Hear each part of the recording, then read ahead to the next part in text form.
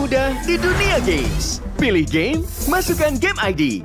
Pilih Diamond, masukkan kode promo, dan pilih metode pembayaran. Masukkan kode OTP. Selamat, kamu dapat tambahan kuota. Upgrade gameplaymu sekarang. Games andalanku bikin mainku semakin hebat. Tukar DG rings, diamond dan voucher game kau dapat. Main MOBA apa aja win streak di tanganmu. Cuma Games Max makin no debat. Beli paketnya dan aktifkan boosternya sekarang. Tuh, kalau bisa musuhnya di situ, jadi kamu langsung terbang gitu ya. Oke. Nah, jadi kamu harus pakai skill 2-nya, terus pakai komik. Coba kamu sekarang main. Iya! Akhirnya aku naik.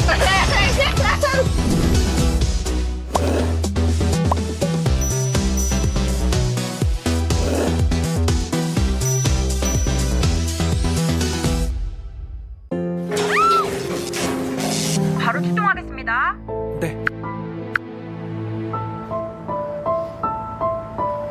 직원이 곧 와요. 걱정 마세요. Staf akan segera datang. Jangan khawatir.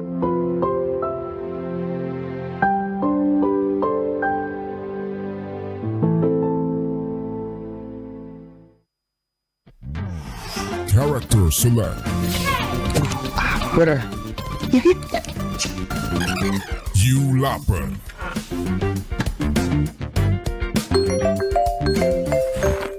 Stop! Pakai klik Indomaret, belanja 1 jam sampai dan gratis ongkir loh. Wah, belanja online kayak belanja di toko Indomaret. You kenyang. Siap main lagi. Let's go! Belanja online seperti di toko.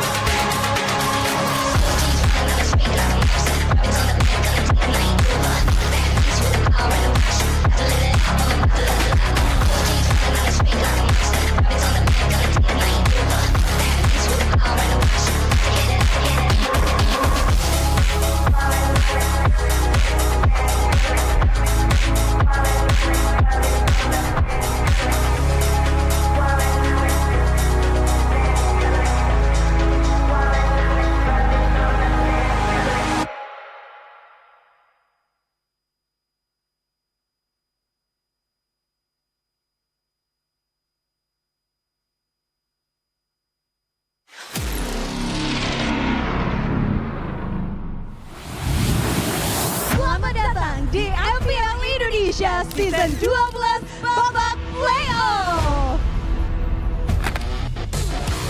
Wah, penuh Bun. Apalagi ada aktiviti nyanyi juga di sana, ya kan? Jadi kayak Ada talk show-nya. idol-idolnya juga. Our tripit champions Team Uni.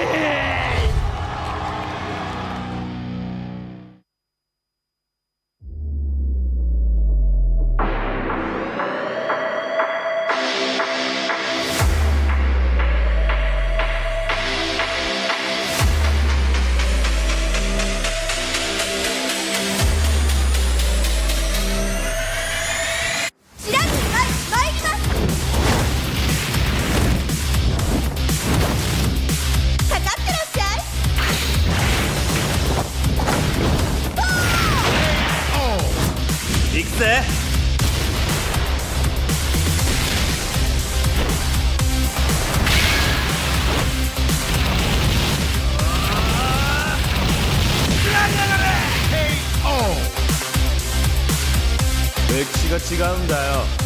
Hey, come on, come on.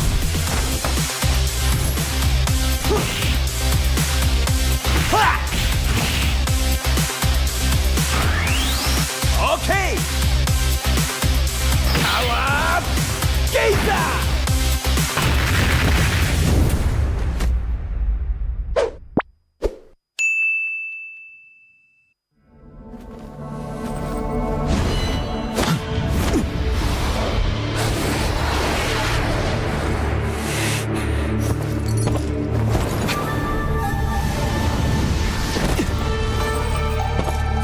Yo, what's the rush? Wait up, will ya?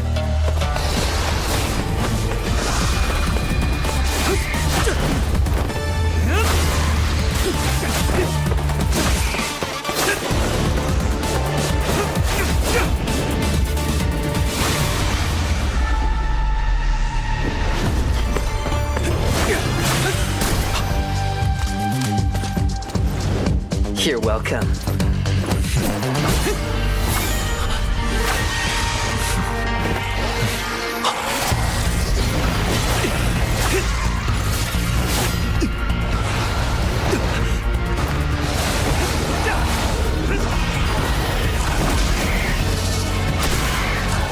Hey, keep it together.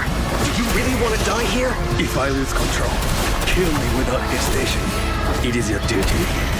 Of course.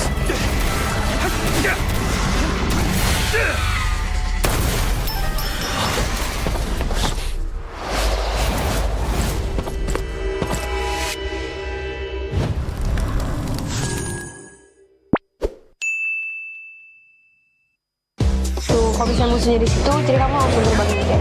Oke. Nah, jadi kamu harus pakai skill 2-nya, terus pakai komik. Coba kamu sekarang main. Iya! Akhirnya aku naik.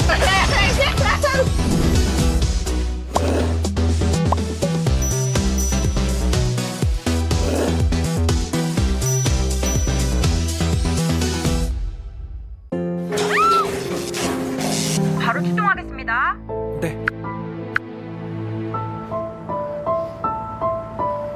직원이 곧 와요. 걱정 마세요.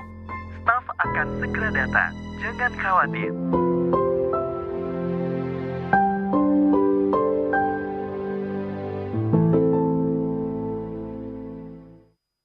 Pakai aplikasi GoPay, dompet andalan gamers. Banyak damage-nya.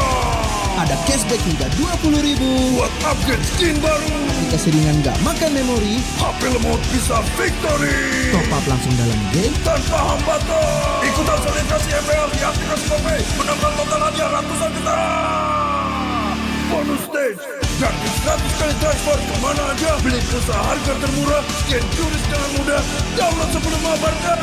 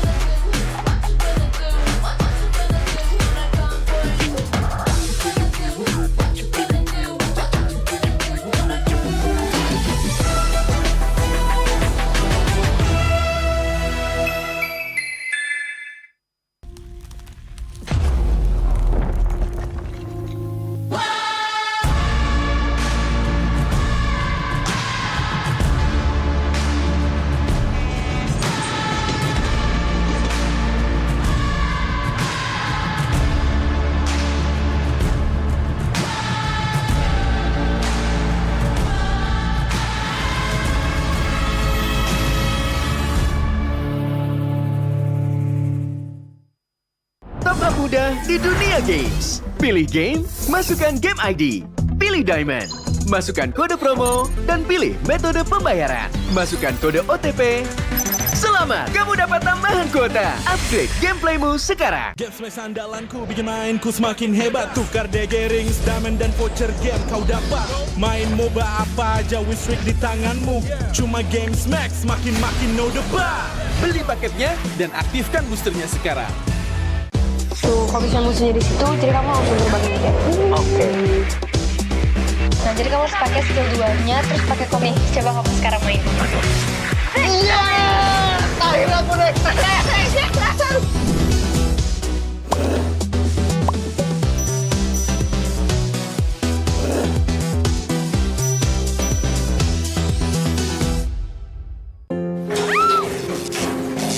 바로 출동하겠습니다. 네. 직원이 곧 와요. 걱정 마세요. Staf akan segera datang. Jangan khawatir.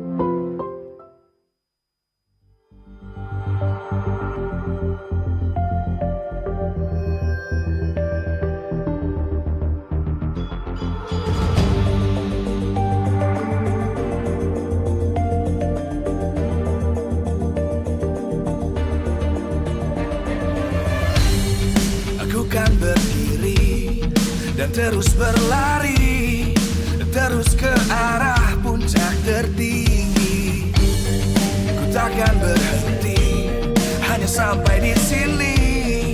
Kemenangan abadi menanti. You know we won't miss if we unite our focus. And if you haven't noticed, we all live. Nyalakan apimu, hadapi semua tantangan. Hadang semua serangan, jatuh bukan halangan. Bakar semangatmu, janganlah engkau menyerah. Kita akan buat sejarah. We all this, we won't miss. We all this, we won't miss. Saatnya beraksi, jalani ambisi. Aku kan menyawakan hari ini. You know we won't miss if we unite our focus. And if you haven't noticed, we all Wow, selamat datang kembali di MPL Indonesia Season 13 dan kali ini tak terasa kita sudah berada di hari ketiga minggu ke-9. Ini berarti akhir juga dari regular season MPL Indonesia Season 13. Kita sudah melihat sudah ada tim-tim yang berhasil mengamankan tiket mereka menuju playoff, tapi ada juga tim-tim yang belum berhasil mengamankan tiket mereka menuju playoff.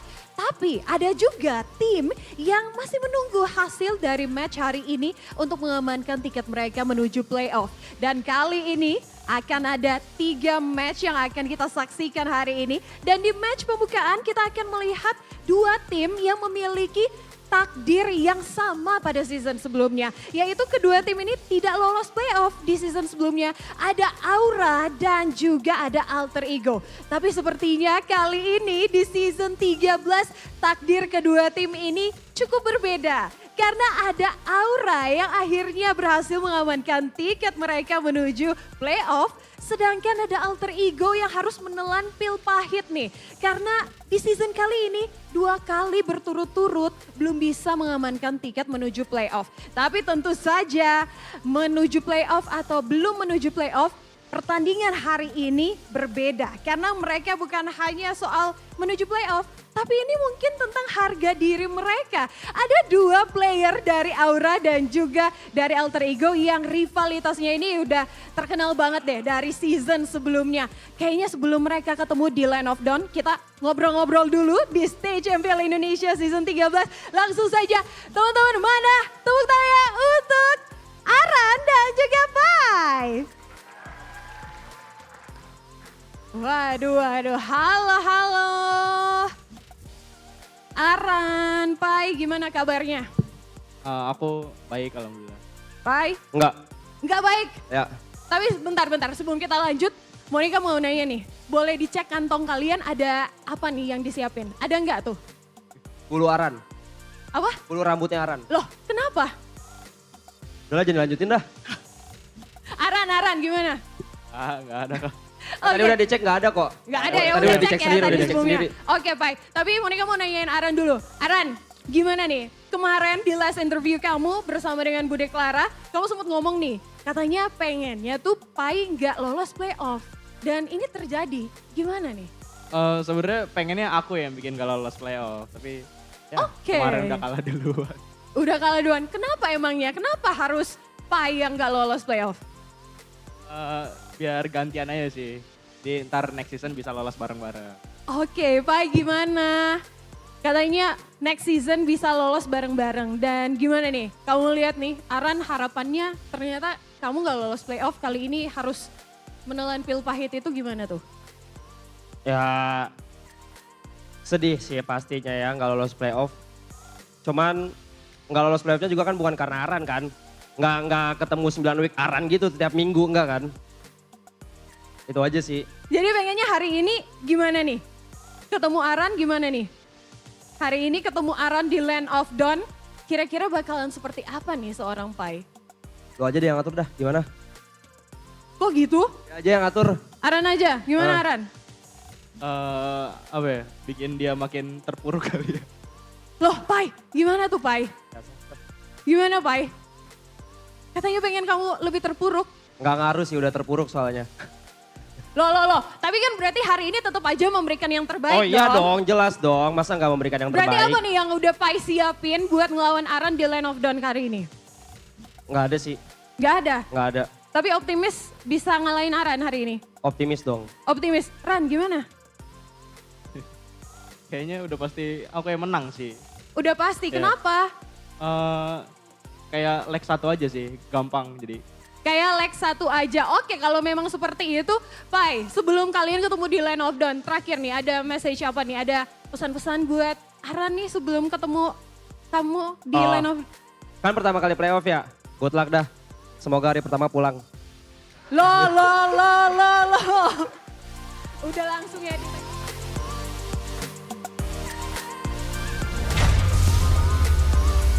Welcome to MPL Indonesia Season 13!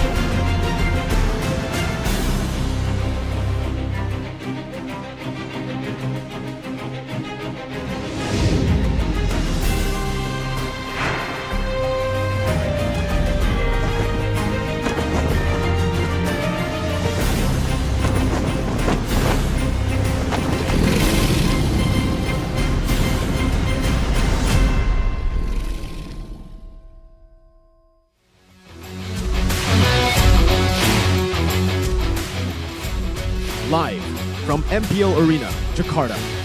MPL Season 13 is powered by Moontalk. Presented by official tournament smartphone, Samsung Galaxy. Official e-wallet, GoPay. Official gold partner, UBS Gold. We own this.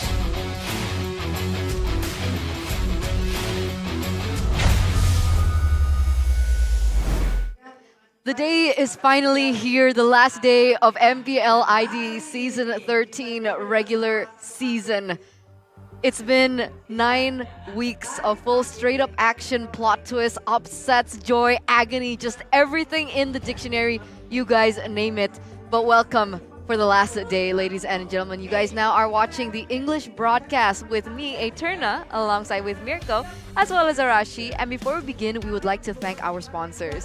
MPL ID Season 13 is powered by Moonton, presented to you by the official tournament smartphone Samsung Galaxy, our official e-wallet GoPay, our official gold partner UBS Gold, We also want to thank our partners in esports, Duna Games, GamesMax, Oraimo, Telkomsel, our suppliers, Innomart, Point Coffee, NeoQ, LED Super Smart TV Plus, Saturdays, and of course, thank you so much to our official government partner, PBESI.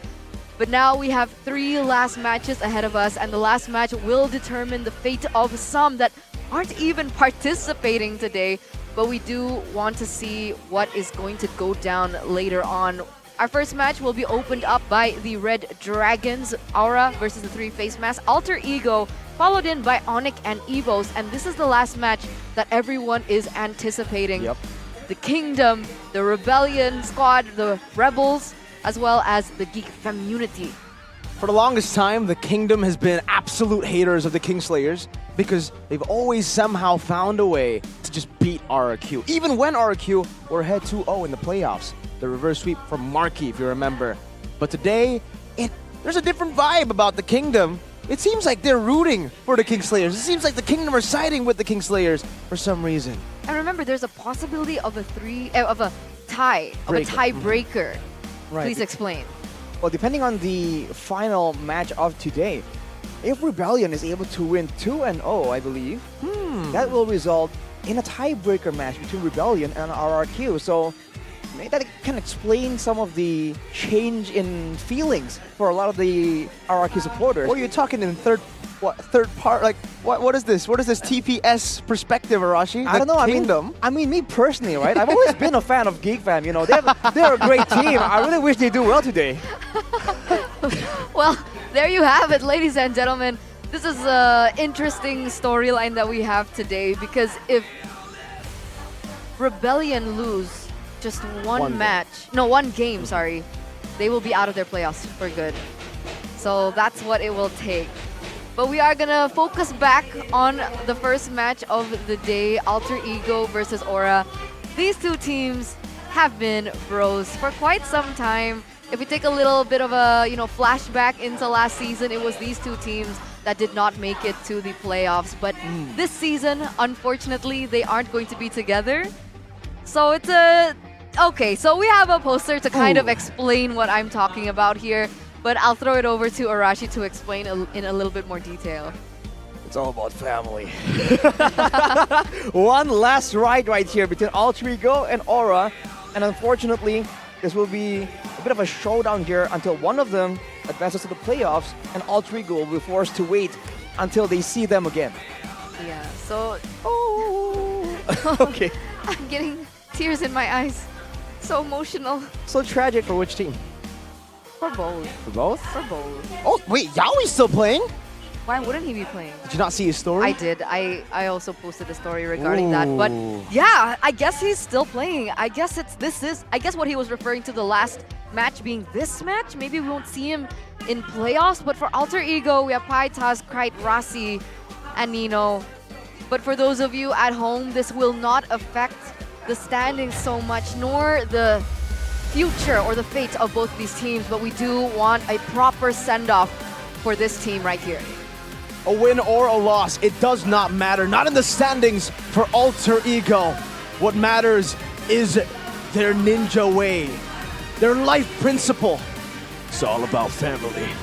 Vin Diesel for Alter Ego, the 3 face masks. Let's see if the family contribution can get them a win here up against the Red Dragons, flaming hot. Ladies and gentlemen, it's Alter Ego Esports.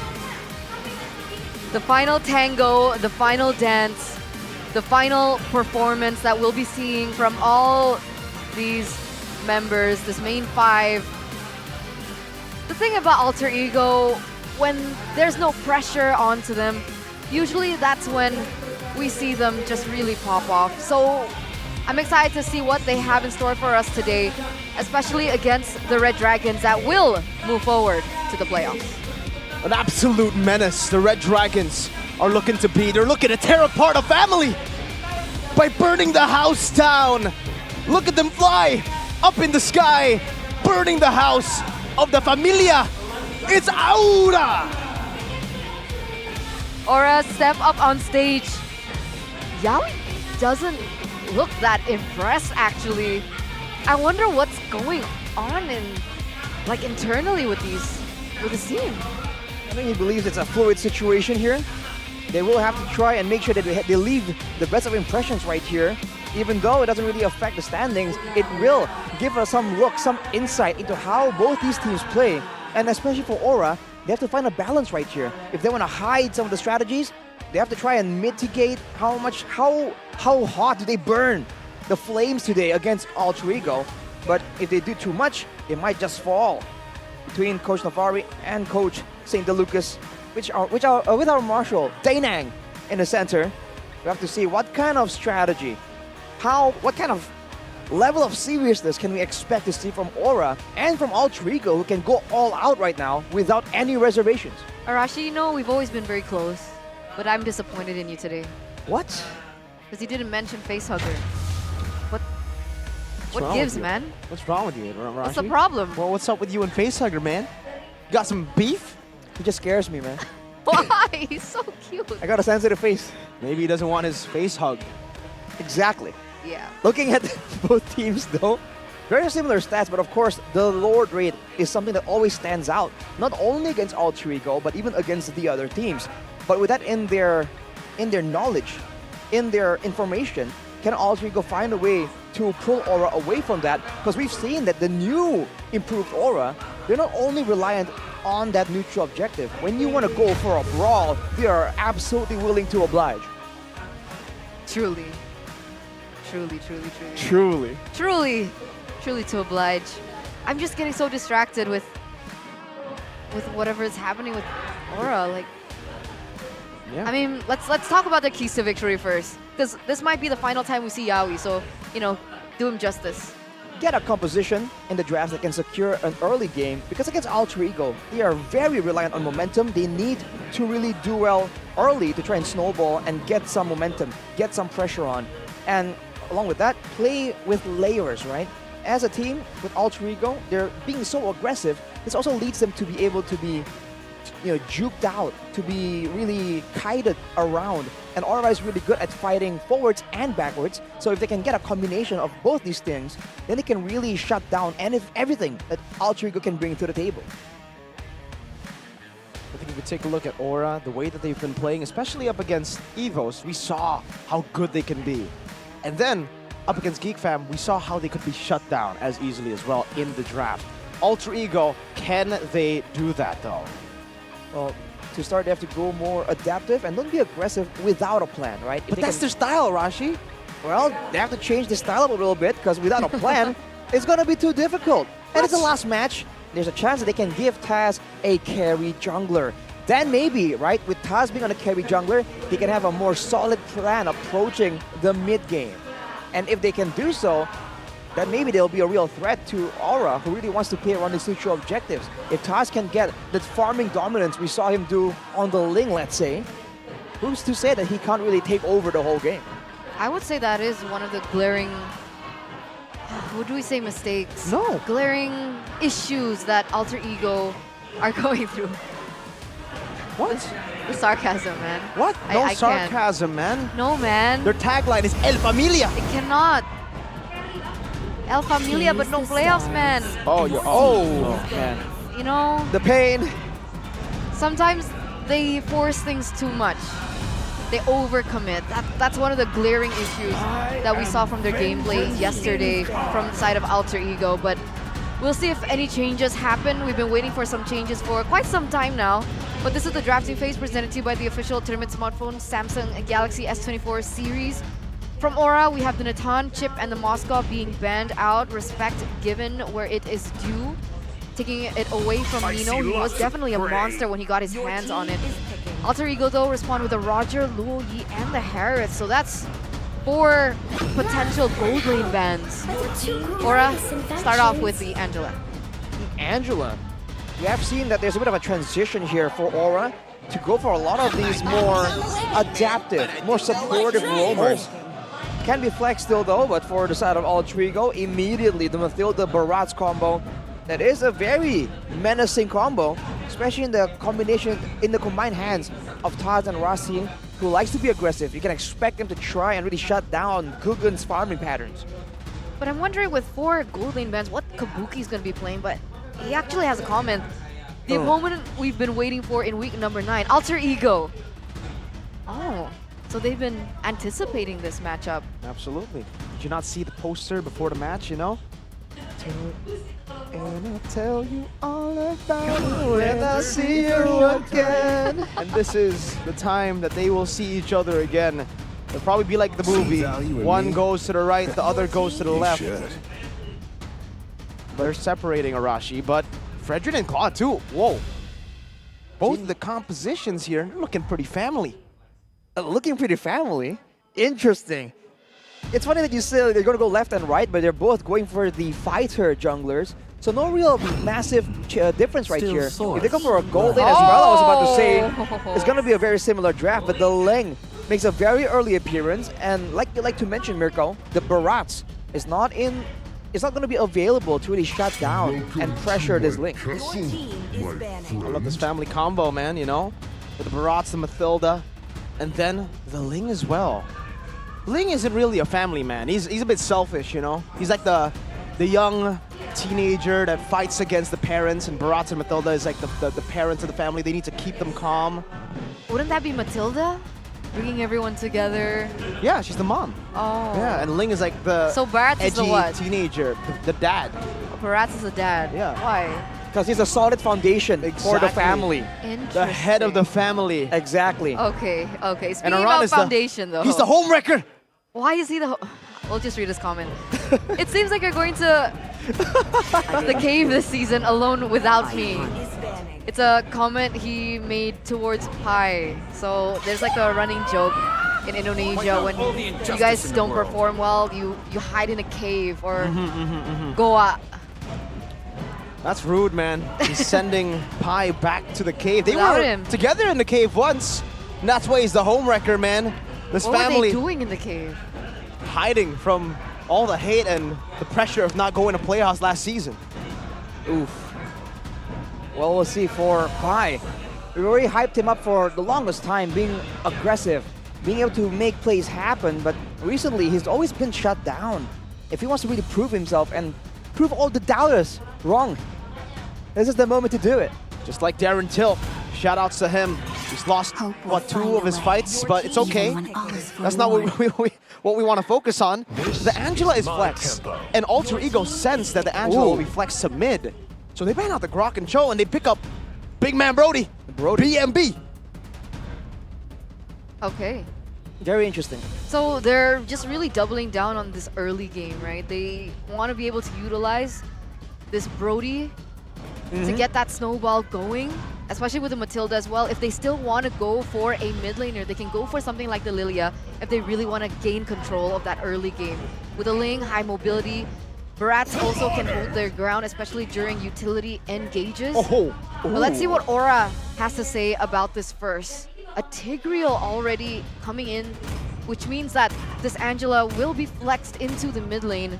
A last pick in, supposedly for Aran, unless Bugun wants to flex this Fredrin. But that's not going to be the case. Aran going to be on the Lapu Lapu.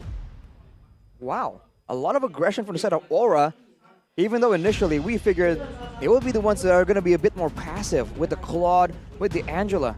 If they want to try and go for a big fight in the early game, if Yawi lands a massive combo, a massive implosion here, there's a chance that Aura can take over from the early game. That's a big if though, and we're still waiting for the final pick from Alter Ego. It's gonna be the Faramis on top of all this mobility. When it comes to a brawl in the mid game, I feel like Aura has an edge, but Alter Ego, if they can use the sustain effectively, might be a whole different story. So we're definitely waiting on a level 4 power spike coming in from Alter Ego, right? With the Matilda, with the Faramis as well. And that actually might be a problem if Aura are trying to double down on the early game. And again, I'm just not a big fan of Angela in the mid lane, especially without any Natan or something like that, because of the lack of magic damage. I think it's okay for the early stage of the game if you can get that mid game rolling, but in the later stage, it's concerning. Maybe Aura or say this may be a real life message. They don't need magic to beat Alter Ego. All they want to do is use complete brute force, and they're gonna wrangle this game out of the hands of Alter Ego. No magic required. This ain't a Disney movie. It ain't a Disney movie indeed, because if it was a Disney movie, all of the teams would make it to playoffs. Ladies and gentlemen, welcome to the Land of Dawn for game number 1. The Red Dragons and the three-face mask, their final showdown, their last tango. We'll see how it goes and who will be able to lead this series in this first game. And so we get a little look into what we're going to be expecting here with Taz on the Ling versus Gugun on the Fredrin. Gonna be a bit of difference in clearing speed, but Taz is really doing a great job. But you can see Yawi already looking to try and be a nuisance. Trying to reset the buff right here and being a Tigreal. Level 1 with the hammer already. He won't be having a lot of damage, but he has a bit of that utility, and he's gonna be okay, relatively untouched here. Okay, Taz secures it with Retribution, jumps forward, Yawi. He targeted down by Taz, but he dashes out of it. Yehezkiel ties him up too, forcing Taz to go for the Finch Poise out, and Lethal Wanderer gonna be taken away by Gugun, but he's actually walking up just carefully now. Doesn't want to use his Retribution, wants to just secure his camps. Angel's actually winning out against Krite in the mid lane. When it comes to the spam mobility, the Angel definitely has a bit of an edge. They both have the Wilderness Blessing, so it's all about roaming to the side lanes and getting the lanes ahead. For Aura, I think Oran has a bit more to say in that laning phase. As I say that though, Pai will be just stomping him around. On the gold lane though, Kabuki with the tenacity. He's expecting all the aggression coming in, and it's on the hands of Nino to really decide how he can really dictate this lane to make it as difficult as possible for Kabuki to get that farm and scale into that mid to late game. For sure. Meanwhile, oh, Kabuki? Oh, he's just trying to clear the lane here. Nino, want to look for a punish. Doesn't find it just yet. Both of these teams already starting to roam towards this top side. I think there should be a buff contest soon. Taz looks like he's posturing for it, dealing some damage onto Yawi. But in the top lane, Pai against Aran, the Barats and the Lapu Lapu.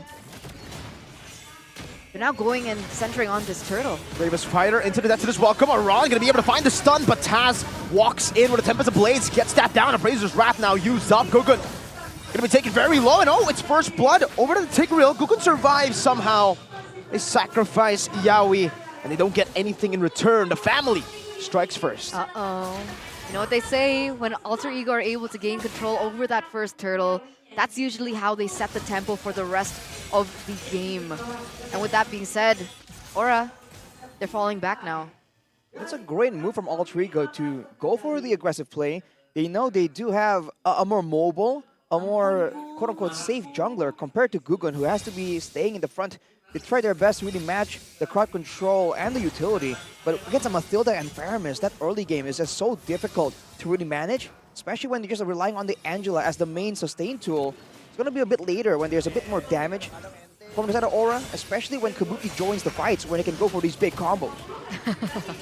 Papulum versus the world. In the talent prediction, the only lone wolf for Alter Ego. As usual. It's As always As usual. Papulung. He just wants to go against the wave, man. He doesn't want to conform. He's not a surfer, you know? You don't go against the wave. Aran in the 1v1 against Taz. Oh, whoa. Absolutely confident Aran up against the Assassin. And now he actually walks back in lane with super low HP, uses the slash part of the Bravest Fighter, and he gets the farm. Hey, wow. Risky maneuvers from Aran for sure, but look at Taz. Already using the pressure of his team to really go in and be a lot more aggressive here, clearing lanes, also going to the jungle and stealing away camps from Gugun. You can't really win out in retribution battles that easily if you are losing in EXP, and that is what Alter Ego are trying to use to try and get Taz the advantage. He gets a little bit of gold there too.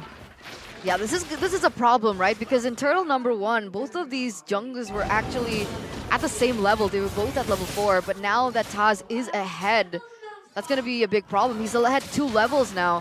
What's Aura's plan here? Are they just going to leave it be? Are they going to let the turtle go? But how do they stop the snowball happening if they do that? They have to wait for Kabuki to get a power spike, really channel all their resources to try and get Kabuki ahead. Because again, they do have crowd control, but they don't really have the same kind of damage to burst through both the Mathilda and the Paramis. But it seems like they're going to be trying still for this fight, leaving Yehezkiel to try and play that macro game. 2 levels ahead earlier. Now, oh, Yawi takes Taz off the wall, goes in, and man, my God. He's got so much space for Gugun to get the Retribution. Now, Krite gonna fall in the hands of Aran with the sword. Yaoi targeted down by Taz, who's looking for the assassination onto the roamer. But now Yehezkiel walks up, gets the healing. Taz top of the blaze, knocking 2 up, picking up the blaze as well, and picking up Yaoi. Yehezkiel able to get away with Gugun, posturing in front. Turtle for kill. Well, I guess that's one way to do it, right? If you're losing in the retry battles, if you're losing out on EXP, then, you know, just completely deny that away from Taz, that opportunity. Aura gonna be able to pick up that second turtle, but they do have to trade it for a kill. At this point, we are gonna take a little sneak peek into the items. How's it looking so far? Berserker Fury completed for Taz, so he's going for more crits. We'll have to see if he adds more attack speed to this, to be having a bit more of a dueling presence, but Kabuki gets jumped on. Almost predicted as well. Kabuki still staying. Blazing Duet going to be used up as another realm pops in. Good with a sandwich maneuver. Trying to stop them. That's an implosion as well. Catching Nino. And that's a full-on initiation from Gugun with the help of the hard guard. Nino going to be gunned down by Kabuki as Gugun finds a double with an Appraiser's Wrath. Krite and Nino down. Beautiful counter engage from Aura. You thought that maybe perhaps Kabuki would have gotten taken off the board, but he understood the limits of this Claude. He was able to go back in, deal some damage, and now... Ooh. Is he really going to go do this? Seems like he should be able to. He has the Retribution, pulled back, knocked up, and now Aran takes him out. The brave fighter swings his sword, and the assassin cannot withstand those slashes. Okay, it's going a bit backwards now for Alter Ego. Well, absolutely denied right there. It's a great play from Taz to understand that his buff is being contested, so he goes for the switch, but Aura, they're too slick with it. They can read exactly what Alter Ego are trying to go for, and they counter it. Having the bravest fighter means that you don't have the same kind of team fight presence when it comes to frontlining, when it comes to just overall crowd control compared to the Barats. But damage, that is something massive that Aran has at his disposal. Now 2-0, even in the macro game, if he wants it to Pi or all the other squishier members, there's a chance he will go for a massive play, and he has a chance to just burst someone down completely.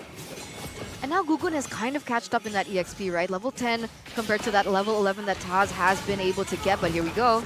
Yeah, for this welcome though, you cannot go for the retry battle when you're inside of the stomach of Detena. Aran with a stun onto Krite now has the swings as well in the mid lane. Kabuki with Blazing Duet, but the Netherrealms cancels that out. Gugun, this place for a bit, is able to sustain with the help of the photo and the healing from Yehezkiel. Turtle and kill for Alter Ego. Nothing back in return for Aura, but they're looking for something with Pi getting taunted and Appraiser's Wrath. But it's not enough to take him down, not even to threaten his life. Interesting dynamic right here in the neutral objective take for both these teams. For Aura, they have the tankier, more flexible, more sustainable jungler, so they can really contest. But for Alter Ego, they have frontline that can serve as the main target. But look at Aran. Still able to get some shielding. Aran, oh my god, flickers forward as well. Did not pay off. Taz was able to escape, and now they're on the back foot. Kabuki still doing some damage right there. There's a good implosion, catches Nino. Plays into web by Kabuki, chasing him down, not able to catch him just yet as Rossi pops in the guiding wind, but Pi is all but isolated. The Dino taken down. Man, it's so fortunate for Aura that that golden staff hit right before they went in for that team fight, and you can see the damage output coming in from Kabuki. And it was a problem, right? I think Nino tried to out-sustain and out-damage Kabuki, but he couldn't. Had to retreat from that entire situation, and it kind of turned around from there. But Arashi, I have a question. We've seen so many shades of the Ling. Wait a second. Okay. We've seen so many shades of the Ling, but Taz picked up the GDS. Why GDS in this scenario? Getting more movement speed when you pop the ultimate, I feel like the way he has been showing his usage is that he wants to go for, of course, the damage from the Great Dragon Spear, but he also wants to be able to just go with the Tempest of Blades, go for the burst damage, and then immediately be able to just escape with the faster movement speed. He's trying to go for it now. He goes for it, the guiding wind. Oh, circling Eagle. Rossi flying to his demise. Gugu now going for the taunt, locks him down. Yahweh with the implosion and the instant collapse from the Dragons. Holy! They get it. They get the wombo combo that we were talking about, that we feared happening down. And that is the result that you get. 4 members taken off the board. Pi, the only dinosaur left to try and go for this contest. I don't think that he should do it. I guess he's just opening up vision. and preparing for the rest of the members to pop off, but I think it's going to be too late. Aura with a free Lord from that play by Yawi. Yawi, man. We said Aura were struggling because they did not have the main front line. They can't allow Aran to stay in the front, so Gugun is always open to be hit with the Daytona's welcome, to be crowd controlled for the neutral objective take. But this is how Aura plays it, right? No front line, but they have Yawi just waiting around, waiting to make that big play happen. And despite having the Purifies, Alter Ego were caught completely blindsided there. And now Aura is trying to go and use this Lord. And with how aggressively they're playing, they might go for base towers completely, depending on how they're able to actually threaten Alter Ego. Slowly but surely, just now sieging that base, and it's Yawi with that hammer, actually, taking it down up top with the help of the big boy Lord. This Lord is a menace so far. I mean, we saw RQ win with the Lord to take the base. Alter Ego need to deal with this, and so far they're dealing with it by just staying in their base. They need to play it safe, but are they waiting for anything? The longer the game goes, the more damage and extra HP the Faramis can provide with the Netherrealm. And Taz, of course, will have more chances to go for splits, to go for 1v1s and massive outplays. Already with the Endless Battle, it's going to give him a lot more burst potential and a bit of sustainability as well. And a bit of, on the other hand though, Nino on the Brody won't be scaling anywhere as close to Kabuki. So when it comes to a big fight, I don't really think Alter Ego can really expect to match Aura completely, but they can go for small pickoffs. And if that happens, they have a chance to really turn this around and then play that macro game. Aura already with the invades. Again, not allowing that purple buff to go to the hands of Taz, completely denying it away. And at this point, Aura with a 5k gold lead. So what's the plan for Alter Ego? If Nino can't scale to the scale of Kabuki, do they try to look for a pickoff? Is that just the only thing that they can look for here? Pickoffs and macro, definitely not big team fights because they do lose out in the main initiations. But if they can really wait in the base and try and fight this with the base on their backs, technically, Aura doesn't really have good siege. With a Angela as the mid lane, with Kabuki being shorter range, they don't really chunk down turrets that fast either. They can wait there and then maybe find an opportunity to try and get some good burst damage and then re-engage later when Aura gets lower. Because if you look at the items, Nino is already on the Malefic Roar, so he has a good deal of penetration, but he's forced to immediately go for that Wind of Nature, considering the fact that Aran on the Lapu Lapu is just so tanky and still doing a lot of damage right here. So that's the problem. There's a lot of tools that Aura have, like the Bravest Fighter and the Implosion, and Alter Ego are always caught off guard because they're looking for one, but they're getting hit by the other.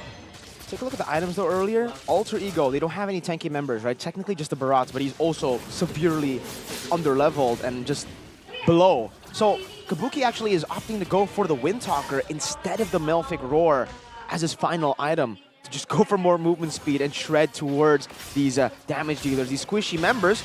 Taz picks up the purple, but yeah, that's why we said in the draft, that's the Ling, right? You need to go for the selfish maneuvers, and now you can't contest for the Lord. I don't think they can contest either, but Eterna, what's up with you, huh? What's up with you? What's up with you? What's up with me? Why is it when you're casting, Aura always win, huh? It's and when you're not here, they play like a different team. Look, we don't even know if they're gonna win yet, okay? It's a best of 3. Okay, this is just the first game, and you know. Maybe if you leave, they might throw. Things happen. Because like, what is this coincidence, huh? It happens once, okay, coincidental. It happens 4 times, okay. This is the 8th time now. Hello? Maybe we'll talk about it after the game. Oh, maybe that's why Yawi has a boost whenever you're here. Taz gets out, but he uses the Tempest Ablaze, and that's his welcome now. Gonna get 2, but Aura, they've baited so many of those resources. Eterna, what have you done? I don't know. Eterna being put on the spot right here, and so is Alter Ego with the Lord coming through. Boom, that's a charge. Boom, that's Yawi with a shove back, but Rasi gets out with the guiding wind. Gugun in the midst, the Praiser's Wrath. Oh, it actually connects onto Nino. Taking him to half HP. Oh! No Desert's welcome. Rasi's gonna be shot down from the skies! And now the Dino Aran! With the Bravest Fighter, Nino popping the Wind of Nature. Kabuki diving deep with a Purify, surviving and going back to the Battle Mirror image. will finally die, but Taz can only but run away. Aran gets the hard guard. The base gets imploded by Yawi. And Aura take game 1. The Red Dragons lead the series here in this best of 3. At the final moment, was that a triple kill? Whose triple kill was that? There were triple kills all across the board. I mean, earlier, Gugun got one. But in the end there, that was just complete demolishing. It was a triple kill for Altrigo. Kabuki. Buki man. Buki man. Dove in deep. What are your thoughts, Arashi? I think that Aura absolutely just took control there. Altrigo, despite having some tools of their own, seemed to be completely outmatched and outplanned. At every moment, it seems like they were trying to do something, that they were about to achieve a small degree of success. Aura just says, no, we saw that coming a mile away. You're moving way too slow. It just seems like whatever they try to do, they just cannot find a way to get a dub. Alter Ego have lost every single match in the second leg, and this match is their final match of Season 13. And it's not looking to go their way for now.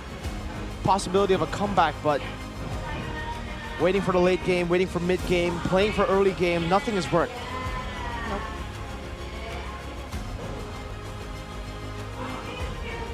What is it? Is it the drafts now? Don't try to play it Is like it cool. Why me? There's a coincidence that has happened way too often here, man. There's an update, man. It's no longer the Aran effect, it's the Eterna effect. Ooh. Guys, it's a coincidence. Eterna's in the building. AITB. Look at the fans, they're all looking at Eterna. Are they? Oh, they are. Like literally no Our one is goddess looking of at me. victory. Ooh. I swear, if Alter Ego reverse sweep, I'm gonna kill both of you. Dude, what do you mean? I mean, when has that ever happened in leg 2? Wait, why are you laughing? Is it because someone popped up on screen? No, I was laughing at what you said. Oh, okay. Guys, come on. Sure. Okay, let's give him the credit. Player of the game. Give him? Who's him? It's Yawi. Okay. It is Yawi on the Tigreal, showing again why you should not let him be on a hero like this, especially if you're looking for a big team fight. Alter Ego, they thought that they have the solutions, they have the purifiers as well, but when they're losing out on gold, losing out on damage, and they're always forced to use that purifier on Krite for other tools that Aura has used, that's when Yawi identifies the moment and just pounces. Going with a full tank build, nothing too crazy, nothing too creative, but you don't have to be creative in the itemization and in the emblems when you are creative in the Land of Dawn. He's like people pick Purify and still get caught. Yeah. Imagine if you're not on Purify, which is what Alter Ego opted for. Well, technically I guess it was the last pick, but I mean Brody on the First pick in the second phase? Yeah. Yeah, that one was a bit, I understand that you want to get the victory against the Claudin lane, but at what cost, right? You gave an opportunity for the man himself to get Tigreal. And on the other hand, here's a player of the game highlights by UBS Gold, but I gotta give a shout out to Aran as well. On the Lapu Lapu here, he is just so active, just the way we like it, right? Sometimes it doesn't really end up with anything too crazy, but he's always there's an X factor, and Alter Ego always seems to be worried, okay, when's the next big moment? And because of that, you can see some moments like this where Nino gets caught in the front, even though technically the Brody has good outplay potential there, just keeps getting caught along with Krite because Aura, they just move forward so decisively and so surprisingly that sometimes they're just really completely off guard. And Rossi on the Mathilda, again and again, when you're that far behind, he tries to be the same kind of nuisance, but no, he just keeps he keeps going in, getting shot out of the air, and afterwards, you saw how Krite was forced to use the Purify, and then the triple implosion just happened. If that implosion didn't happen, would things have turned around for Aura? If this one didn't happen, the one on the base? The first implosion. Yeah, I don't know. I think... What do you think, Arashi? Was that like the turning point of the game? Because, I mean, we saw the game. It felt like Alter Ego had a little bit more to say in terms of tempo and so on and so forth. What was that big moment that things just didn't work out for Alter Ego? I think that was it. The fact that they were in a fight, they were going aggressively. They lost a member first before the initial big fight. They used a bunch of the battle spells, and then they almost basically got wiped out. When you are trying to maintain momentum, you're trying to play the macro game, right? With the superior mobility and wave clear. A moment like that just puts you on the back foot. And the issue is, once Aura were the ones who were moving around, who are already in place before Alter Ego, you already know what it's about. Aura with the setup advantage, that's what they haven't always been able to do since week 1. So decisive, everything is so well calculated, and that was just it. Even towards the end, Taz on the Ling, it's a bit of a signature pick, and he was trying to make the plays happen as much as possible, but in the end, he is just but one man. It's all chill, it's all fine and dandy, and yeah, at the start of the game, it was Alter Ego who were leading for the most part, but they weren't able to capitalize on that. You can see Taz was actually going for kind of a desperate build too, right? He did not go for his boots, didn't complete it.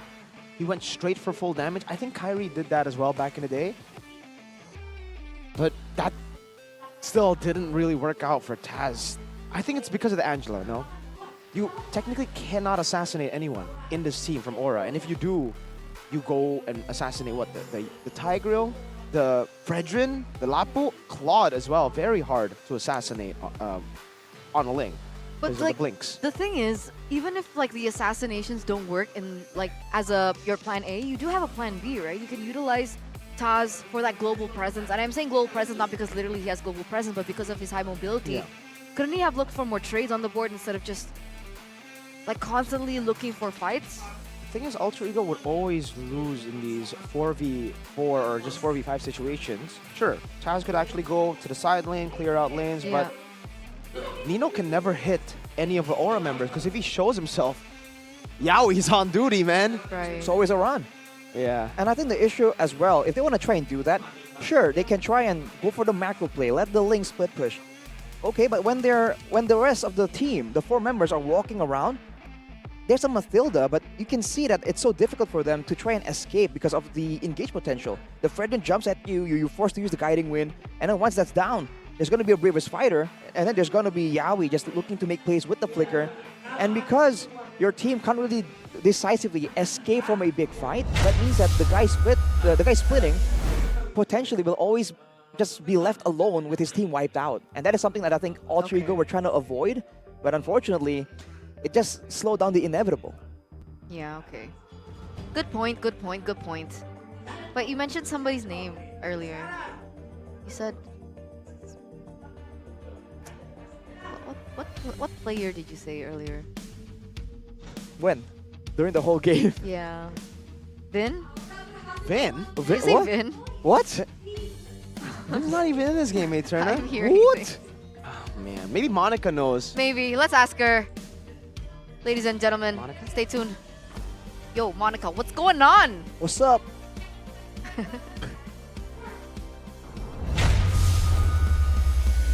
Ada di stage ini tentunya mereka juga melewati perjalanan yang panjang. Sama seperti teman-teman kita yang mengikuti MICC atau MLBB Indonesia Community Cup. Dan kali ini Monica bakalan langsung nanya-nanya nih ngobrol-ngobrol dengan pemenang MICC kali ini yang juga masuk menjadi tim yang bermain di MDL Indonesia Season 9. Halo. Halo, Kak. Wow, ini ada Salvador Ozon dan juga Warmil Gang. Ini keren banget kalian, 2 tim dari MICC kemudian main di stage MDL Indonesia. Tapi sebelumnya tentunya teman-teman super fans, penonton MPL Indonesia pasti penasaran juga dong. Pengen kenal kalian lebih dekat, boleh dong kenalan dulu dari role-nya juga tentunya. Halo, di sini perkenalkan nama gue Kuroki dari tim Salvador Ozon. Halo juga MPL Arena yang udah menyambut kita dengan baik dah. Yeay, Kuroki. Temennya siapa nih? Halo, nama saya Pinsmok Roamar dari Salvador Ozon. Salvador Ozon juga ya. Halo Vinsmoke, dan ini yang terakhir last but not least. Sendirian kayaknya nih dari Warmil Gang ya. Iya benar. Siapa nih? Halo, nama gue Nizer dari Warmil Gang Romer. Wow, mana dong tepuk tangannya super fans Salvador Ozone dan juga Warmil Gang. Ih, kalian tuh keren banget ya. Jadi mungkin boleh diceritain nggak, gimana sih awalnya kalian bisa mungkin ngebentuk tim, terus ikut MICC, kemudian bisa ada di stage MPL Indonesia, di MDL Indonesia? Awalnya sih iseng-iseng aja ikut turnamen-turnamen karena kan ada informasi dari owner. Terus oh ini ada nih tim ICC, MSCC. Terus mau masuk nggak? Mau nyobain masuk nggak? Ini hadiahnya apa aja, bisa slot MDL katanya. Ya udah kita coba masuk, iseng-iseng aja kan. Kita main-main aja, nyatanya kita menang terus sampai di grand final. Dan gak nyangka bisa dapet slot MDL. Wah, ini berawal iseng-iseng, berarti iseng-iseng berhadiah. Tapi Monica penasaran, berarti Vinsmoke sama Kroki dari awal itu sebelum ikut MICC udah satu tim bareng? Enggak. Ini baru masuk. Baru masuk, Yeah. jadi baru kenalan. Iya, baru Vinsmoke kenal. gimana itu? Kamu bisa beradaptasi dengan teman-teman di satu tim yang sama dan ternyata bisa mengantarkan kalian menuju MDL Indonesia. Anaknya asik-asik aja sih, jadi langsung masuk aja gamenya. Langsung masuk aja, asik-asik aja. Oh emang bisa gitu katanya. Tapi ini nih dari Warmil Gang. Halo Nitzer. Halo, Nitzer, gimana kalau tadi kan katanya kalau dari Salvador Ozone tuh Ya. iseng-iseng berhadiah. Kalau dari Warmil Gang tuh gimana ceritanya sampai bisa ke MICC? Kebetulan saya masuk pas MDL season 9 sih Kak. Jadi perwakilan Warmil Gang yang sebelumnya itu nggak lanjutin buat main MDL karena mereka fokus kuliah kan. Semuanya kuliah, jadi kita rombak ulang lagi. Rombak ulang lagi Ya. tapi tetap main di MDL Indonesia season 9. Ini gimana perasaan kamu bisa akhirnya dari komunitas, dari community, kemudian bisa main di stage MDL Indonesia? Ya perasaannya senang banget sih, bisa ngerasain panggung MDL. Gugup nggak? Ya pertama-tama masih gugup, terus match 2, 3, 4 sononya udah lancar. Udah lancar. Dan kali ini kalian mengunjungi stage MPL Indonesia. Gimana rasanya? Vinsmoke? Deg-degan sekarang sih. Deg-degan ya? Padahal nggak main tapi deg-degan juga ya? Iya. Deg-degan juga karena mungkin nantinya targetnya seperti apa nih setelah ngelihat stage MPL Indonesia, para player-player yang main di MPL Indonesia. Ya pengen ngerasain juga sih. Pengen ngerasain juga. Kroki? Grogi banget. Grogi banget ya? Kalau Kroki? Sama sih, pengen ngerasain juga di panggung MPL kan. Kalau MDL udah sekarang giliran MPL, amin. Amin, kita akan lihat perjalanan kedua tim ini. Kalau dari Warmil Gang Nitzer, gimana nih? Ya semua para player kan pasti pengen ke tujuan utamanya kan pasti di MPL sih Kak. Jadi pengen ya kalau ada rezeki main di MPL. Oke, hari ini nonton tapi nanti siapa tahu kalian yang main di stage MPL Indonesia ya. Amin. Aminnya kenceng banget nih. Tapi yang terakhir nih, sebelum kita lihat game kedua antara Aura dan juga Alter Ego. Kalian boleh nggak nih kasih mungkin tips and trick buat teman-teman super fans yang pengen juga nih kayak kalian dari MICC, dari teman-teman komunitas yang akhirnya bisa main di stage MDL Indonesia. Try hard aja, main terus. Main aja terus ya. Main terus. Kroki? Intinya harus kompak dari tim, jangan ada yang egois lah. Kalau ini misalnya bareng-bareng terus, chemistry-nya nyatu, itu pasti bisa kok juara. Wow, pantesan Vinsmoke tadi ngomongnya seru-seru aja ya. Pantesan nih, bijak banget nih Kroki nih. Kalau dari Nitzer gimana? Try hard sih terutama sih. Terus kayak ngebonding timnya harus lebih erat gitu, biar kekeluarganya kan. Wah, latihan terus bonding timnya ya. Itu yang paling penting juga ya. Jadi itu tips and triknya super fans, teman-teman semuanya udah dicatat nih tips and trik dari teman-teman kita pemenang dari MICC dan juga main di MDL Indonesia Season 9. Sekali lagi dong, tepuk tangan ya untuk Salvador Ozone dan juga Warmil Gang. Wow, dan tanpa berlama-lama lagi kita akan melihat bagaimana game kedua antara Aura dan juga Alter Ego. Silakan broadcasters, take it away.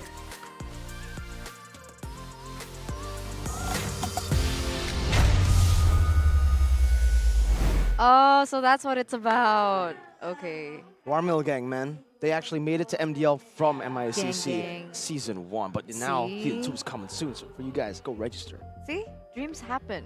Dreams come true. Yeah. Is he playing today? Huh? Never mind. Oh, because Evos is in dreams. I just got it. Oh, That's what true, did you that's say? true. Is that what you meant? But you said Evos is in Yeah. dreams. I said dreams is in Evos. No, No, you you didn't. didn't. Do I do that a lot? Maybe you Guys, do. like- I think you need an interpreter, you know? Maybe. To help you. Maybe the Galaxy AI can help you out. Maybe. And you guys can go and check out Let's the check it Galaxy AI as well with the new Samsung Galaxy S24 series. This series boasts epic gaming performance, and what's more, that Galaxy AI that can translate 15 foreign languages into Indonesian and vice versa, obviously. So chatting, calling, or gaming with friends from other countries is now even easier. She can communicate. Makasih banyak Mama Yawi. Whoa! Press again. Yep. I know. 정말 감사합니다. 엄마. Why are you saying thank you to Yaoi's mom? Oh, because she got us gifts. Us. Is it us? She was looking at all of us, guys. Come on. Okay. I remember very vividly. She walked over here and said, "Hey, Turna, this is for you." She did say hi to both of us. So there's no us. So, to me and Arashi, but she gave Turna There the was gifts. intent and purpose behind that gaze. Absolutely. Maybe you could translate what she wanted to say to you if you use the Galaxy AI interpreter. And if you guys want to know as well, go and get the Samsung Galaxy S24 series with a 40% discount on Samsung Care Plus and 2 million rupiah cashback promos. For you guys, check Samsung.com/ID, and that's all you can do to just get this wonderful phone. Or it's okay. Scan the QR code if you don't want to type that in. What is this? I'm selling the phone. I thought you were modeling, like, you know, like the poses with the phones. I was trying to. Like I 2 was poses trying per to. second. Yeah, trying to. It turned as a professional model if you didn't know. Oh, that's not Well, true. previous game either. recap here. Gugun many lies and today. Pi, the Barats and the Fredrin, but unfortunately, you know, the Barats wasn't in the jungle. It's in the EXP lane against Iran, and if you look at the damage, actually, Pi was able to do a respectable amount, being the front line, having all the AoE, but Iran can just do a lot more and be a lot more proactive than Pi can when it comes to denying, diving to the back line, and ensuring that the team has that space. So I do feel like, knowing Pi, the second game, we're going to see him being on something a bit more aggressive. He definitely does not want the world to just decide, like, okay, I guess Iran is better than Pi. You know, I understand that notion, but even if he gets his incredibly aggressive hero, sometimes he's over-aggressive, and that's what kind of turns the game. And Ooh. that's what... Yeah. It's hit or miss, huh? It's Sally Boy! Wait, oh, it is! It's Sally Boy! I thought, you know, it's megaphone. Whoa! What is he saying? They're interacting with Indocat. Oh, he's just yelling at the players. I thought he was yelling at the casters. No, he's yelling at the players. He's telling them, yo, what are you guys doing? Come on, win. That's not what he was saying. But Straight at the players. What was he saying? He's walking behind us now. he was saying that word. What? It's I can't say it on broadcast. Oh, It is was it? like, there. Yeah, so he was like, guys, do better, right? That's I love you. You're the best team in the world. We need to get the Galaxy AI to interpret that to Korean for the players to understand, right? Yeah. He's with the whole gang, though. He's talking to the drummer of Alter Ego. With so the megaphone? They have a No. band now. Just directly. Okay. But you can expect a lot of drumming as we make our way to the second drafting phase for Game 2. Presented to you by the official tournament smartphone Samsung Galaxy S24 series.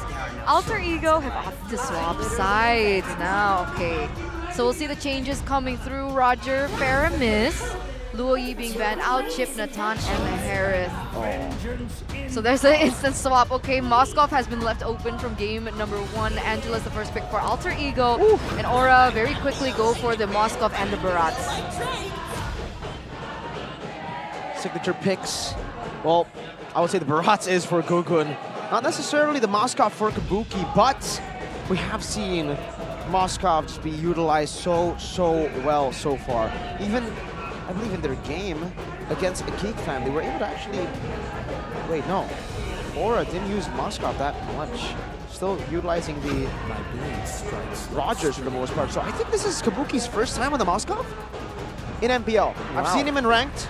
Maybe his second time on the Moskov. But that's an Angela and a Ling, by the way. The Angeling combo that was missing in game number 1, and the Terizla. We talked about Pi getting a signature pick. There it is. And with that, we'll see what he can do.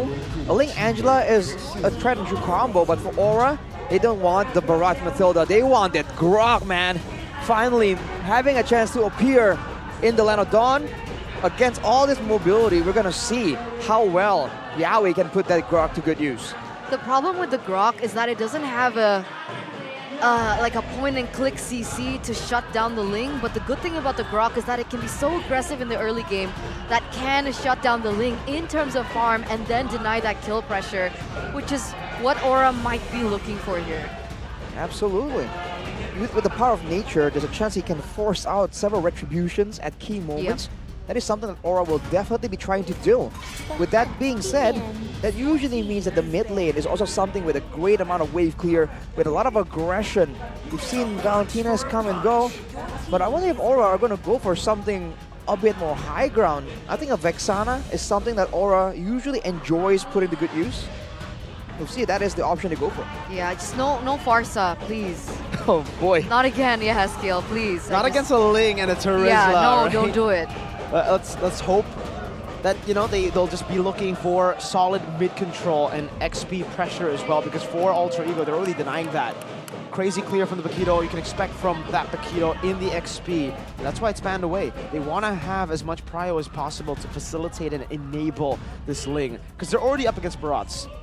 If the Barats gets facilitated by the super fast clearing XP, the super fast clearing mid laners as well, with the Grok, it's already going to be very, very easy to win out on the mid prio and get that Barats going. So actually, they start things off by banning out the Vexana, leaving the Novaria up for grabs. That's one of the picks that actually do really well to clear up and to open up vision to maybe invade that purple buff early. Especially with the usage of the Eternal Guard, that's for sure. But in this head-to-head between Pi and Aran, you can see that for Aran, with a 50% win rate, he either wins or he loses. It's actually the Valentina pickup for the side of Aura. Because of the Grok, I guess they're already very, very confident. They want more combat prowess instead of the Novaria for vision control. And also, technically, a steal on the Heart Guard. You can take that and put that on the Moscow, put that on the Barats. Ooh, oh, sustainable boy. For sure. But looking at the bans as well, they're shutting down Aran here, right? What is he forced on? Because the Ruby's banned out, they banned it out themselves. Terizla's gone, Barats is gone. Do they force a flex here? Do they go for CC in the EXP lane? X-Borg maybe? Oh. Talking about brawls, that comes to mind, but against the mobility, maybe they want something with a bit more lockdown, right? To try and threaten Taz potentially with the CC taken and the Edith. CC gold lane. Yup. Oh man. A lot of DPS potential from the Edith as well, mind you. But that also means the Heskiel can take away the Primal Wrath and actually be a secondary DPS dealer himself. Without the Primal Wrath, he's already a secondary damage dealer, right? With the Primal Wrath, even more so. He might be the primary if Moscow gets shut down or is still waiting for the power spike. What's the plan for Aura? Do they flex it? Do they force Aran on a different hero? The Arlet is still opened up. I think flex the Barats, pick up a Fredrin, and then you have crazy clear, you have super fast clearing in the XP as well, and just go and dive into the enemy jungle. That might be the case, but obviously they could just go for a safer choice, which is that X-Borg up against this somewhat tanky team with sustain, long, prolonged team fights, and the X-Borg does well in that. What do you think about the CC and the Moskov gold lane matchup? Man, I feel like the Moskov has tools that some other gold laners don't really have, dealing with someone that has so much mobility, so much DPS. So I feel like the lane will go okay for the Moskov, but I feel like the pressure comes in from the rest of the group. I feel like Alter Ego will definitely send someone to go into the gold lane to try and go for the shutdown. If the Moskov does survive and scale properly though, that mid game is going to be so brutal from the side of Aura. Okay, there you go, ladies and gentlemen. Once again, a signature style from Alter Ego, picking up that CC in the gold lane. We'll see if it works out for them, if they can force a game number 3. But again, If Aura can win this 2-0, we'll have to say goodbye to the three-face masks. Welcome to the Land of Dawn for game number 2 in this best-of-3 series between the Red Dragon and Alter Ego. Ooh, off the bat, it's gonna be a Purify Moskov. We've seen several variations at this point, even though the Inspire used to be almost critical, almost necessary for that Moskov to find success. But now against the threat of the aggression coming from Alter Ego, Purify for Kabuki, but also for Nino. Oh man, what is that? That's a detour, that's a U-turn. Yep. That's the signature Yaoi Grok maneuvers. That's so annoying. Yeah, buy so much time. He actually even has a tutorial on TikTok, by the way. If you guys are interested to learn how to do it, it's gonna make him turn again. He wants to. You have to bait it all the way to the, back part of the bush there, and then put the wall down. But that's a massive delay already, and you can see the lead that Aura are taking with the lethal take too. Slowly but surely, trying to build that gold lead. Against Gugun on a fighter here in the jungle, it's gonna be so dangerous to be that vulnerable if you can't really go for the farm. Looking at the rest of the emblems, Kabuki with the tenacity as well, fully respecting the dive potential.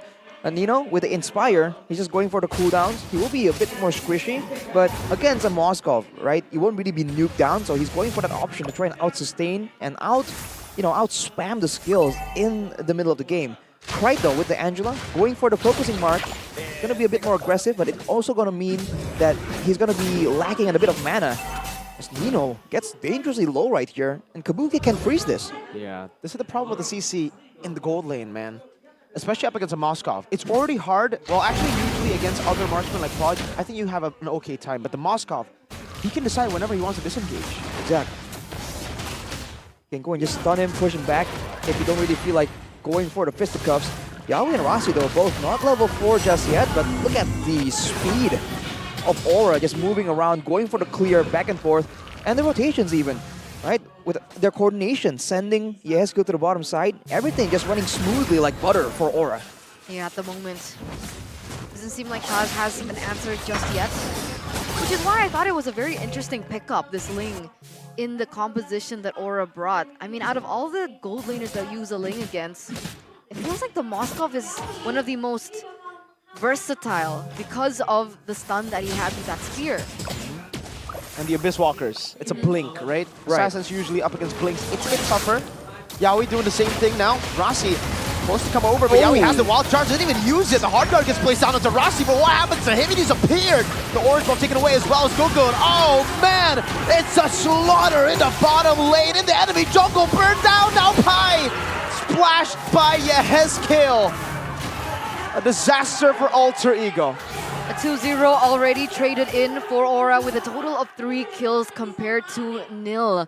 And Alter Ego, they banked on the fact that they had Nino in the gold lane with the CC. They were banking on the fact that they had Taz with the Ling to have a little bit more say in the tempo of this early game. And yet, the Red Dragons hold this 2k gold lead, and Yaoi just cannot stop being a problem. The lack of damage, the lack of spammable damage as well. He is almost never really in danger unless Alter Ego really expends multiple ultimates only for a roam. That's what he's abusing right now, and the team is trying to follow up on it. He's going, whoa! Like a wild charge and the pullback as well. The Retribution still caught by Taz there. Gugun looking to go for the chomp down now as Nino puts him in a tough spot with Rasi with the Primal Rat. Gugun's gonna get help by the hard guard as Nino dives in deep, and Arata's gonna try to burn him down. Earth Shatter Flicker combo to the back line, and now a penalty zone as well. Aura on the back foot, so trying to cut away. Yehesku with a splash of damage. Meanwhile, up top, the Moskov eating good. Going for the turrets, Spear of Destruction towards the orange buff, but there's nobody there. So with that engage, with Yaoi being a problem there, Gugun does get traded back, but Kabuki does get a little bit more gold. In the grand scheme of things, is that a worth it play? I thought he was going to try and join the fight, because if he was there, that's a lot of free space he had to really do damage. Yaoi now, though, making a clean escape. Aura just seems to be right on track. And even though Kabuki wasn't able to swing that fight in favor of Aura, he's able to get the full gold from the turret right here. And again, he's just waiting for an opportunity. And Pai, actually, on the Terizla, goes for a brute force breastplate. You don't see that very often. A little bit more survivability on his end. More movement speed as well. He's a level below here though. Yeah, and Rossi Taz? already used the onward. What? Rossi now caught using Primal Wrap, but can't do anything now. Pi all alone. They are committing for a neutral objective with an Taz? assassin here. Taz in a 1v4 spot. The Flames will zone him away. Taz will still have the red tree. Gugun is on the turtle. That should be for free for Aura here. Second turtle of the game. So they're gonna trade that in for Taz's purple buff. But Yaoi again, he's on the way there again. Wall? Okay. All right. Yaoi's been such a big problem. When can he be my problem? What? Whoa. In the top lane, we do see some rotations coming through. Nino gets chunked quite low actually. It does. That's the damage coming in from the Moskov. That's a problem right here, actually. The Moskov is really not my problem, but the Moskov is left generally untouched right here. And because of the presence of the X-Borg, technically, when it comes to a long drawn-out fight, there is enough damage output from Aura that they're still able to have the same kind of pressure, even though they don't really have their gold inner with them. Now with the golden staff completed, it's going to be extra bit of damage, but I think it's going to be waiting on that Demon Hunter Sword to really reach its full potential. As Aura, once again, going for the reset, and you can expect Yaoi to soon make moves. Gonna make greetings to Taz in his own jungle. 6 minutes.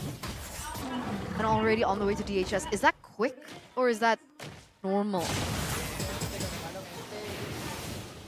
The 3-item power spike from Moskov, that's pretty quick. 6 minutes in.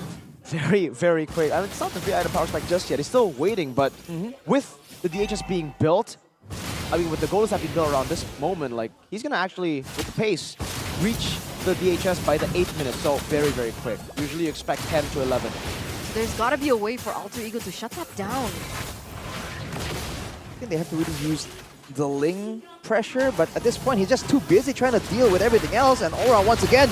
Two-man wall charging the chop down. The penalty zone connects on the 3. Taz walking forward. That's a purple buff resets. Rossi pops in the Primal Rat. Taz going to be able to continue this onslaught as he picks up the purple buff, but now the Flames as well. Such a chaotic duel. In Aura, it looks like they come out on top. Yeah, Heskale takes Pi down. In the back now, Nino. All alone in the mid lane, only with a yo-yo. You can't clear those waves. Aura take the turrets.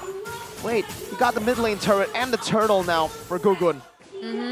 So that was the main difference, right? They went for an engage, but this time Moskov did participate in that team fight, like you mentioned, Arashi, and they were able to get 2 trades from it. And now this is going to be a big problem, right? The fact that Kabuki can just dive into these team fights whenever he wishes. Okay, that's a good trade by Taz, by the way. Whenever he wishes is going to give Alter Ego setbacks if they want to make that crazy play. And now Taz is left to the last thing that he can do, right? Because of his team being far behind. No way! What? This boy's on cooldown now. He does have the Tempest of Blades. Okay. Moderato burning them down out of their own jungle. But, oh, dude. Yaoi. Again, the lack of damage right here for both the Grok and the X-Borg. That Firaga armor, I don't think it has been broken a single time. Unless he just goes for the last insanity. So he can just stand there, and when he is ahead, when the whole team is ahead like this, there's no way for Alter Ego to burst him down with their composition to try and stop the Flames from being that big of a problem. That's how they're just holding their ground, and look at the Moskov just doing work.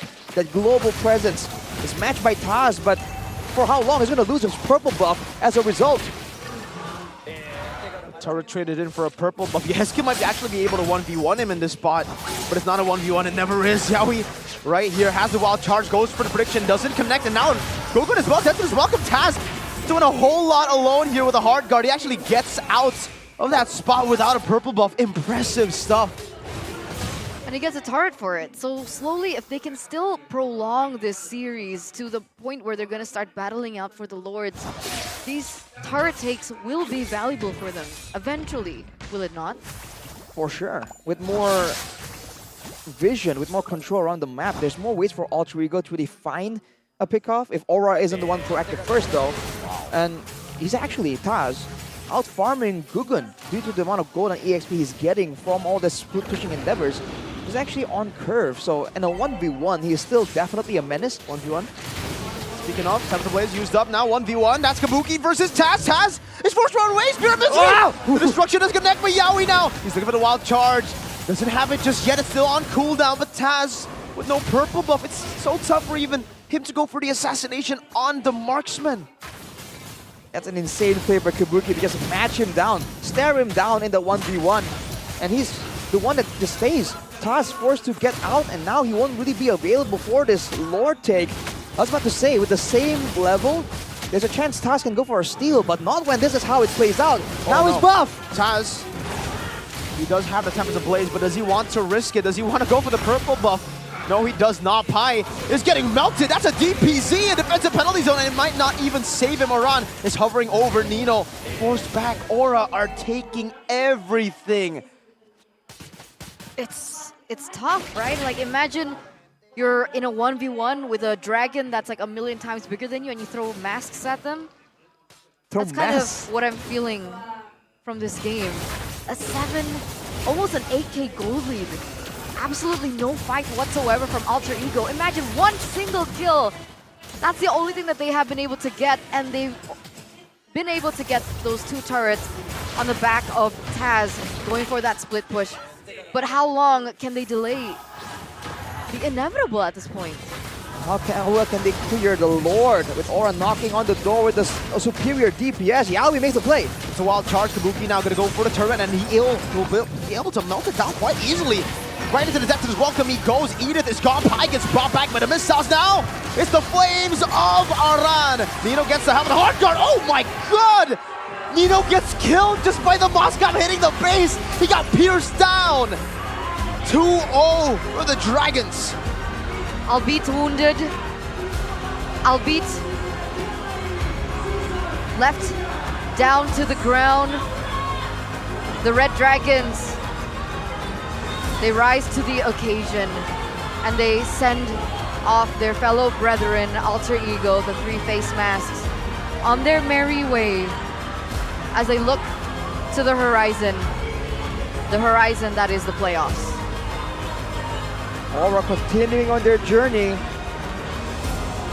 reminiscing, but this is gonna be where they and Alter Ego part ways until they see them again. Just like the song, yes, from that movie with like family and cars. I wonder what. Bracing the Avengers. The Dragons have burnt down the house. The family. The house wrecker Aran. And Yaoi. The Charger. The Wild Charger. The Orca. Turn dragon. Turn dragon. From the deep seas to the high skies. The Organ. Oregon. Orca Dragon. Ah. With a clean sweep against Alter Ego. That marks Aura's final match. And what a performance it was. It's great to see when Aura really does get their signature picks. But for Alter Ego, it's not the result they were expecting, but it was a valiant attempt. And we did see that they put up a valiant effort there against the signature playstyle and picks from Aura. Definitely. Alter Ego equals to MU. MU, a team who always talks about history. I don't see the correlation. Yeah, I don't understand. But we are gonna give Alter Ego their proper send-off. So we'll send over to Monica Cunado, take it away. Alter Ego menutup pertandingan terakhir di MPL Indonesia Season 13 tanpa tiket ke playoff. Tapi tentunya kita berikan tepuk tangan apresiasi untuk kerja keras dari Alter Ego. Luar biasa perjalanan panjang dari week 1 hingga week 9 menutup regular season kali ini. Teman-teman dari Alter Ego, ada yang ingin disampaikan?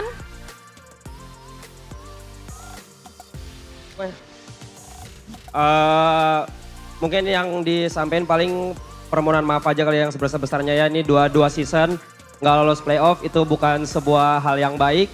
Semoga hal-hal buruk kedepannya nggak kejadian lagi di tim Alter Ego dan tetap support Alter Ego guys. Jangan nyalin siapapun karena kita lose as a team, win ya, nggak tahu juga win kapan. Udah nggak win-win nih. Itu aja sih, tetap support Alter Ego Esports sih. Dan mohon maaf buat season ini kalau nggak sesuai ekspektasi kalian. Tetap support Alter Ego karena luar biasa perjalanannya. Luar biasa. Ada yang ingin disampaikan lagi, Coach?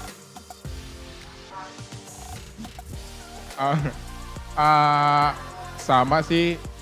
Pertama terima kasih dukungannya buat Alter Champs yang selalu dukung kita dan say sorry karena dalam 2 season ini kita nggak dapat hasil yang maksimal. Dan sama-sama teman-teman kita berikan tepuk tangan apresiasi yang paling luar biasa untuk Alter Ego Esports.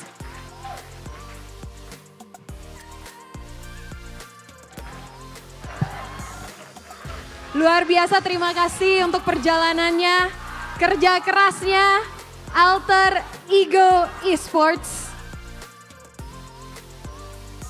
Dan tentunya ada yang tidak memiliki tiket menuju playoff, tetapi tentunya ada juga tim yang hari ini mendapatkan tiket menuju playoff dan mengakhiri pertandingan mereka di regular season MPL Indonesia season 13.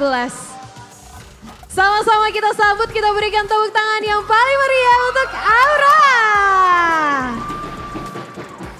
Teman-teman dari Aura, satu langkah ke depannya agar semuanya bisa melihat.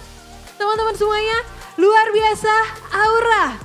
Dari week pertama hingga week ke-9 dan akhirnya menyelesaikan seluruh pertandingan di MPL Indonesia Season 13 mengamankan tiket menuju playoff. Akhirnya setelah 2 kali berturut-turut sebelumnya harus berhenti di regular season. Bagaimana perasaannya?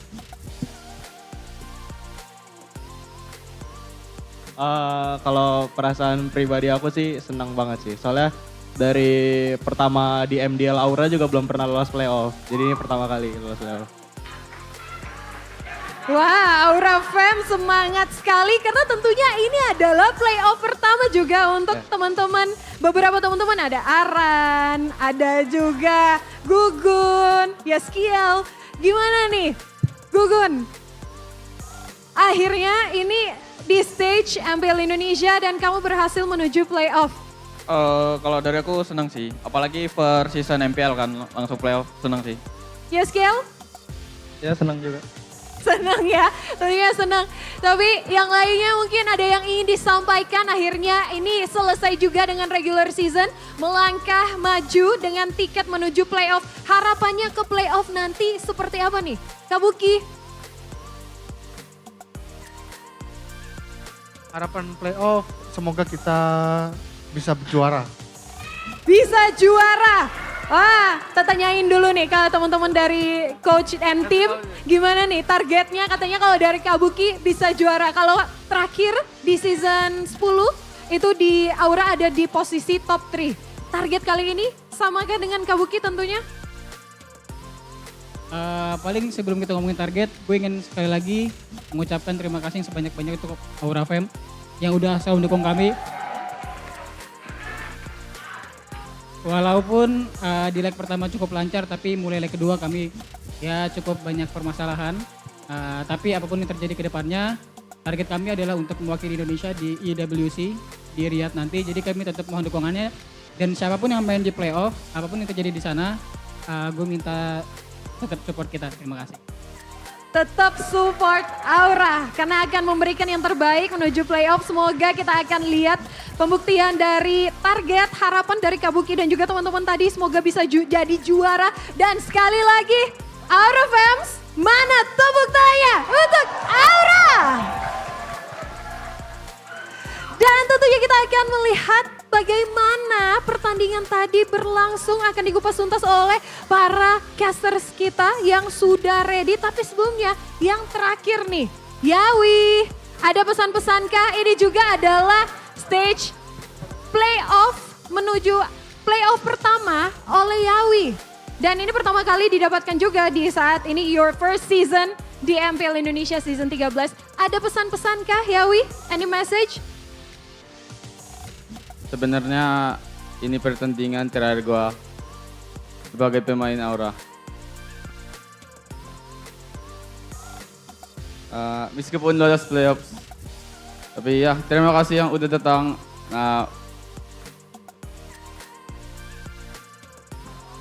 Tepuk tangannya dong teman-teman.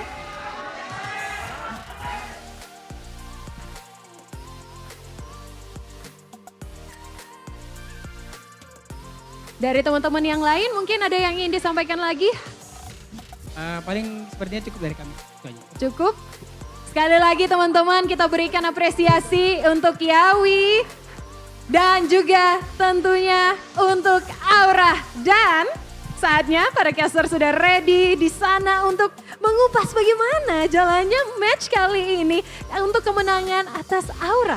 Dan langsung saja, casters take it away.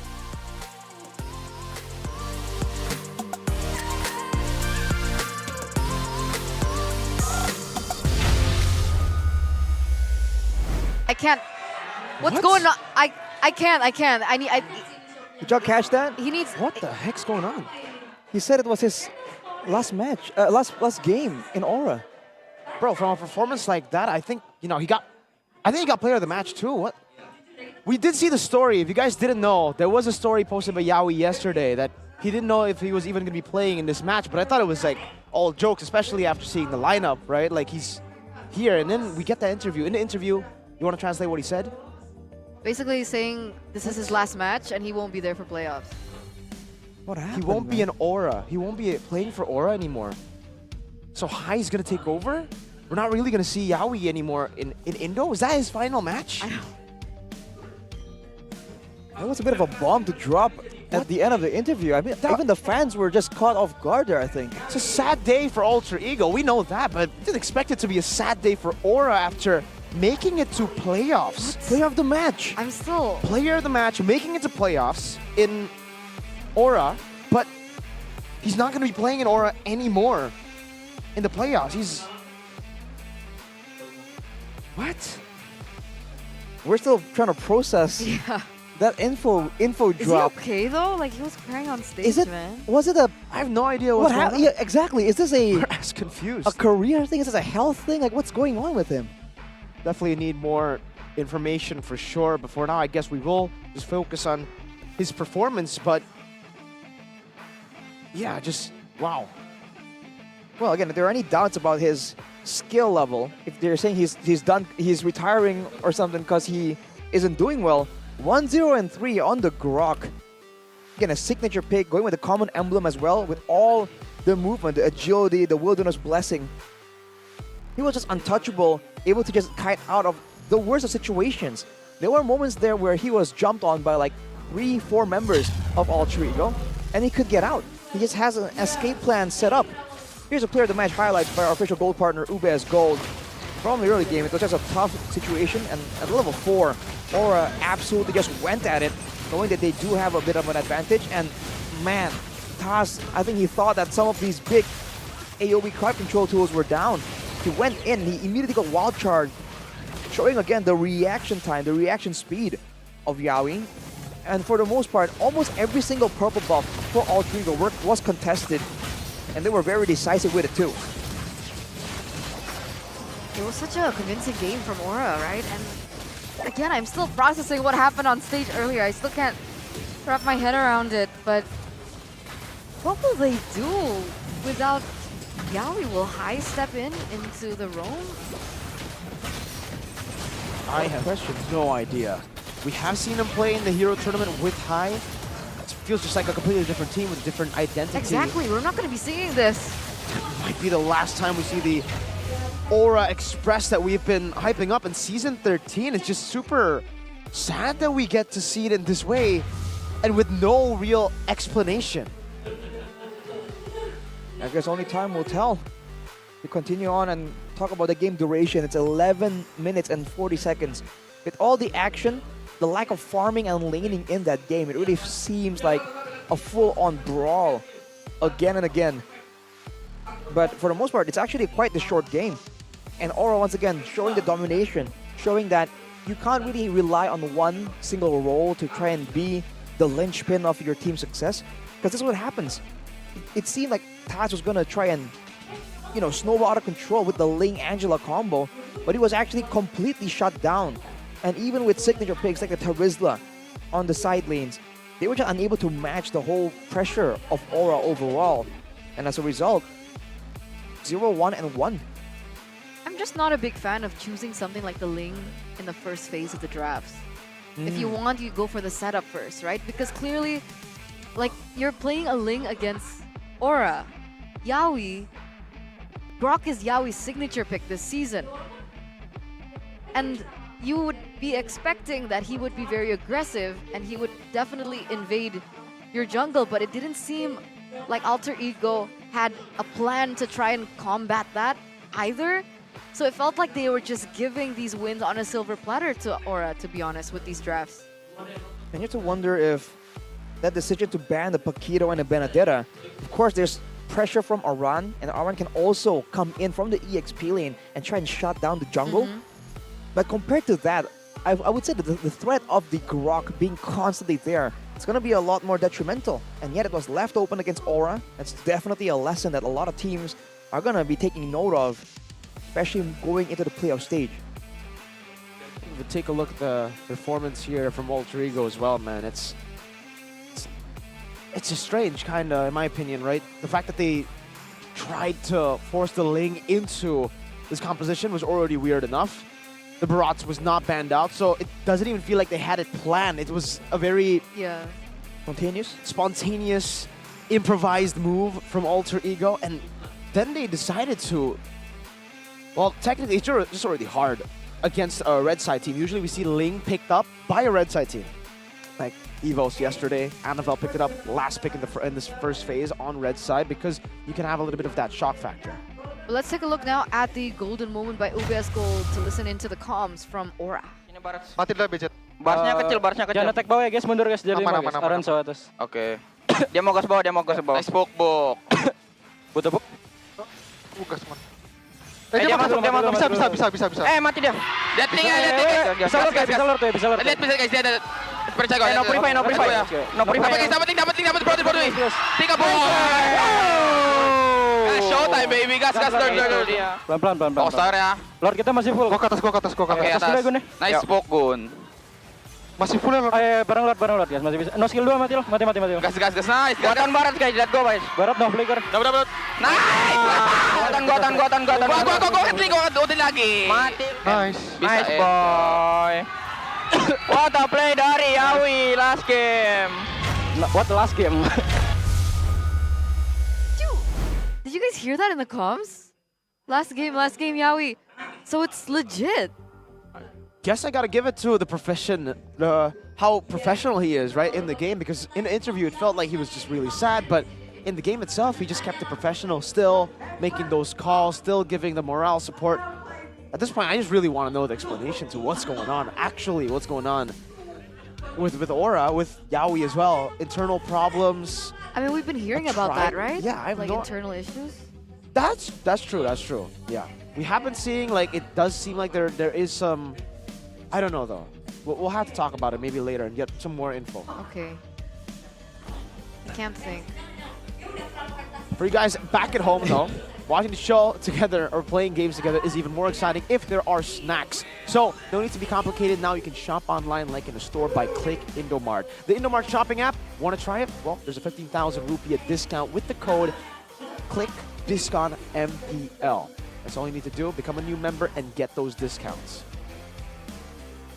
You wanna, when you're sad, you just wanna eat your heart out, Yeah, and you guys can actually save a little bit more money while you're doing that, right? Get some chocolate, get some ice cream. What's your comfort food? I honestly just want to drink coffee. Okay. That's my comfort. Okay. Interesting. Coffee. Yeah. What kind of coffee? Well, I don't know if I can tell you guys about it here, Sure you can. I can? Yeah. It's okay, it's fine. Okay, so this is the Don't one gatekeep. Break it out. Yeah, that's why. I don't want you guys to know because then it'll be finished all the time, but you know what? I'm feeling generous today. I'll share it with you guys. This is Point Coffee. I love it because it's just so good. Usually the reason I don't show it all the time is because usually it's finished. That's also right. I just drink it up so you fast. can show off like an empty glass. Yeah. And this coffee drink is made by 100% Indonesian coffee beans and Not by any baristas, No. not just by random baristas. No. Trained baristas. You guys can enjoy coffee, frappes, and other fresh drinks too, because Eterna, you can't drink coffee, right? No, I can't. So I go into the frappe universe and the tea universe in Point Coffee. It's an entire universe that you guys need to explore. But speaking of universes, you guys can explore a different world. You guys join the MLBB Indonesian Community Cup Season 2 that will start the registration from May 1st to May 27th. So don't forget to register with your friends, your allies, your BFFs, because the total prize pool is insane. You get so much bonuses and diamonds. And remember, if you guys are able to win out this MICC Cup, you guys get to fly out to M6 in Malaysia.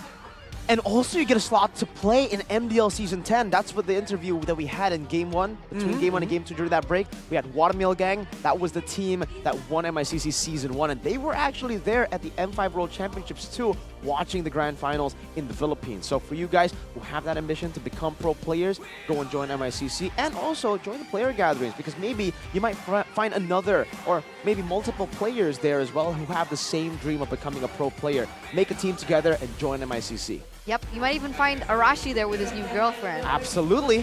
Who? So if you want more information on that, you guys can visit the MLBB's official IG or the official IG of the MLBB community, communityhero.id, to find out the nearest gathering location in your city, wherever. There's 48 different regions where you guys can, Yep. go. That's crazy, man. I'm just really afraid of ghosts, So like, I True, don't really want to go outside. It's okay. Wait, what do you mean it's okay? Wait, no, it's not okay. You'll be a bit terrified because the Exorcist skins are out. Wait, no, that means I'm gonna be happy. They're gonna kill the ghosts. They're exorcists, right? They're gonna get rid of the ghosts. Exorcists are the ones that... Oh. Yeah, yes. I thought it meant the ghost. Exorcists. Well, I think it depends, right? Because I think from the way they're... Look at their vibe, man. They look like villains, but they're actually heroes. Anti-heroes. I think they're just exorcists. Just say yes. Just say yes for once in your life, Just for enjoy. once in my life? Yeah, to me. Yes. Just be like, yes, Eternal, you're right. Yes, Eternal. I wish someone else also says yes. But yes, moving on. He does sometimes. The Extra series, make sure you don't miss out Unfortunately, on won't it. be here anymore. Talking about Facehugger, right? Yeah. But I'm talking about the battle bonuses. The battle. Right Are you now. talking about the battle bonuses for MLBB Rank Party? The one that's back? Yeah. Is that the one? Yes, that's the one. When does it commence? Well, for you guys back at home, it commences on the 11th of May. From the 4th of May to the 12th of May as well, you guys can accumulate logins to receive the Rank Party battle emotes Rank Up for free. From the 4th of May to the 31st of May, you guys can follow the Rank Party event to obtain free rewards such as the 2024 Rank Party Avatar Border and Gift Colored Minion. Get a colored minion, man! That's crazy. And then 11th of May to 31st of May, Rank Party Reward Hub will be available as well. Log into the game right now and complete tasks to earn Rank Party coins and exchange them for a free skin. You can choose 1 out of 10 and a free hero and a free Reward Hub spawn effect and other rewards. Plus, on weekends, there's a special bit for you guys. You'll receive Rank Party skip vouchers to immediately complete daily tasks. So, weekend buff. That's crazy. Don't forget. It's loco, man. It's a loco. And it's also loco like the next match that we have next, ladies and gentlemen. It's the Rumble in the Jungle. It's the Yellow Porcupines versus the White Tigers. Let's see their final tango after the short break. Ladies and gentlemen, don't go anywhere. We'll be right back. Bye-bye. Wait, I have to go to Yaoi, I think. What's going like, on? real quick. I don't know. What is happening? Welcome to MPL Indonesia Season 13.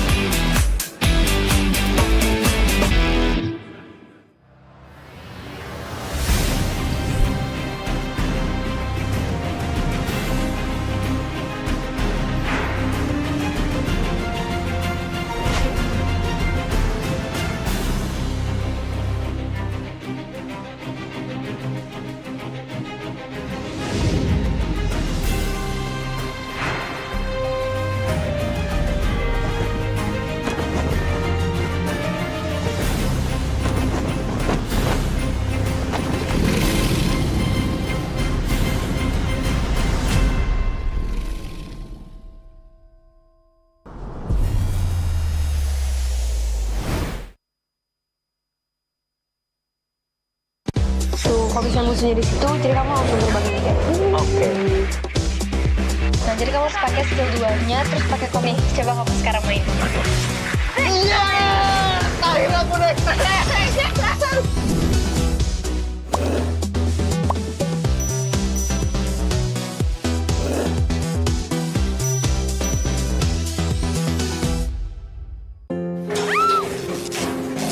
바로 출동하겠습니다. 네. 직원이 곧 와요. 걱정 마세요. Staf akan segera datang. Jangan khawatir.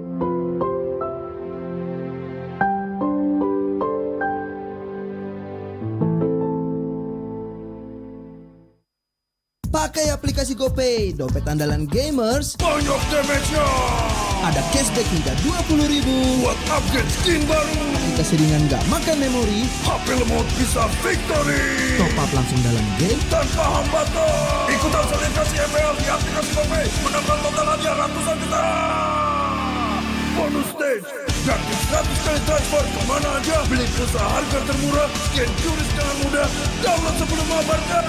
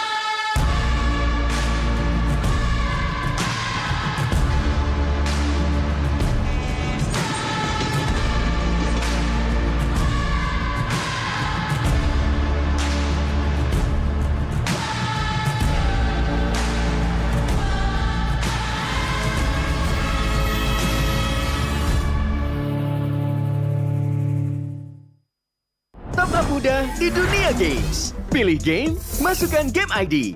Pilih Diamond, masukkan kode promo, dan pilih metode pembayaran. Masukkan kode OTP.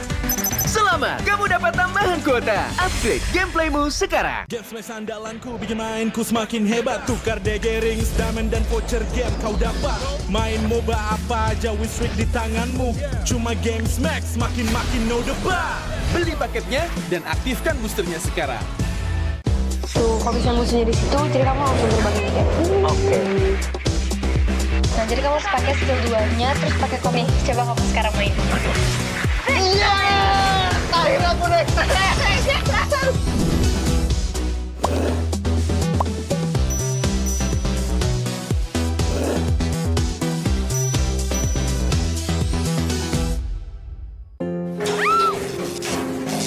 바로 출동하겠습니다.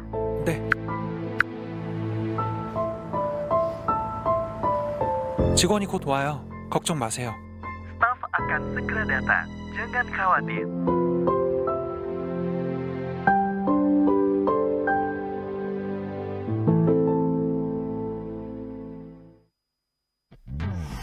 Character select. Better. You lapper.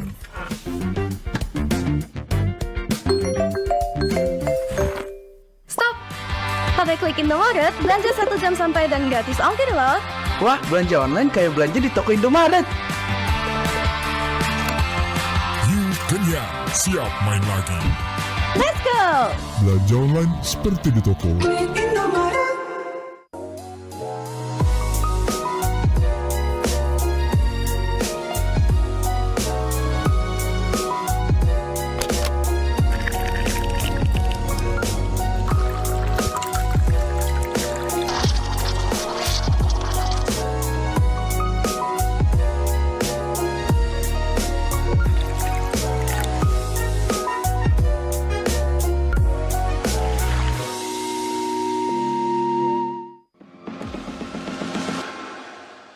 It's only you who rocks my world.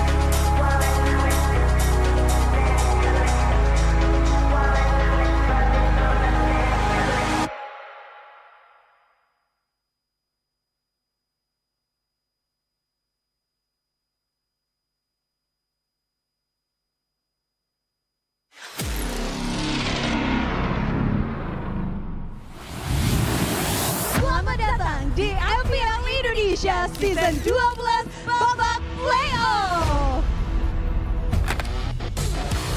Wah, penuh Bun. Apalagi ada tim nyanyi juga di sana, ya kan? Jadi kayak Ada talk show-nya. idol-idolnya juga. Our triplet champion Team Oni.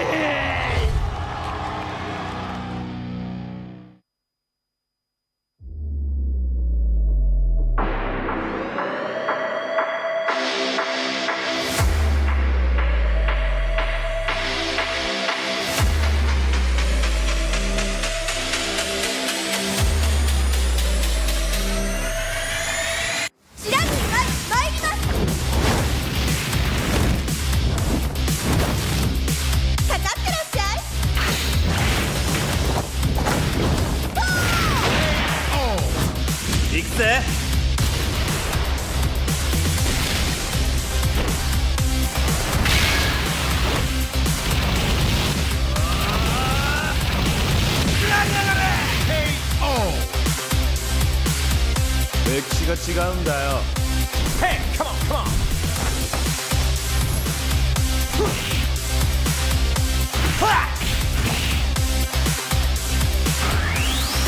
Okay. Power Gazer.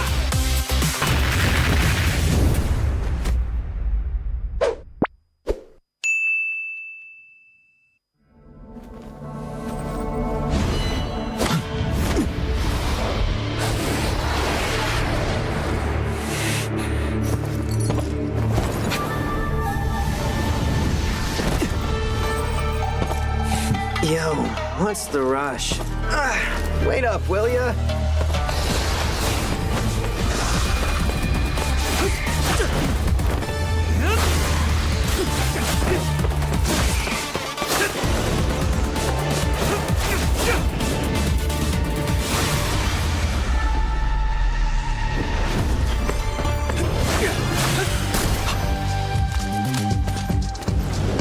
You're welcome.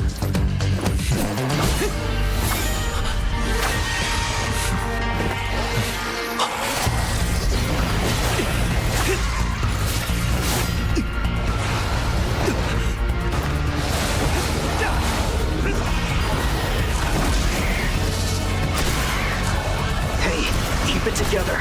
Do you really want to die here? If I lose control, kill me without hesitation. It is your duty. Of course.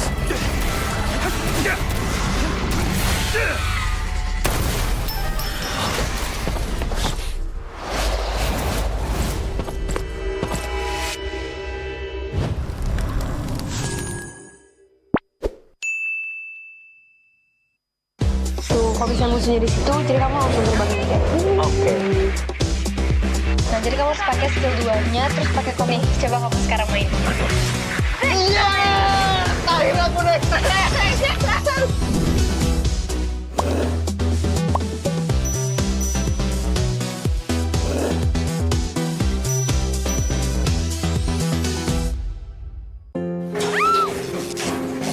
바로 출동하겠습니다. 네. 직원이 곧 와요. 걱정 마세요. Staff akan segera datang. Jangan khawatir.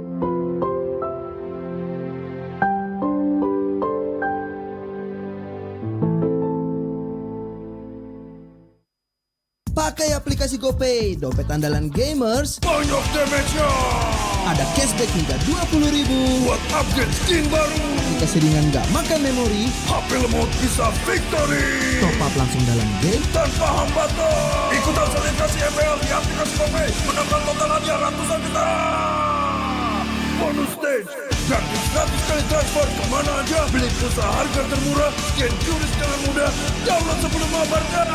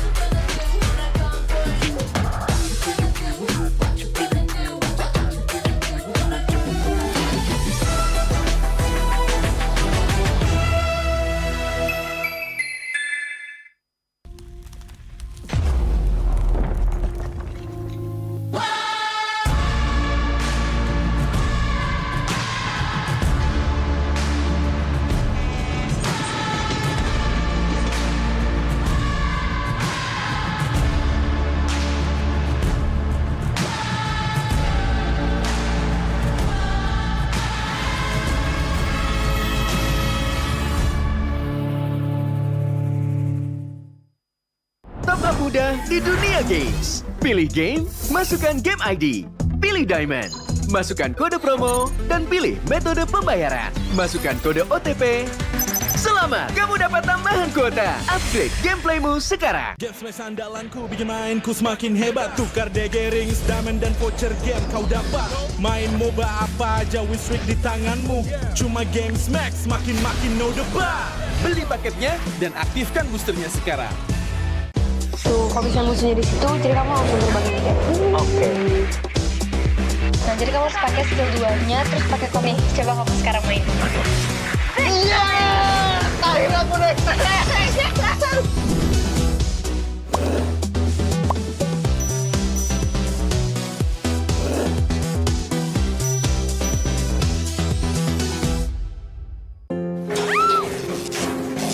바로 출동하겠습니다. 네. 직원이 곧 와요. 걱정 마세요. Staf akan segera datang. Jangan khawatir.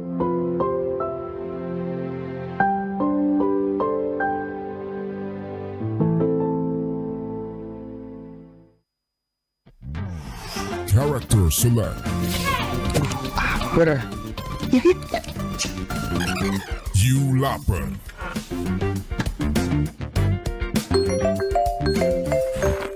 Stop! Sampai klik Indomaret, belanja 1 jam sampai dan gratis ongkir loh. Wah, belanja online kayak belanja di toko Indomaret. You kenyang, siap main lagi. Let's go! Belanja online seperti di toko.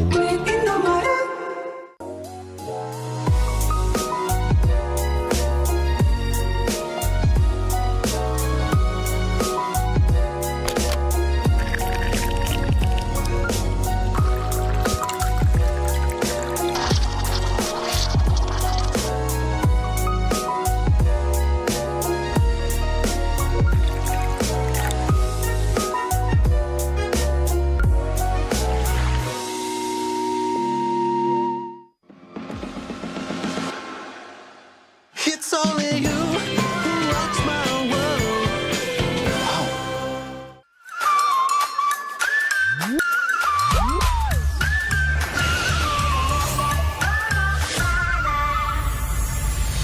I'll be, yeah, I'll be wherever I wanna be. Wherever I wanna be.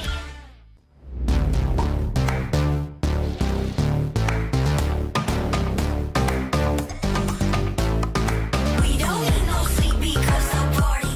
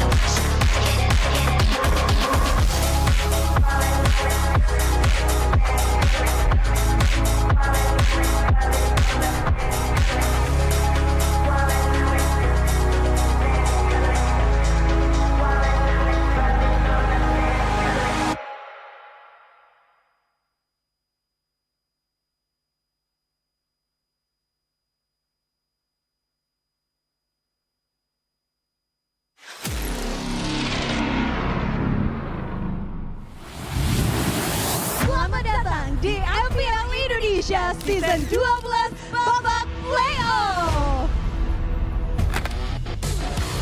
Wah, penuh bun. Apalagi ada aktiviti nyanyi juga di sana, ya kan? Jadi kayak Ada talk show-nya. idol-idolnya juga. Our tripit champion Team Uni.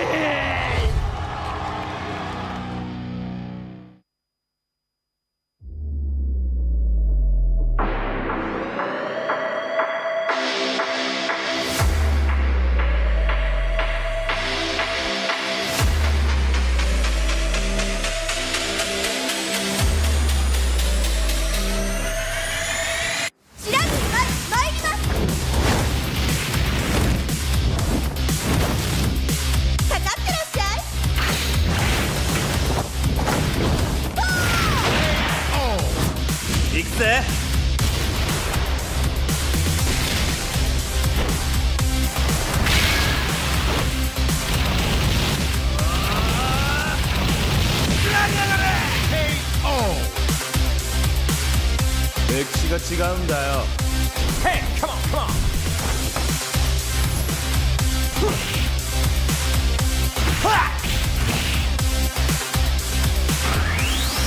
Okay. Power Gazer.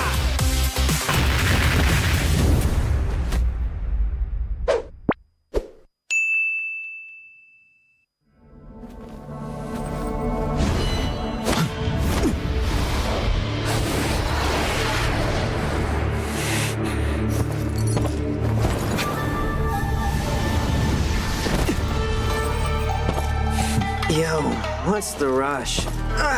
Wait up, will ya?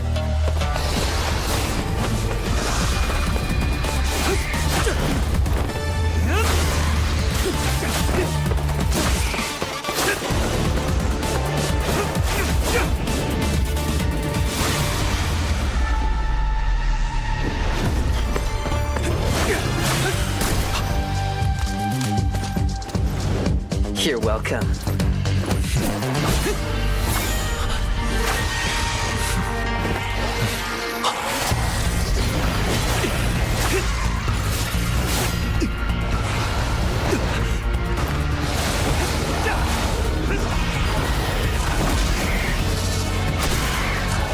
Hey, keep it together. Do you really want to die here? If I lose control, kill me without hesitation. It is your duty. Of course.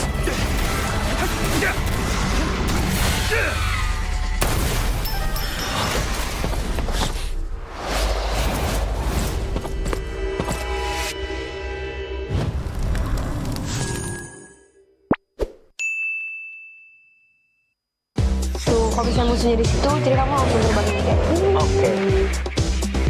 Nah, jadi kamu harus pakai skill 2-nya, terus pakai kombi. Coba kamu sekarang main. Iya! Akhirnya aku naik.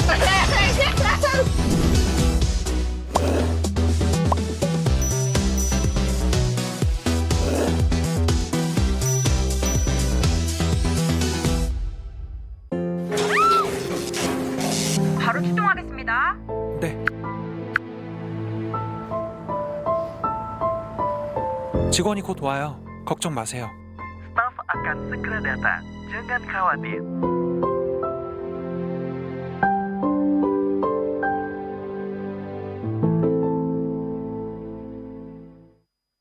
Pakai aplikasi GoPay, dompet andalan gamers. Banyak damage-nya.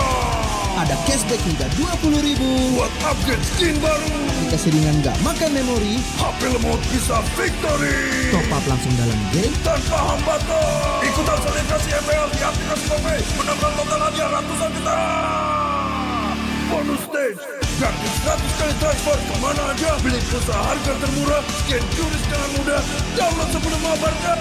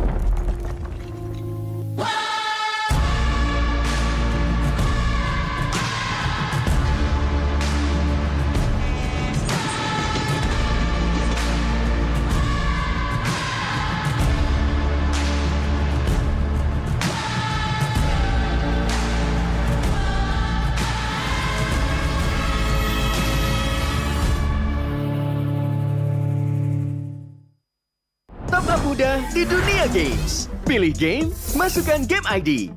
Pilih Diamond, masukkan kode promo, dan pilih metode pembayaran. Masukkan kode OTP. Selamat, kamu dapat tambahan kuota. Upgrade gameplaymu sekarang. Game smash andalanku bikin mainku semakin hebat. Tukar DG rings, diamond dan voucher game kau dapat. Main MOBA apa aja with streak di tanganmu. Cuma game smash makin no debat. Beli paketnya dan aktifkan boosternya sekarang. Tuh, kalau bisa musuhnya di situ, jadi kamu langsung terbang aja. Oke. Nah, jadi kamu harus pakai skill 2-nya, terus pakai komik. Coba kamu sekarang main. Iya! Akhirnya aku naik.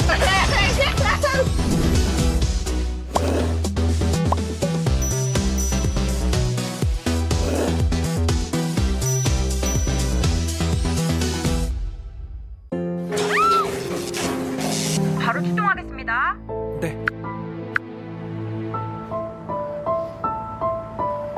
직원이 곧 와요. 걱정 마세요. Staf akan segera datang. Jangan khawatir.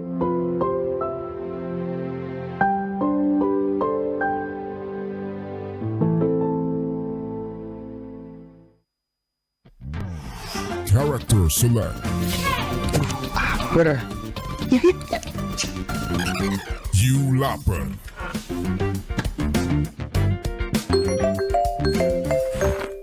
Stop! Sampai klikin Indomaret, belanja 1 jam sampai dan gratis ongkir loh. Wah, belanja online kayak belanja di toko Indomaret. You kenyang, siap main lagi. Let's go! Belanja online seperti di toko.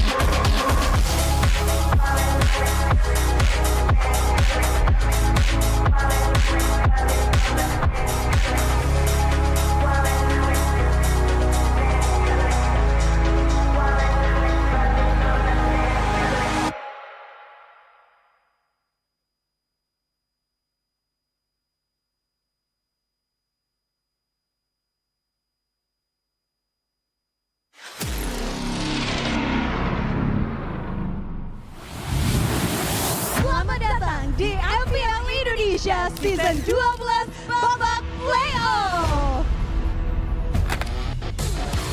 Wah, penuh Bun. Apalagi ada aktiviti nyanyi juga di sana, ya kan? Jadi kayak Ada talk show-nya. idol-idolnya juga. Our three-peat champions, Team Oni!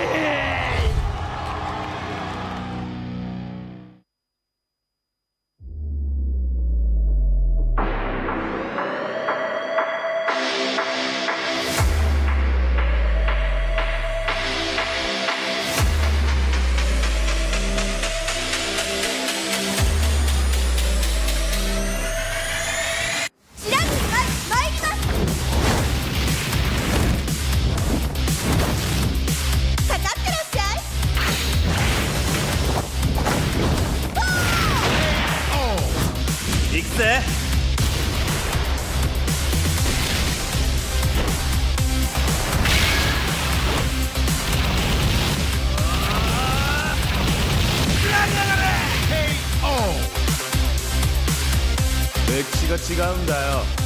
Hey, come on, come on.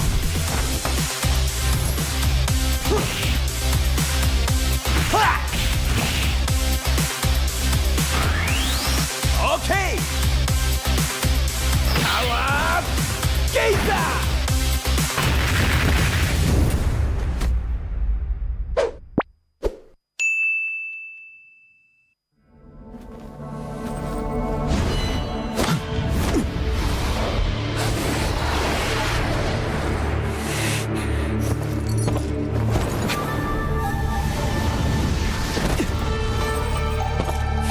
Yo, what's the rush? Wait up, will ya?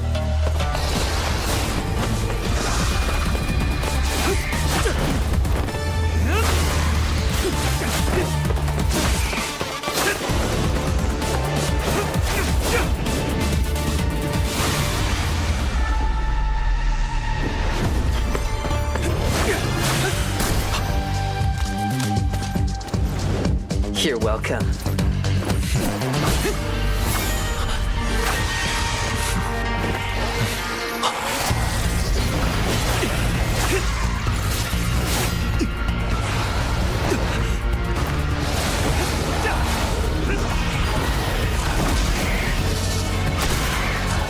Hey, keep it together. Do you really want to die here? If I lose control, kill me without hesitation. It is your duty. Of course.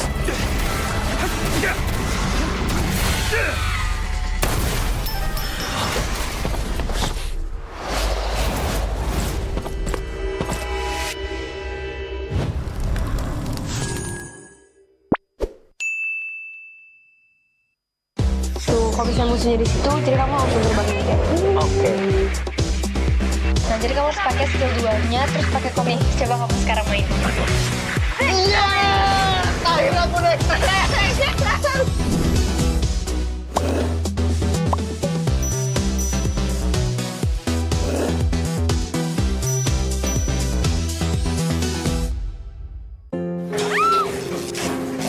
바로 출동하겠습니다. 네. 직원이 곧 와요. 걱정 마세요. Staf akan segera datang. Jangan khawatir.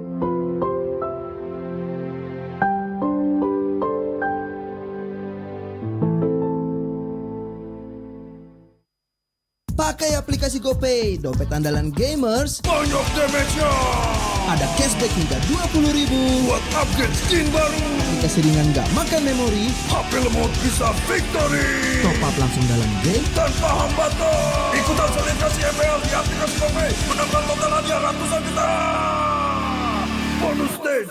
Gratis 100 kali transfer kemana aja. Beli pulsa harga termurah. Scan QRIS dengan mudah. Download sebelum mabarkan.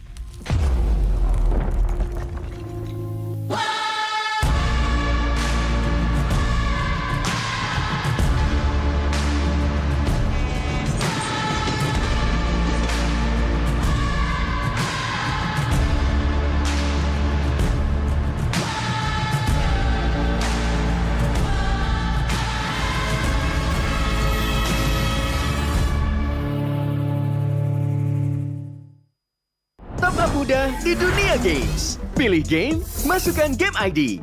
Pilih Diamond, masukkan kode promo, dan pilih metode pembayaran. Masukkan kode OTP. Selamat, kamu dapat tambahan kuota. Upgrade gameplaymu sekarang. Game Smash andalanku bikin mainku semakin hebat. Tukar DG Rings, Diamond dan voucher game kau dapat. Main MOBA apa aja with streak di tanganmu. Cuma Game Smash makin no debat. Beli paketnya dan aktifkan boosternya sekarang. Tuh, kalau bisa musuhnya di situ, jadi kamu langsung terbangin kayak. Oke. Nah, jadi kamu harus pakai skill 2-nya, terus pakai komik. Coba kamu sekarang main. Iya! Akhirnya aku naik.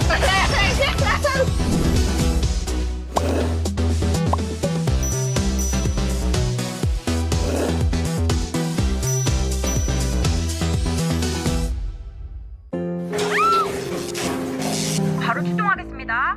네.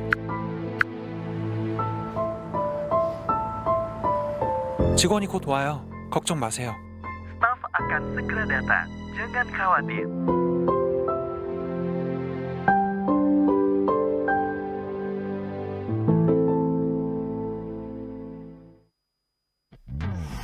Character select. Bener. You lapar.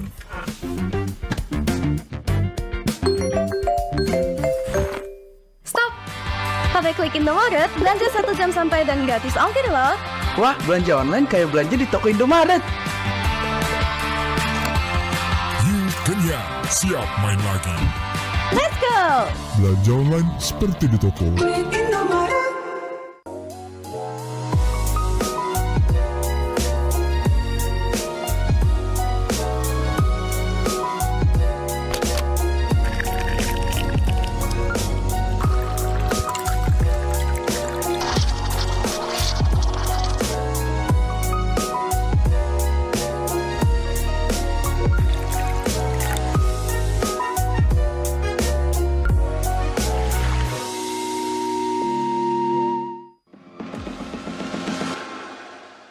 It's only you who rocks my world.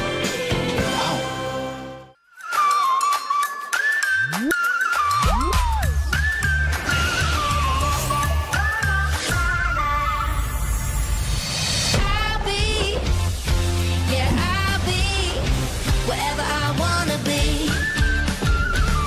Whatever I wanna be.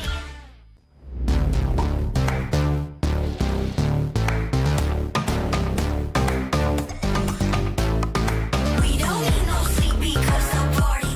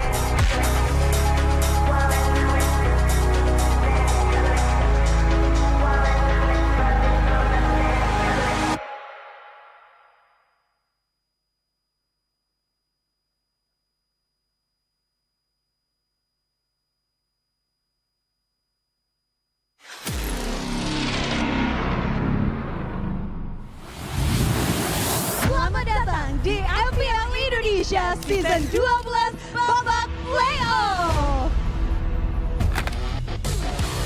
Wah, penuh Bun. Apalagi ada tim nyanyi juga di sana, ya kan? Jadi kayak Ada talk show-nya. idol-idolnya juga.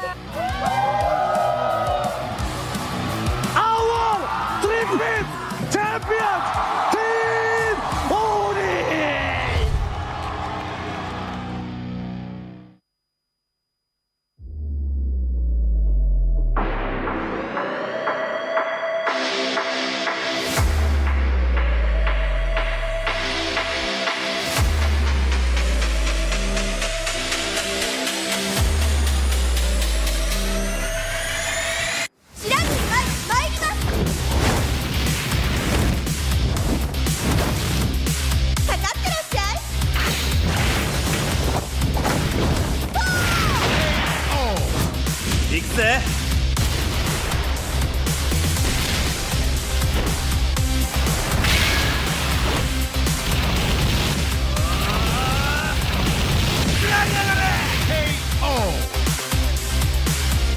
맥시가 치가운다요.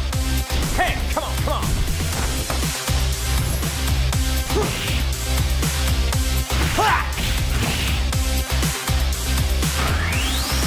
Okay. Power Gazer.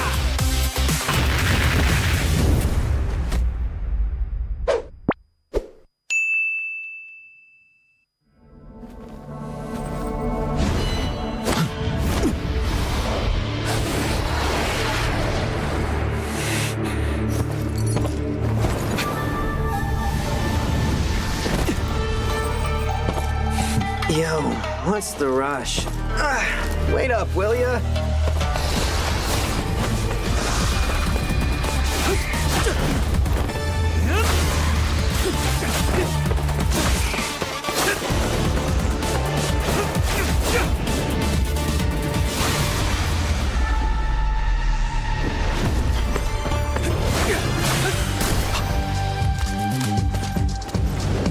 You're welcome.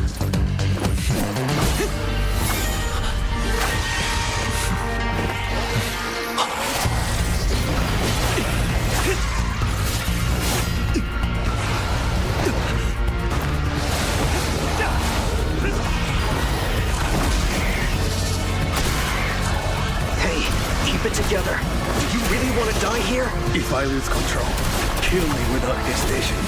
It is your duty. Of course.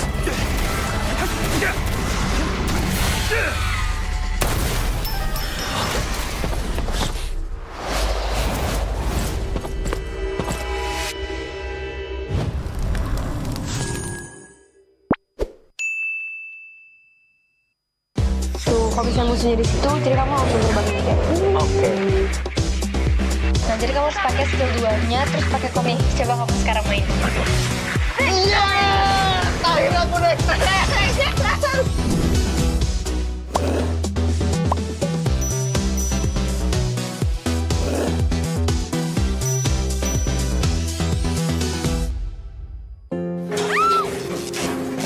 바로 출동하겠습니다. 네. 직원이 곧 와요. 걱정 마세요. Staf akan segera datang. Jangan khawatir.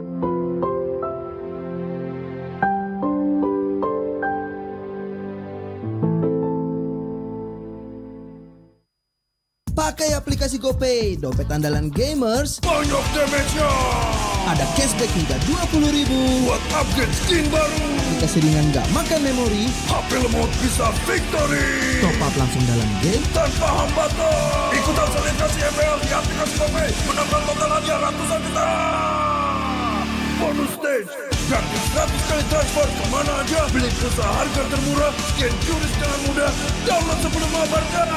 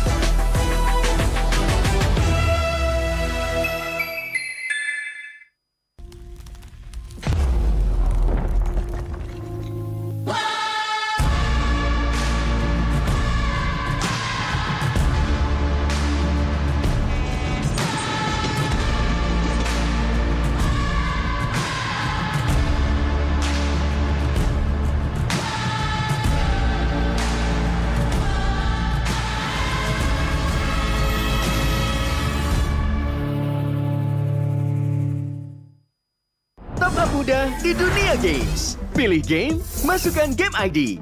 Pilih Diamond, masukkan kode promo, dan pilih metode pembayaran. Masukkan kode OTP. Selamat, kamu dapat tambahan kuota. Upgrade gameplaymu sekarang. Game Smash andalanku bikin mainku semakin hebat. Tukar DG Rings, Diamond dan voucher game kau dapat. Main MOBA apa aja with streak di tanganmu. Cuma Game Smash makin no debat. Beli paketnya dan aktifkan boosternya sekarang. Tuh, kalau misalnya musuhnya di situ, jadi kamu langsung terbang gitu. Oke. Nah, jadi kamu harus pakai skill 2-nya, terus pakai komik. Coba kamu sekarang main. Iya! Akhirnya aku naik.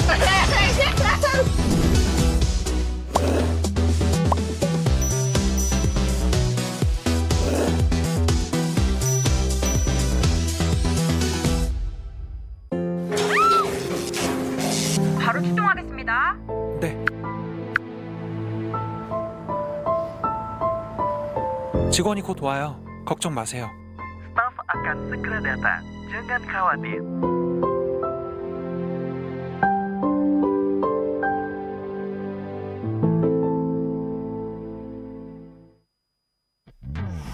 Character select. Winner. You lapper.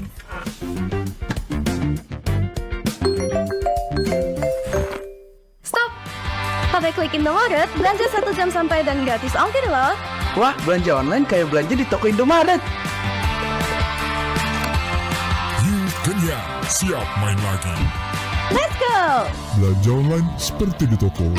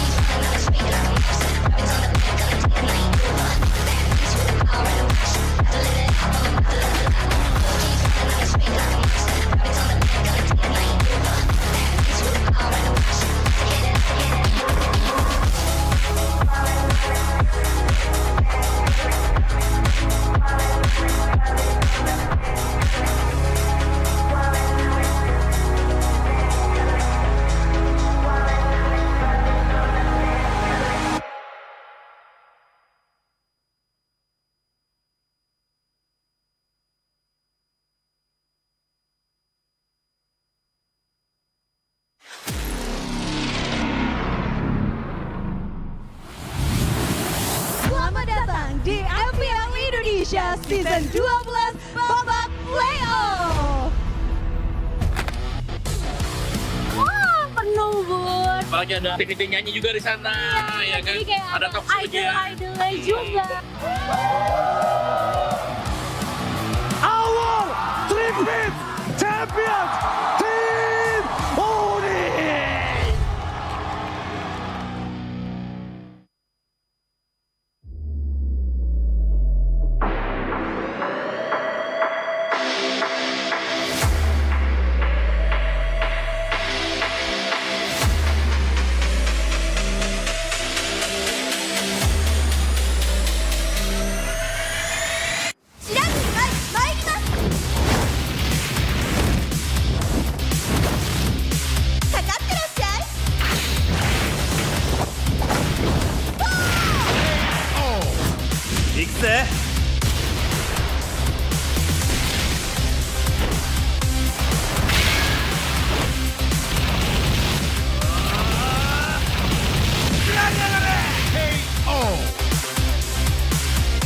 맥시가 지가운다요.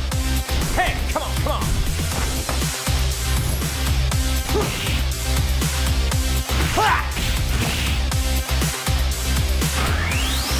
Okay.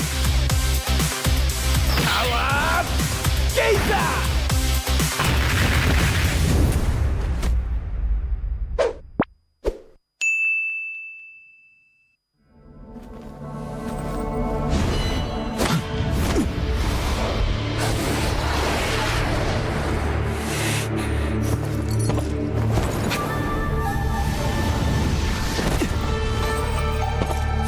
Yo, what's the rush?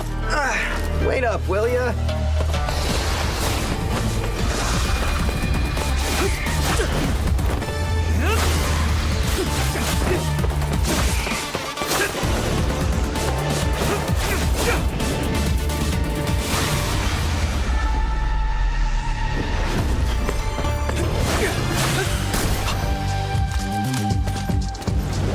You're welcome.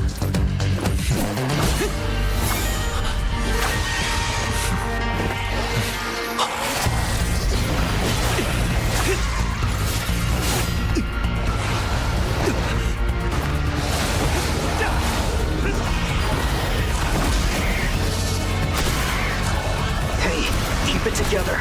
Do you really want to die here? If I lose control, kill me without hesitation. It is your duty. Of course.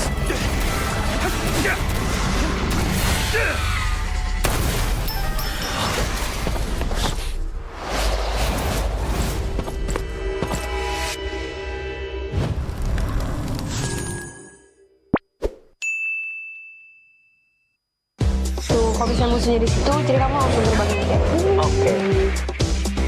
Nah, jadi kamu harus pakai skill 2-nya, terus pakai komik. Coba kamu sekarang main. Iya! Akhirnya aku naik.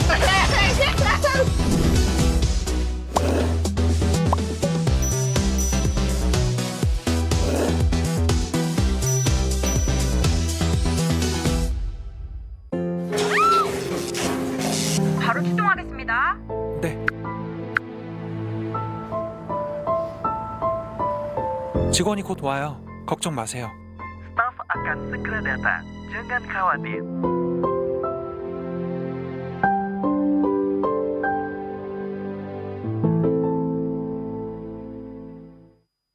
Pakai aplikasi GoPay, dompet andalan gamers. Banyak damage-nya. Ada cashback hingga 20.000 buat upgrade skin baru. Aplikasi ringan gak makan memori. HP lemot bisa victory. Top up langsung dalam game tanpa hambatan. Ikutan selebrasi MPL di aplikasi GoPay. Menambah total hadiah ratusan juta. Bonus stage. Gratis 100 kali transfer kemana aja. Beli pulsa harga termurah. Scan QRIS dengan mudah. Download sebelum mabarkan.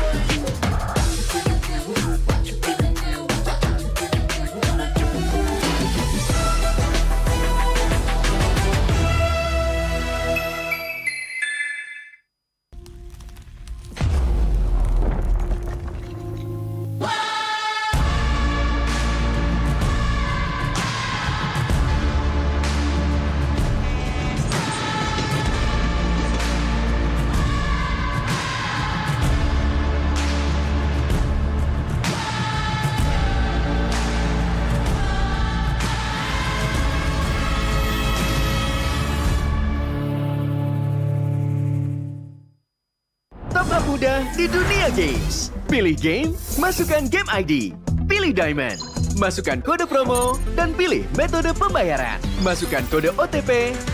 Selamat, kamu dapat tambahan kuota. Upgrade gameplaymu sekarang. Game smash andalanku bikin mainku semakin hebat. Tukar DG rings, diamond dan voucher game kau dapat.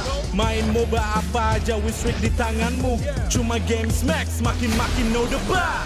Beli paketnya dan aktifkan boosternya sekarang. Tuh, kalau misalnya musuhnya di situ, jadi kamu langsung terbangin aja. Oke. Nah, jadi kamu harus pakai skill 2-nya, terus pakai komik. Coba kamu sekarang main. Iya! Akhirnya aku naik.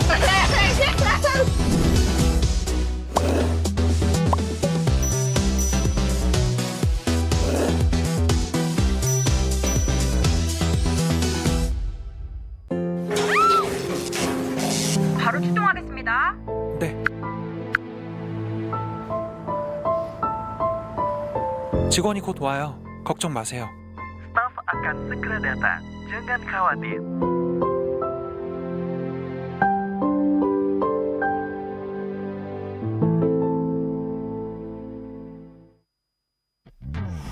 Character select. Twitter. You lapper.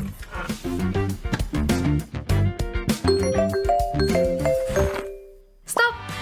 Pakai klik Indomaret, belanja 1 jam sampai dan gratis ongkir loh. Wah, belanja online kayak belanja di toko Indomaret. You kenyang, siap main lagi. Let's go! Belanja online seperti di toko.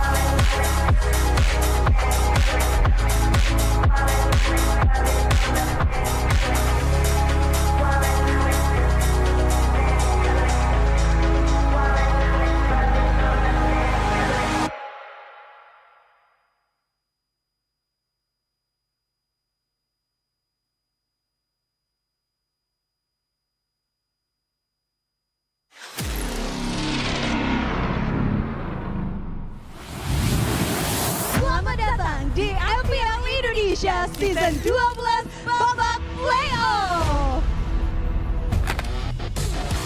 Wah, penuh, Bun. Apalagi ada aktiviti nyanyi juga di sana, ya kan? Jadi kayak Ada top idol-idolnya juga.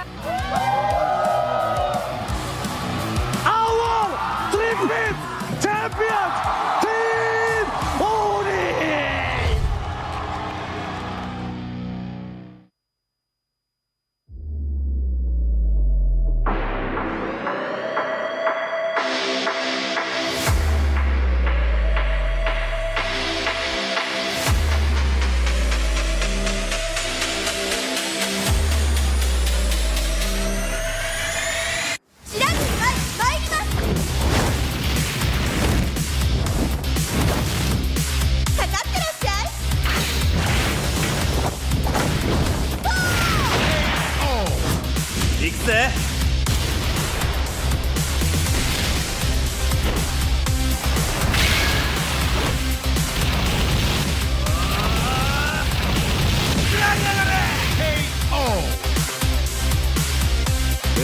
맥시가 한다요.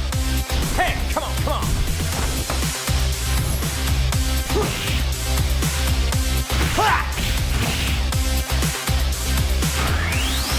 Okay. Power Gazer.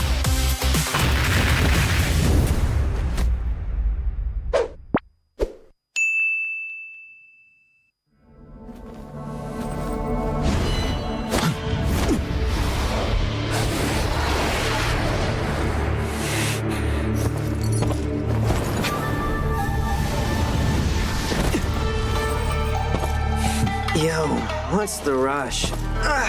Wait up, will ya?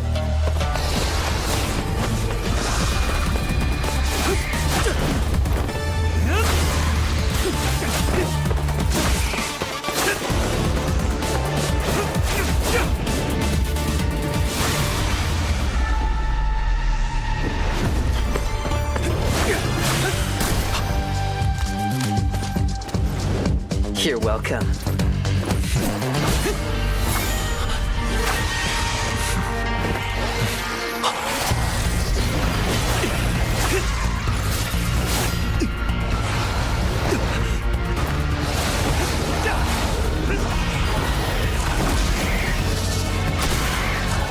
Hey, keep it together. Do you really want to die here? If I lose control, kill me without hesitation. It is your duty. Of course.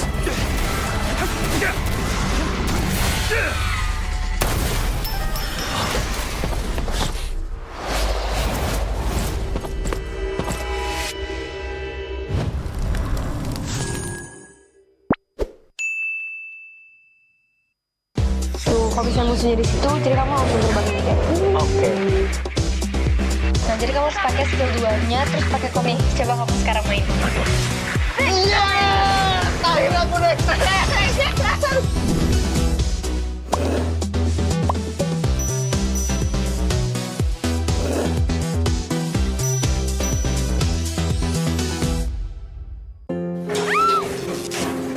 바로 출동하겠습니다. 네. 직원이 곧 와요. 걱정 마세요.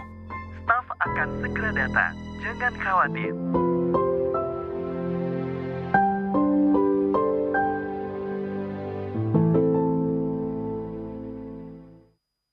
Pakai aplikasi GoPay, dompet andalan gamers. Banyak damage-nya. Ada cashback hingga 20.000 buat upgrade skin baru. Aplikasi ringan gak makan memori. HP lemot bisa victory. Top up langsung dalam game tanpa hambatan. Ikutan selebrasi MPL di aplikasi GoPay. Menangkan total hadiah ratusan juta. Bonus stage. Gratis 100 kali transfer kemana aja. Beli pulsa harga termurah. Scan juris dengan mudah. Download sebelum mabarkan.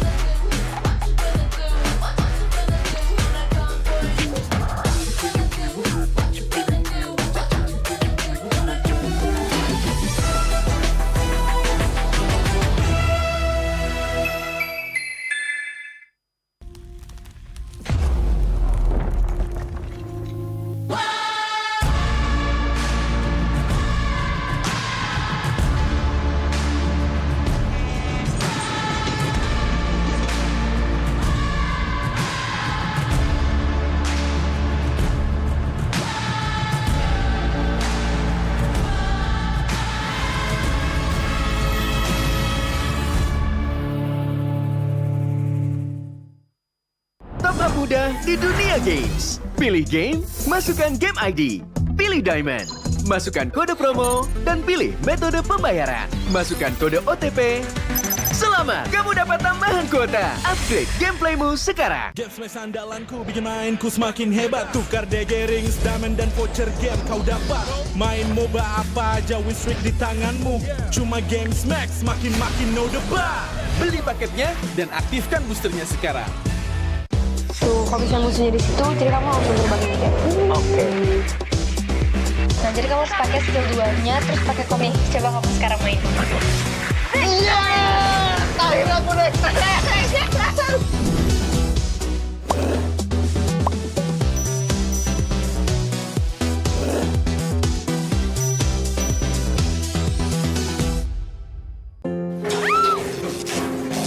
바로 출동하겠습니다.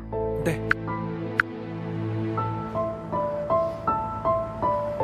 직원이 곧 와요. 걱정 마세요. Staf akan segera datang. Jangan khawatir.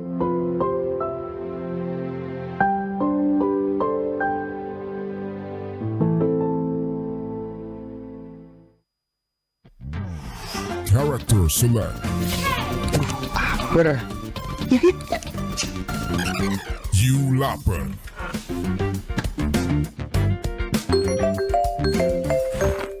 Stop! Pakai klik Indomaret, belanja 1 jam sampai dan gratis ongkir loh. Wah, belanja online kayak belanja di toko Indomaret. You kenyang, siap main lagi. Let's go! Belanja online seperti di toko.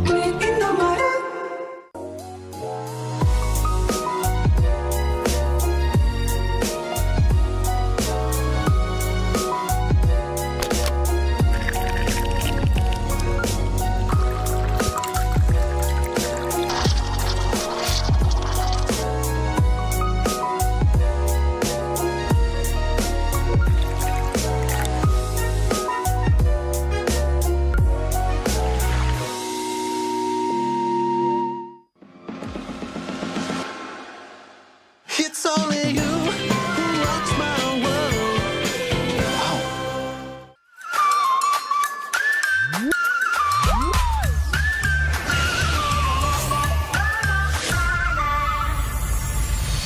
I'll be, yeah, I'll be wherever I wanna be. Wherever I wanna be.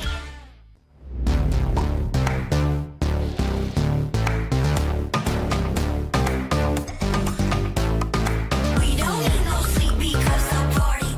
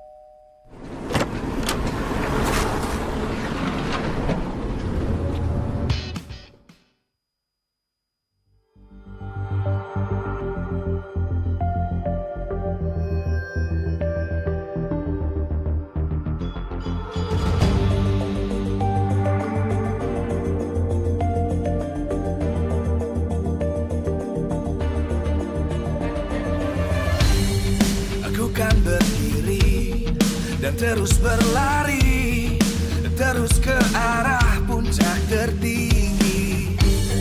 Ku takkan berhenti, hanya sampai di sini. Kemenangan abadi menanti. You know we won't miss if we unite our focus. And if you haven't noticed, we all live. Nyalakan apimu, hadapi semua tantangan, hadang semua serangan, jatuh bukan halangan. Bakar semangatmu, janganlah engkau menyerah. Kita kan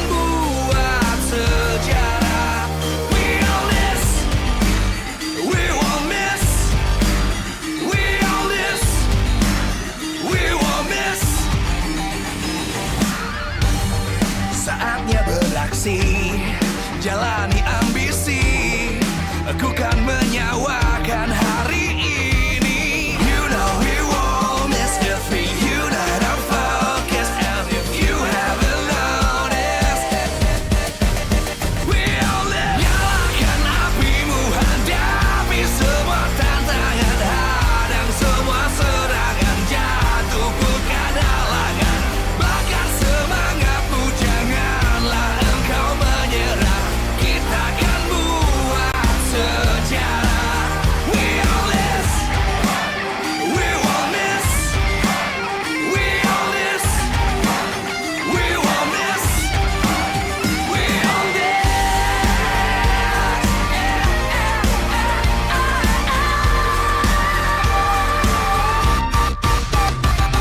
Nyalakan apimu, hadapi semua tantangan, hadang semua serangan, jatuh bukan halangan, bakar semangatmu, janganlah engkau menyerah, kita akan buat sejarah. We all this.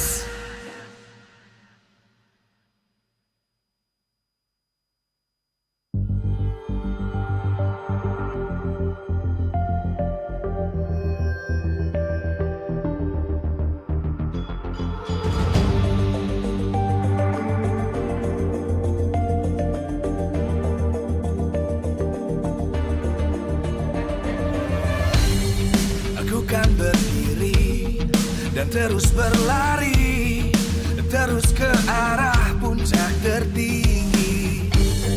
Ku takkan berhenti, hanya sampai di sini, kemenangan abadi menanti. You know we won't miss if we unite our focus, and if you haven't noticed, we all live. Nyalakan apimu, hadapi semua tantangan, hadang semua serangan, jatuh bukan halangan, bakar semangatmu, janganlah engkau menyerah, kita akan buat sejarah. We all this, we won't miss, we all this, we won't miss. Saatnya beraksi, jalani ambisi, aku kan menyawakan hari ini. You know we won't miss if we unite our focus, and if you haven't noticed, we all live. Nyalakan apimu, hadapi semua tantangan, hadang semua serangan, jatuh bukan halangan, bakar semangatmu, janganlah engkau menyerah, kita akan buat sejarah. We all this, we won't miss, we all this, we won't miss, we all this.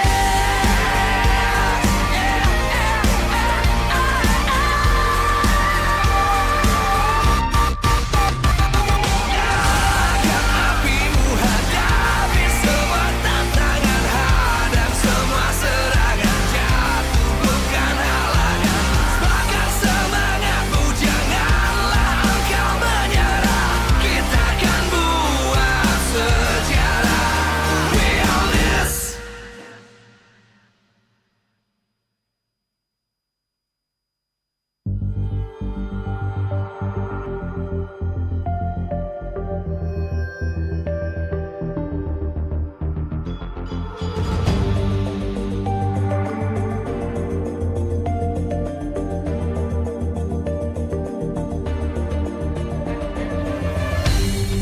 Aku kan berdiri dan terus berlari, terus ke arah puncak tertinggi. Ku takkan berhenti, hanya sampai di sini, kemenangan abadi menanti. You know we won't miss if we unite our focus, and if you haven't noticed, we all live. Nyalakan apimu, hadapi semua tantangan, hadang semua serangan, jatuh bukan halangan, bakar semangatmu, janganlah engkau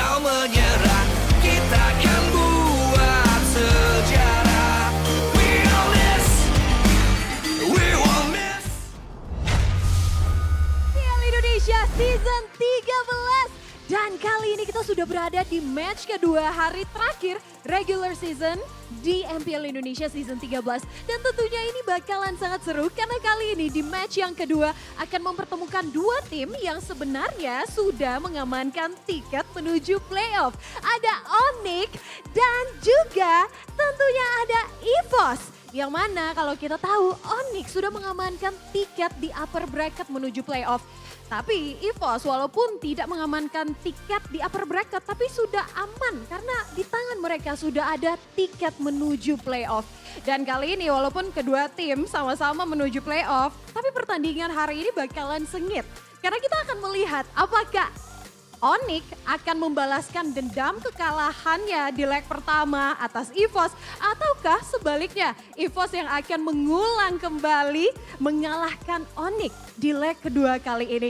Dan ini bakalan seru dan keseruan ini tidak lepas dari MPL Indonesia powered by Moonton, presented by official turnamen smartphone Samsung Galaxy, kemudian ada official e-wallet kita ada GoPay, kemudian ada official gold partner by UPS Gold.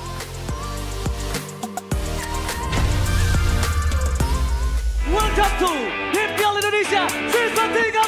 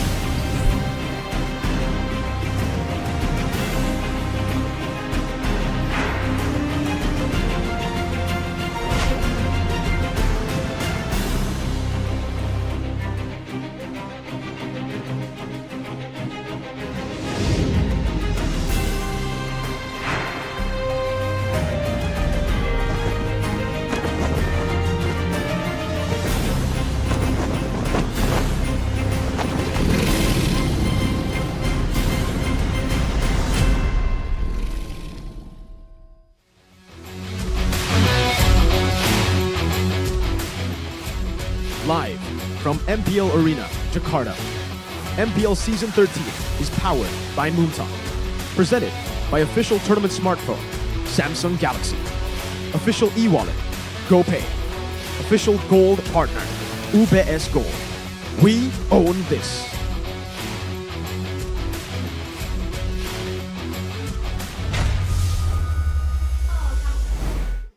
The redemption road for Onyx here in the last day of MPL ID Season 13, week number 9. But actually the entirety of MPL ID Season 13 as we are going to close out the regular season today, ladies and gentlemen. They want to find a win against EVOS. It's their redemption story, their redemption arc. CW mentioned it in their interview that they do want to be able to rematch all the teams that were able to win out against them from leg number 1. But here we are on the English broadcast with me, Eterna, alongside with Mirko, as well as Arashi. And before we begin the Rumble in the Jungle, we want to thank our sponsors. MPL ID Season 13 is powered by Moonton, presented to you by the official tournament smartphone Samsung Galaxy. Our official e-wallet, GoPay. Our official gold partner, UBS Gold. We also want to thank our partners in esports, Duna Games, GamesMax, Oraimo, Telkomsel, our suppliers, Innomar, Point Coffee, Neo, QLED, Supersmart TV Plus, Saturdays, and of course, thank you so much to our official government partner, PBESI, for making this tournament up until this point. 9 weeks in a row happen at this level. Really excited to get to playoffs, but before we do, we have to talk about this once again. This match, EVOS as well as Onyx, it should not make any big differences to the standings. As you guys already know, both Onyx and EVOS have secured playoffs. But it's actually going to be an interesting match. And Mirko will tell you why.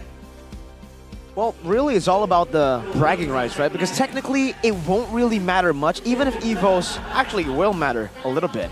See, it will matter to the seedings of the team in the playoffs. So technically, it all still matters. It doesn't matter because they've already all made it to playoffs, but the seeding actually plays a big part. Yeah, because if EVOS win, they will take over that 4th place spot because they'll have 9 match points over Aura. And that means they will be going up against...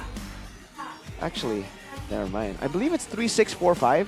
That's usually the seedings into playoffs. So even if Evos go to 4th, they will still be going up against Aura either way. And GeekFam, if RRQ do make it, if Rebellion do lose a single game later, GeekFam are going to go up against RRQ Hoshi in the first round of playoffs. The Kingslayers against the Kings. Why do they always meet in the playoffs, man? It's like there's a bit of destiny involved right here. Which is funny, right? A lot of people are now supporting RRQ. Indirectly, they're also supporting GeekFam. But once today's business has concluded, it's going to be back to business as usual, right? So it's just such a weird situation to be in. It's very similar to what has been happening in a different league, honestly. The football league, right? Absolutely. You know, a lot of people have turned to their rivals to actually help them get the trophy, and this time, in this case, to help them get to playoffs. But Onyx Evos. Onyx Evos. Onyx Evos. Rumble in the Onyx Evos. I'm actually quite curious as to who's going to be playing today.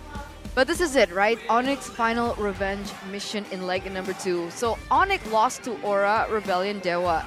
And the last team was Evos. So they still want to find a win against Evos. We don't know. No, Mirko. We don't talk about that match. Why not? Why should we? 2-0. Because they won, like one, right? Onyx 2-0 Bigatron. This is the revenge journey, you're right. Right, it's about vengeance, right? So the only final target in their sights is Evo. So with that kind of determination behind Onyx performance, we'll have to see. They're bringing out Ludwig, Kyrie, Sans, Keyboy, and CW. No holds barred. Yep. Nothing held back against Evos. Nope, no Albert, no nothing. It's all business as usual here for Onyx. For Evos, Fluffy, Annabelle, Clock on Dreams, and Brand. So it seems like both of these teams are actually still taking this game seriously. Onyx wants to find yet another win in their pockets in this next matchup against this team. The White Tigers pounced on the Yellow Porcupines in the first leg. They were able to get a 2-0 convincing win, and they'll look to do the same here. On their main character arc, starting from negative, making it to playoffs, the hero run continue for Evos Glory! A Cinderella story for Evos. We all saw what happened to them during this regular season. Imagine what would happen if they kept winning during playoffs and they finally were able to secure that grand final spot. We got a Cinderella story last season. We might actually see it again this season from this team, but it's not going to be an easy journey because they have this team to face against up next. Up against the heroes, it's the Sky Kings. Looking down from atop their kingdom, looking for revenge. They found it against every single team that has beaten them in leg number 1. CW said, we will not lose another match starting from that loss against Evos, and we will see if they can continue that positive trend to the playoffs. It's Onyx! The Guardians of the Galaxy in Onyx. They were the Kings of Galaxy last season, so they are guarding. You can call them Star-Lord. Which one do you want to give the Star-Lord title to? I gotta give it to Mr. Boy. Mr. Boy? Mr. Key Boy? Sounds like a fitting nickname for him. Because we all know Yandu is Yeb. Right now, though, walking to the stage, the brains behind the entire operation with Boots, by the way. On Onyx. Wait! Coach Yep, Adi, and Boots. Dainang trying to clarify the situation. That is like, is this okay? Hey, 3 coaches are outmatched. An unprecedented situation right here, but there's always a first for everything. Onyx literally bringing out everything in their arsenal to try and get a victory today. Yeah, they know, right? They know that Evo's Glory is a tough opponent to crack. So they need all the help that they can get. Even bringing out Boots earlier on. Is he still there? Wait, let me look back. Let me look back real quick. I don't think he's allowed there. No, he's out. He's no longer on stage. Okay, because I mean, even Mr. Danang there was a little bit confused. It was like just so confused, questioning like, okay, like, what is this? Are you the new staff? Are you changing someone? No idea. Looking at the average KDA though for Onyx, there's a huge difference here compared to EVOs. They've always been more successful and they've been cleaner in their executions. That KDA isn't just higher kills, it's also less deaths from Onyx. Whenever they've been able to really get their signature style that's so calm and so calculated, they don't really give up a lot of kills. But the Lord rate is actually quite even, showing again that when it comes down to that late game situation, there's gonna be an extra layer of threat, and you can see Boots just trying to restrain himself from laughter. King of comedy. Is Boots. he promoted? The storyline continues, I guess, for Boots. He's a content creator, and now he's the shadow analyst. Oh my god. The keys to victory though for Onyx to limit Annibal's comfort heroes and turn this into an assassin battle, where technically on paper, Kyrie will have a lot more experience in that situation. Along with that, pressure the gold lane and restrict Brand's movement space. Because if he can't farm, if he can't find safe areas to exist on the Land of Dawn, it's gonna be very easy for him to be shut down. And we've seen that CW has recently shown his more aggressive side, taking over that gold lane. On the other side though, for EVOs, you have to anticipate Onyx cheese picks, which there are a lot of, and utilize Cloakun's Lucky Charm to overpower Gila-sans. So a bit of a difference here. Fortune for EVOs, whereas Insanity for Onyx. And today we're gonna see which one is stronger. Looking at this, it's also a big highlight onto Annabelle, right? His comfort picks take it away, get the assassins in, because funnily enough, according to statistics, Annabelle is #2 most kills as a jungler, right behind Kyrie. So will we see an assassin battle today? But final redemption from the finals MVP, Keyboy. He had a few titles under his belt already, finals MVP at MSC 2023. He was also the finals MVP at MPL ID Season 12. Have to see for week 9, especially against EVOs today, can he once again just add more notches to his achievements, which is something that we can expect, because both these teams usually they do play quite calculated, and usually when that happens, the calm before the storm is where the roamers usually find the best environment to thrive in. Which is why I'm wondering whether or not Onyx will actually let go of Dreams' hero, like his best heroes, his safety picks, his comfort picks, his signature picks. Like, I'd love to see if the Franco Dreams works against Onyx. You know what I'd love to see? The junglers. Just let the junglers do the thing. I don't care about, if he gets Franco, if Keyboy gets Cho, if, we're going to trade these prio picks for the roamers. What I care about is, I did tell you guys back at home not to expect the assassins because you'll always be disappointed. But this is probably the only matchup where you can actually maybe expect the assassins, okay? It might be a bit too much hope as well. You might be disappointed, but it's Kyrie and Annabelle. You gotta see it. No! It's Vandal, man!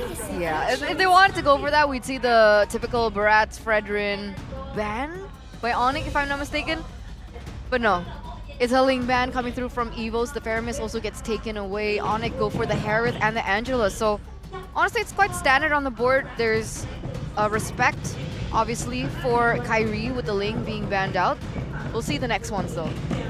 The Harith and Angela ban away as well as the Faramis. You have to wonder what EVOs is thinking right here. Do they want to go for a proper front to back?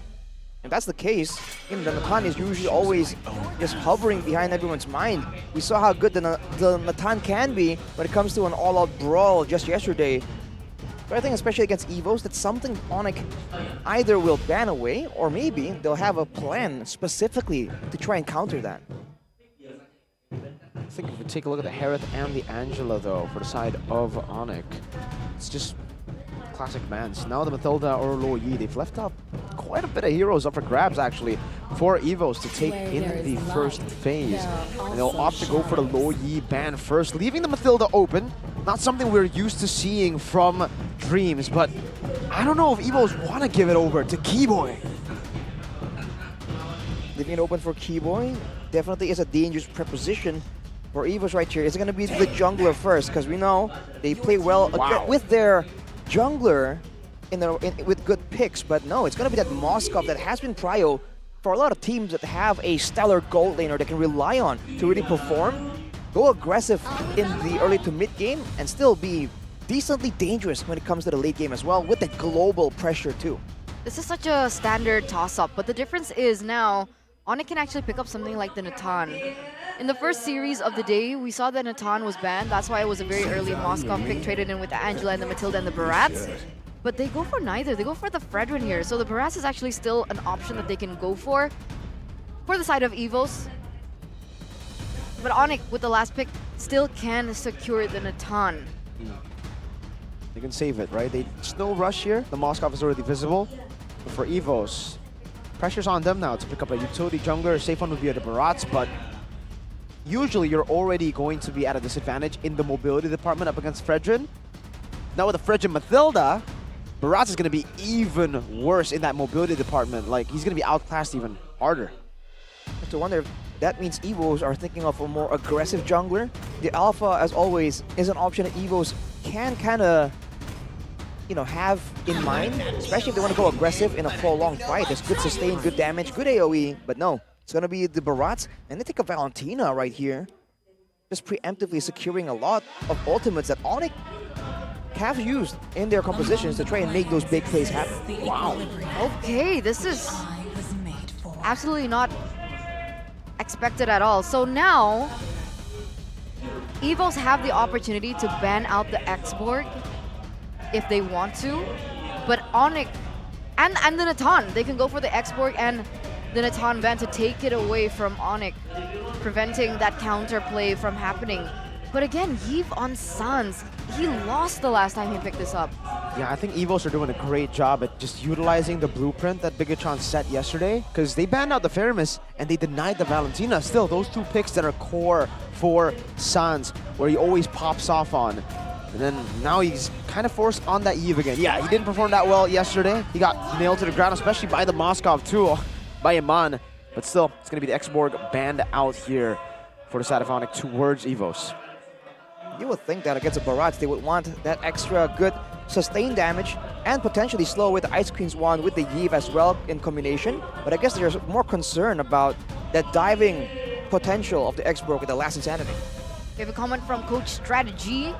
We're starting from the bottom, just focused on winning as well as our luck. Technically, they did start from the bottom. Bottom minus bottom. Does that exist? Minus bottom? It does for Evos. Below zero. Below zero. Sub-zero position. That sounds better than minus bottom. Thank you, Arashi. Minus bottom, yes. For Evos, yeah, started from minus bottom, now we're here for them.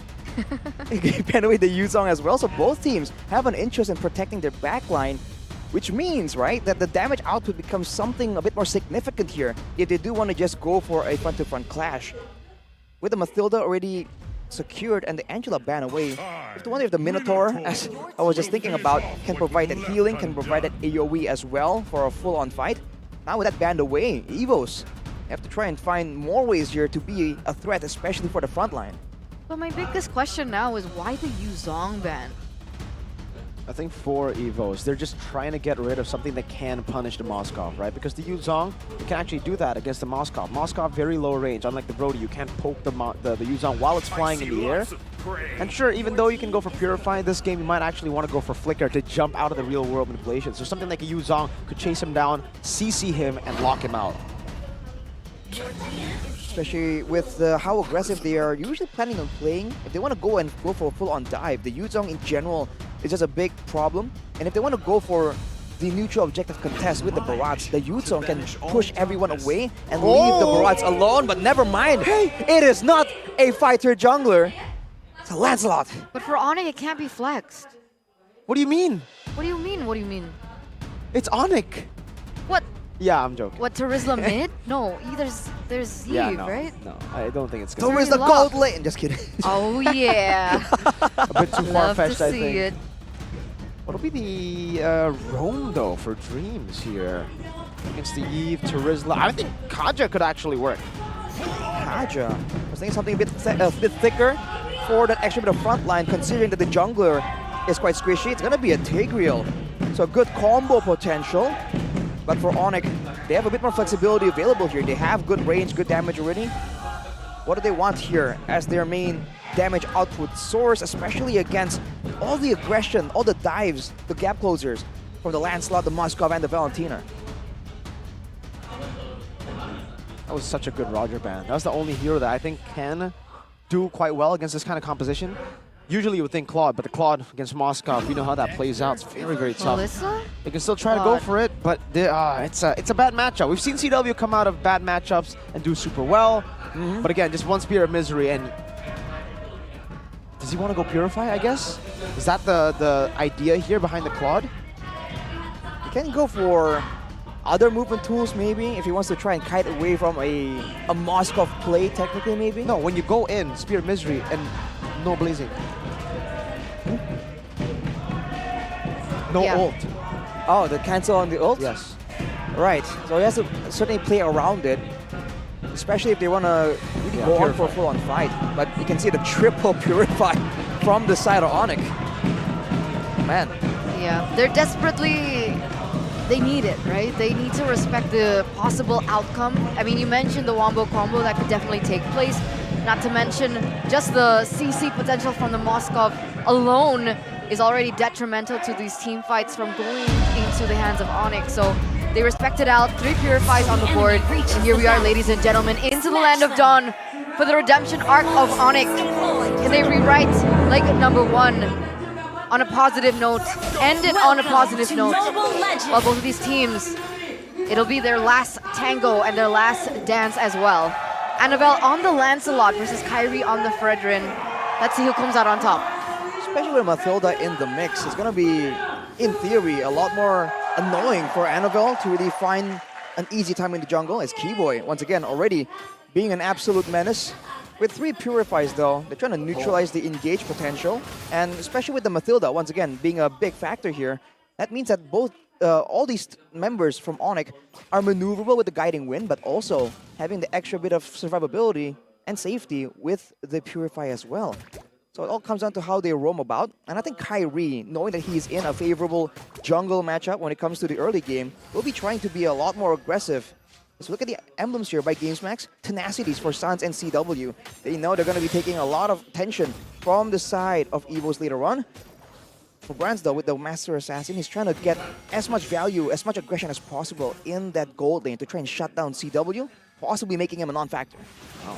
Is this an active Barat? This is just full movement speed for Fluffy.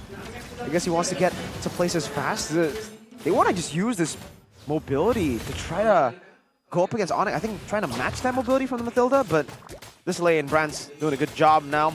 Onyx will need to send over Keyboy. Earlier on, we saw that the Yve plus Keyboy actually cleared slower. Or was that just the first wave? Or is that what we're going to be expecting in the next few minutes of this early game? Well, the Valentina actually has very good wave clear, so with a bit of assistance, she'll do pretty fine against the Yve, because Yve takes a bit longer. But the thing is, with Sans being on the Yve, he's going to be able to actually poke and be a lot more aggressive towards the hero instead of towards the lane. Now with level 4 already secured for Onyx, for everyone but Keyboy, they're going to make a play for it.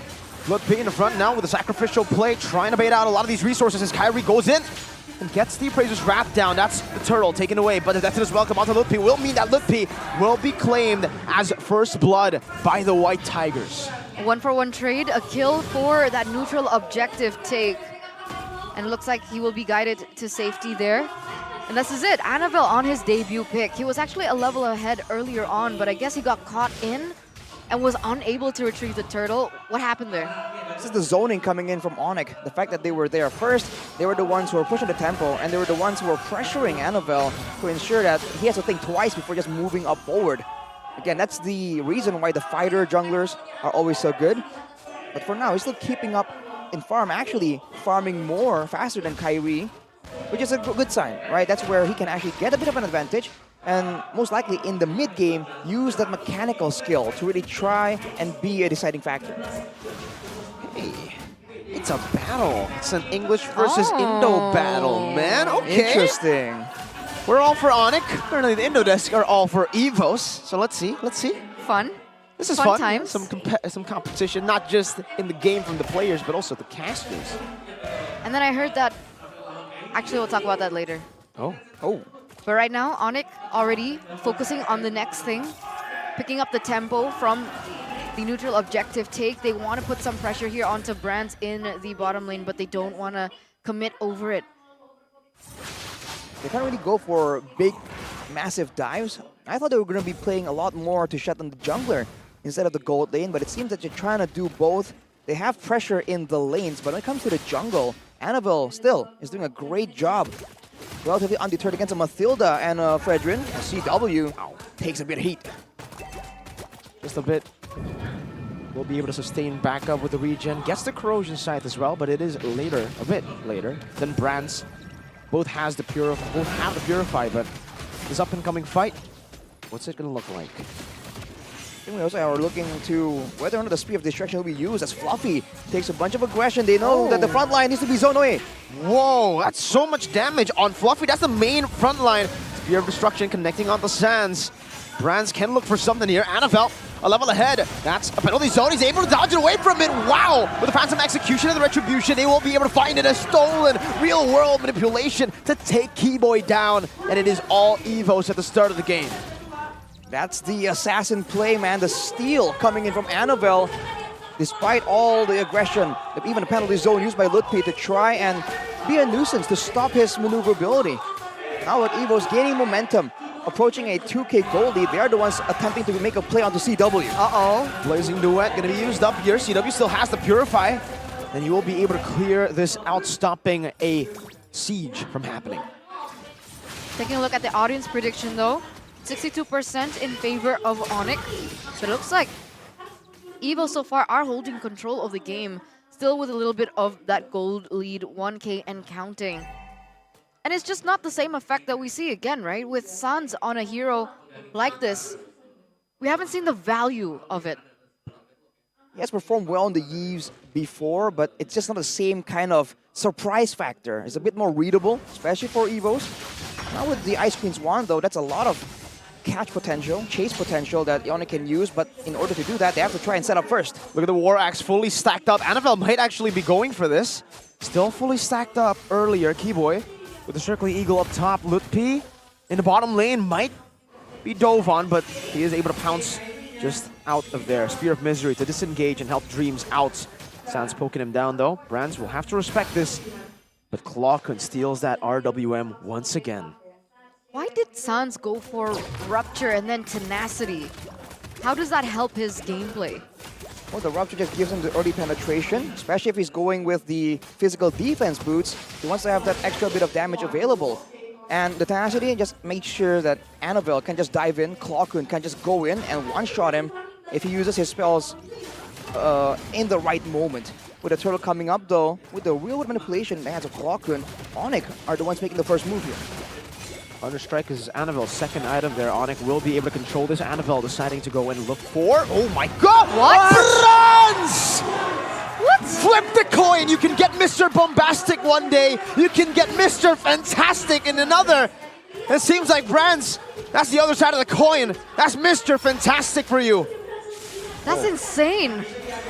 Looks like Evos are looking for more. That's a knockup on the Keyboy who pops in a guiding wind, but it's onto the turret. Brands again! Kyrie with a knockup on the Fluffy with a taunt as well. Fluffy able to get away. CW will not be able to chase longer. Evo's glory. Wow. Was that calculated or not? Because Annabelle was nowhere near the turtle pit at all, right? He was still in the bottom lane. If he was there, he would have been able to get a better time at the Retribution battle because he is levels ahead of Kyrie, but he doesn't go for it. Was that planned? Just Annabelle being like, okay, you take the turtle? Because if that was planned, that's insane calculations right there. Purify from Brands, able to kite away for now as Blazing Duet gets some damage onto Fluffy, but in the midst of it all, it's still going to be Brands free hitting with that Purify now jumping in with the Mistwalker. Annabelle in the back as well with the Phantom Execution and zoning them out. It's another 1-for-0 trade in favor of Evo's glory. Clawkun hovering, looking for a possible assassination, but he gets read out. San spots him in the bush. Fluffy right now is being such a big problem. Again and again, he's frontlining, but he has not been taken out. And with Onyx using the bulk of their damage on the Barats, it leaves everyone with so much more space to make the plays happen. And with the chance to just dive in the backline from Brands, this is why Onyx is just having such a difficult time in these fights right now. And it's so interesting, looking at the game factor by Gopay, right? This season, Lancelot has a 0% win rate and has only been used by Van and Kyrie. So even Kyrie himself was not able to make this Lancelot work. And so far, it's working out for Evos, with the pilot being Annabelle. I think when the game goes longer, there's a chance that Onyx can really try and catch up and match the damage output, because you know the late game Claude AoE is something that's still a very real factor. But later on, if Evos can really take control like this, then they can dictate the big engages with the Tigreal, and they can go for these split plays like what Annabelle has been doing here. It's almost like he understands that against a fighter, it's going to be a dangerous, difficult time to try and go for these objectives. So he's going for the macro play. The Fluffy already uses Daytona's Welcome. That's a 9th minute BOD from Annabelle. Brother Man's farming so fast. 9th minute, the 3rd item. Well, he is 2 levels ahead, right? So with the fact that he's been pushing out these side lanes, he's been able to grasp a little bit more in terms of that gold, but that will put Fluffy a little bit behind, would it not? Or is he okay too? Same level as Lutpi, so it does seem like he's okay. Lutpi is just slightly ahead. So Annabelle 15, 10 minutes, 15. 10 minute level 15 jungler means that Onyx most likely can't go for these contests. They have to try and go for fights, if anything, as CW secures the golden staff. Quite a critical power spike. If they do decide to go for it, it's going to be risky though. Kyrie jumping forward, getting the taunt down to Fluffy as the missiles is placed down as well. Fluffy now with a chomp down on the flicker, going for Kyrie, throwing him into the turret, but Kyrie's able to dodge away for a little bit. Thorn Rose and the real world manipulation from Sans to stop Evo's Glory from going for this team fight. Onyx playing it well now, trying to just kite Evos. But now the problem is Brands has reached that power spike, right? DHS already secured in for him. And that's going to be big. That's a 3-item power spike. The same can't be said for the side of Onyx. One of their big advantages here is the poke damage that Sans can output, but he's still standing on one built item. Finally now, the glowing one is available as well. It's going to stop the members of Evos from using the regeneration, and it's going to do wonders in trying to secure more damage onto the tanky members like Dreams and Fluffy. But he has to keep careful because he is definitely one of the targets that Evos are having their sights on. The Sky Kings are being put to their ultimate test here. Oh, there you go. Annabelle's up top, and Lutpi decides to jump in. Brand still free, hitting in the back right now. The Blaze Deck is popped in by CW. Pops in the Purifiers. Whoa! Dreams fights in the Blows and Brands goes wild in the back. Now an upple. Looking for the triple. CW cannot withstand that damage. 8-0. The White Tigers. They pounce, they bite, and they claw their way to an 11th minute, 8,000 gold lead. Their teeth are sharp. Their claws are sharper. What is this clean gameplay that we're seeing from Evo's Glory? This is again against the Sky Kings, ladies and gentlemen. A triple kill for Brands. 4 members taken out, and now they have all the time in the world to make their next play. They've got the siege coming in from Moscow. They've got the wave clear as well. The Lord is marching in the bottom side. Brands picks up a Malefic Roar now. Just couldn't get any worse. This is a 10k gold gap between Evos and Onyx, and it's not reversed. And it's a Moscow with the Purifier as well, so even if Onyx have a win condition of just bursting him down, that's a lot easier said than done with the protection, with the counter-engage potential that Dreams again and again has shown on this Tigreal. Now with the Lord coming in, Evos, they make their move. Good clear with the RWM. That's a little bit of an advantage for Onyx in the base, but look at how Evos are able to just utilize the other side of the map. Annabelle making quick work of that turret First Lord, and they get a base turret. Big win for Evo's Glory, and they are actually knocking on this base once more. The splash already faded out from these turrets. Another death to this welcome, Fluffy. Oh my goodness, Brands almost just tore Lutpi's HP bar down. Kyro the 2-man taunt right now. The Blaze Duet gets placed down onto Clock with CW. Look at stun there. Oh! Almost taken down. Luckily has the Purify to jump back to his battle mirror image. Onyx barely holding on. Last minute.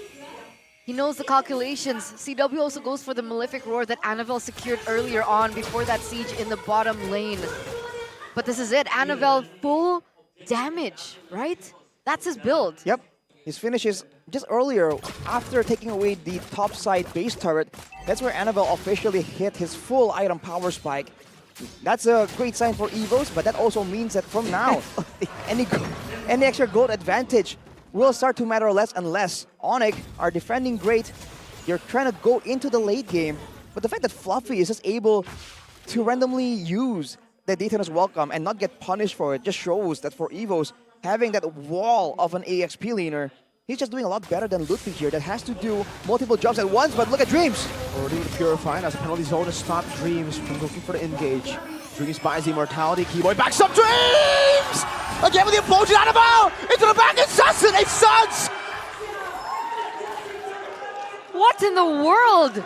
2 members down, CW is still up. He shouldn't be able to clear it unless Fluffy.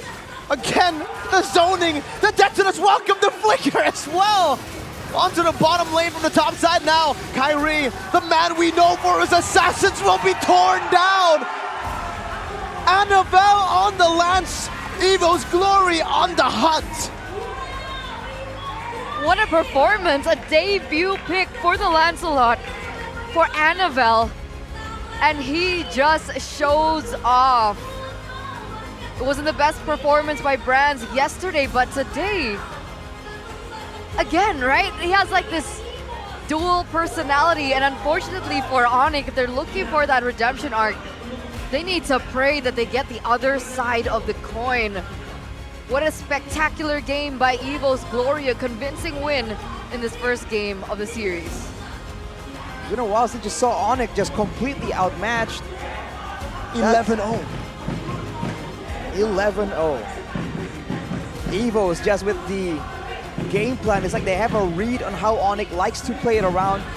And everything, Sansa's craziness, Kyrie's consistency, CW's aggression, everything was stifled all the way from the beginning, and it just seems like Onyx are trying their best at a hopeless situation. It was so clean. I even saw you make a face when Evos picked up the Tigreal last pick. I would have agreed. I would have thought that maybe something like the Kaja would have worked better, being able to have a little bit more pressure on the Yve as well. The anti-CC. Exactly.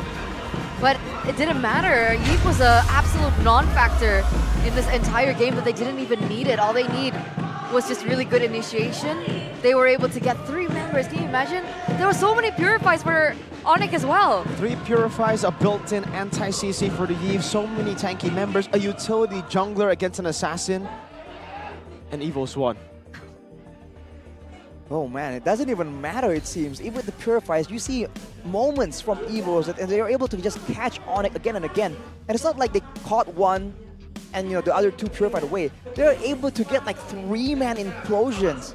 That's the amount of pressure, the amount of tools they have, and that's the amount of danger that they were just flashing away at Onyx, forcing them to use these Purifies before Dreams is even part of the picture. But this Yve pick isn't working out, man. For the first time, Sans looks vulnerable, right? Yeah.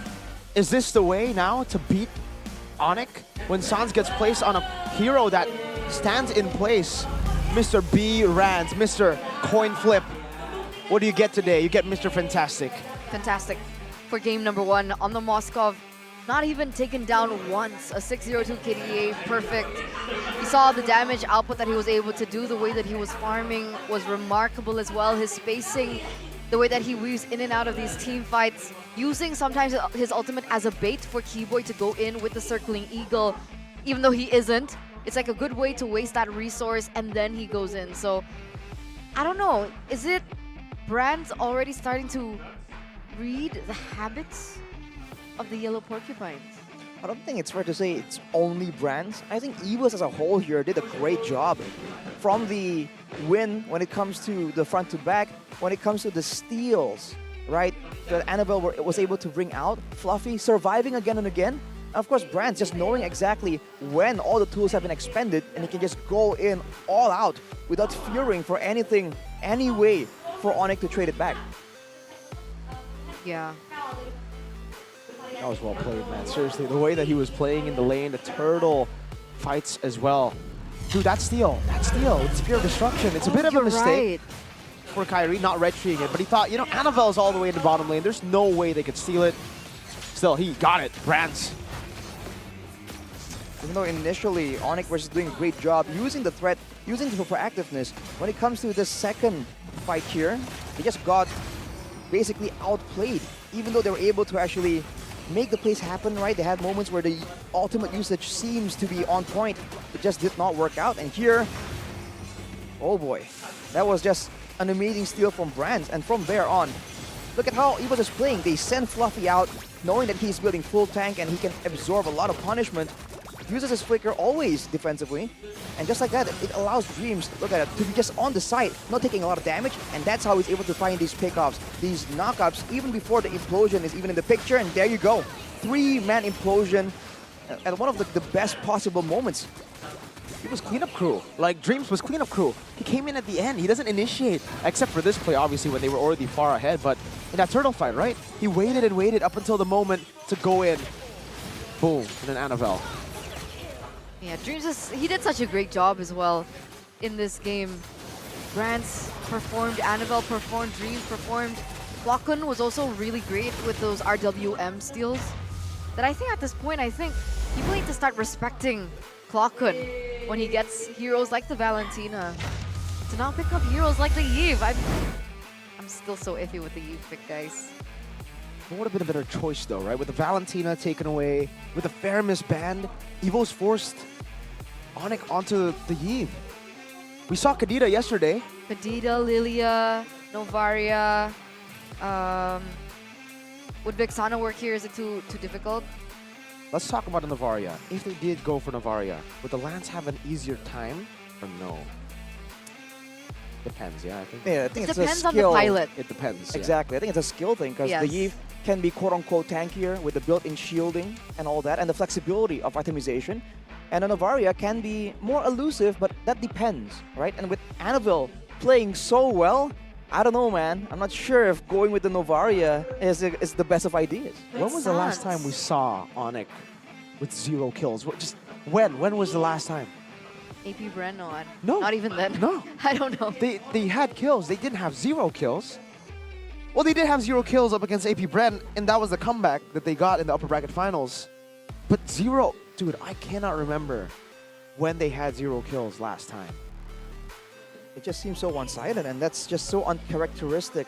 Especially again, there are signature heroes in the hands of the Onyx players. Kyrie on the Fredrin, Keyboy on the Mathilda, CW on the Claude. You know, you're expecting that at least there's gonna be some kind of back and forth right here, but Evo's really just stomped everything down. And this is, I think, their core strategy here. Just you having the two front lines, Dreams being the counter engager. That just seems to be the way to go for Evos more than anything. I'm so impressed. So impressed. I was so...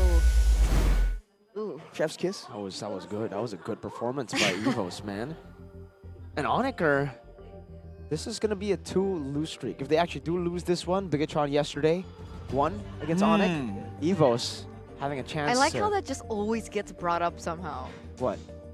You know, it's kind of relevant. Okay, basically. fine. It's relevant. It's always brought up. I don't know why.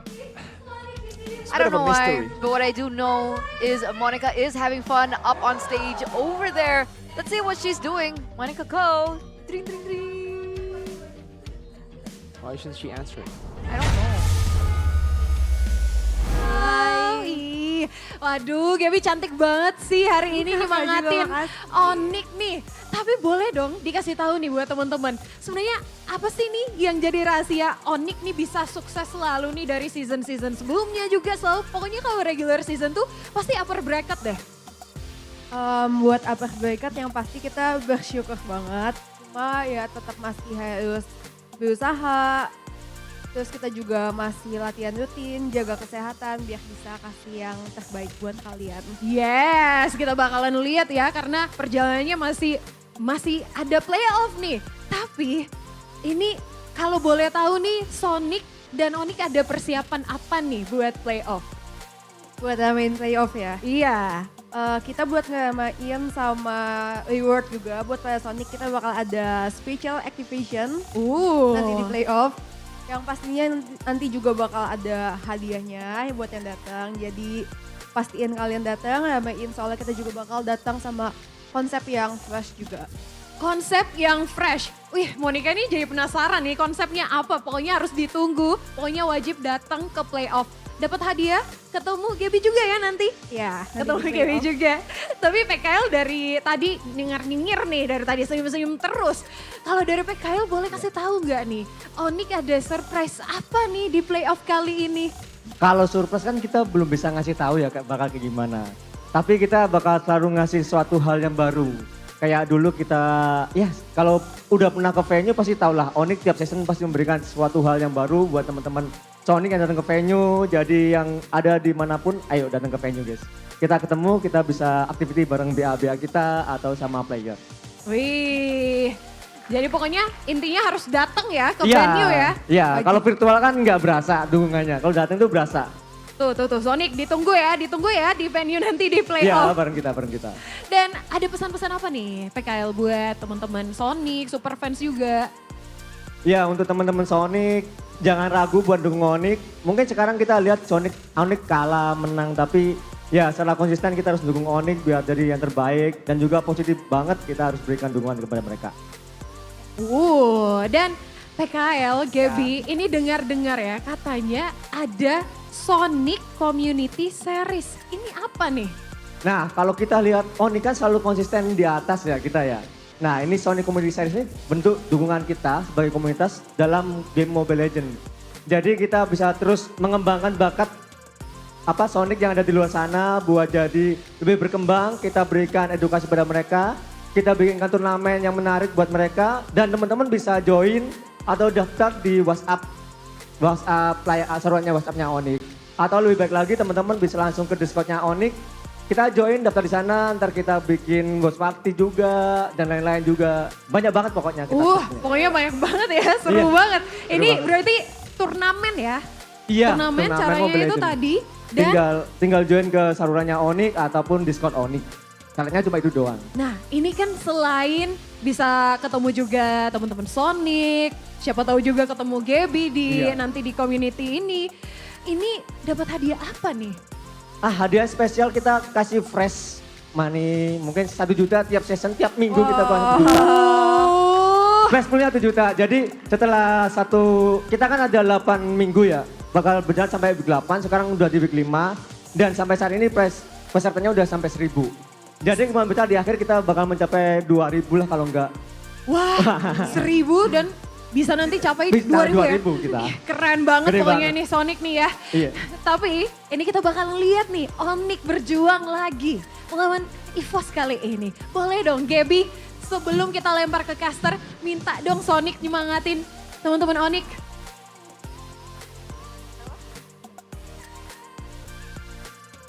Kita ngejalan bareng kali ya. Yuk teman-teman bantu ngejalan bareng ya, bareng Kak Gaby. Lihat sini. Siap-siap Sonic. Oke, siap-siap ya. 1, 2, 3. Di atas langit ada Onyx. Di atas langit ada Onyx. Onyx, Onyx, Onyx, Onyx. Di atas langit ada Onyx. Wow, dan langsung saja casters, take it away.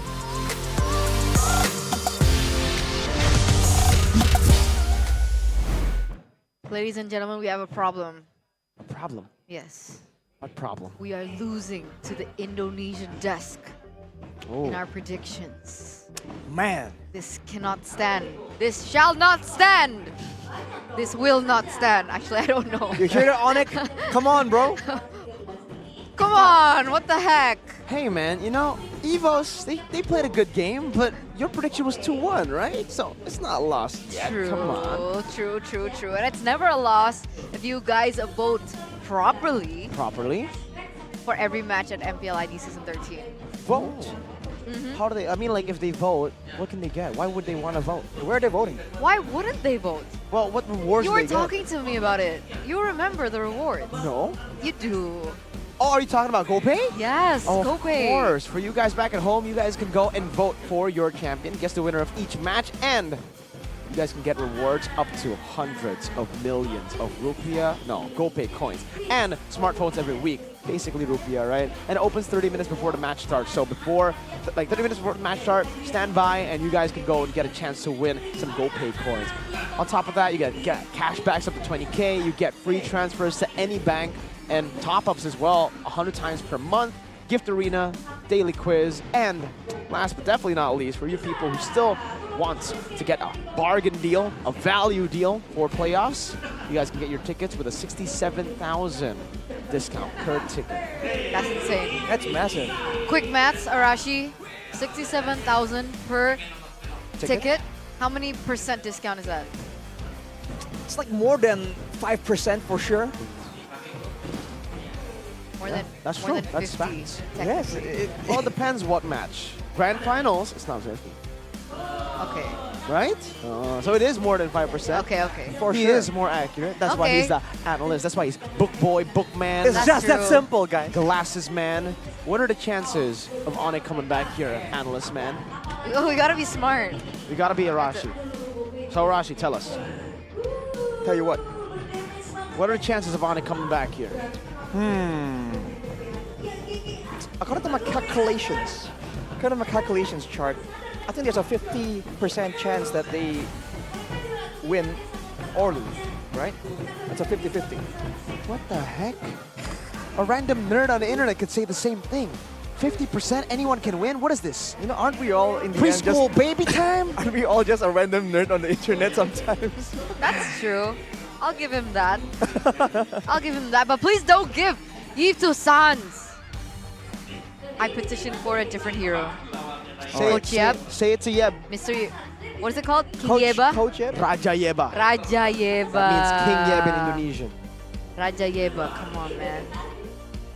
Come on, man. Let's see the drafts. I don't know. I feel like he's still trying to make the Eve work. You first pick then. Let's go. Maybe. Let's get into it, ladies and gentlemen. Game numero dos. Evos versus Onyx on the exact same sides, just the way Raja Yeba likes it. Ling, Faramis already taken away. You got the Angela and the Harith. So this is exactly the same bands coming through, actually. Yep. Fluffy, stop. It's quite distracting. He's showing off the mechanics there. Hey, jump rope. It's kind of satisfying to watch, actually. It actually is. It's very distracting. Fluffy, stop. Anyways. Kind of mesmerizing, but going into the drafts here, quite similar. For Onyx to keep going for second pick here, it's just the way, like you said, Eterna, the way Coach Yeb likes it. We'll see if he has a different solution right here, because Evos has succeeded once, but you know, fool me once, shame on me, or you type stuff that we've been talking about, yes. Type stuff. That's a new take on that word, on that phrase. Arlet banned out. It's exactly the same. Oh, Moskov, not the Luo Yi. We might just get Mr. Claw on his Luo Yi. Just like that, Luo Yi is finally back in the mix after such a long time. Now with a Luo Yi though, that's a good amount of damage, but also more vulnerability. And technically now, in the gold lane, Onyx has a chance to be the first one to secure something of priority. Yeah, there's a lot. Matilda, Barat, They did go. Natan. Yeah. I think, do they want to prioritize? Yeah, I think might as well go for Matilda Fredrin again, right? There's nothing really stopping them from going Matilda Fred this time. And Loi has been picked up, so technically for Evos, they can't deny the Valentina from Sans. That's a Fredrin. Ooh, okay. Kadita early. Technically, it is still flex. Yep. But now it gives the chance for Evos to actually go for the Matilda if they want to. Probably not, though, because they already have Loi. They want probably an initiator. Something like a Kaja is what we usually see from Yehezkiel and Yaoi. Loi Kaja combo. Yeah. That's scary early game. Yeah. Like pre-level 4, it's already scary because the damage output coming in from the Luo Yi, and then once you reach level 4, that's when the pickoffs start to happen and that kill pressure that they can offer to try and perhaps stop Onyx from going for a similar strategy. I mean, Kadita, either it being on Sans or Keyboy, that kill pressure is definitely there. For Onyx though, picking up so early I wonder if they are concerned that EVOS will respect Bandit very, very early on. Securing a Ruby and a Natan though, it's looking like a crazy front-to-back composition with the Loyi and Natan. It is very magic heavy though. So for Onyx, that being the case, do they want to go for something more aggressive in the gold lane? They have a chance here to start banning out the jungle picks for EVOS as well, but now with Annabelle showing up with the assassins, it's not nearly as detrimental as it seems. So what do Onyx want to secure here before it gets banned out, right? Do they want to maybe pick up a pairing towards this Kadita first? What's a good pair with Kadita? I think just leave it to be flexed. They can go for an XP lane right now. Gold lane? Or a gold laner. Claude. That's why the Ruby pick is just so good here for EVO's Glory, right? They pick up Natan and the Ruby together. Ruby very good up against Kadita and also Fredrin, and I think they were anticipating a Roger pick, or trying to deny the Roger pick, because it does have a good way to stop the Roger from diving to the back. Don't run Wolf King right as you like and pounce, or right as you get into range, so Claude.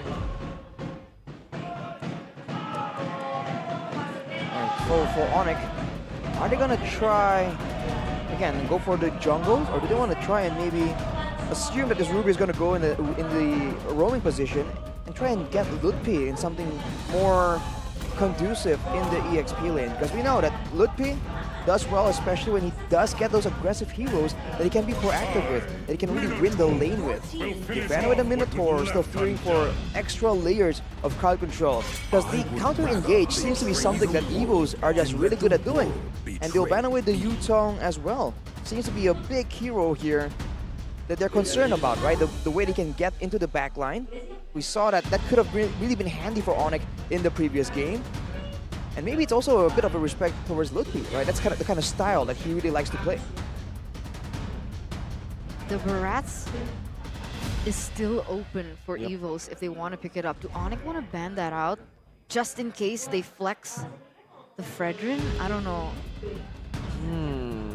Do they even want to flex the Fredrin, right? I think this is still a very flexible comp from both, from EVOs and from Onyx. Dreams will be the target though here for the Grok and the Minotaur ban. Very different to what we saw in game number 1, where Onyx actually banned the Export there. Paquito though, again, respect to Ludpi. Still 100% win rate? No! Yesterday, he actually lost his 100% win rate on the Paquito up against Big Eternal Alpha game 2. That was his first loss on Paquito, but still respected by EVOs. So what's the answer for Onyx, right? They still need a way to dive into the back line. Paquito has been eliminated, Yuzong has been eliminated. Do they look for something like Terizla? A lockdown hero, a Lapu Lapu? How do they target this Natan? We saw the Terizla earlier. I think it's great with card control, but without a lot of ways to really take advantage of everyone locked in the penalty zone. I feel like the Lapu Lapu, in a way, if you're really trying to threaten the backline, trying to delete the Loyi that's immobile through the shields, the Lapu Lapu, on paper at least, makes a lot more sense. But it's going to be a Farsa too? We haven't seen this combination in a while. The triple roam, Fredrin, Kadita, and Farsa. That's a lot of burst damage. Kadita roam. Yeah, I haven't seen that in a while. Keyboy on the Kadita pick. Zace, comment? Clockman has always been a mechanical player, but now his teamwork is also excellent.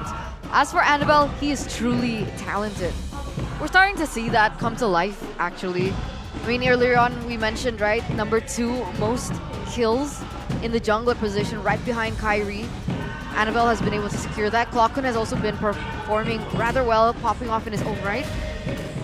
And now EVOs, where is this Ruby going? Is it an EXP Ruby? Is it a Roam Ruby?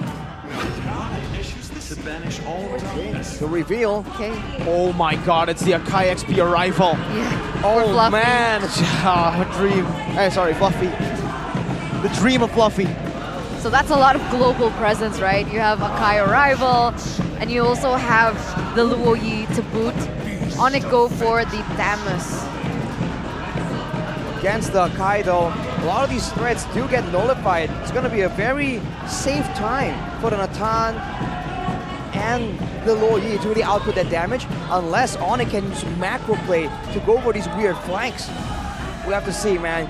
It's been a while since we saw the roaming Kadira against potentially the Ruby here. It's going to be so annoying. It should be the Ruby, right? Akai, wait a second. Akai EXP, Lancelot, yeah. Oh no, it's Akai Roam. It is Akai Roam, wow. So it's not the Akai I don't know, rival. sometimes the screen is deceiving. Sometimes it's not accurate into the game, so I guess we'll see. But yeah, it looks like from the battle spell, flicker, no arrival, so I believe it should be Roam. Okay, we'll see. Ladies and gentlemen, you see the wings flapping over the land of Dawn, signaling that we are about to witness game number 2. 5 seconds till the enemy reaches. Can the Guardians of the Galaxy force a game number 3 from the White Tigers, who are on a roll, showing them what it truly means to be an apex predator. Mobile Legends. Seeing the lethal ignitions coming in for Keyboy and Sans, a dangerous combination against the Lancelot though. The question is, with so much mobility on the side of Evos as well, do they have any solutions here for the Lancelot? Because unlike other assassins, it's gonna be a bit more dangerous, but Dreams already is able to pressure Keyboy away and shut down his early game rotations.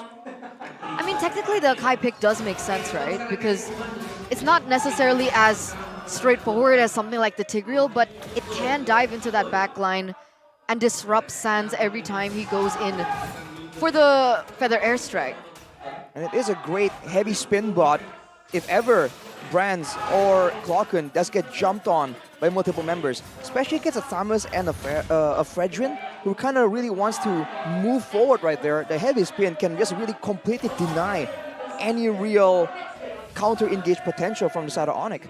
So it's a great tool defensively and aggressively potentially, depending on how Onyx uses it. The Praesor's Wrath, some water splashed on Dreams too. Sans looking for it. Oh, out of range, but Dreams also gets the passive shielding there. My big concern is Sans, because he was on the Eve and he got assassinated by Annabelle. I think the Farsa is a bit easier to assassinate, especially when you're on that feathered airstrike. I guess that's to wait for the moments where he is actually going with the wings by wings, but Fluffy here doing a great job just being aggressive, but almost never really caught out randomly, at least in this match so far. Not just yet, but expect a lot of rotations from Onyx, right? With Sans, with the wings by wings on the Farsa. The thing is, it wins in the mid lane because of the range, right? If it's a 2v1 against Clocken, wait a minute. Look at Lupi. Trying to push forward here, has the Vengeance, pops the ultimate, goes on to Dreams, hits caught on the I'm Offended, pops the Vengeance, but it might be too late. Lupi, oh my god, Lupi! Oh. Finds first blood, Eternal going to Onyx. He bought so much time, he even got a kill. What's kind of dangerous and kind of in the way of Annabelle right here, you're seeing that Keyboy doing a great job just coming in, hiding in these bushes, and if Annabelle isn't careful, he can absolutely get caught out. He does not have tools to just immediately cleanse off a lot of that crowd control coming in from Keyboy, and him together with Kyrie is being a big problem. Rough waves, Keyboy on the Kadira. Takes Annabelle down, and in the bottom lane, Dreams actually pops the heavy spin. And CW just purifies and gets out. Kyrie on the orange buff, trying to look for the steal, has the retribution as well as Clockwork tries to deny it, but it doesn't have any mana. Dreams doesn't have heavy spin either. It should be free for Kyrie. Retries it and jumps out. CW in a 1v1. Brand stealing some damage. Sans on the chase for their airstrike. CW very low. Brand, oh, a good cancel from Dreams to prevent Brand's demise. Just as you say that, right? The pick onto Annabelle was brilliant. One of the reasons why Evils were able to snowball so well in game number 1 was because nobody was able to disrupt the farming pattern from Annabelle, and at some point he was farming like crazy. He was ahead 3-4 levels against Kyrie, so they really didn't have any say when it came down to the neutral objective contest, but that is the beauty of this pick, right? The Thamus in a 1v1 situation has so much kill pressure, sustain, and that's the problem, right? When they go in for these 1v1 types of brawls, and maybe that's the reason why Onyx opted to go for the Thamus in the second game. Okay, looking for more fights in the early game, not giving Annabelle any space. 2 levels ahead, Kyrie this time round. Phantom execution and the Thorn Rose. Wow. Annabelle winning on the Retry battle. CW in the bottom lane, pressured a bit, but look at that. Feather airstrike and the Purify. And he gets it done, Sans. Just the Feather airstrike from downtown with the passive. That's the burst threat. And now Onyx with an abundance of catch potential. They're just the ones catching all Evos off guard.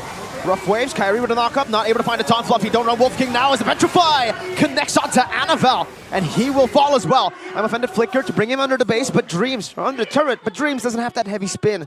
Used it earlier on Sun. CW clears the bottom lane. Claw is in the bush. BMI is ready. Dreams is looking for the chase, but CW just walks up. Dreams, CW purifies out of there. Lutpi now zoning Fluffy as Kyrie gets the turtle. A 2.3k gold lead now for Onic. They are aggressive and they are not stopping here. With Kiboy picking up yet another item on the board. What is the signal for him? Will he be more aggressive after that? For who? For Brands? For was it Sans or was it Kiboy? For Kiboy, it was for Sans. For Sans, I think he's gonna go for a lightning truncheon soon enough to go for extra bit of burst damage. And you're seeing that there's a lot of damage and to survivability. The wins by Sans. Diversion. Sans actually gonna get the passive down on Annabelle. Not able to find the final immobilized, but Annabelle gets assassinated by the Kadita in the back with a rough wave. Lutpi looking for more, and that's another with the Appraiser's Wrath missing. It does not matter. Lutpi claims a double kill, but Sans will fall to Brands. Purple buff, wide open. Onic will go for it. 1-for-3 trade. Onic pick up even more value than ever. Brands now getting a little bit pressured and harassed, forcing the fact that he had to use that battle spell, and Lutpi going crazy. Let's take a little update into the items. Bloodwings for both the Kadita and the Farsa. Both Kiboy and Sans. You would think they'll be playing a bit more passive, just waiting for an opportunity, but they have been in the thick and thin of the battle, just moving forward fearlessly. And even if they do get traded out, that's a 1-for-3 earlier. That's something that I think Evos need to start respecting. That damage is about to start ramping up. I think a big factor here is the fact that Sans can still go around, but look at this play. Even CW joining on the fun. That's very interesting, you know. Kadita and the Farsa going for Bloodwings as their first item. That isn't common. Well, against Lancelot, maybe that's why it's a bit more understandable. But I think for Sans in particular, the fact that Onic now can rotate a lot faster, and Sans himself can be multiple areas of the map so fast with the wings by wings, it's also giving him more pressure and more farm to actually get more things done in the midst of these big team fights. 5k gold lead for Onic right now, and Kiboy, he has the entropy, plays it back. Oh, Kiboy reads the entropy. Blake as CW forces him back. Fluffy running away. That last basic attack not enough to take him down. Annabelle, defensive phantom execution. Kiboy gets out, wonderfully played. Wow, Onic. Onic just absolutely overwhelming Evos. They have the repositioning tools, they have damage, but when Onic come at you from so many different angles, you can see they're absolutely confused. Kiboy still waiting in the wings, looking for an opportunity. Let's see battle 2. This time Kyrie will be the one winning it out without using a red tree. Sans gets picked up, and Clawkun does get picked up as well. A 1-for-1 trade. Kiboy, cancelled out. CW looking for the chase on the Brands, who has the entropy now. Brands, will fall. CW pops the blazing duet, but will be taken down by Akai, the Panda Dreams. Lutpi up top, trying to stop Annabelle from going for this farm, but he will still be able to do so. Not able to get that turret. No mana. Very low, at least. One puncture down. Lutpi still chasing Annabelle. I don't think he got the reset on the puncture there. Lutpi is chasing. He wants blood, and he finds a killing spree up top. 2-for-3 trade and the corrosion scythe for Lutpi. It was impossible for Annabelle to get out of that situation. He was so sticky. Lutpi on the Thamus, man. Again, give him an aggressive hero, and you're gonna see him with murderous intent. With a Radiant armor completed, he is just going all in, and Kiboy once again being so elusive. That's how annoying the Kadita is with the passive, with the repositioning tools, the oddity as well. Not a lot of people have made this Kadita work this season, but Kiboy picks it up, and this is the results that we are getting. So much pressure that Evos, they're not even brave enough to get out of their own base here. Wait a second. Oh, the delay! Kiboy, my goodness, that was a risky play. It does not pay off. He dives in deep, Dreams is very low. Still able to get the shielding. Sans gets it, so it does pay off in the end. They zone Brands, they get Dreams, and they go for the Lord now. I thought they were going to get bronze as well in one fell swoop. CW, right before that engagement, already reached his 3-item power spike.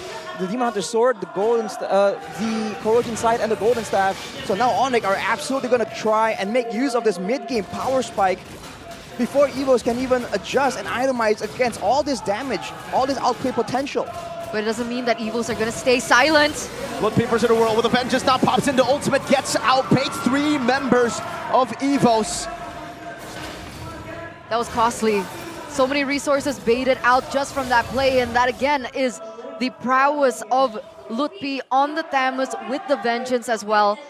A little bit of a win, however, for Evos, despite them having to let that entire thing go.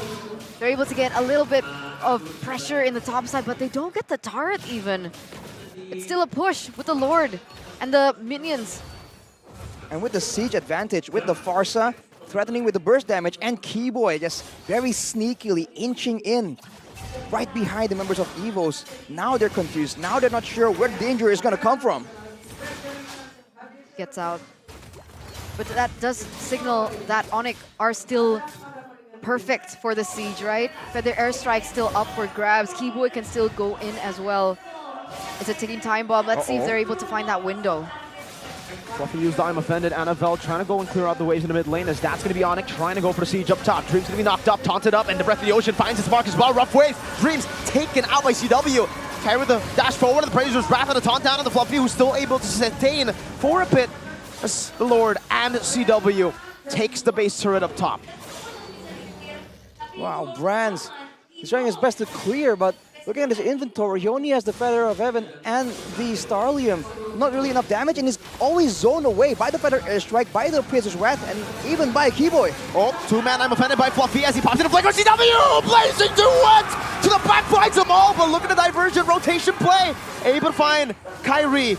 That's one. Keyboy in the back, now onto Annabelle with the Petrify, the Breath of the Ocean. Annabelle dodges away. Keyboy gets a bit of HP, gets out, but the turret shoots him down. It's a 2-for-2 trade, but I gotta say, that was great plays coming in from Evos, right? They minimized the damage, one inhibitor turret in the top side. Fluffy made a really great I'm offended play. I understand that it was kind of turned around by the damage being given in by CW. But granted, Annabelle with the outplays as well in the bottom side of the map. I want to see that again. Here's a replay right on cue. Begins with Onyx just being aggressive. They're clumping up together, and that's where the I'm offended is used. But immediately, Onyx just turned it around with that blazing duet. Afterwards, though, everyone was going back, but Keyboy feels that I'm going to trade my life for Fluffy. It's got to be worth it. And technically, he's not completely wrong, right? Being the roamer, being able to take down the EXP laner, put him even further behind, make him less tanky. He can't really fulfill the same role that he was fulfilling in game number 1, being the main front line, main source of reliable crowd control. So now, without real solid frontliners, if you look at the items right here, for Dreams, he does have the Blade Armor. For Fluffy, Athena to try and deal with the burst damage, but immediately into the Immortal against basic attacks, against DPS. He can't really sustain that much. So Evos, they have no one to really move forward and take that damage safely enough to really be able to set up for any kind of counterplay. And we can see that. That's just going to be a free Lord for the yellow Porcupines right now. Evos, they still need a little bit more time. Oh no, Sans Holy Crystal. Yikes. CW full items as well.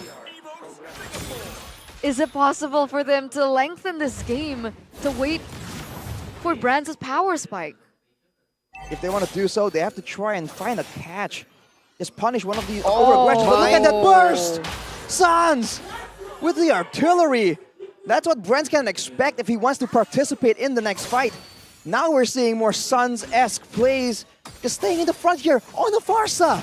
And the problem is, what is he supposed to do? Uh-oh, Keyboy, is he going in for Annabelle 1v1? Oh, he used everything. Oh, Keyboy, no. that was disgusting.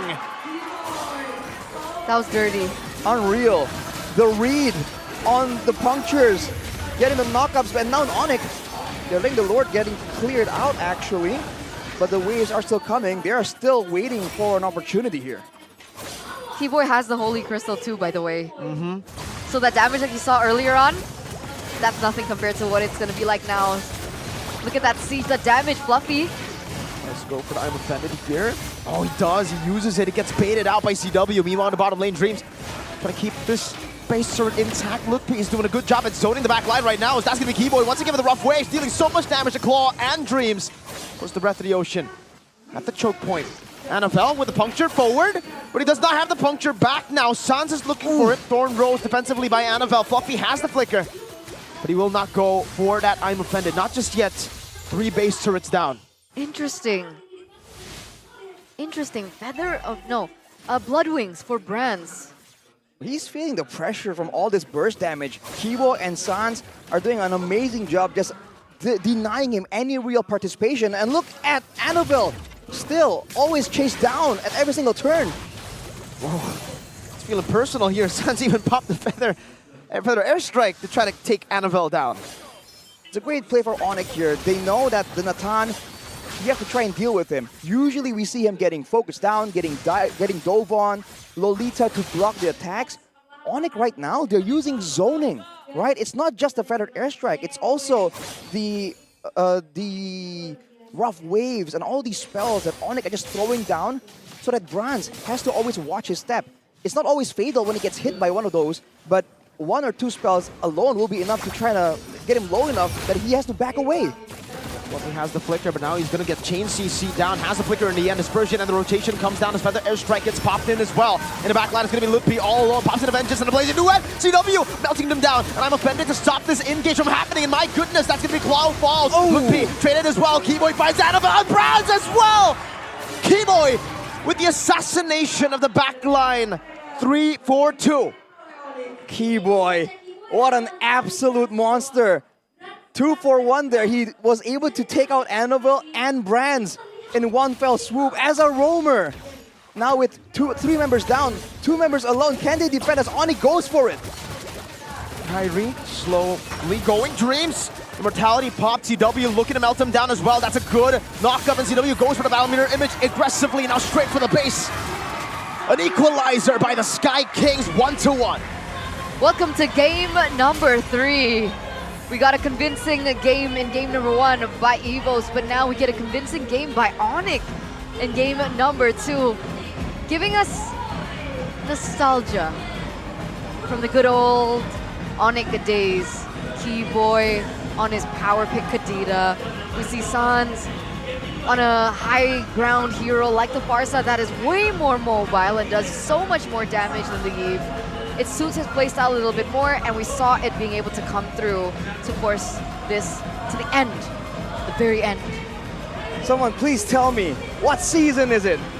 Onyx, man, turning back the clock with a creative solution to this Natan problem that has been plaguing MPL ID, showing that it is possible.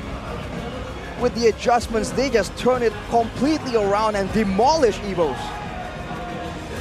Refusing a clean sweep, Kyrie forces Evos into game 3. The Moscow ban into the Kadito pick early to use it as a flex, and then the old Farsa for Sans coming back. All just look for that snowball in the early game. I think Lutpi did an amazing job too, honestly. Yeah. He was able to bait out so many resources, and then he was able to reflect that damage onto whoever was trying to get at him. And that bought so much time and space for Keyboy to eventually find those picks. If you saw him that last final battle in their own base, man, I enjoyed that. I really enjoyed watching that. It's a great adjustment because, you know, we talked about how Lutpi just wants to be aggressive, right? And in game number 1 and 2, just he wasn't really doing the same kind of things Fluffy was. He wasn't just standing there being the main front line. He was just going in aggressively and just threatening it, right? Going back and forth. And that's where everyone else just, you know, tries to, it's like a sleight of hand. They show you Lutpi, and then you're like, whoa, what's Lutpi gonna do? It turns out it's Keyboy. Yeah. It turns out it's Sans from right behind you. So it's just a great adjustment overall because they know that in game number 1, it's about the tanking difference that really was causing them the control. In game 2, it's the exact opposite with a different solution from Onyx. Man, I had doubts about this draft, but Onyx, again, right? Not the best of KDA, but it doesn't really matter, right? He got caught up 5 times, but he was able to trade with more than one person. Even one person is already value, right? Yeah. If he gets Brands or even just Annabelle? Annabelle, or even Klokken. right? But he goes in 1v2 and the trade is just so worth it. And I found that itemization in the early stage really value because he's able to get the damage as he would, right? Because there's magic power in it. But the problem with it is that it's also giving sustainability. Yes, survivability. Yeah, so there's so much that he can utilize with this first item instead of him going straight away into something like damage, like straight up into a lightning truncheon or even a holy crystal early on. It's a great choice as well because the way he's playing it, he's just playing around with that shield and with the Blessings of the Ocean, right? The built-in passive healing that the Kadira has. Take a look at the player of the game highlights by our official gold partner, Ubez Gold. Already from the early game, you can see Ludwig showing that he is in this game just aggressive-minded. He doesn't back down from 3 members, makes it a difficult case, and that way he just opens up the whole jungle for the rest of the team to really follow up on. That seems to be the idea here. And even though Sans right here, he's on a mage, and yet he is just not afraid, standing right in front of Annabelle, knowing that with the maneuvers, with the plays, that his team will get the better of Evos. And it does seem like when the fights are chaotic, when there is no real determined frontline, Evos are just caught off guard again and again.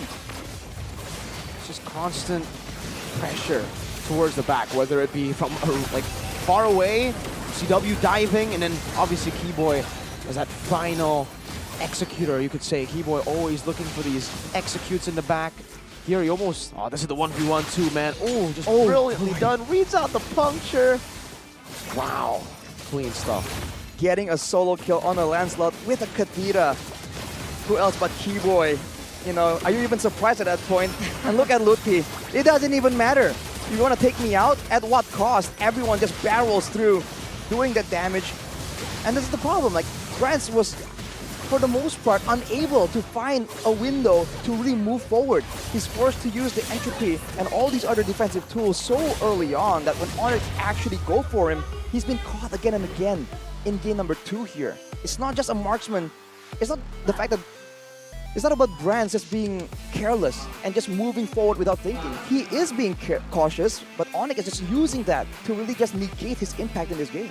And it's so difficult, right? Because in the early stage of the game, he has to worry about the magic damage output coming in from Sans and Keyboy, and then you kind of miss it, but CW is also dealing so much damage in that later stage of the game as soon as he got his power spike that if you were Brands, you would be kind of confused, right? You're already so far behind, you want to get your power spike. Do you go for magic resist because you're being zoned out and you can't even deal out the damage? Do you go for like something like Wand against CW? There are like 3 different items that you need to go for that you're left confused. Like, what's the next best choice for his item? He didn't even go for Holy Crystal. That's how exactly was, right? He had to go for Blood Wings, Wings and then on the way to the Wind of Nature. So, yeah, he couldn't even go Holy Crystal. And that was the power spike, technically, that the team was waiting for. It was denied immediately just by the execution and the composition of Onyx. And that is what makes it so difficult. And the fact that, again, there's just so many people distracting Onyx. We talked about how CW on the Claude, it's going to be so difficult to get a full-on Blazing Duet because of the heavy spin, because of the Don't Run Wolf Kings. But it never happened, right? Everything was used, and by the time CW comes in with the Blazing Duet, everything was just already used up. Looking here at the cards towards the end, the carry is still Sans. I thought Keyboy might have taken it away, but with the way he was spamming out all those feather airstrikes, I guess it's not surprise. He was dishing out that damage. And amongst all that, with so much pressure being given onto Evos, they completely forgot about CW, and he is going to be the rich guy here with a gold per minute of 891. So much damage from Onyx. The damage output was ridiculous. Absolutely, man. Right? You had everyone, technically, except for Kyrie, maybe. But even Kyrie, in the early game, that base damage alone was enough to threaten Evo's glory. It's like, again, they know they can't go and match front to back. So, okay, let's see how you like it when there is no front line, when everything just mixes together. And our players who are just known to do crazy stuff, you know, they're kind of more used to it. And you can see Evo's going like, what is this? Yeah. Right? This isn't supposed to happen. Like frontline Farsa? Hello? What are you doing here?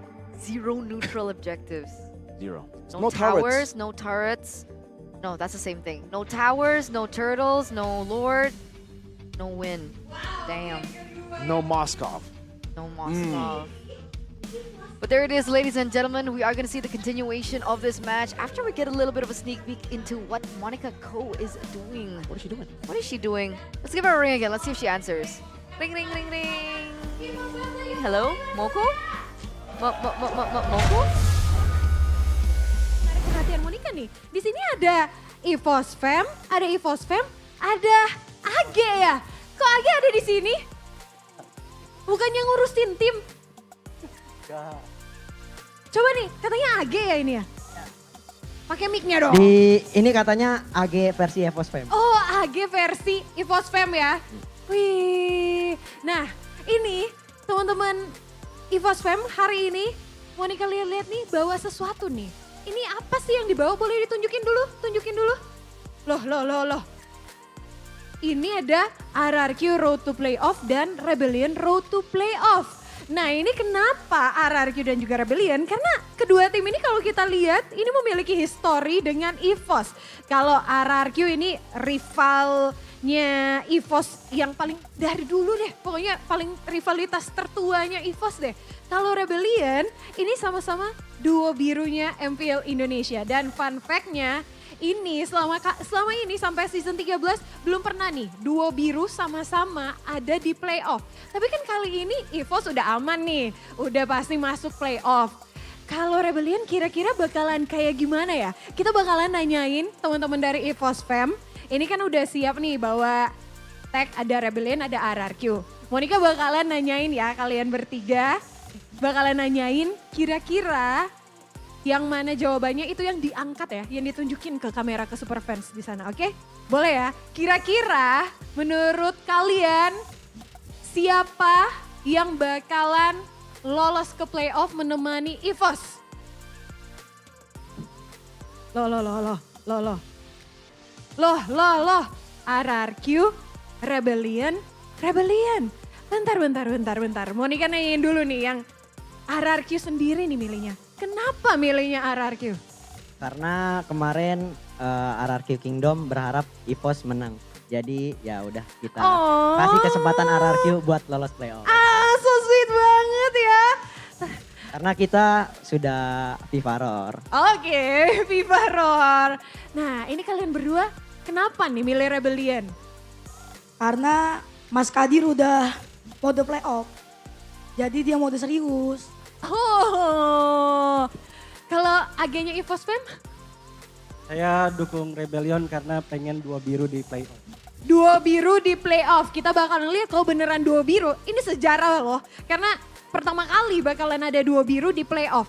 Tapi ini kan yang bakalan nentuin adalah match ketiga hari ini, match penutupan di regular season MPL Indonesia season 13. Kalau memang maunya RRQ yang masuk playoff, berarti nih, wah ini Geek harus at least nih udah menang 1 game. Tapi hari ini aku berharap Apa Rebellion nih? menang 2-0. Loh, kalau gitu berarti jangan milih RRQ. Biar seru dong. Oh biar seru. Loh, jadi sebenarnya ini Rebellion tapi kalau match ketiga tetap milihnya Rebellion. Kalau ke playoffnya milihnya RRQ. Lah, ini agak membingungkan. Tapi kalau menurut kalian berdua gimana nih yang milih Rebellion kali ini?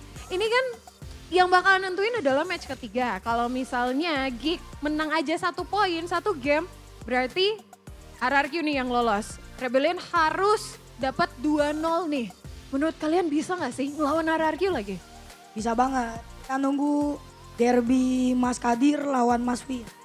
Oke, bakalan kita Biar lihat. asik di tier bracket. Oh, maunya tiebreaker ya. Kalau kamu gimana?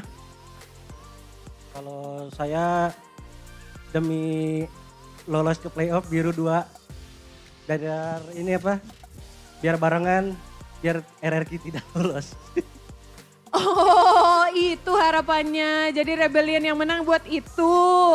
Rebellion kalau kita bakalan lihat ya nanti di match ketiga Rebellion apakah bisa menang 2-0 melawan Geek ataukah sebaliknya nih Geek yang akan mengamankan poin dan membuat RRQ yang lolos.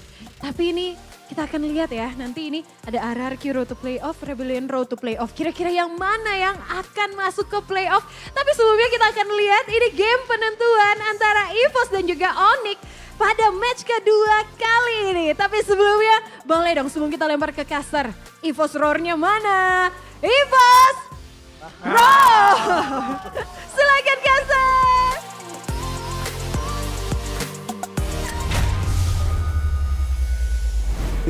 I thought we were going to be transported to a different universe for a second there.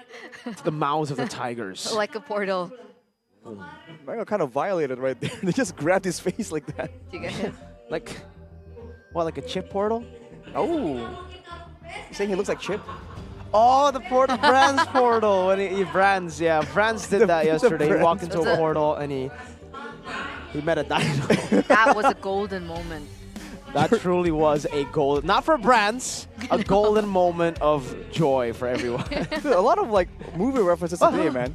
We were talking about earlier, you know, See You Again. Then there's Jurassic World. Yeah, and then Guardians as well. Guardians as well. Dude, the references. Don't forget, you know what I said about the cars and everything, Avengers. Oh, come on, bro. Come on. Golden Girls. No one made that, like, what is that, comparison. But, yes, UBS Gold is great. It's for this. It's for this segue. This right? is an Golden epic. Girls. Oh, Golden Girls. Because of the collaboration. Limited series, UBS Gold X MPL as Season 13. So stay tuned because of, you know, you're going to have a lot of these great collabs. So make sure you check them out and follow the news on @ubs.gold and ubs.lifestyle. And it's also available at the ubslifestyle.com and ubs lifestyle e-commerce, so don't forget to check that out as well. Golden Girls. Is that even a movie? Yeah, is that a movie? I'm not familiar. Is it not? It is. I've never heard of that movie. It is. Maybe you're it's lagging. the one with Beyonce, right? What? Beyonce played in the movie? Yeah. Guys, Am I lagging or are you lagging? am I being gaslighted? At this Like, that point, exists, right? is that a song or a movie? A you know? movie. Man, we're all lagging here. I guess we could need. We need. You see, we could need. I'm lagging, guys. We're all lagging. It's okay. Don't worry. Help. Because Games Yeah, Max I'm also Booster, lagging. they got you. All right. All you need to do is check this out. You can check it out at the website down below because you guys can get up to 3.6 gigabytes What of does that data. read? 3.6. Starting 3.6. 360 no scope. No. 36 gigabytes. Oh yeah, that 36 gigabytes for only 25,000 IDR. Woo! So affordable. Yeah, 25,000 IDR, and you guys can just buy the package by scanning the QR code that's not there because you need to type it in, tcell.id/GMBooster. Or you guys can check it out at the Nuna Games app, by the way. True, that could work too, you know, if you're an app dude. But me, I'm a glasses man. Oh, speaking about glasses, I actually have a present for Arashi. Oh, for me? Yeah, hang on. Don't look! Okay, okay. Here it is. Here it is. It's your present. Oh. You know, just in case RQ don't make it into the playoffs later. Excuse me? At least you have something to like calm your Even if efforts. you know, it can't be decided like today, right? Yeah, if Rebellion win 2-0, there'll be a tiebreaker. Are you instantly counting them off? If, No, I'm just saying in case. Also, he can ignore the results. That's great. Sunglasses, right? You turn can a ignore blind eye. the rays of the sun as well. How do I look? Pretty good. What do you guys think? Man, I can't read anything right now. Yay or nay? Yay. Yay. Me too. I agree. How do I get that though, Eterna? Super easy. You guys can check it out at the website www.saturdays.com or you Okay. guys can follow them on their social media at saturdays.lifestyle on Instagram as Okay. well as TikTok. Wow. Uh-huh. That's all I need to do? That's all you need to do. That's so easy to get those swagger glasses. Yeah, you got one for free. No, I didn't. Stop lying. Yeah, I did. He got one That's for great. free. That's the one I was wearing yesterday. I want one. We all want one. I want but the it's- pink one. Oh, maybe. Yeah? Yeah. Yeah. Yeah. Oh, but what is this? Look at this. We got. It's Keyboy. Okay, we got Galaxy Zone. That's why I was like, whoa, happening in Bahasa Street. I thought he was like sitting on the Galaxy Zone. Look at that. Oh Dude, my that's god, so that is cool, actually that is so. Wait, you can take phone. selfies with the back camera, dude. Dude, that's like the best, and you get still the best quality, right? Yeah. Okay, let's see. Okay, this guy is just giving us false hope. Okay. The blue one is nice. That's a nice color. Such a nostalgia though, right? Being able to flip your phone open. I mean, I remember the good old days, you know. Me too. What is this, back when like 1940s? What the hell? I knew he was gonna say something like that. But back in my day, I once saw Keyboy as the finals MVP. That was not back in your day. That was like, that was literally a season ago. That was Keyboy as the finals MVP, but we have the criteria for the people back at home. Yep. In the grand finals, all players who have played for the winning team are considered candidates. And the voting process begins like this. They are voted by the award committee, and then each member of the award committee holds one vote, and then the nominee with the highest number of votes becomes the ultimate winner. Not just the winner, the ultimate winner. Ultimate. Who's going to be the ultimate winner? Wait, so Keyboy got finals MVP 2 times in a row, right? MSC, and then... What about season 11? Season 11, it was... Keyboy, right? No, it was not Keyboy. It wasn't Keyboy? It was Sans in season 11. Oh. Because I remember last season we were like CW or Keyboy. Oh, and then we gave it to Wait, Keyboy. was season 11 Sans? Or season 10? I'm getting mixed up now. Really? Yeah. Whoa, that's the first time. I remember time season for 7, 8, everything. and 9, but I don't remember season 10 and 11. Wow. That's new, guys. Mirko doesn't forget anything. I guess Mirko is getting old. Yeah, it's like... I am getting old, but Welcome to the club. when I'm 30, Arashi will be 90. Things like that. That's true. Yeah. That's true. Only Arashi will be 90. Anyway, what? Let's get to game number 3, Draft Phase, ladies and gentlemen, presented to you by the official tournament smartphone Samsung Galaxy. EVOS and Onyx still again on the same sides, exactly the same. The difference is now the Faramis has been left open, with EVOS going for the Ling, Arlet, and the Luo Yiban. Faramis is opened up,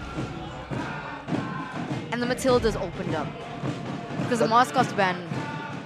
Matilda was ignored, I believe, last game entirely, yeah.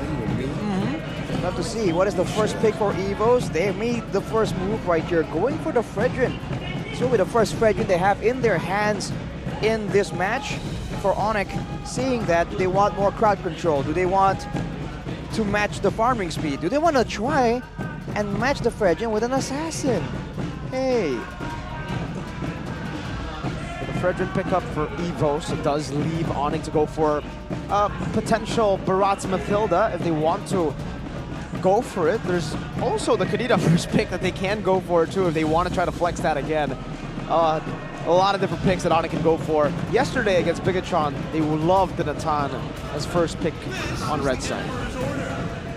Oh, they also did this against Bigatron Alpha yesterday in game 2. It was the Akai first pick, and then they go for the Valentina. Wow, okay, a signature for Sans. Plus, the Faramis was left open, but they couldn't go for the Faramis without the Valentina being banned out, right? So, a lot more flexible here for Onyx. But we have a comment from Kabuki. For me, the key to EVOS is their 3 mid players. Braz is also a key player, but the 3 mid players are more crucial. Do you agree with this? So, Clocken, Annabelle, and Dreams. Yeah. I can agree. I mean, right now, with how things are going, you can only do so much from your lane, right? In the early game, it's about that rotation. So I think that trio mid definitely has a bit more impact. And when they do at least go even, that's where brands in the late game can be decisive.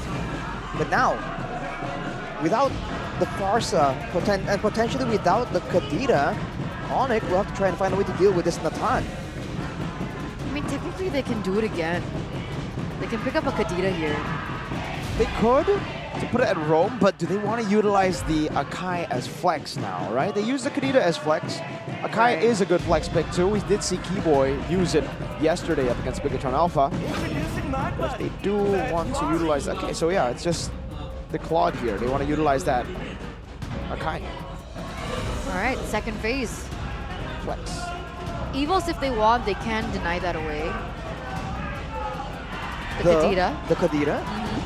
They do feel like that's a big problem, maybe. But considering the fact that now with the Valentina is a lot more close range, if it's only the Kadita that's going to be diving in the back line, that's a lot more manageable for EVOS. So maybe they'll have their sights set on the EX plane as well, because Lutpi being the aggressive monster that he was in Game 2. That was also a big factor. But no, they ban away the Fanny here. They sniff Onyx cooking something. Yeah, it's the same thing that Mirko mentioned, right? If they go for something like the Claude, the Akai is still flexible. It can still be placed, honestly, for Evos in the EXP lane. I don't know if Onyx likes to flex it that way. We're not really sure if Ludwig enjoys playing the Akai in the EXP lane. But we do know for sure that it can be in the jungle and it can be for Keyboy as well in the roaming position. So Minotaur has been eliminated as well to protect the Claude. Last time when they did this, they went for a Grok ban as well after the Minotaur, but they go for something different this time. They go for the Novaria ban instead. They want the Feramis from Clockun. They want to take that Netherrealm away and try to utilize it better, it seems, for Evos. Do they ban another assassin, or do they just... Mathilda technically is still up for grabs. We know how scary the Akai Mathilda combo can be as well, so no export. I think they're really trying to bank on getting a strong winning EXP lane. You know, Fluffy was a big factor in Game 1. He wasn't in Game 2. With the Yuzong right now, he wants to be a lot more aggressive. And I think they're just trying to make sure that Ludwig can't really match him. But the Paquito, by the way, is still available. It's going to be a bit of a skill matchup against the Yuzong, but it's something that Onyx can definitely consider here if they want to try and get Ludwig in an aggressive mode again. Oh! Alright, they pick up the CC. By the way, what happened to Masha? Where did Masha go? The changes of Masha made her very much more reliant on extra HP as well, and damage just purely. So like the base damage got nerfed a bit. The scaling got readjusted, increased. They adjusted that, so it is tougher to pull off the Masha, especially on roll. Early game. Yeah, but and you can actually expect the XP a bit more than the roam. That's why we did see it from Luke after the patch. I see. But on roam, it has not found a lot of success after the patch. So without Masha in the picture, the CC does get picked up for Onyx. No flex into the gold lane like we saw in a different tournament. But Evos go for the Vexana. Crowd control damage, and the Franco actually comes through for Dreams in the final game of this series. Interesting. Yuzong, Vexana, Franco. You pull someone in, you counter-engage with the Eternal Guard. This is kind of how Evos likes to play it. That's their template going into a game. For Onyx now, what is the final pick here? The surprise that can ruin the plans of Evos. I feel like they need like another counter-engage, right? You have to counter the counter-engage almost. But Onyx, they're known to just go for very unorthodox solutions. So what is their solution? Akai jungle? Akai roam? Are we gonna see a different jungler choice here? Are we gonna see I don't know if it's possible, an assassin? Against the Franco? Yeah, it sounds crazy. Okay, it is too crazy. They go for the Kadita here for Keyboy. So, Akai jungle, okay. Alright, Akai jungle. And that's a great option technically right here. Of course, the Franco can still be a problem, but if anyone else than the Akai gets engaged on, then that heavy spin can really stop the whole momentum of Evos. And their composition right now, Evos, are very reliant on their ultimates. So disengage becomes something that's very useful for Onyx. But I'm wondering whether or not this Kadita will work the same way. Sure, it should be able to punish the Natan the same way it did in game number 1, but against a Fredrin, who is a little bit more sustainable as compared to the Lancelot, it's a big question for me, because I think one of the ways that they found success in game number 2 was the way that they were able to kind of hinder the farming patterns from Annabelle. And let's see if they can do it again. The conclusion to this best of 3 series, Onyx have successfully forced this game number 3. Will this be their redemption arc? As we jump into the Land of Dawn for the final time for both of these teams in the regular season of MPL ID Season 13. The final bets for the main characters. Can they make it work? With 2 Purifiers on Brandt and Clockun, that's a very dangerous situation to be in. Engaging on a team with a Vexana, with a Purify, means that the Vexana can purify the initial engage and then terrify the engager. So Keyboy as well as Lutpi, who wants to really go forward, they have to be careful not to get stuck in the middle of a sticky situation. And looking at the emblems here by GamesMax, see the clear priority for Annabelle with the Concussive Blast. And Kyrie as well, going with the Inspire here. He wants to have as many spells as possible because against Evos, every single spell will count. You have to force them to be in bad situations. And so the show is on the other foot here. We can see Dreams being a lot more of the aggressor than Keyboy here in game number 3. And the fact is, so far, Keyboy has been forced to try and cover Kyrie. And Annabelle has been left completely free to his own devices. Level 4 already as compared to Kyrie, who just got to that level 2. But we do see that Annabelle is a little bit ahead. Let's see if they can keep this momentum going. Whoa, by the way, it's QC on Lutpi on the CC, not the Brave Smite. Interesting. I think this is the first time I've seen QC for CC in MPL ID. The damage came from Kyrie though. Lutpi with the QC, he's going to be a bit more maneuverable, which I think is going to be critical in this kind of game with a lot of like back and forth. And by the way, Brent's on the tenacity. He is respecting the potential for Onyx, so he doesn't go for the Bargain Hunter that we usually see him on when he's confident it's going to win the matchup. When he's confident that the trio mid will be able to get enough space for him to really get a winning lane. Oh, an Iron Hook by Dreams, but he's not level 4 just yet. Can't go for the Bloody Hunt. Stolen Eternal Guard as the Black Dragon Form gets used up to the back as well. Good Terrifying to Kyrie, but he still has the heavy spin. Will be able to lock Annabelle down as he claims the turtle for himself. Annabelle now falling. First blood for Onyx. Lutpi in the backside, zoning Dreams away. Spuffy goes for the Dragon Tail. One more hit should do it, but Lutpi just gets out. Onyx 2-for-0 start. Again, the great controlled chaos for Onyx right there. When they are grouping together, then Clocken can be so disruptive and can do a lot more damage. But right there, he was just zoned away by Lutpi. So overall in the fight, it's almost like there's two fronts happening at the same time. And that's where Onyx is just pushing their advantage. Kyrie on the Akai actually isn't falling too far behind from Annabelle. And that's a bad sign for Evos. Yeah, it looks like CW is also doing quite well in that particular lane as well. Even with the babysitting coming in from Dreams, CW has been able to go for the punish. Meanwhile, with Kyrie now being a level ahead. Oh, Keyboy is so annoying. He doesn't get it. But that does put and set the tempo, right? That they need to be wary of Keyboy's positioning. Ooh. But he gets it. Iron Hook into the Bloody Hunt, into the Appraiser's Wrath. Annabelle definitely felt satisfied with that one. That's the punish coming through. That's a great usage from Evos, but look at this heavy spin from Kyrie. CW taunted there, has a sprint, pops it, blazing duet. Kyrie brings Dreams all the way back.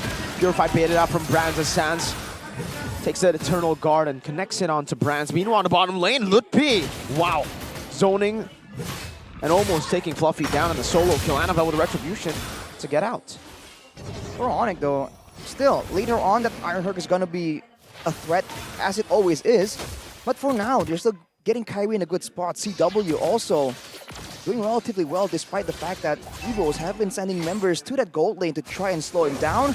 And whoa, Keyboy, risky plays right here. Oh, Entropy. Oh, first rough waves from Keyboy. Still has the Petrify. Could get out. Kyrie, level 7, Annabelle on the same level as well.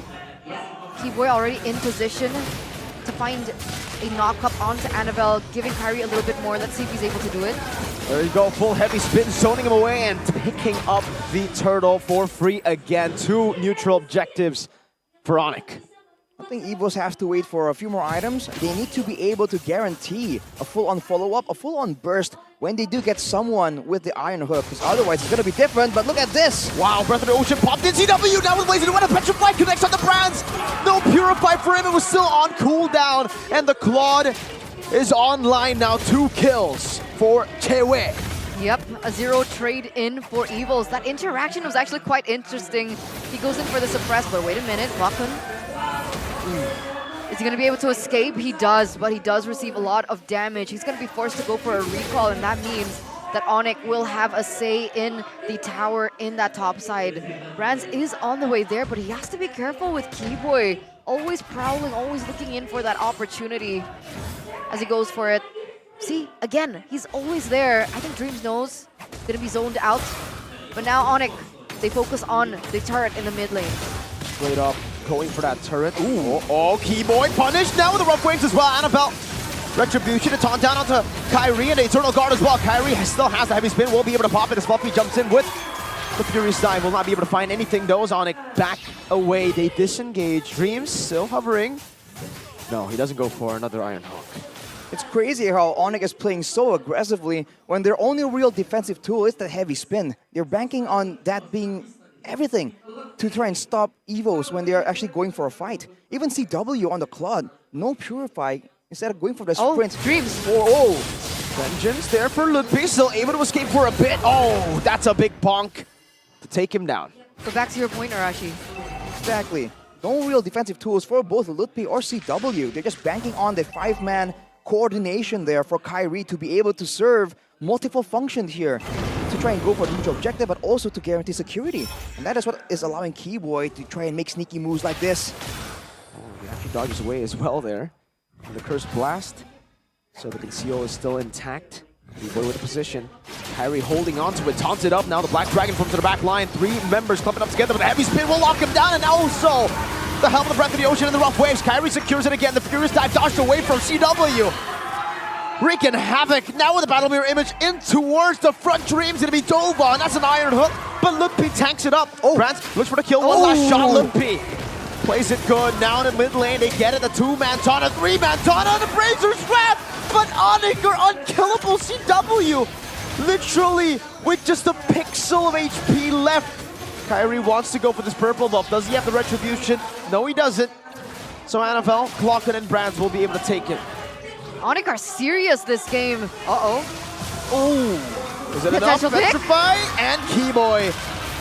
Yes, it was all worth, he says, as he takes the XP laner down. A 1-for-1 trade, and it looks like Brands finally gets in that Starlium. How far is he from that power spike, Arashi? One more item if he wants to go for the immediate Holy Crystal. But from the looks of it, with the frontliners from the side of Onyx, technically, only Kyrie is going to be itemizing in a more defensive manner. Ludwig is actually doing a bit more aggressive, so he can go for it. But it's going to leave him a lot more vulnerable, so that's a give and take he has to consider. I'm more surprised that Keyboy was able to just delete Fluffy immediately when he only has the Blood Wings, showing you again the strength of the kit of the Kadira. Now Onyx backing away, waiting for the right moment. They can't be as carelessly walking into the jungle of Evos. They don't want to get comboed in the middle of a crowded jungle where everything is a choke point. I mean, that's the value of the Rupture, right, in his emblem kit that Keyboy went with. So despite him going for a semi-aggressive, semi-sustained build, he does still have that damage going through. Whoa, Fluffy. Okay, I thought he was going to commit to that. Yeah. Dreams looks like he's looking for an opening with his Iron Hook. Doesn't really find one just yet, but either way, 9 minutes in, Onyx hold in that gold lead, and it doesn't look like it's going anywhere. CW's already at his power spike, so even if Onyx want to force a trade here, Annabelle still wants to go for the contest. Does look like it, even though he's leveled down. Dreams throws an Iron Hook. Doesn't find anyone in that bush, and Onyx reset it again. Playing with the waves. Look at Keyboy though, just setting up a tent near the purple buff of Evos, just in case Annabelle's making a play. But now Onyx, oh, they pull the trigger. Onto Annabelle, that's a heavy spin to pin him down, and the burst as well. Not the burst, just pure DPS. It was slow but painful, his death. A yo-yo and some shots, and say goodbye to the Lord. No Annabelle, no contest. That's insane, man. Eventually they'll get taken off, but whoa, Bloody Hunt. Wow, what? Still gets the rough waves on. He tapped it before the Bloody Hunt was even used up. Then he gets out. Now Sans in the front gets the Blood Wings. It pops and he gets movement speed on top of the QC. We see a lot of recalls coming in from Sans, but not so much from Keyboy. So the fact that he's going for that now, he's that confident that they can actually take this game. That's crazy though. I mean, that interaction, I thought he was toast, diving into 3 members, but Keyboy gets out now with the Lord. And no Onyx, ooh, playing unafraid of Dreams at all right here, even though, again, it's one of his signature heroes. They're just approaching it like it's another Tuesday. CW has Malefic Roar, by the way. Gonna mean that even the tankiest members from EVOs, especially Annabelle, that has been the target whenever there's gonna be a neutral objective contest, he's gonna be just shut down again and again unless EVOs are the ones who get the initial play. Oh, that's an iron hook onto Sans. Say goodbye to Sans. A great hook from Dreams. That might have saved some of these base turrets for EVOs. Onyx instantly backing away. A Black Dragon from the zone them to give Klokun and Brands enough space to clear out the waves. And there you go. Good defense. A Terrified. 3-man Eternal Guard too. No follow-up though. Dreams. With a conceal. Now an iron hook. Kyrie with a heavy spin. Now pinning Klokun down as Lippy jumps in forward. Now with a heavy spin to disengage. Oh, Kino! Terrified up, not able to find the rough waves and gets shot down by Brands. Lippy running away, but Dreams has the iron hook. Lippy dodges away from it. Two members, Keyboy and Sans down. Fluffy traded in for it. Keyboy and Brands right now are both trying to save up for the Holy Crystal, but Keyboy actually gets to it first. Brands shouldn't be too far off away from it. And now you're seeing again that in the late game, the iron hook always becomes an X factor, and Dreams is looking for another one.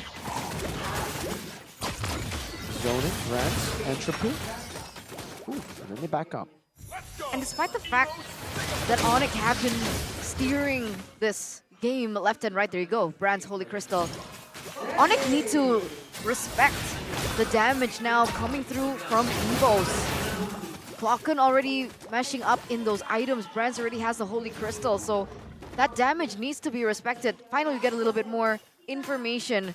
3 items in for Brands. For Brands, that is the power spike. There's going to be a lot of burst available to him if they do land a big iron hook into a Bloody Hunt combo. For Klokun though, he was going for the glowing one immediately. Instead of going for something like an enchanted talisman to spam out more spells, he just went for the Winter Truncheon that will allow him to survive from the pick of potential coming in from Keyboy, which it's a defensive item, but it also allows him to be a bit more aggressive in his positioning so that he can actually move up and do damage. Keyboy there looking for a bit of a cheeky one-shot. But with the Holy Crystal, I think he is definitely something to take note of for the side of EVOs. Even for Annabelle, right? Level 13 still compared to Kyrie at level 15, a 2-level difference. And yet it looks like EVO still want to go for the contest. Look at Fluffy and his positioning. Look at Dreams and his positioning. The iron hook connects. That's the Bloody Hunt. That's the lockdown on Keyboy, but look at the Lord. It's still very, very low. Annabelle's looking for an opportunity, dashes forward now as Kyrie goes in for a heavy spin, but gets knocked up as well. Klokun! He steals the Lord! Fluffy gets taken down and Braves right on the look as he pops in the Vengeance, and now he's gonna be Sans in the back. Looking for an Eternal Guard, he fights two! But one has Winter Truncheon, Brands the Entropy. Winter Truncheon as well to dodge away from the iron hook right now as Kyrie jumps in back. CW still has some damage in his kit. EVO's Glory, that's their way back. Wow, just on the back of that play, a beautiful hook in from Dreams. The follow-up was spectacular. And then you have Klokun out of nowhere being able to take the Lord, completely turning this around. That gold lead means nothing compared to the pressure, the map pressure that EVOs now control. But CW, very quick on it, going to be able to just burst down that Lord. They're unable to push it. Wait a minute. Annabelle, a bit too aggressive. And they haven't even taken a mid lane turret just yet. The minions will do it though, luckily for EVOs. That's a Divine Blade for Brands. Are they at their power spike? For Brands, that is definitely the case. Maybe one more defensive item in his arsenal if he really wants to be able to even find a safe area in these fights. But Onyx, man, wow. Everything really went well for EVOs right in that Lord engagement. The fact that they were able to find Keyboy, the fact that Kyrie was knocked up by the Lord. Fortunately for him, he was already in the heavy spin, so Annabelle couldn't go for the retreat, but Klokun, with the higher burst potential, was able to secure it. That's the difference between EVOs and Onyx. A lot of burst damage for EVOs. For Onyx, a lot of it is DPS, slow and painful, like we were talking about earlier. With Sans picking up the Lightning Truncheon, though, you can expect him to be playing a bit more assassin-like. He has more burst damage available if he does want to just go in and get out after outputting like a splash of damage to Klokun or Brands. A very slow game, as we can see, and this slow game is actually getting really scary for Onyx. Early on, EVOS might not have had that hook instant delete button. But now they do. Now they have Brands practically dealing true damage with the Divine Glaive. He pops into Entropy, and Dreams gets a hook. That guy's going down. Oh, ooh, I thought it was gonna happen on cue, but no, it's still very chill. The caster call, you know, on cue like we saw in game number 2, when we were talking about Annabelle and Keyboy one-shotting him. There's still pressure around the map though, more turrets. So as long as the guy who gets hooked is Kyrie, technically they can still kind of get out of it. That's the problem for Onyx though. They can't just walk around with Kyrie in the front because he's also the main jungler, the guy that needs to be around to go for his neutral objectives. EVOS though, they're positioning on the other side of the map right here with 6 seconds to go. Interesting. Which is why this Lord Dance is just going to be that much more interesting. Oh wait, hey, Entropy, already used by Brands on the top side. It's like 10 seconds though for a late game with his items. Should be quick. Kyrie, it doesn't look like they're going to try and burst it. Keyboy's looking for a proper position. Look at the 3-man from EVOS over there. Fluffy, Dreams, are they looking for a pick here? Do they know Sans is in that bush? Do they know where Dreams is, right? Yeah. Oh, does he get spotted by the minions? I think he did. Ooh. Very close call. Kyrie with a headbutt onto Annabelle. The Iron Hook not connecting. Keyboy now. The concealed cancel. Eternal Guard by Annabelle as he taunts it up. He sets up for the brilliant Eternal Guard. The Equation's back, dodge away from this Fluffy, goes in for the deep dive in the back. Look, people with Vengeance now able to dash away from the Cursed Blast. Oh, both teams disengaged. That was close. Again, another reset here. Lutfi forced to go for the recall, but so did Annabelle. And now he's back. Oh, Keyboy? Oh, wow. Uncharacteristically, a bit premature almost. Let's go play towards Dreams, right? Delete that pickup potential, and now Onyx. They're looking for Annabelle, terrified now, knocked up in Breath of the Ocean. They go on to him. Sun steals the bloody hunt. Kyrie going for the Retribution. He needs to get it, and he does. Now it's an all-out fight into the back line, but Brands is still free hitting. CW jumping back to the battle mirror. Image of the Breath of the Ocean knocks Brands up to disengage. Onyx with the evolved, or still enhanced Lord at this point of the game. But that was clean. They go for a 1-for-1 trade for both junglers, but Onyx find the value because they have the Lord on their side. That's the Akai utility coming in so clutch. Unfortunate for EVOS, they lost Annabelle so early on. He got caught there, overestimating his tankiness in the face of a late game Onyx comp. He has the Radiant armor and the Blade armor, so he's trying to itemize for the long fight, and still, it's a bit too difficult. Keyboy dives in deep, that's a Purify instantly, but the damage still comes through! Keyboy finds Brands! That might just be the pick to get it! Clockwood with the winner truncheon. Dreams with the immortality, CW with the blazing duet, and Annabelle with a big bomb on the Lutfi, but it's not going to be enough to take him down. Sans with the splash of damage. Evo somehow still able to defend. Dreams hovering over, going for the Iron Hook, not connecting. CW now dishing some damage, dodging away from the Terrify of Clockwood. Fluffy diving deep and finds the kill with a Dragon Tail on Lutfi. Now Kyrie with a heavy spin, bringing Annabelle back onto CW and Sans, who takes him down. Dreams, Fluffy, and Claw to defend. Kyrie going to the bottom lane with CW and Sans. Picks up the base turret slowly but surely, looking for an angle to look for the game end. Kyrie with a headbutt, CW blazing duet. Oh! A Terrify into the furious dive. Kyrie still in the midst of it all now. An immortality bomb by CW as he buys a Rose Gold Meteor as well. Finds the kill onto Dreams. Sans still able to survive for a bit, but now Brands is back online. Fluffy, furious dive, locking for the kill onto Kyrie, but he goes for the headbutt, for the body slam, and also the retry to take Fluffy out. That lasted so long. But at the end, at the very end of it, the White Tigers are able to defend, being able to buy enough time for Brands to come back online and clear out these waves. That was so brilliant. But did you see the minor adjustments from Onyx? Sans bought in the Holy Crystal to deal out more damage in order for them to try and look for an end. But he instead received too much damage, and then he had to go for a recall. Oh, well, that happened. I think Keyboy able to steal away the purple buff from Annabelle. Looking lonely there without his buff. But yes, it turned out the adjustments there, the item swaps from everyone from Onyx. They were trying to make that moment a decisive one. And to be fair, they got all the base turrets, so the macro, it was really difficult for Evos going up against a heavy spin. But now with no base turrets, Onyx will have even more space and even more opportunities technically for Keyboy to look for those moments.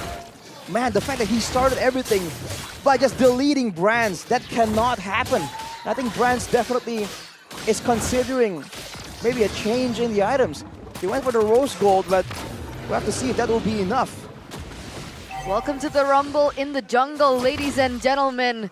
You gotta give it to both of these teams. Onyx still unable to end the game in the 21st minute, but Evo's also not letting it slip. Constantly being able to defend. You'd think that with Bronze off the board, with their main damage dealer, their main win condition, in the 21st minute of the game would have smelled like the end for them. But Evo say no, they stay strong, they stay versatile, and they stay stoic. And now it's yet another Lord dance for both of these teams. It's just the clumping nature of Onyx. Again, you see this, like the kill squad just bundling through. If they stick close together for too long, Clocken can do a lot of damage. He is also full build at this point. That was one of the bigger factors, but look at this play! They get him. Bloody Hunt into the Eternal Guard, still able to survive for now, and Kyrie actually pops in a heavy spin just in time. Terrify onto Annabelle, pinned down by the heavy spin, and the Brazers Wrath dodged away from the CW. As the Eternal Guard from Sans gets placed out of the back line. Annabelle loses immortality as the Black Dragon form gets used up, an Iron Hook. Now back on the Lutpi, pops in a Vengeance just in time, but it will be still demolished down. Entropy forward, Lutpi now taken out. Sans caught in the Furious Dive, but is still able to flicker out as Fluffy now will be taken out by CW. Then he dodges away from the Curse Blast. 1 for 1, Fluffy for Lutpi.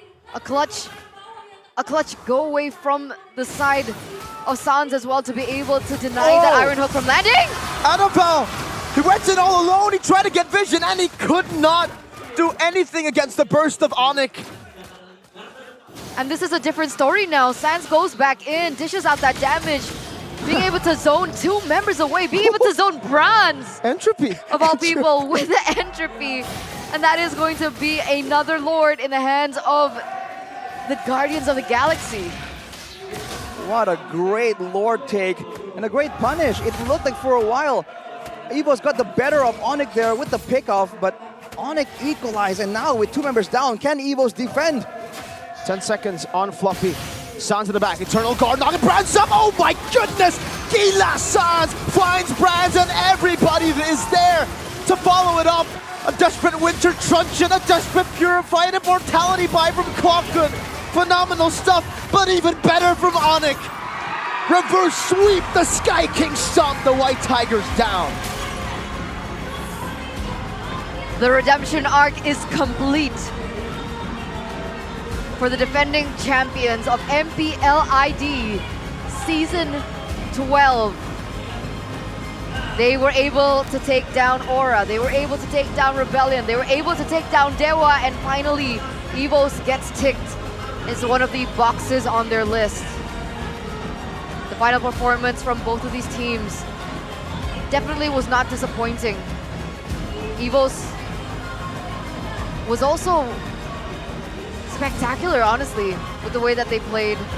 But unfortunately, they do have to still bow down to Onyx in the final day of the regular season. It looked sketchy for quite a bit right there, but Onyx are no strangers to adversity. It's a great effort from Evos, like you said, Eterna. They brought out everything, the signature plays, the pickoffs, the team fights, the Natan in the hands of Bronze. But in the end, Onyx showed that there are levels to it, and that execution after the draft was just spectacular. We'll see both teams in the playoffs. We will. And what a performance for both these teams, man. That was just a glimpse of what we will see in the playoffs. Evos versus Aura, Geek versus RRQ or Rebellion. Oh boy.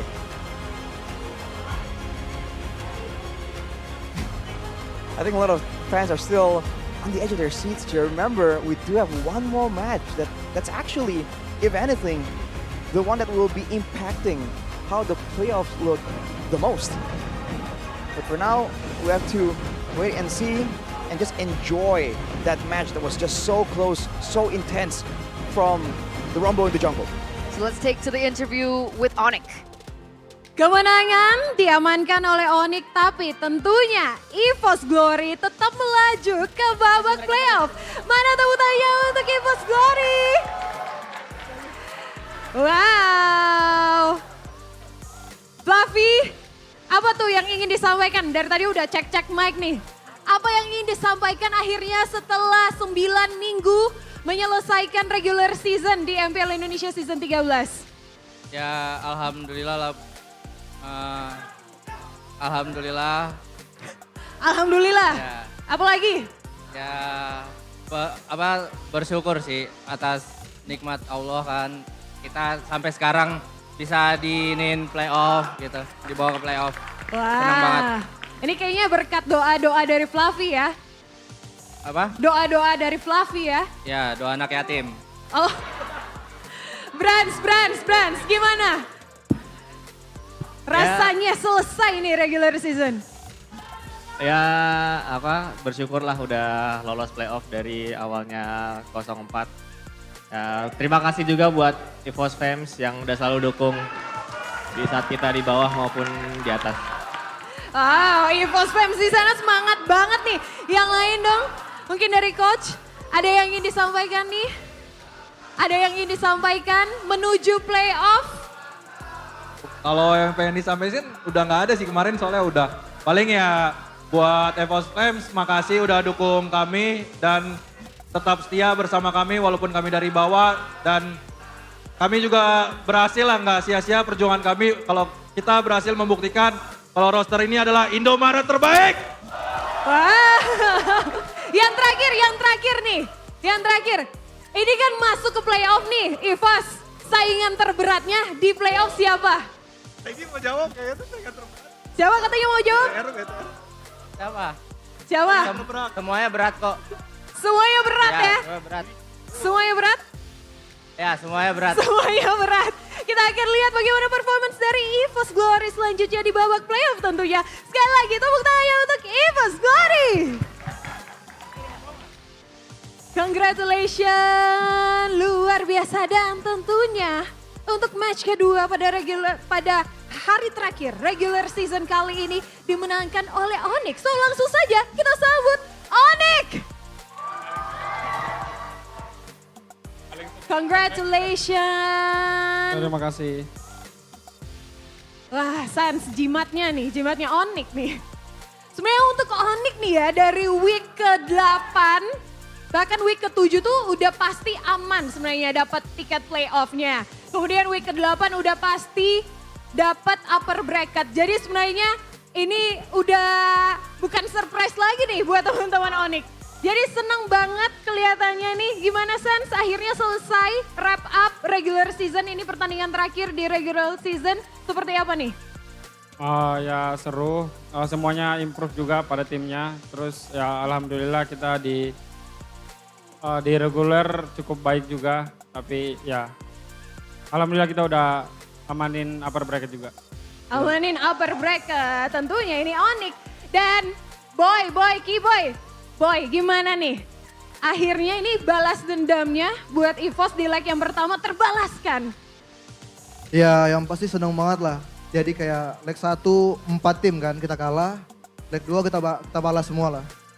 Oke, semua tim udah pernah dikalahkan oleh Onyx di season 13 kali ini. Dan Lutfi, gimana ini stage pertama di MPL Indonesia dan playoff upper bracket juga? Pasti senang. Ya pasti senang ya. Dan apa lagi nih? Langsung nih 2 mic yang dipegang Lutfi nih. Apa gimana tadi? Apa lagi? Mungkin ada pesan-pesan sih. Ini agak sedih lah. Sedih? Kenapa sedih? Jadi gue mau ngasih tahu. Loh. Bentar. Apa nih, apa? Makasih ya yang udah dukung Lutfi. Lutfi nanti di playoff gak main di Onyx lagi. Ini serius apa bercanda sih? Serius. Itu sedih. Tepuk tangannya dong Nice, buat nggak usah Lutfi, teman-teman semuanya. Lutfi, terus gimana? Ada yang ingin disampaikan kah? Apalagi teman-teman Sonic juga udah nyemangatin Lutfi dengan luar biasa nih performance-nya. Makasih ya yang udah dukung. Jangan lupa dukung Lutfi dimanapun itu. Nyaman, santai. Bentar. Nanya Coach Yep deh. Coach Yep, ini bener gak sih? Bener gak nih? Bener gak nih? Klarifikasi dulu nih. Klarifikasi apa? Ini bener gak nih katanya Lutfi gak main lagi di playoff, gimana nih? Gak di Onyx lagi katanya di playoff. Kayaknya gue balikin dia di MPL aja. Loh, kenapa? Di playoff sih, playoff. Jadi ini klarifikasi nih, karena teman-teman Sonic juga, Monica juga ini agak surprise nih, shock. Kayaknya Adi tahu. Loh, dilempar lagi nih. Adi, gimana nih? Apa? Bener nggak klarifikasinya? Lutfi. Iya. Nyala. Oh, ya benar. Jadi tunggu aja pas playoff. Ya pokoknya inilah surprise lah. Jadi ya ditunggu aja buat Onyx di playoff. Oh, jadi ini adalah surprise Onyx di playoff. Tapi Lutfi, masih ada lagi yang ingin disampaikan kah? Udah sih itu aja. Lagi sedih. Oke, bentar kalau Lutfi katanya, kan Lutfi ngakunya katanya di playoff gak di Onyx. Berarti ini apakah Boots akan kembali ke stage? Udah jadi coach. Oh, udah jadi coach. Makanya tuh berdirinya di samping Coach Yep juga ya? Ya, berarti nanti bakal ada yang baru deh. Oh, ada yang baru. Jadi ini surprise-nya. Kayaknya. Wah, di spill dikit boleh nggak? Nggak tahu ini. Lo katanya kan coach. Coach Boots? Tunggu aja. Tunggu aja. Dan kita akan tunggu nantinya bagaimana ya surprise dari Onyx. Kenapa nih pada sembunyi-sembunyi? Tapi yang terakhir deh, sama pertanyaannya sama ke teman-teman EVOS. Biasanya kan kemarin di season kemarin juga Onyx ini selalu di upper bracket, selalu di posisi yang pertama. Tapi kali ini agak tergeser sedikit nih di posisi yang kedua. Di posisi pertama ada Bigetron. Apakah Bigetron ini memang menjadi saingan terberat Onyx kah di playoff? Atau ada saingan terberat lainnya nih? Kai. Saingan terberatnya di playoff, apakah Bigetron atau yang lain? Bigetron. Ada lagi? Belum tahu. Belum tahu, jadi Bigetron yang akan siap-siap. Kata coachnya bareng. Coach Yep deh yang ngomong sendiri. Yang berat, Baloy. Oh, Baloy main loh abis ini ya. Baloy. Tuh Coach Yep tuh. Itu semangatnya Coach Yep buat Baloy kali ya. Dan sekali lagi kita berikan tepuk tangan untuk Onyx. Congratulations once again Onyx. Amanin tiket ke playoff. Bukan cuma amanin tiket playoff tapi ke upper bracket. Dan langsung saja kita akan tanyakan kepada para casters yang sudah ready di sana untuk mengupas lebih tuntas lagi kemenangan dari Onyx pada match kali ini. Casters, take it away.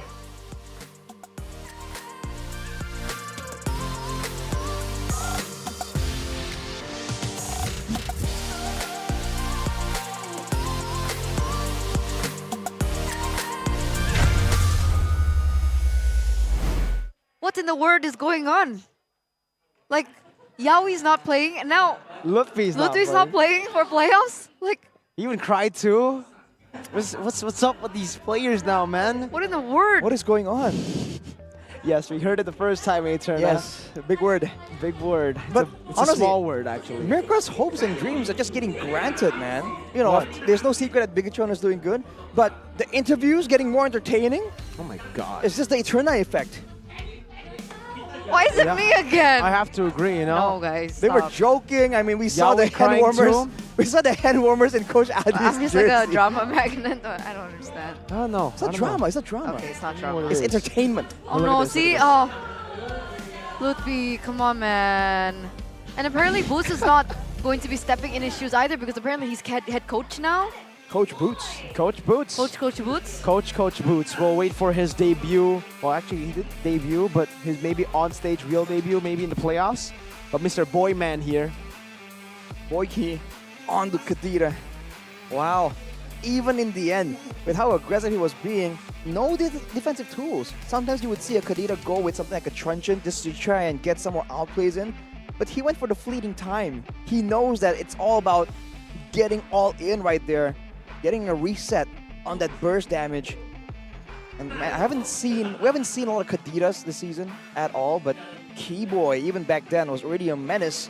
Seems like right now, with some of the changes to the magic damage items, he's just having an even better time. It was a tough match to go up against the Franco that was such a dangerous threat. But here's the player of the match highlights by our official gold partner, UBS Gold. Kyrie on the Akai. If you thought the Retribution was solid before, on the Akai even more so. And it's all about the back and forth.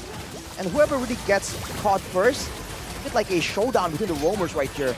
If Keyboy gets stuck with the Bloody Hunt, then it's, you know, it's the end for Dreams, but on the other side, the same exact thing. And it just continues. I mean, this game was just back and forth at this point, right? With Dreams getting those crazy hooks to almost turn the game around, and then this Eternal Guard as well to knock Kyrie up, and then the Curse Blast to steal it. It looked like Evos could do it. And they were so close, but Sans was just playing so well, just making the plays happen left and right. But look at how close they were clumping up. That's the Vexana damage that can't really be ignored. It really does add up. Fortunately for Evos, that was a valiant defense at the cost of 3 base turrets. And Keyboy here punishes Annabelle. Brands tries to save it, but at that point, the invulnerability that the Rough Waves provide also is a massive tool to really deny Brands. This game, he was just always controlled, either by damage, either by crowd control, every single time. And that's a great feat, because a lot of teams have attempted to do so against Evos, and they've always been denied. But Onyx find a way, through quantity, to ensure that he will not be able to just freely hit in a fight. We don't get to see it in the replay, but there was like this one moment when the Lord was marching down in the middle lane, and Evos were on the defense, and I felt like Brands' spacing was kind of weird. Like, I felt like he was positioned too forward, and it was so easy for him to get caught out there. We don't see it there. I forgot who it was by, but he got caught off there. Like instantly, Keyboy. even before the team fight begun. I believe And it was like, Keyboy, what right? are you doing there? Why are you clearing the Lord outside of your base? Flip the coin, Eterna. Huh? Flip the coin. Maybe. Brands like a box of chocolates. You never know which one you're gonna get. You know, that's a I like chocolates. reference from Saving Private Ryan. Love that movie. That movie's good Indeed. too. Looking at some of the items here, as we were talking about earlier, Brands, he went for the quote-unquote shielding from the Rose Gold, from the Blood Feather, the Blood Wings, and even in the end, he was still able to just get completely demolished from all the damage that was available from the side of Onyx. Especially in that late game when they weren't really at full capacity with 5 members. That's where Onyx just knew that if we execute properly and they don't allow Evos to get a massive hook, a massive pickoff, we have this in the bag. The rich guy in the carry is CW still though. And the best wingman actually is going to be Sans.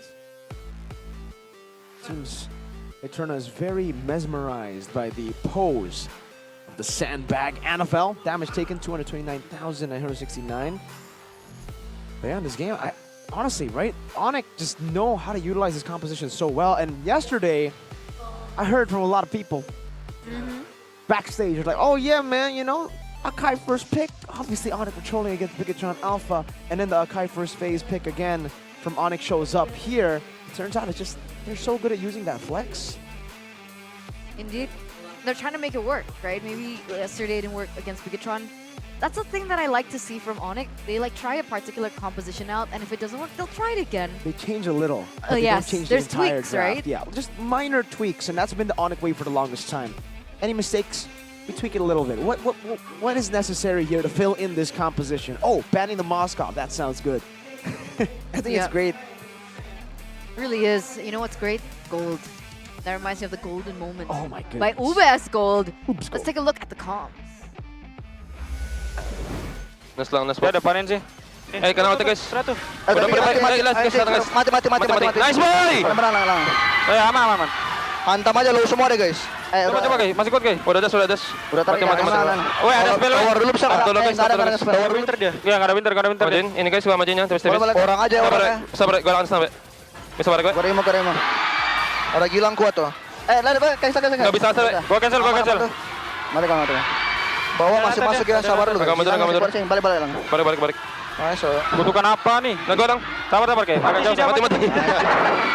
Gua lama ya. Ada yang aman. Jauh ya guys, nggak bisa guys. Pelan-pelan ya. Lihatin loot ya. Mati gua agak ya. Mati gua. Menang.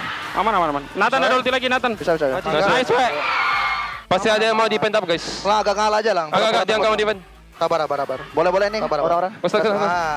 Pas. Udah masuk dia. Santai. Masih lama. Gua ulti Nathan-nya. Ayo maju nih ya. Gua join Nathan guys. Akai dulu kalau bisa ya, dulu guys. Franco ya guys. Nathan udah pada guys.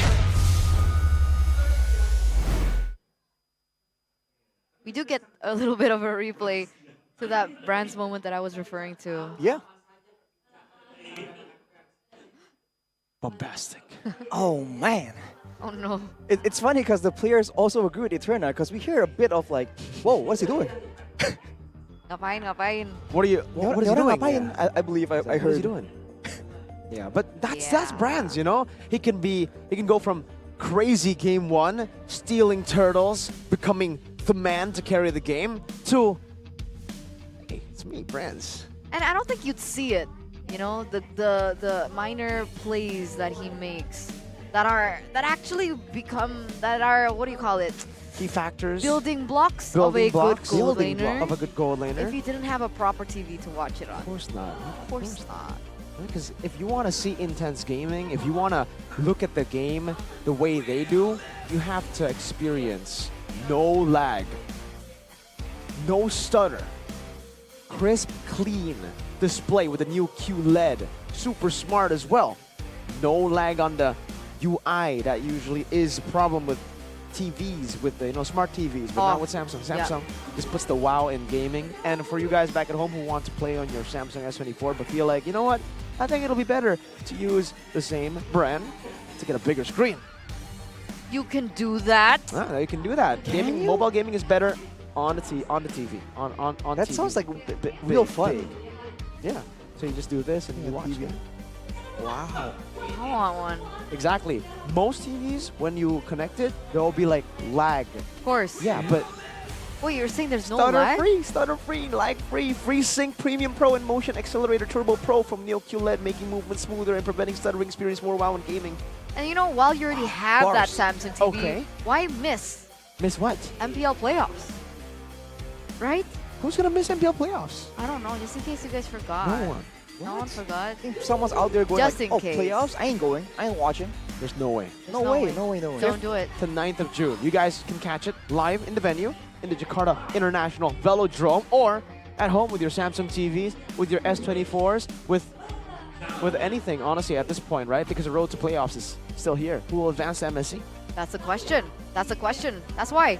Road to playoffs, right? June 5th to 9th to check out who will be accompanying all these teams to MSC.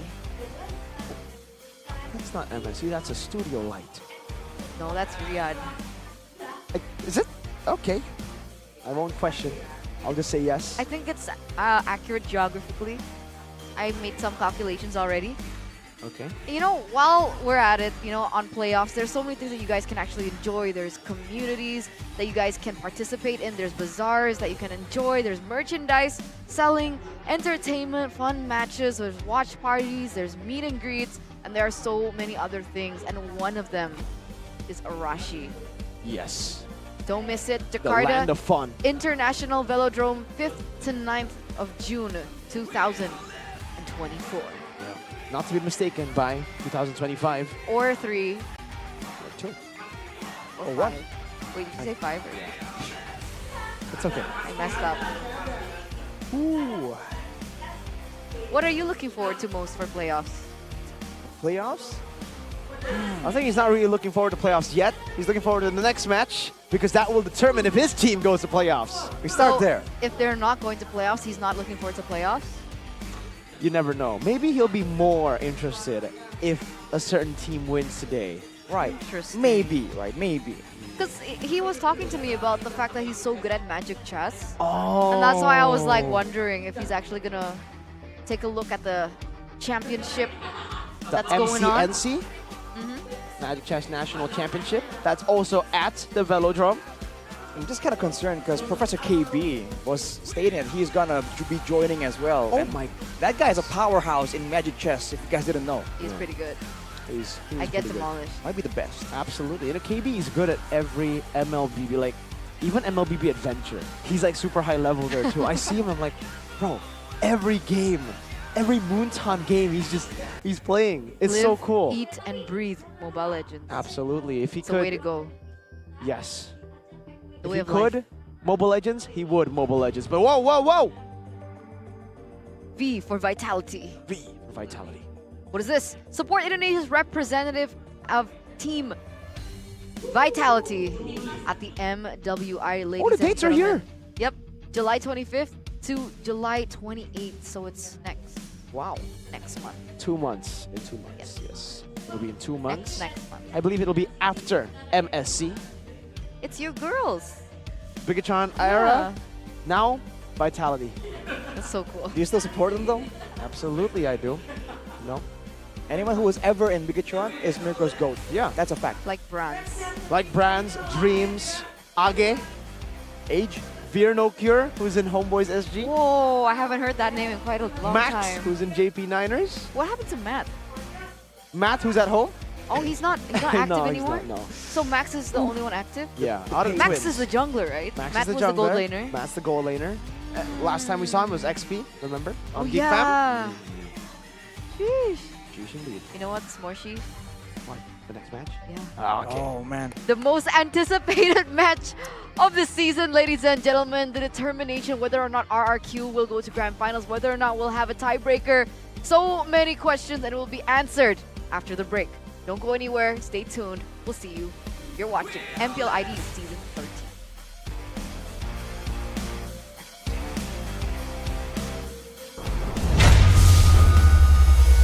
Welcome to MPL Indonesia Season 13.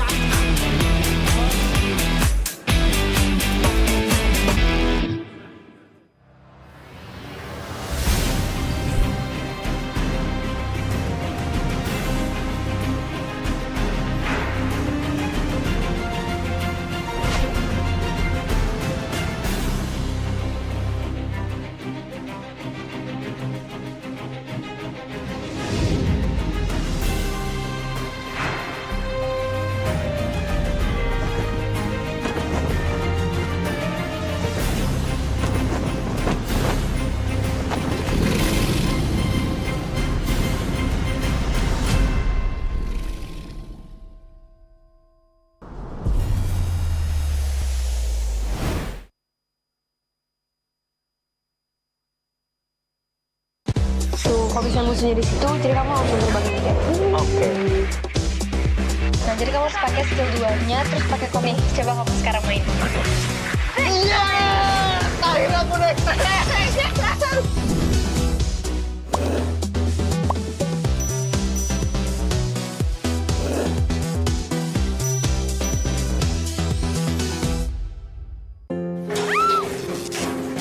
바로 출동하겠습니다.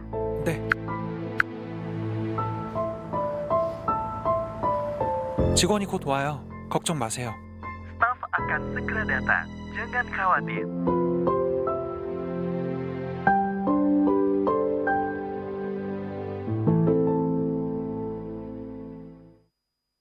Pakai aplikasi GoPay, dompet andalan gamers. Banyak damage-nya.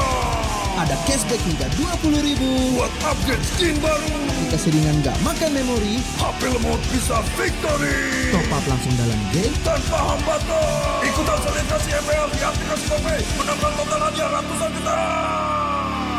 Bonus stage. Gratis 100 kali transfer kemana aja. Beli pulsa harga termurah. Scan QRIS dengan mudah. Download sebelum mabarkan.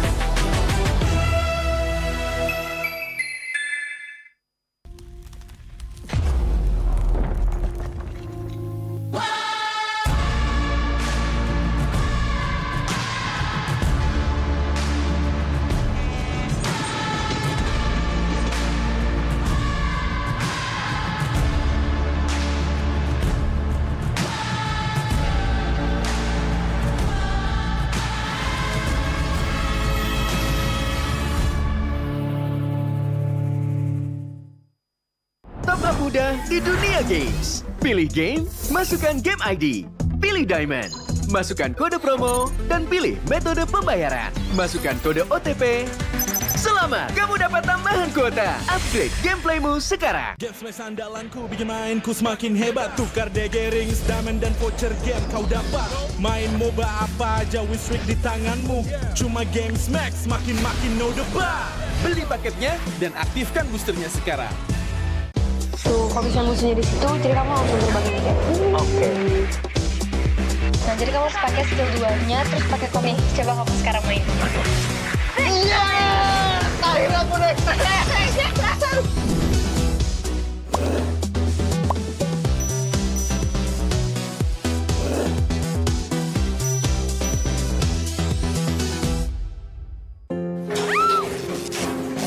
바로 출동하겠습니다. 네.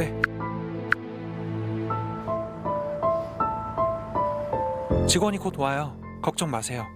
Staf akan segera datang. Jangan khawatir.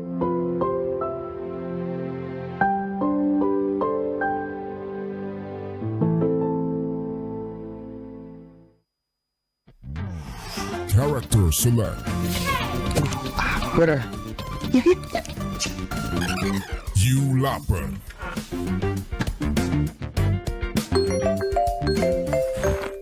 Stop! Pakai klik Indomaret, belanja 1 jam santai dan gratis ongkir loh. Wah, belanja online kayak belanja di toko Indomaret. You kenyang, siap main lagi. Let's go! Belanja online seperti di toko.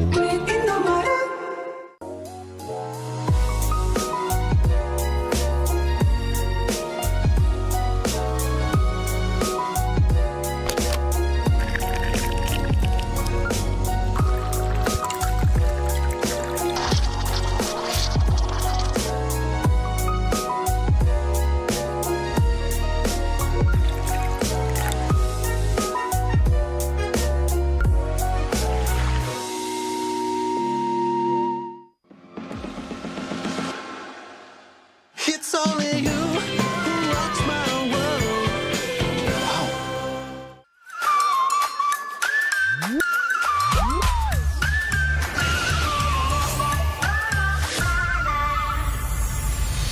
I'll be, yeah, I'll be wherever I wanna be. Wherever I wanna be.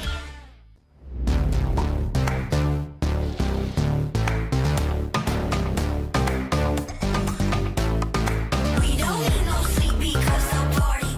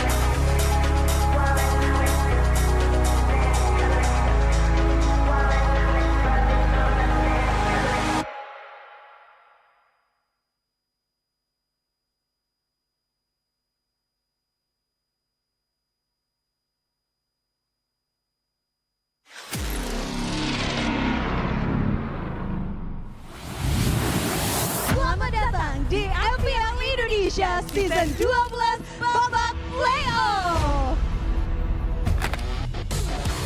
Wah, penuh bun. Apalagi ada aktiviti nyanyi juga di sana, ya kan? Jadi kayak Ada talk show-nya. idol-idolnya juga.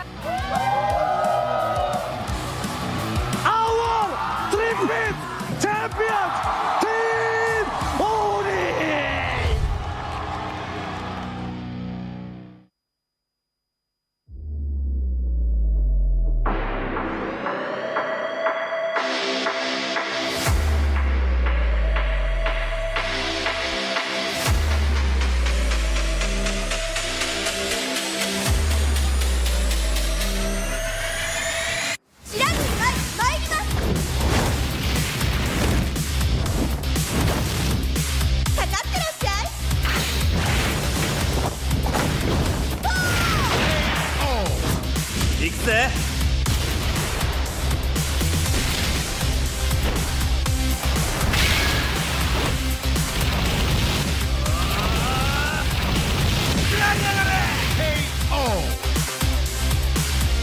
맥시가 지가운다요.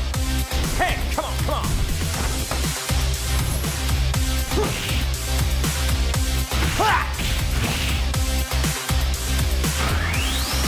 Okay. Kawat Geisa.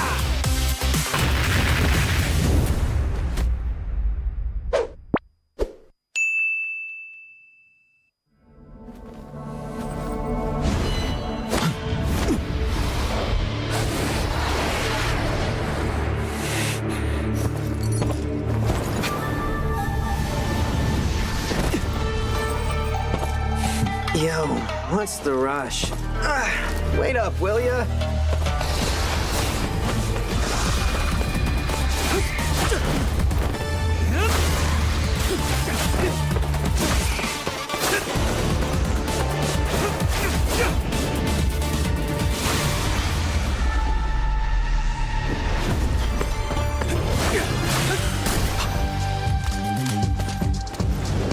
You're welcome.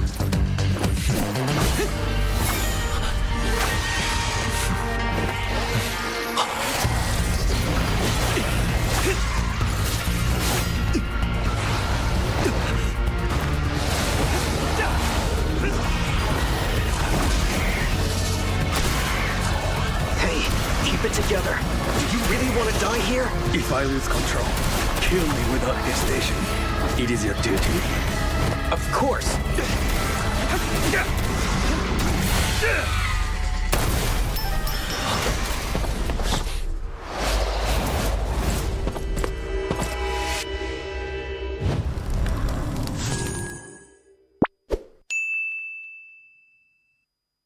Tuh, kalau bisa musuhnya di situ, jadi kamu langsung terbang aja.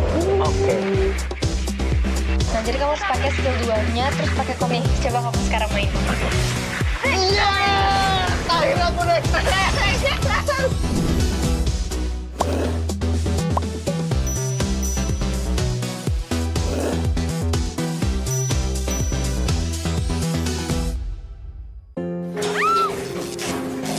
바로 출동하겠습니다. 네. 직원이 곧 와요. 걱정 마세요. Staff akan segera datang. Jangan khawatir.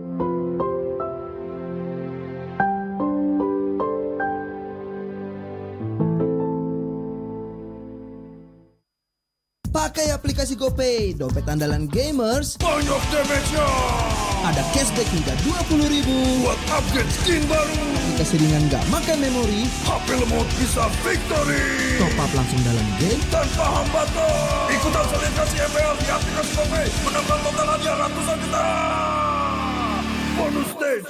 Gratis 100 kali transfer kemana aja. Beli pulsa harga termurah. Scan QRIS dengan mudah. Download sebelum mabarkan.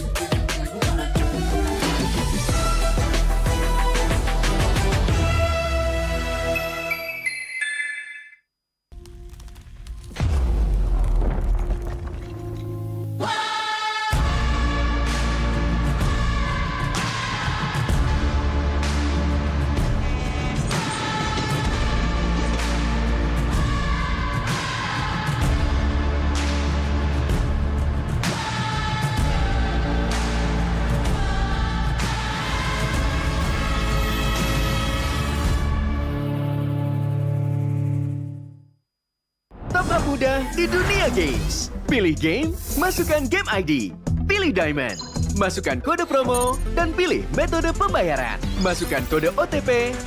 Selamat, kamu dapat tambahan kuota. Upgrade gameplaymu sekarang. Game Smash andalanku bikin mainku semakin hebat. Tukar DG rings, diamond dan voucher game kau dapat. Main MOBA apa aja with streak di tanganmu. Cuma Game Smash makin no debat. Beli paketnya dan aktifkan boosternya sekarang. Tuh, kalau bisa musuhnya di situ, jadi kamu langsung terbang ini kayak. Oke. Nah, jadi kamu harus pakai skill 2-nya, terus pakai komik. Coba kamu sekarang main. Iya! Akhirnya aku naik.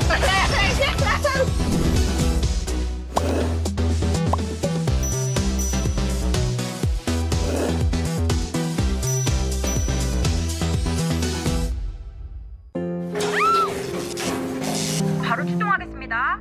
네. 직원이 곧 와요. 걱정 마세요. Staff akan segera datang. Jangan khawatir.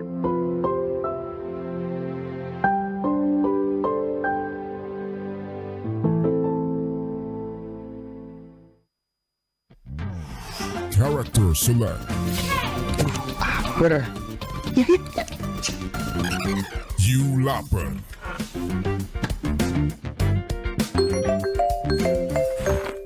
Stop! Pakai klik Indomaret, belanja 1 jam sampai dan gratis ongkir loh. Wah, belanja online kayak belanja di toko Indomaret. You kenyang, siap main lagi. Let's go!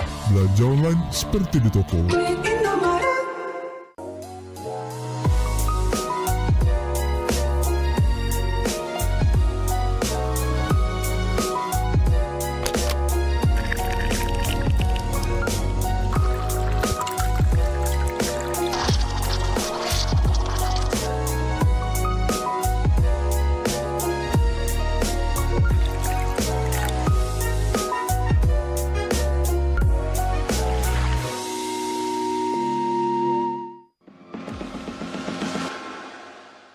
It's only you who rocks my world.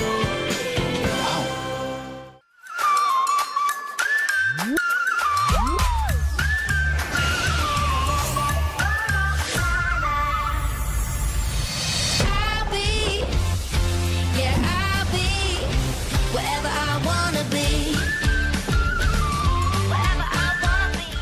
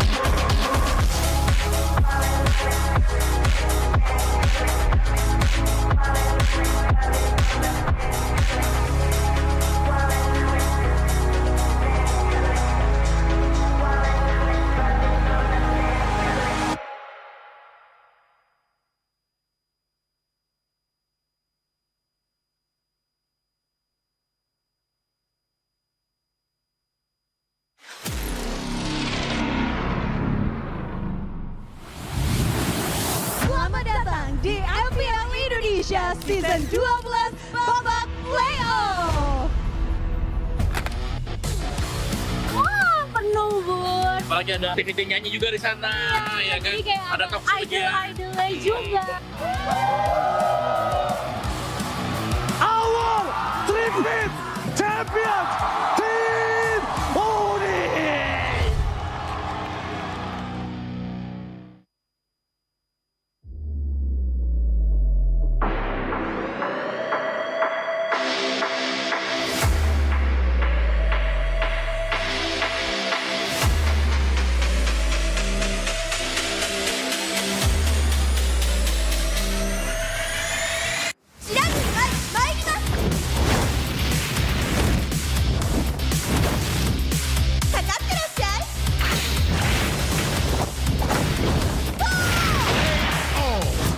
익세.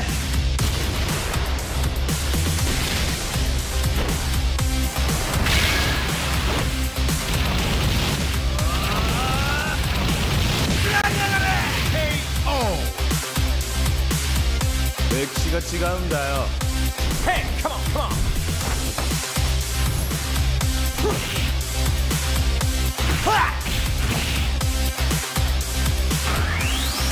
Okay. Power Gazer.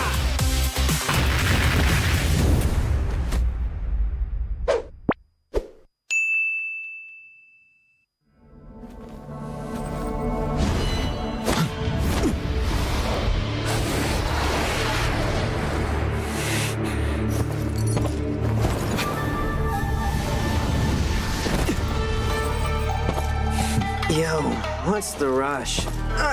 Wait up, will ya?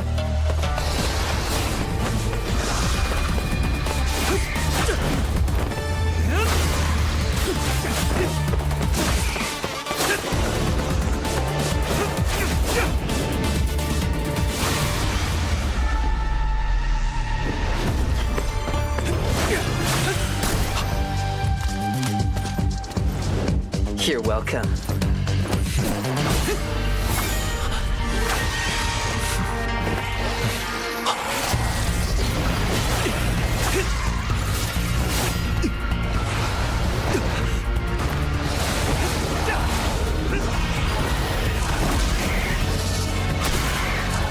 Hey, keep it together. Do you really want to die here? If I lose control, kill me without hesitation. It is your duty. Of course.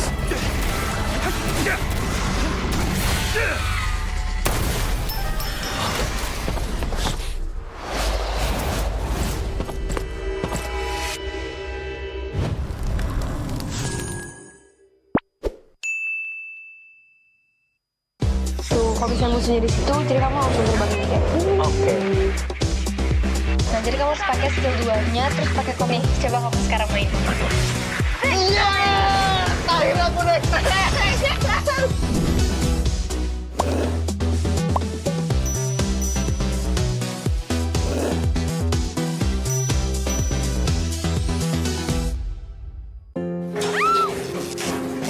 바로 출동하겠습니다. 네. 직원이 곧 와요. 걱정 마세요. Staf akan segera datang. Jangan khawatir.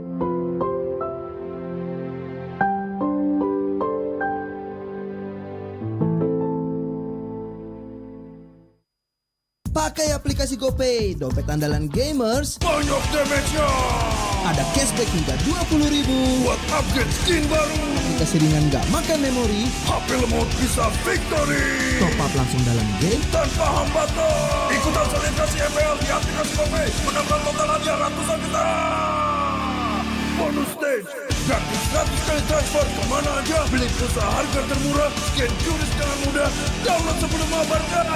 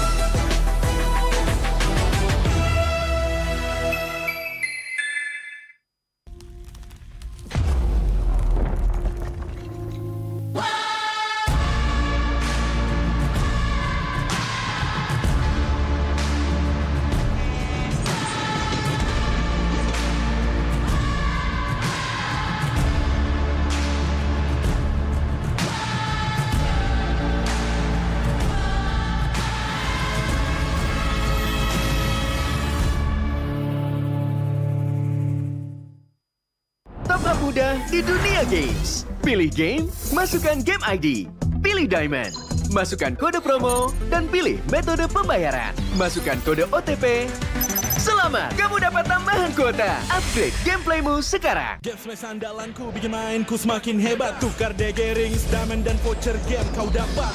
Main MOBA apa aja win streak di tanganmu. Cuma Game Smash makin no debat. Beli paketnya dan aktifkan boosternya sekarang. Tuh, kalau misalnya musuhnya di situ, jadi kamu langsung terbangin aja. Oke. Nah, jadi kamu harus pakai skill 2-nya, terus pakai komik. Coba kamu sekarang main. Iya, akhirnya aku naik.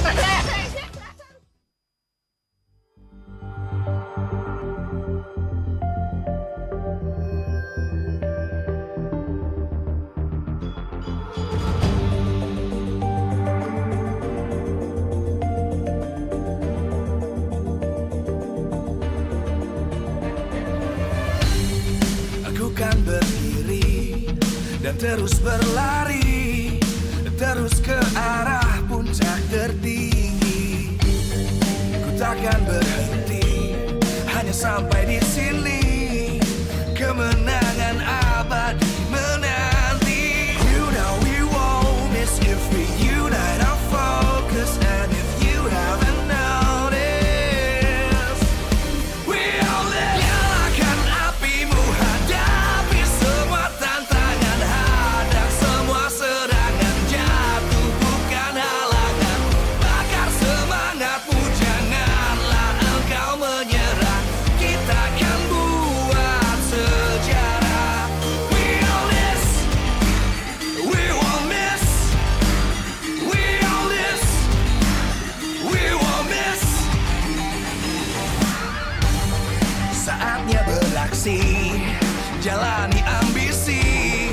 Aku kan menyawakan hari ini. You know we won't miss if we unite our focus. And if you haven't noticed, we all live. Nyalakan apimu, hadapi semua tantangan, hadang semua serangan, jatuh bukan halangan. Bakar semangatmu, janganlah engkau menyerah. Kita akan buat sejarah. We all this, we won't miss. We all this, we won't miss. We all this.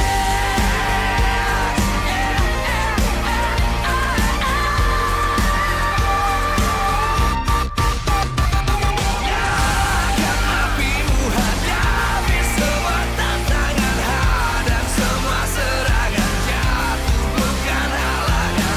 Bakar semangatmu, janganlah engkau menyerah. Kita akan buat sejarah. We all this.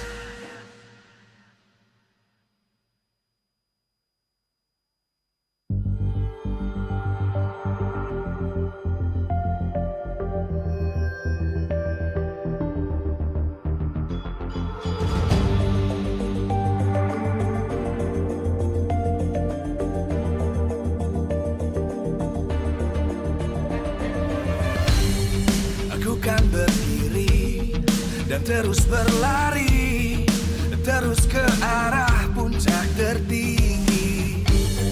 Ku takkan berhenti, hanya sampai di sini. Kemenangan abadi menanti. You know we won't miss if we unite our focus. And if you haven't noticed, we all live. Nyalakan apimu, hadapi semua tantangan, hadang semua serangan, jatuh bukan halangan. Bakar semangatmu, janganlah engkau menyerah. Kita akan buat sejarah. We all this, we won't miss. We all this, we won't miss. Saatnya beraksi, jalani ambisi. Aku kan menyawakan hari ini. You know we won't miss if we unite our focus. And if you haven't noticed, we all live. Nyalakan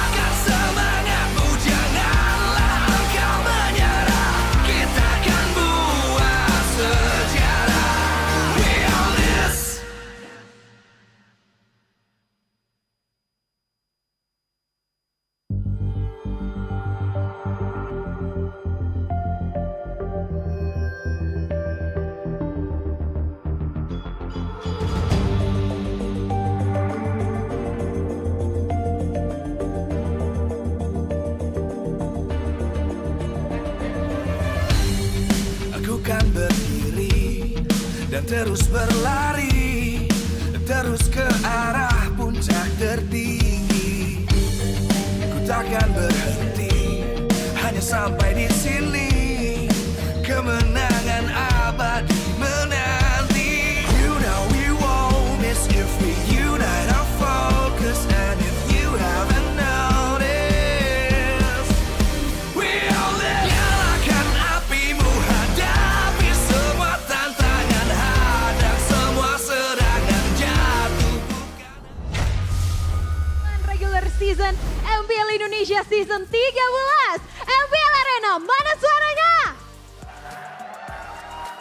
Wow, semakin malam semakin panas tentunya MPL Arena karena tentunya di match terakhir hari ini akan menentukan siapakah tim yang akan menempati slot terakhir menuju babak playoff MPL Indonesia season 13. Kali ini Rebellion Esports harus clean sweep atau harus menang 2-0 melawan Geek Fam jika ingin menang dan melanjutkan menuju babak tiebreaker dengan RRQ untuk tetap memperebutkan tiket menuju playoff. Tapi tentunya Geek ini bukanlah tantangan yang mudah untuk mereka karena tentunya Geek juga harus mengamankan poin kemenangan dan ini yang paling penting. Geek juga akan menentukan apakah RRQ akan langsung mendapatkan posisi di playoff atau harus melanjutkan perjalanan dengan match tiebreaker. Satu kemenangan di satu game saja oleh Geek Fam atas Rebellion, maka RRQ otomatis akan masuk ke babak playoff. Wow, ini bakalan menarik sekali dan tentunya Geek ini akan menjadi tim penentu antara kedua tim ini siapakah yang akan masuk ke babak playoff. Jadi sebelum kita akan melihat pertandingannya, kayaknya kita akan ngobrol-ngobrol dikit dengan teman kita dari Geek. Kita sambut sama-sama, ada Baloy, Baloyski. Hai Baloy. Halo. Apa kabar? Are you ready? Baik. Baik ya, baik banget ya, ready banget ya. Baloy, tapi sebelum Monica mau ngobrol sama Baloy, ada yang mau ditunjukin nih di layar. Sama-sama kita lihat ke layar. Ada apa nih? Nah, ini nih ada screenshot story-nya Baloy nih. Tiba-tiba banyak banget yang message gue, kenapa ya? Waduh, ini kenapa Baloy? Coba diklarifikasi nih buat teman-teman semuanya. Ini kenapa? Katanya banyak banget nih yang message kamu. Itu kan gue lagi scream terus gue kaget message request gue penuh banget. Penuh banget? Ya banyak yang minta kali ini nih, yang MPL. Ini boleh tahu nggak isi-isi message-nya apa-apa aja tuh? Gimana ya? Banyak banget ya? Kayak tiba-tiba dibilang gue best roamer, ganti gue. Best roam, apalagi? Ya itu pokoknya mereka mau tell all the best roamer mau menang nih Geek machine. Jadi Geek harus menang ya? Ya harus menang katanya, tapi kita kasih yang terbaik aja. Itu kalau udah dilihat-lihat kan itu banyak tuh message-nya. Message-nya dari Banyak siapa banget. aja? Kira-kira, maksudnya mungkin dari... Majoritinya Kingdom. Dari Kingdom. Jadi Kingdom berharap Baloy hari ini dan juga teman-teman Geek bisa menang ya? Iya. Dan respon dari Baloy seperti apa dong? Gak respon sih, cuman kayak gak enak aja kan kita emang match ini gak penting buat kita, tapi kita mau ya duitnya jadi kita mau menang juga. Mau menang juga dong, tentunya tetap berikan yang terbaik. Nah Baloy, ini gimana rasanya kamu dan juga Geek jadi tim penentu nih antara Rebellion dan juga RRQ untuk mengamankan slot ke playoff? Sebenarnya bukan kita yang pegang sih, soalnya kalau kita kalah 0-2 kan masih ada tiebreaker. Jadi RQ dan RBL masih pegang decisionnya, jadi aman aja. Aman aja, tapi kan kalau Geek menang satu game aja, otomatis RRQ nih yang langsung amanin slot ke playoff. Iya, setahu. Berarti ini kan Geek maunya menang nih, Baloy maunya menang ya. Iya. Tapi berharapnya Rebellion atau RRQ yang masuk ke playoff? Sebenarnya siapa aja, kita kan emang targetnya cuman masuk MSC atau juara kan. Jadi siapapun yang musuhnya di playoffs kita siap-siap aja. Yang penting ready siapa yang akan dihadapi ya Baloy. Oke, Baloy, tapi sebelum kamu bertarung di Land of Dawn, ini kan kemarin tuh kamu sempat ngobrol di interview sempat ngomong ke Bude Clara, katanya kamu kayaknya mau pakai hero-hero unik. Apakah akan digunakan, dikeluarkan pada match hari ini?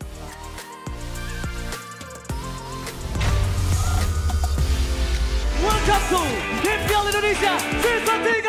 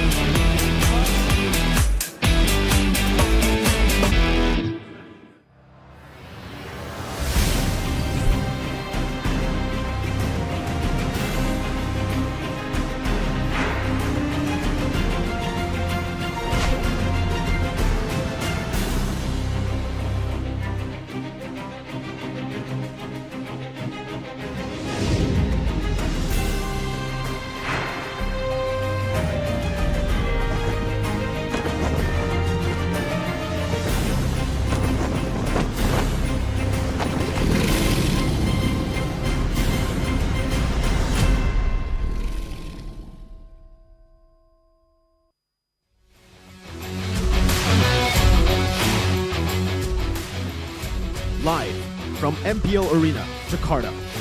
MPL Season 13 is powered by Moontalk. Presented by official tournament smartphone, Samsung Galaxy.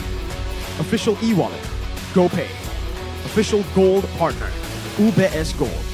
We own this.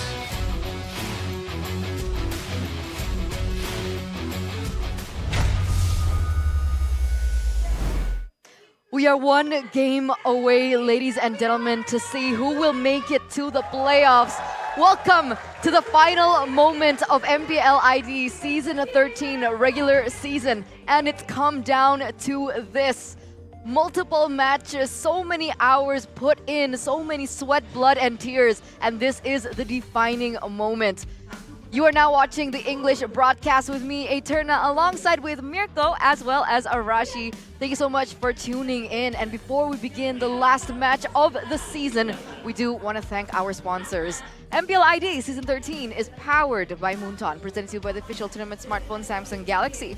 Our official e-wallet, GoPay. Our official gold partner, UBS Gold. We also have our partner in esports, Dunia Games, GamesMax, Oraimo, Telkomsel, our suppliers, Innomart, Point Coffee, Neo QLED, Supersmart TV Plus, Saturdays, and of course our government partner, PBESI.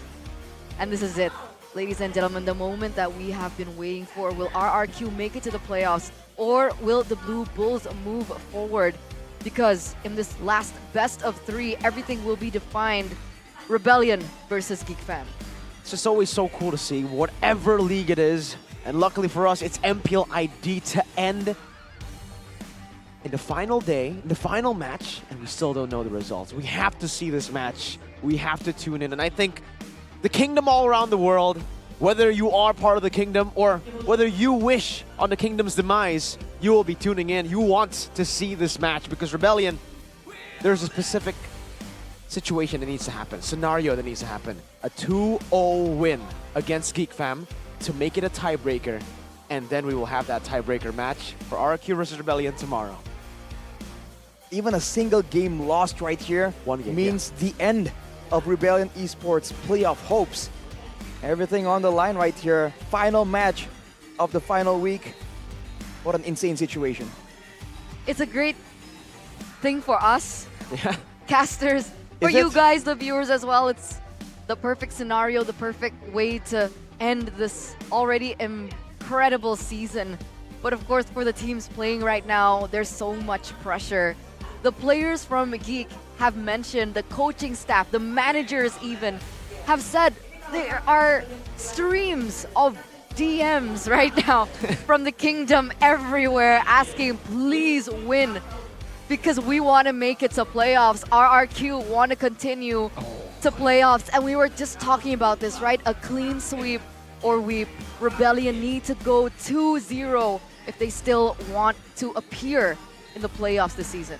Like we're talking about it, there's no if, buts, and maybes. There is no in between. If Geek wins 1 point, it's 0 for Rebellion and 100 for RRQ.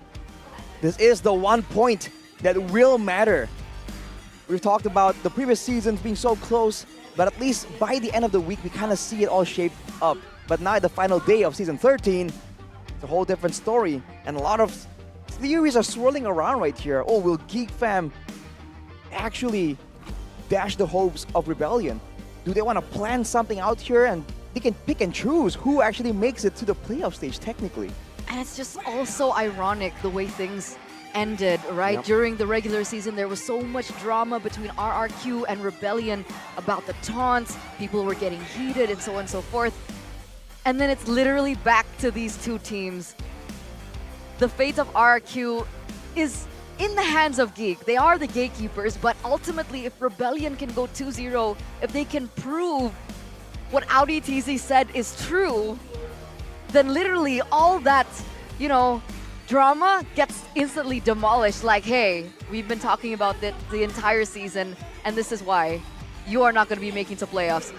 So for Rebellion, they're bringing out the best here. Cars, Vincent, Suelo, Audi TZ, as well as D in the gold lane. We do not see Moai. I'm quite curious to see what Geek Fam have in store for us today.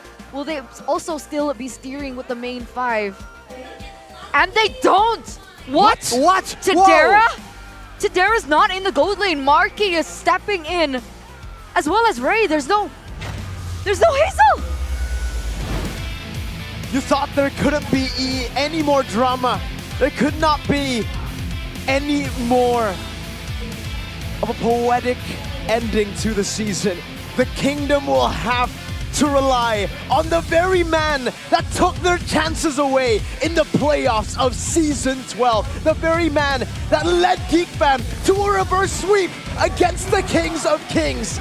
The key to the gate that will send RRQ to the playoffs. It is Marky.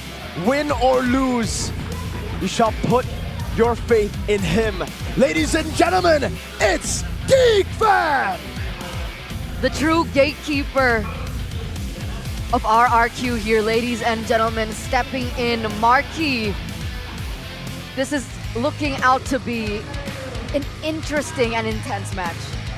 On the other side, a team who have taken the Kings down once, fallen to the Kings in the second leg, and now, ironically, to get to the Kings, they must beat the Kingslayers. The coup starts again, and it starts tonight. The night of Rebellion! Survival. That is it. They need to survive the onslaught.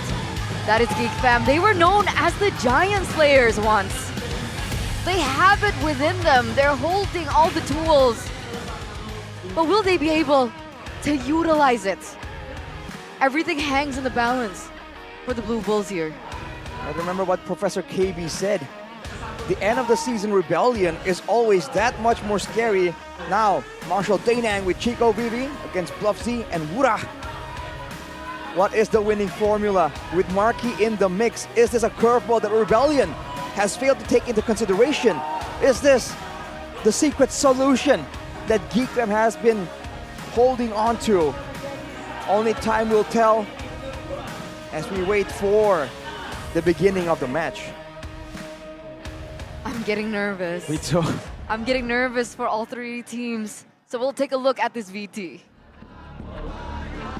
Gua nggak tahu ya, mereka bener-bener mainnya kayak tim gede aja sih bang. Ngelakuin tugasnya kayak bener-bener kayak tim gede, bener-bener semuanya ngerti main dari RBL. Boy Konsil ketahuan dan kali ini akan menjadi adanya kontes yang cukup besar dan Vincent again dengan retributionnya tapi lihat bagaimana arah tengah bakal coba untuk dikawal oleh Rebellion dan base-nya sekarang cukup terbuka, Karsnya hilang tapi base milik Rebellion Esports. Mereka punya strategi sendiri, nggak kayak oh sekarang hypertank gua harus ikutin hypertank, oh ini OP jadi bagus bikin semua tim kaget dan gimana ya, RBL gak ketebak aja sih. Lawan Onyx bisa menang, tapi ya gitu, nggak konsisten aja menurut gua. ya bener-bener lah kita berbenah diri, evaluasi diri, introspeksi diri masing-masing. Tiap player, mau coaching staff, player semuanya fokus di diri sendiri dulu lah. Di situ kita jaga tuh kedisiplinan kita sih, konsistensi. Biar bisa konsistennya gimana, disiplin. Mau dari in game, out game semuanya kita lakuin yang terbaik sih. Kalau misalkan dia clear cepat gimana? Kalau dia clear cepat, kita clear cepat juga. Jadi perangnya ditangkal gitu gimana? Mungkin case-nya RBL, kalau yang gue lihat tuh mereka kurang stabil di saat mereka lagi posisi menang-menang. Jadi kayak mungkin sama kayak kita lah. Kadang kan kalau yang posisi menang-menang itu berarti orang lain tuh pasti lebih ngeliat kita dong. Kayak nyari titik lemahnya tuh pasti lebih sering. Kalau gue dari nomor 1 ya full hero mereka lah, yang cukup unik lah ya. Bisa dibilang Lui, awal-awal kan Lui nggak ada yang main kan di PH, di mana-mana nggak ada yang main, mereka yang keluarin. Dia benar-benar langsung all in, dia punya aja juga, dia punya Lui dan tapi kali ini Boon. Agar nantinya cewek bisa farming lebih banyak. Dan hanya Kals sampai saat ini yang unggul. Cewek ternyata sekarang berubah. Dan Swallow tidak pernah muncul di map. Ini yang paling penting menurut gue bagi teman-teman dari Rebellion. Dan itu dia. Surprise! Happy birthday. Satu buah dispersion. Pertandingan Amigo versus Onyx juga by the way. Ini menghitung hari, tapi lihat bagaimana ada satu buah kejutan dari di belakang, di mana Kairi berhasil ditumbangkan oleh Moeb. Satu buah kejutan dari Rebellion. Menurut gue itu RBL yang paling sering chase pick kalau berhasil. Dia pick itu terus gitu, dan sekalinya di ban mereka bingung mau main apa. Tahu gue dia cuma satu, dia cuma main Lui sama Kaja kan. Terus sisanya di ban dia bingung mau main apa. Jadi ya kebanyakan chase pick membunuhmu. Wow, ini cukup menarik karena seri Slamet akan dibawakan kembali dari sisi Rebellion. Kalau kita ngomongin damage dulu, kita ngomongin Kabuki dulu kali ya. Belum ada si Halbert soalnya. Oke, tapi di sana Aram jadi pasukan utama yang bakal coba di take down. Belum ada Torfan Memory, tapi nampaknya akan sedikit ada poking damage setelah dikeluarkan oleh para pasukan dari tim Rebellion. Kita nih udah try hard aja masih kalah gitu, apalagi enggak. Jadi di situ kita komit buat kita tambah jam latihan kita lebih komit lagi buat latihan, buat ya bisa dapetin hasil yang lebih baik lah dari sebelumnya. Kalau bisa dibilang perjuangannya sampai berdarah-darah sih. Kayak ya udah hidup dan mati lah. Menang, lolos, kalah, enggak. Gitu sih.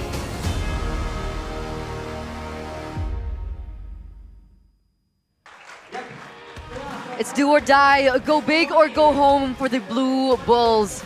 We saw what is at stake in that video. We saw the process and the thoughts of all the other players and even the coaches from the rest of the teams. Consistency has been the main problem for Rebellion. And Coach Adi actually mentioned that their cheese strats might be the death of them. But at this point, in this point of desperation, would you consider cheese to win it out against Geek? I find that in a situation like this that is so critical and so unexpected, right? I feel like cheese picks really work better in moments like this where teams, you know, really aren't expecting it, right? You're thinking like this is the final few games and match of the season. Surely they'll go with something that's tried and true. If you come up with something crazy now, it's gonna have even more of a surprise factor. But against Geek Fam, right? This is not a team that has shown to be weak to just surprise factor alone. You're gonna need more than that. It has to be something surprising and yet something that has reliability for Rebellion. I honestly have like an opposite idea, right? If you want to go crazy, desperate times call for desperate measures. I think this should be the time. In all of the interviews that we listened to, the answers to the interviews, the questions that was asked was like, how do you feel about the strategies? How do you feel about Rebellion? And they were all saying similar things about how they found success. They're so unpredictable. It's hard and they get the grasp of these broken heroes before anyone else. So do it now. Geek Fam have tried the Florid meta. They have tried their own experimental ways. Don't let them use what they have learned. Don't let them use the fundamentals. Throw them some curveballs and get that 2-0. It all starts in the drafting phase, but there you go. The instant Luo Yi takeaway from the side of Geek. And there are certain similarities between these two teams, and the fact that they're both really great at utilizing these pickoff tools, right? The chip has actually been respected away from Geek by Rebellion, and so has the health curt. We haven't seen the health curt make its way to the bans nor the picks today, if I'm not mistaken, and if it has, very little. But in times like these, in these situations, it does deem worthy of that ban position in the first phase of the drafts, and I'm wondering if Geek will let go of the Kaja. It's a common ban that we see that is taken away from Rebellion, and Rebellion have found a lot of success with the Kaja pick as well, but they don't take it. They go for the Roger ban instead. I haven't seen a lot of teams really respect this Roger first banning phase down the way, or Rebellion in particular. They might be concerned about the flex potential, but I was thinking with the Moskov available, it seems like a lot of teams have been gravitating to this Moskov. Can be a lot more aggressive from the early game, decent in the late game, and then the mid game, an absolute powerhouse. It is now in the hands of Rebellion for Geek. Angeloy making an appearance. His first time this season, which is strange to say, knowing how good he is on the Angela, but he just hasn't had a lot of opportunities to play the Angela.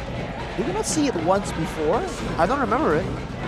I think it is his first time on the Angela. No? He's played it once? All right. When was that?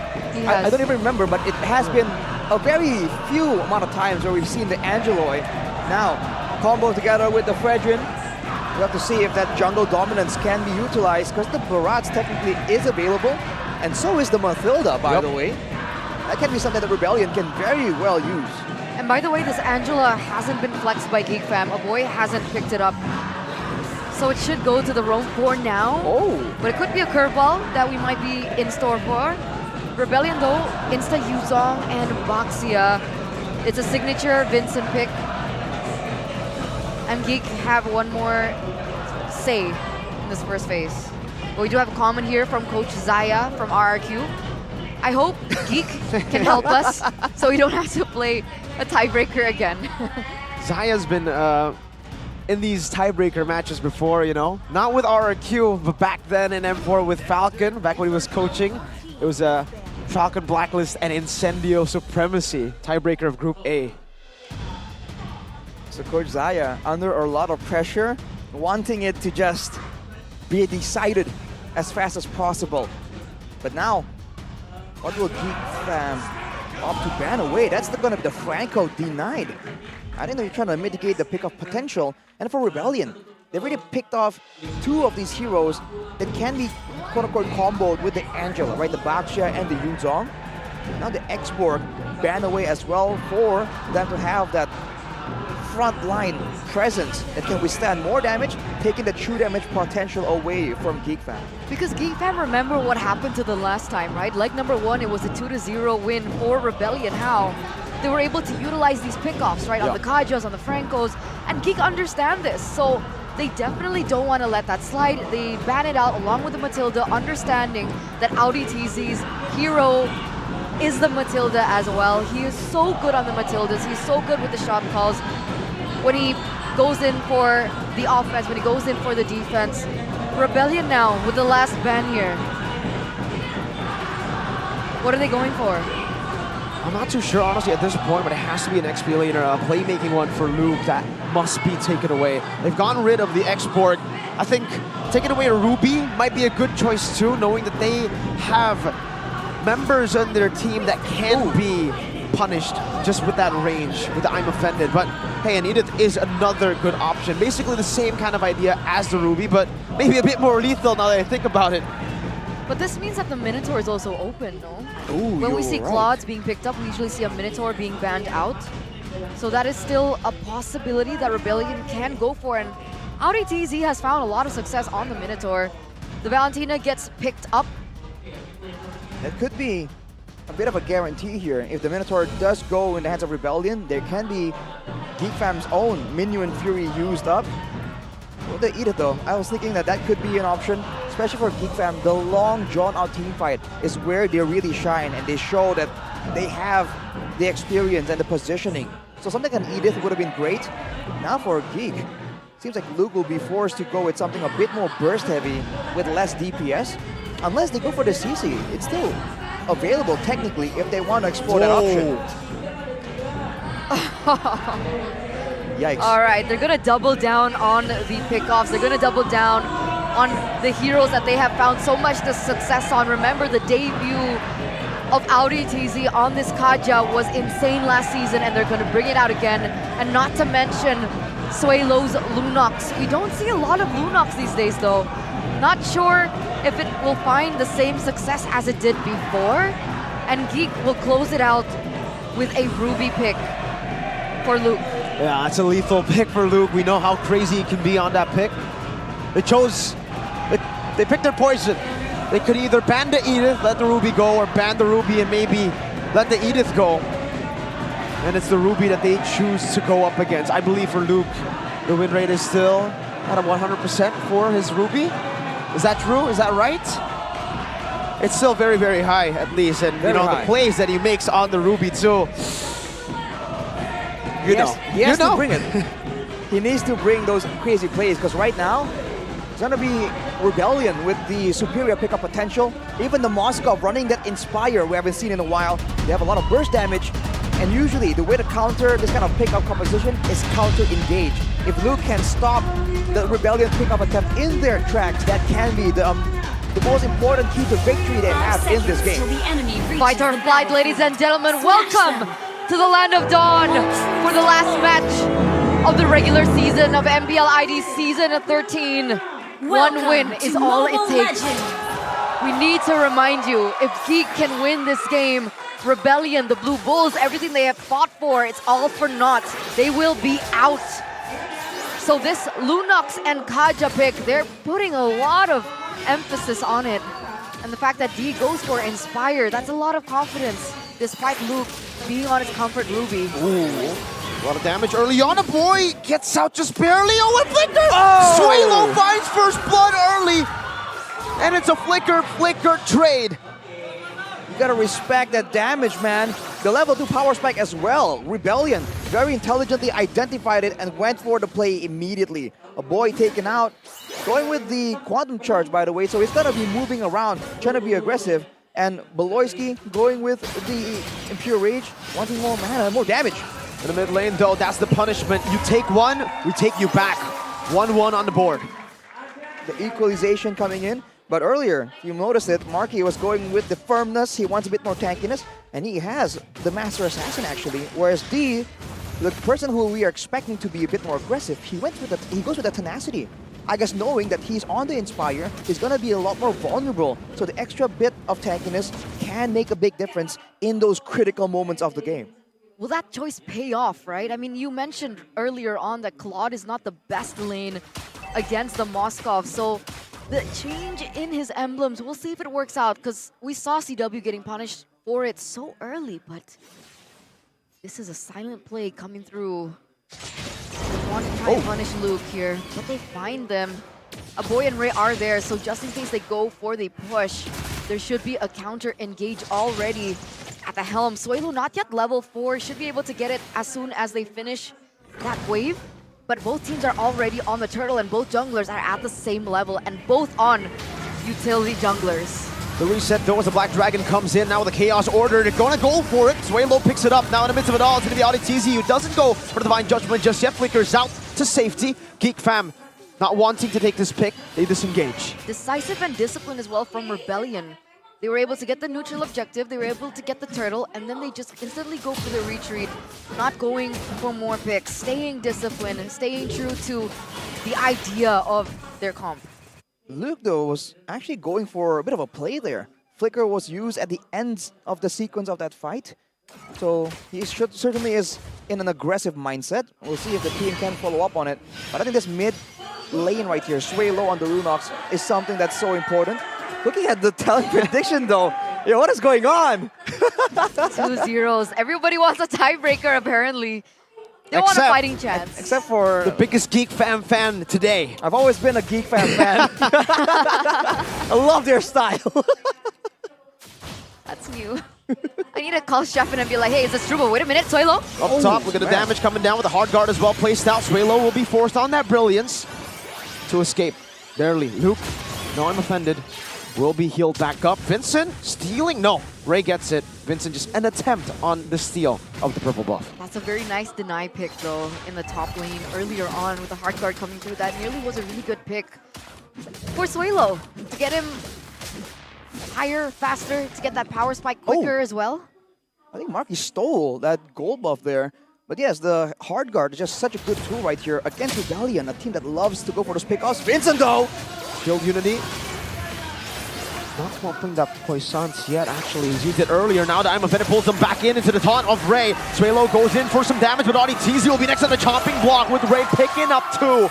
And Appraiser's Rat to take him out. Suelo forced on the Brilliance. 3-1 now for Geek as they look towards the neutral objective. It looks like D was able to pick up the Corrosion Scythe first. So might we see him getting his power spike earlier on, but Cars, are you gonna go for it, buddy? He doesn't. He doesn't take the bait. On the bottom side though, D taking a lot of pressure, but here comes Suelo. Instant chaos, trying to bait out. Oh, AudiTZ with the flicker, unable to find the Divine Judgment. Beloyski recalling as he flashes the RQ symbol. He knows what he's doing. Showing the support, Beloyski. That's spicy. The Kingdom's last hope. He is just showing again Luke the prediction. Luke and Beloy, the two players that were mentioned, right? The Martabak buff for Beloyski is getting jumped on though. Beloy, can he survive this one? The spear says no, and he'll take him down for flashing that logo. Rebellion don't like that. They don't. Aboy actually does the flash as well, and he also uses that IMU to get the Divine Judgment. And the fact that nobody from the side of Rebellion have actually opted for that Purify, they need to be aware. This is Aboy, by the way, with the Divine Judgment, and he has been able to find these opportunities under his opponent's nose. You gotta be careful. Whenever you get a boy on these playmaking heroes, the close range, short range mages like the Faramis, like the Lilia, like the Valentina, just always finds ways to impress us. But Geek, once again, they really like setting up these traps. They know that Rebellion, they like moving around in these bushes looking for opportunities, so they're trying to beat them to the punch. Whoa! I'm offended on the 3 members. Suelo going to be taunted down. Ray picks up the mega kill. And the Kingslayers are looking to give the Kingdom another chance, but it's a good Divine Judgment to re-engage. Luke for Suelo trade. Take a look at the Spear of Destruction now in the bottom lane. Marky versus D. Cars trying to hold down on that purple buff, but Ray wants to steal it away. Vincent respawning back in now with the Shield Unity, trying to make it back onto the purple buff as Cars jumps in. Trying to delay this take from Ray. Audi takes it, secures it for Rebellion. But it will be denied away from the hands of Vincent. And in this bottom lane, Marky is outclassing D. Huh. Is that supposed to happen? Oh, Bloy gets caught really low there. With Cars coming through, but he doesn't get taken down just yet. But he should be able to heal back up right before they go for this. Do they really want to go for a team fight? Rebellion? Oh, not too sure. Luke does not. Oh, full chain CC onto Luke, and even with the hard guard, he gets shredded down. AudiTZ is invincible, all Suelo, dealing so much damage to the tanky members of Geek. And Appraiser's Wrath and Retribution to secure it for Geek. Fan, but AudiTZ flickers forward. Divine Judgment onto Beloyski as D picks up the kill. Now onto Aboy he goes. Aboy actually flickers onto the wall and will not be able to escape earlier, but now the chase! Suelo! One more shot to Marky does the job. A wipeout for the Rebels. That's insane! A wiped out for the Blue Bulls in the 7th minute of the game. They only traded in for Suelo. What happened? That's the mid-game power spike. Yuzong, Baxia, the Lunox, and the Moskov. That's a lot of damage bursting straight through the hard guard. Luke has to be a lot more careful if he wants to stay alive. That's a great, massive swing in momentum for Rebellion. And now with the better, aggressive, faster-moving composition with global presence as well in the Moskov, the lack of turrets for Geek Fam can spell a massive problem if they really want to try and ride this mid-game through to the late game. He doesn't want to let it go, though. Look at the way that they're rotating. They're putting some pressure. AudiTZ sees Ray in that bush. Not really sure if they know if Aboy and Luke are there. Full attempt at his life. D now going to be caught in the I'm offended into the blazing duet. Straight up 5-man gang in the bottom lane as the Divine Judgment catches Audi. And Marky gets a triple. Vincent still wanting to go for this. Hard guard on the race, way low. Now the Brilliance, Vincent caught all alone. The Appraiser's back to take him down, and it's a triple kill for Marky. That 1K gold lead going down real quick. Car's running away with his life. What was Vincent thinking? He was trying to salvage the situation, but the Geek Fam unity, when they are as 5, they're just that much stronger, man. The power of friendship as Luke just expends the I'm offended, flashes the emblem again. And they've equalized just like that. Now it's back to the pick-off, the waiting game, with the Lord in the picture though. 10 seconds. We'll see if Rebellion can find yet another sequence of pickup. How far along is D though? Is he in 2 items, 3 items? Does he have the DHS yet, or is he still in his 2nd item? What's going on? He went Trojan Scythe into the Golden Staff, so he has a 2-item power spike. But for Marky, the 3-item power spike is completed, along with the Demon Hunter's sword. So when it comes to damage output, Marky is going to have him beat, especially with that Blazing Duet. But when it comes to the global pressure, that's where D is trying to make a big difference. He has equalized now, just picking up the Demon Hunter's sword. So the crowd control management is going to be imperative in deciding who actually comes out on top here. Look at the conceal from ODTZ now onto the backside. ODTZ going to be able to follow, find a boy. And in the midst of it all, it's going to be a boy falling to sway low. D able to cut away from Marky as he gets the hard guard, but it doesn't get enough damage onto any of the RBL members. 3-4-0 Rebellion on the Lord. Oh, there it is. 4 men down here for the Blue Bulls. Things are looking up with the DHS completed. Look how much damage he's already doing. He's shredding through Geek. And Geek have to just give over that Lord. Once again, the gold lead increasing to 3K just like that. This is a crazy game, back and forth from both teams. But the fact that Rebellion is beating Geek Fam at their forte, at the big team fights, that is surprising, considering they had the setup there on the Lord. It's like that initial knock-up onto Ray allows Rebellion to immediately start off that pick-off attempt.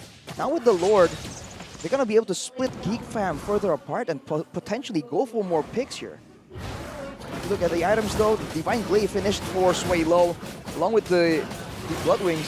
That means a lot more burst damage, even for the tankiest members like Luke and Ray. That is something that they can't hope to tank, even with the hard guard. And they don't even have any... Oh, okay. They have the sub items, yeah, for the magic defense, but no core item done just yet on the side of Geek. And Luke right there, he just used the I'm offended again on the single cannon minion. Seems to be very liberal with that usage. He's actually going for more of an aggressive build, a War Axe and a Steel Leg Plates. That's the only thing he has here to try and withstand all this damage, all this burst that Rebellion can threat against him. Same thing can be said for Ray. He has a Reading Armor and only a Dreadnought Armor and an Oracle, so he's banking on regeneration to try and survive from in the middle of all these fights. Speaking of all these fights, it's just strange to see Rebellion win out in these early to mid-game skirmishes, right?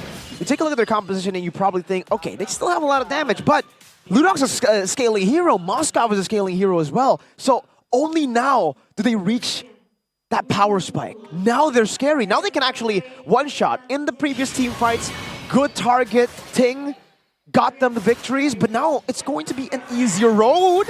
I assume Vincent walks up, spots 5, instant conceal from the Rebellion. The Spear of Destruction not connecting. ODTZ now looking for a pickup, but Ray will just lose his life. Bit of damage coming through the Divine Judgment as well. Marky falls. Now Day with the Abyss Walker all the way to the fronts. Marky and Ray is down. Aboy, Beloy, and Luke.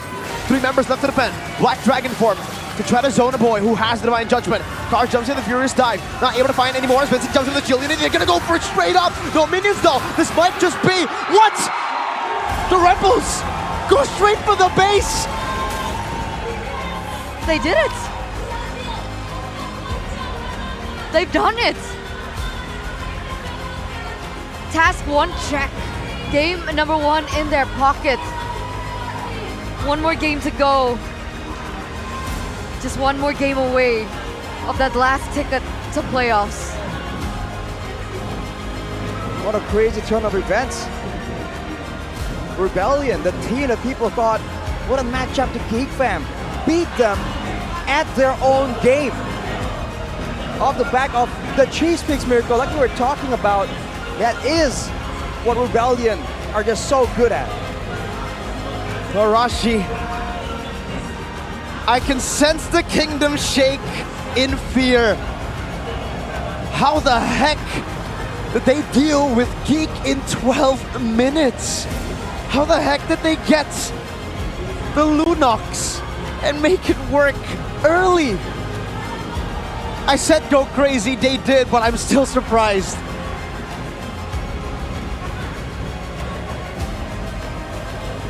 What were his sub-emblems? The Lunox. What did he go for? Inspire and Wilderness Blessing on the mage emblem with the lethal ignition. Inspire and Wilderness Blessing. He doesn't even go in for that discount one. Suelo was constantly rotating across the map. He was looking for fights on the Lunox. All the way from the start, the Flicker, First Blood. He was the active one. The Valentino was less active than the Lunox. Lunox is meant, I mean, not meant, but the normal Lunox would just be farming in the lane, you know? Waiting for that power spike Suelo. Wow.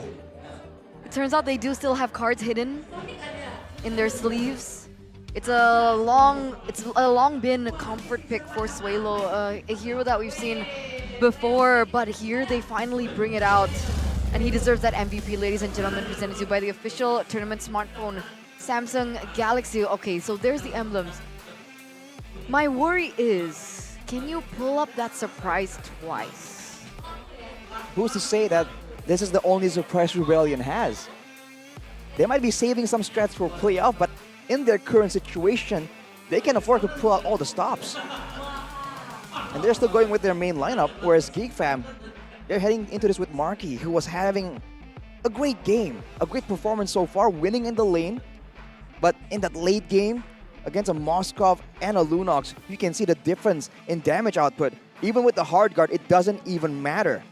The first guy that they target, first of all, the Moskov can hit multiple people at the same time, but the first person who gets hit by D with the Inspire and Sway Low with the Chaos Order, that guy is getting deleted. So in his itemization, he went for Enchanted Talisman first, into the Divine Glaive, and then he goes for Bloodwing. He wants the spam mobility, especially to match with the wave clear. And even early on, this play by him showing again the confidence. And this is exactly why I think we were talking about go for cheese, go for crazy picks or not, right? The curveball sent to a boy, if that was any other mage, a boy would have had the calculations of how to lane against it. But maybe because he hasn't gone up against a Lunox in so long, it's like, wait, how are you dealing this much damage? We're seeing how these fights are playing out. Initially, it always seems like Geek Fam have a foothold that they're gonna do a bit better. Until, of course, the rest of Rebellion comes in and the difference of damage output. The only time where Geek Fam really were able to get a massive victory is when they can catch Rebellion off guard and pick off their members funneling through one by one like this. So it's a bit like the opposite. For Rebellion, that usually wants to go for these pickoffs, they don't really win when it comes down to the small skirmishes. And when the Lord is involved, man, this play by Rebellion was just so decisive and so destructive. Even though Geek were trying to match it with the Blazing Duet hard guard combo, it just couldn't work. And here, they're trying to kite away, but with the Baxia, right? Instead of the Barats, they went for the Baxia, and that allows them to just force Geek Fam into these small fights that they can commit to, but they can also pull back away from. And with Marky and Ray taken out of the picture, they just know that they have that power spike, they have the momentum, they went straight for the crystal here. Unfortunately for Geek Fam, they're forced to take one of their fastest defeats in the season. Looking back at the replay, now I get what you meant about targeting. You That see- was so good. Do you see Audi? Yeah, Audi and Always. Suelo was already Yeah. in position to take a boy down, and then meanwhile, they were already on. The others were already on Marky. Wow, brilliant. They won those early fights through targeting because Yeah. seriously, their power spikes were nowhere near for them to take those fights if it was just a normal front to back.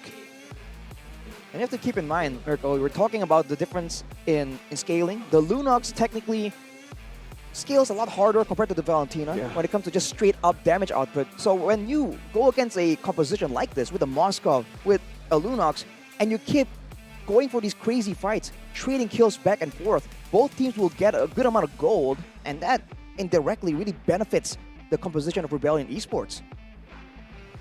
Oh, he's so rich. 9K versus 6K on a boy. Almost a gold laner, right? He's he has more gold than Marky on the Claude. Yeah, and Marky had 4 kills and a lot of farm too. And yet D was still able to eventually, in the end, through those fights, just completely negate and overtake that gold advantage right there. And Audi, knowing that his team likes playing this way, knowing that there is a Lunox in the picture, the fleeting time rush is a bold move. If he gets caught right there, that fleeting time will do nothing for his survivability. But he knows that Vincent and Cars has his back, has the attention of Geek Fam, and he just waits for the right moment. And as a result, that Divine Judgment is always up for the right moment.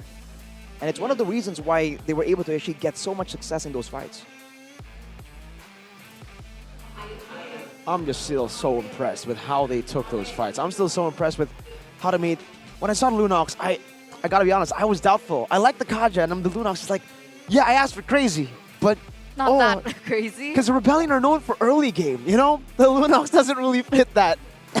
But they made it work, which is even more impressive. Is Lunox still a late game hero?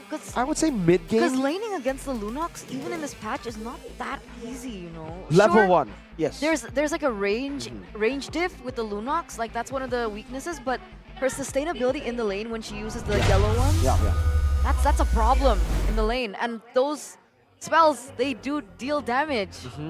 I think what makes it super hard to calculate is the healing that you get, right? Because with 4 minions at level 1, plus 2 members, the Angela and the Valentina, that's so much healing going back and forth. So you're dealing damage, but you're healing even more.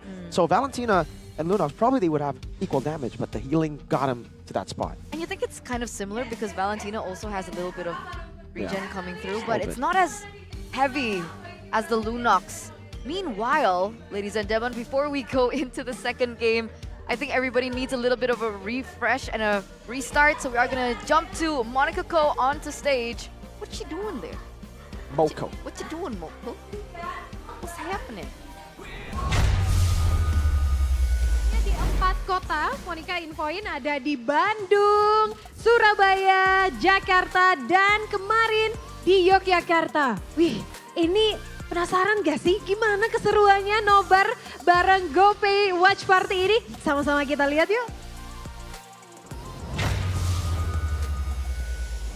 Yang lagi nonton MPL ID Season 13, terus lihat aku, Ibi dan Suzail lagi ada di acara nobar MPL ID bareng GoPay di Yogyakarta.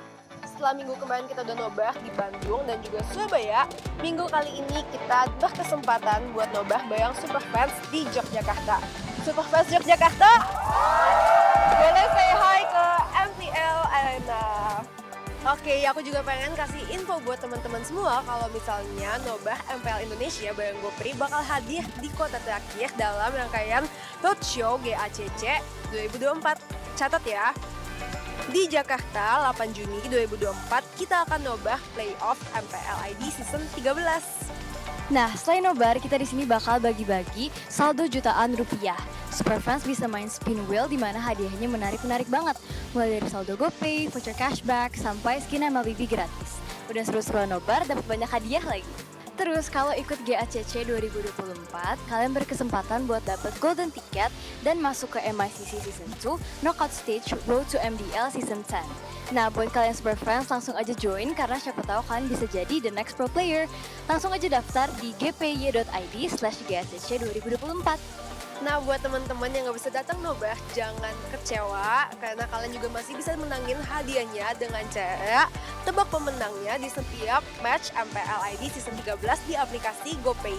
Caranya gampang banget, kalian download dan masuk ke aplikasi GoPay baru, lalu kalian klik icon MLBB, klik gambar pertama dan kalian langsung aja tebak pemenangnya di Vote Your Champion setiap 30 menit sebelum matchnya dimulai.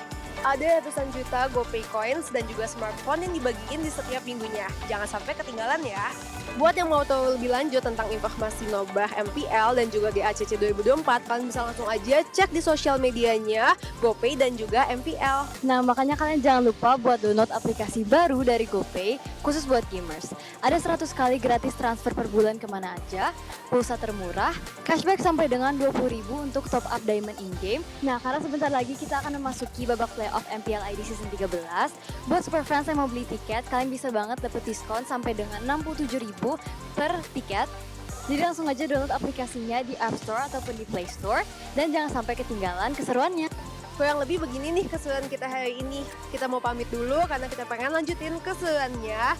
Karena di sini udah rame banget guys. Untuk super fans di Jakarta, tunggu kita ya. Biar kalian gak ketinggalan sama informasi terbarunya, kalian kepoin terus aja sosial medianya GoPay dan MPL ID. Segitu aja dari kita oper lagi ke MPL Arena.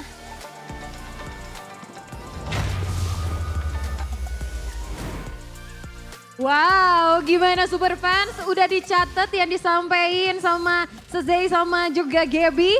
Udah dicatat tanggalnya, lokasinya, cara daftarnya gampang banget juga ya tadi. Jadi pokoknya langsung download GoPay dan bisa langsung ikut GoPay Watch Party yang seru banget tentunya.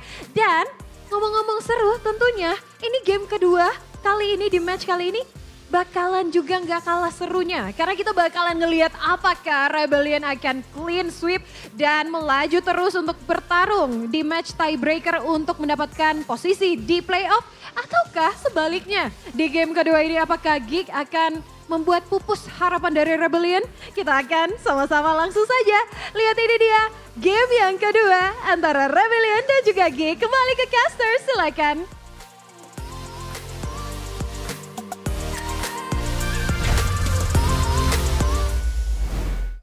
Welcome back, ladies and gentlemen.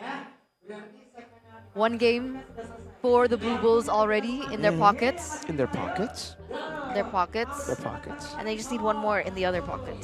So they need two wins for 2 pockets. Yes. And then those pockets will be used to try to beat Rex Reckham Kaon tomorrow. Yep. If they get the pocket tiebreaker. picks. Oh, you're right. The pocket picks, right? Yeah. Man, can you hear Arashi? No. Right? That's why I was like waiting. I thought he was Yeah. saying something. Exactly. I was like, Arashi, what are you saying? But honestly, I can't even hear Eterna that well. Is he saying something? Are you just ignoring him?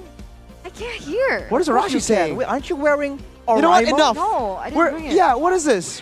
How do we have bad audio? Is it because... what do you say, Arashi? Because we're not using Oraimo. What? Usually Eterna has Did you say Oraimo. Oraimo? Yes, Oraimo. Oh, Oraimo! Yes. No wonder. The Oraimo FreePods Lite exclusive, the Edith edition as well, because that matters, right? The ultimate choice for gamers with Edith's distinctive sound and gaming mode, right? Lock-in gaming mode. And it takes your gaming experience to the next level. And it's an official partner, guys. Come on. You're really gonna doubt the quality of an official partner? You get a discount as well for 10% if you check out on the Orange Store with the code Oraimo MPL. Simple code. People enter the code in the coupon section before you check out, and you can unleash the unstoppable sound. And, you know, I was about to say that this situation reminds me of a song. What? By Bon Jovi. Oh. What is it? Oh, we're halfway there. That's true. That's the Especially rebellion. for Rebellion. Halfway there. Living on a prayer.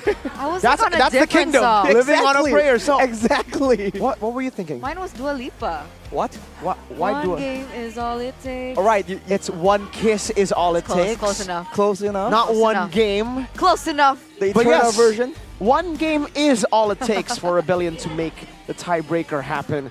Oh man. I can sense the kingdom shaking in their boots right now with that win, right? Because that shaking was a that hard. convincing win. Arashi, we saw you during the break, right? You're not shaking now, but you were shaking. I thought he was crying. No, no. Genuinely.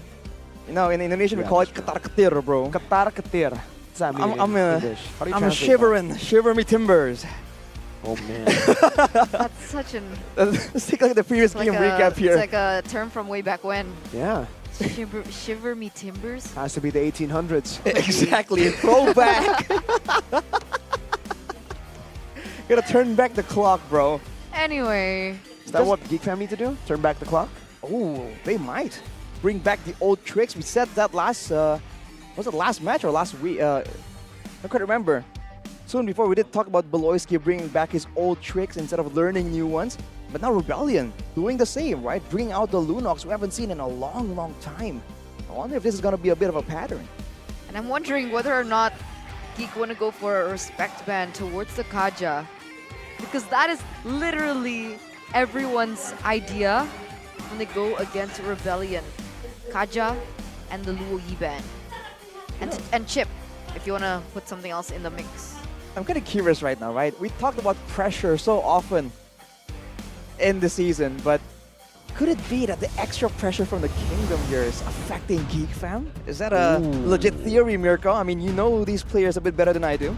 Oh, I don't think so, honestly. I mean, they reverse swept RQ in the upper brackets, right? Like, that takes some crazy, crazy mentality. 2-0 down, swapping a new player in Super Sub and doing it. So it's just about the adjustments for Geek Fam. Don't worry, Moskov and Roger, they've already banned those out now, and it's up to Rebellion to get rid of the Prio picks now. They're on the red side. Now Geek can call the shots. The chip ban, so is the Hellcurt. Such an advantage for Geek Fam, the fact that they can force this Hellcurt ban again and again.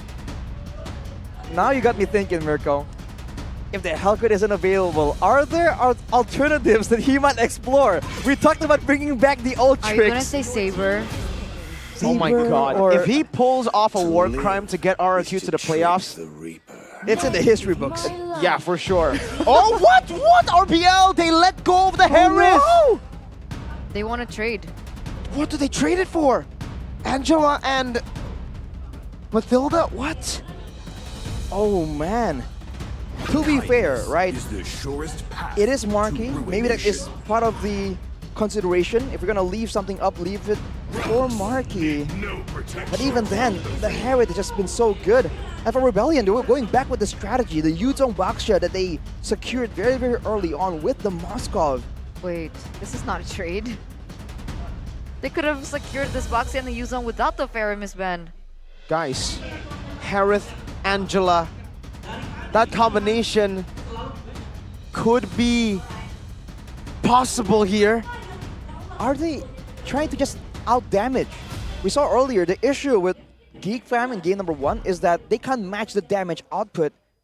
And technically, I mean, if they all target the Harriet together, lock him down, the same can happen because the Harriet doesn't really do DPS, quote-unquote.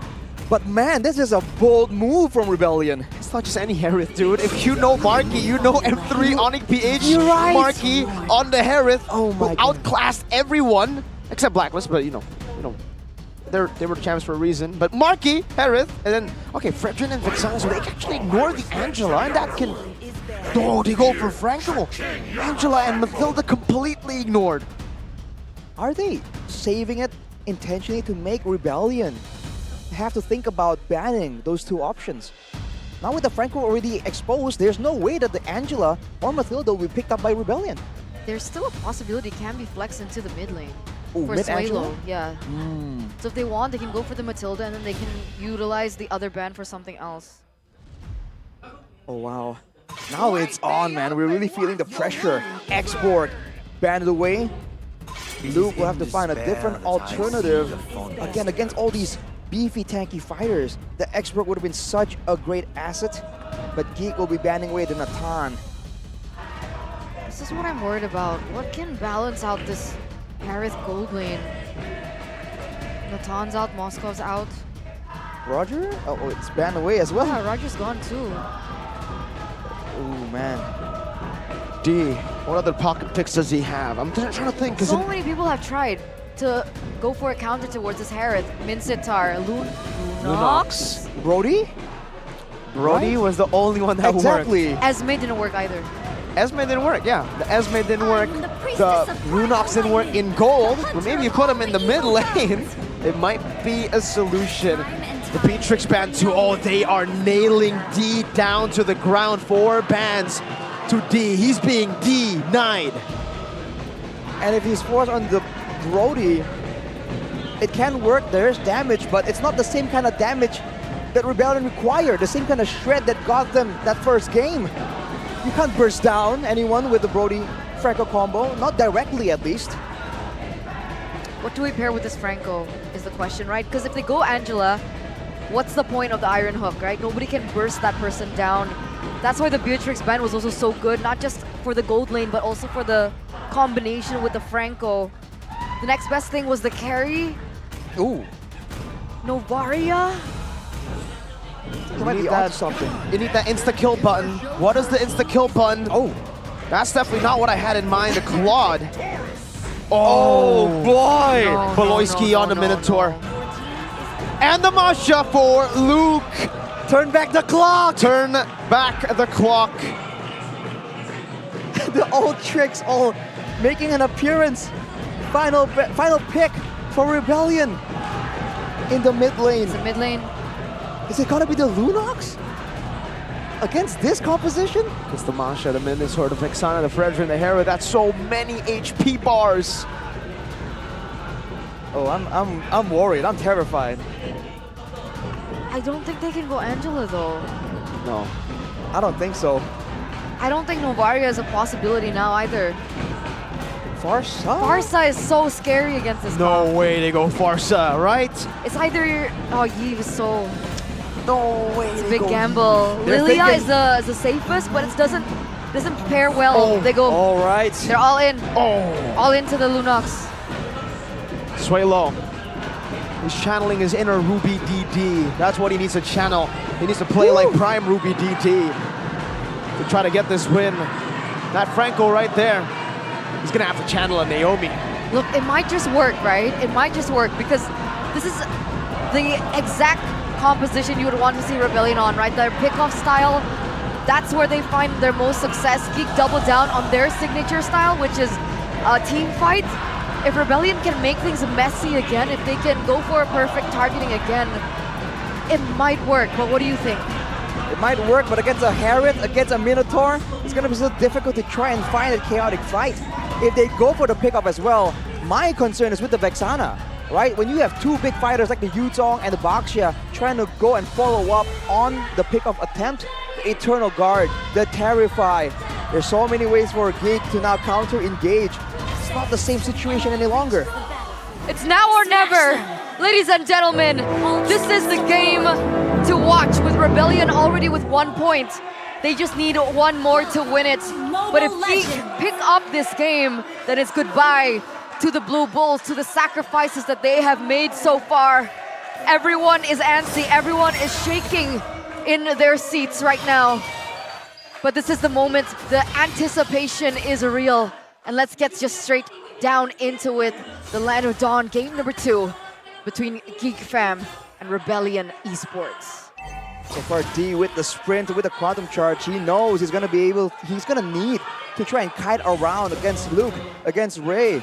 All these high mobility, high potential catch heroes from the side of Rebellion. But Baloyski is going full tankiness. He needs to be at least partially one of the frontliners, deterring the side of Rebellion from just diving onto them. Wow, ladies and gentlemen, we have a full crowd, and the crowd, they're going wild. The Rebels and the Geek Fam Unity, everyone's going crazy for this match here in the MPL Arena. We're all shaking a little bit. There you go, that's the fans coming through, but that's also a stun. And an iron hook onto Ray. They go for the disengage. Ray is unable to look for the taunt, and both these teams take it slow. The problem is Marky's option for his emblems, man. I'm worried about the fact that he went in for the discounts. How easy can he get it? Doesn't have level 4 yet. Yep. He does bait the Purify with the iron hook. This is a good lane now for D. Look at the wave. Oh, Audie's gonna decide to stay. Marky, you don't have any Purify. They're gonna try to deny that minion away, and they don't.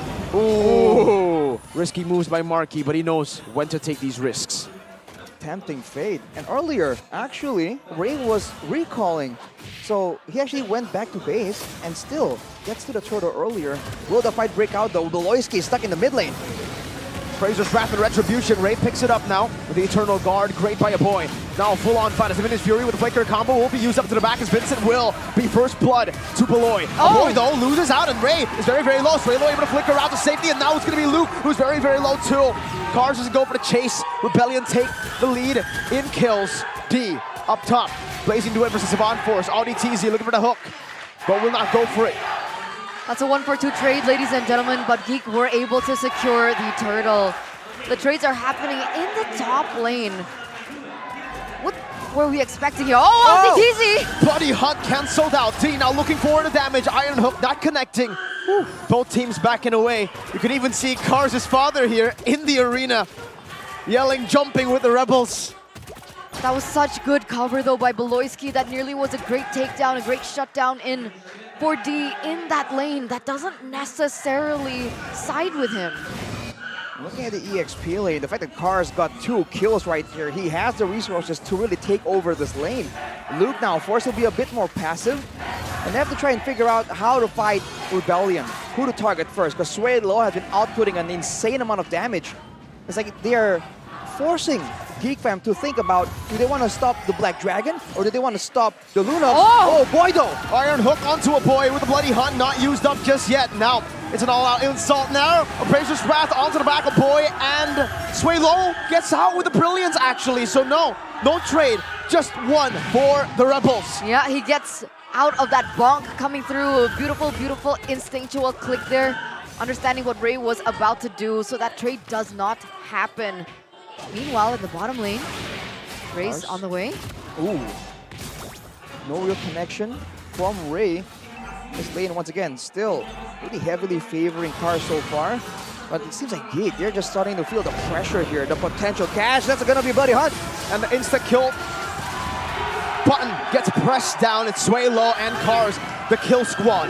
Now, they go straight for the turtle. That is up for grabs. No Fredrin to be seen. Rebellion gonna go straight for it. Vincent uses the retribution, goes straight for Marquis. Cancelled. No, he actually halts and buffers the shield unity. Marquis has the Purify, needs to time it well, and he doesn't even use it. He just gets out to safety. Man, these hooks are landing left, right, and center, and it is really allowing Rebellion to snowball with this composition. What's happening in the bottom lane?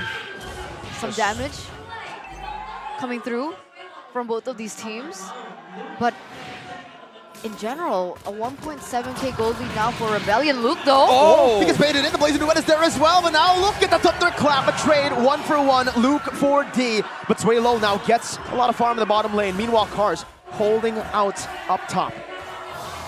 This Harith, we're talking about how impressive it is. Whoa, Cars! Zaman Force used up. The Black Dragon form now by Cars. He's still on top of Marquis though, and he will disengage. We're talking about this Harith pick, hyping it up, but it really hasn't been as detrimental to the success of Rebellion. Now with a boy picking up the Necklace of Durance, he is concerned about the sustained potential, I guess, from Suelo and Cars if they do barrel down. Look at Luke though, gonna be colliding against Vincent. That's 1 HP bar deleted just by Vincent alone. Suelo rotating to the bottom lane as well. That's gonna be 2 health bars, 1 left to go. The Iron Hook not able to reach. The Rebellion goes straight for the next objective, the conceal, straight to the next possible kill. Look at Geek, they're looking for the trade in the mid lane, unable to get the siege down. Eternal Guard, dodge away from Vincent now with the shield unity. Unable to connect, and Rebellion defend the mid lane. The tempo being set in by the Blue Bulls. They are charging and they are not stopping. We saw a game fun fact earlier by GoPay for Suelo. Since his debut in MPL ID Season 9, Lunox has been Suelo's second most picked heroes, with 21 times picked after Yves with 35 times picks. We haven't seen it in so long, but it has been his signature way since Season 9. Can you imagine? And he is finding a lot of success here. 005 not getting picked off despite so much engage coming through, but wait a minute. 5 members grouping up, that's a hook onto Beloyski. Oh, Vincent doesn't get it. Bloody Hunt though onto Beloyski, and he will be taken out. A 1-for-1 trade in the 6th minute of the game. A Black Dragon form used up. No further maneuvers. Seems like GeekFam. Whoa! Wow. You don't want to watch out for that, but Ray wants to trade back some aggression. And I was about to say, GeekFam seems content just reacting. They haven't really been aggressive, but now they're chasing. They're getting split up. Ray there, now Suelo pops the Brilliance just as the Thunderclap gets in onto him. And Suelo will be able to flicker out, but now the Curse Blast catches him. Suelo with a desperate attempt to escape. But meanwhile, D in the bottom lane, taking a structure in trade for Suelo's life. That's the thing about picking up a Claude, right? With Geek so certain and so committed to these team fights, if you have a hero like Claude or if you have a hero like Paquito that can split up the map, it's just so good to play around macro-wise against Geek and the way that they play. And it's so difficult for Geek because they have no real way of going for a surefire engage tool. right? They're built around counter engage, and so far, they keep waiting for Rebellion to pull a trigger and try and equalize after. But the first target has always been nuked down almost immediately. So for Geek right here, you saw that when they do want to pull the trigger and want to go aggressive, they have to chase Rebellion so far out. And that buys so much time for the macro play. And look at the bush. Earlier, Geekfam were able to get the better out of Rebellion by being in the mid-side push. First, Audi already in position. Great, spots it out. Now with the Retribution is on onto Audi TZ. Eternal Guard used up and Zaman Force 2. That's 2 ultimates for Audi. That damage is ramping up. I'm wondering what the items are looking like. And with a boy picking up that glowing wand as well, how far is he? Because it's not just utility anymore. They've got to start respecting that damage. Audi TZ, he looks for a pick like that. He gets instantly deleted, and that kill pressure that Rebellion initially had in the early stage of the game, it will be gone, and that is a problem for the Blue Bulls. Oh, bottom lane 1v1. D with the blazing duet, but Loop with the resets on the Thunderclap. Now Cars jumping on the marquee, but he still has a Purify, uses it in time. Vincent still tanking a whole lot. Audi TZ looking for an angle to attack. Cars petrified on him. Midas Fury knocking him out. Marquee still able to outplay and getting the kill back now. Rebellion kiting back Ray.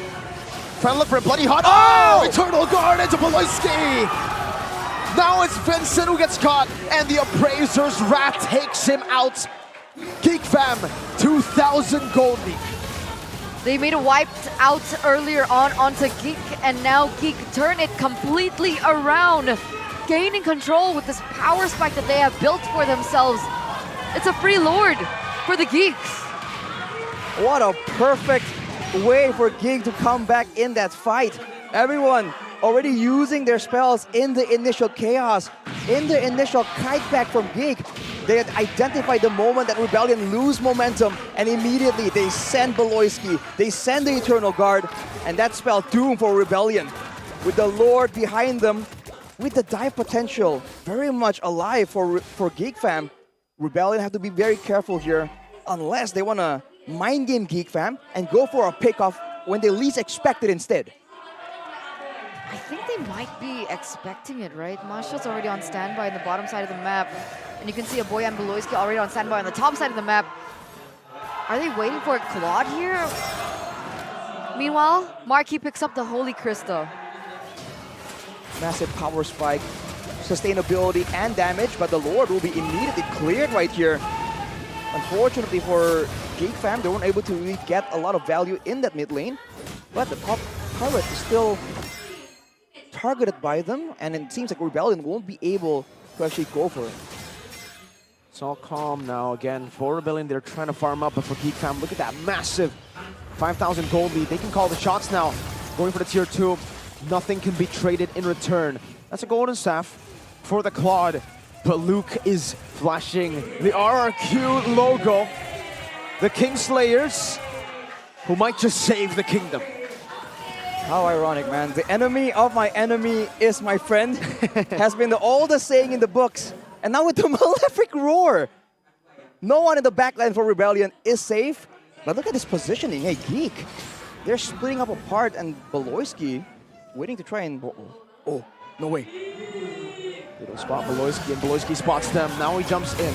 Midas Fury as well with the flicker. 4-man knock up. Eternal Guard right into it. Cars jumps into the Furious Dive. Able to knock up one. Looking for some damage, and Brilliance gets used up as well. Ray will lose his life to Cars. He's still on the Black Dragon form. He's going to dive deep into the back line, but Marquee picks him up, and that is a trade. 1-for-1. The jungler for the XP. Yeah, that trade does go like that, but did you see what they were trying to do? They were trying to replicate the targeting system that they did in game number 1, but the damage from Marquee, just one hit. Suelo was forced to use his ultimate instantly, and they couldn't go for the damage on to Marquee in the backline. A single hit chunks Suelo to half HP. More than half. That's the Harith Power Rubian hyping up. You're seeing it now. With the Blade Armor completed for Ray, if that situation plays out again, he'll have good defense against D. It's just about Suelo, but Suelo himself is getting pressured. Luke is the main target. All of his HP taken out. Luke in the bottom lane. Wow. That's a one-man advantage, but still a 4,000 gold lead in the hands of Geek Fam, and they look to push on the pace. Marquee was on force. Oh, today, oh my god! He got deleted! Marquee! 2-for-1 trade now, ladies and gentlemen. And Geek take complete control over the Lord. Perfect timing in for the Geeks. D did not see it coming. Wow, that was an instant delete. Now with the Blood Wings as well, this Harith reaching more and more power spikes. Already with the Holy Crystal, one more item. Now with the Lord. We thought that the Rebellion has already regained momentum by picking off Luke right there, but turns out Geek Fam were already setting up for the next sequence of plays. Can they crack open the base here with the Lord? They have the damage, they have the crowd control. All comes down to the execution, and if they do get hooked before the fight even begins. They also have the siege and the wave clear. This isn't going to be an easy battle for Rebellion. Oh, here we go. A hook and a flicker backwards. An immortality popped in by Baloyski. Will be able to flicker out, but now Vincent gets caught in the Eternal Guard. Gonna be melted down by Marky on his Bond Force. Doing so much damage, and that has turned it all around towards the side of Geek Fam. No way. Swaylo looking to deal some damage. D very, very low, not able to take him out just yet. Geek Fam, but the base is wide open now with the Lord there as well. This might just be the final last breath of Rebellion. No way! The kingdom prevail, and it's through the Kingslayers who deal with Rebellion. The rebels have been slain.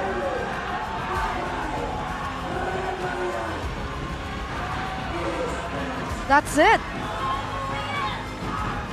Ladies and gentlemen, it's official. Rebellion Esports, the Blue Bulls, they are officially out of the playoffs. It is only game 2, but you can see the impact that that result is having on the players. The match is not over, but Rebellion's run is. Dream Rebellion, the dream no more, not in this season. The miracle run for the tiebreaker now impossible. Geek Fam will take the momentum to game 3.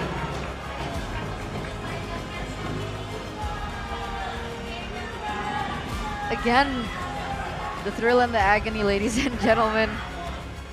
On one end, you can see the Geeks celebrating. The kingdoms everywhere, all around the world, they are also celebrating. A team that was written off, RRQ, they've made it. By the skin of their teeth, they have inched out a place in the playoffs. By the hands of their arch nemesis. It's a happy day for the kingdom, but you hate to see it. And they still have one more game to play.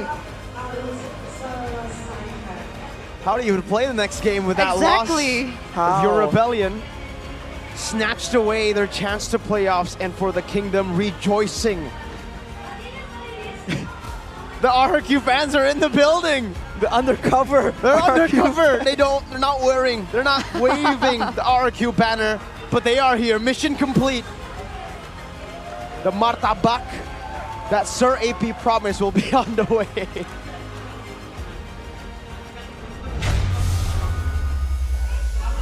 What a dramatic end to the season. And it's not even over yet. There's one more game. But this is official, right? No tiebreaker. Yeah. No tiebreaker. It's official. RRQ have made it to the playoffs. Rebellion have lost their chance to playoffs.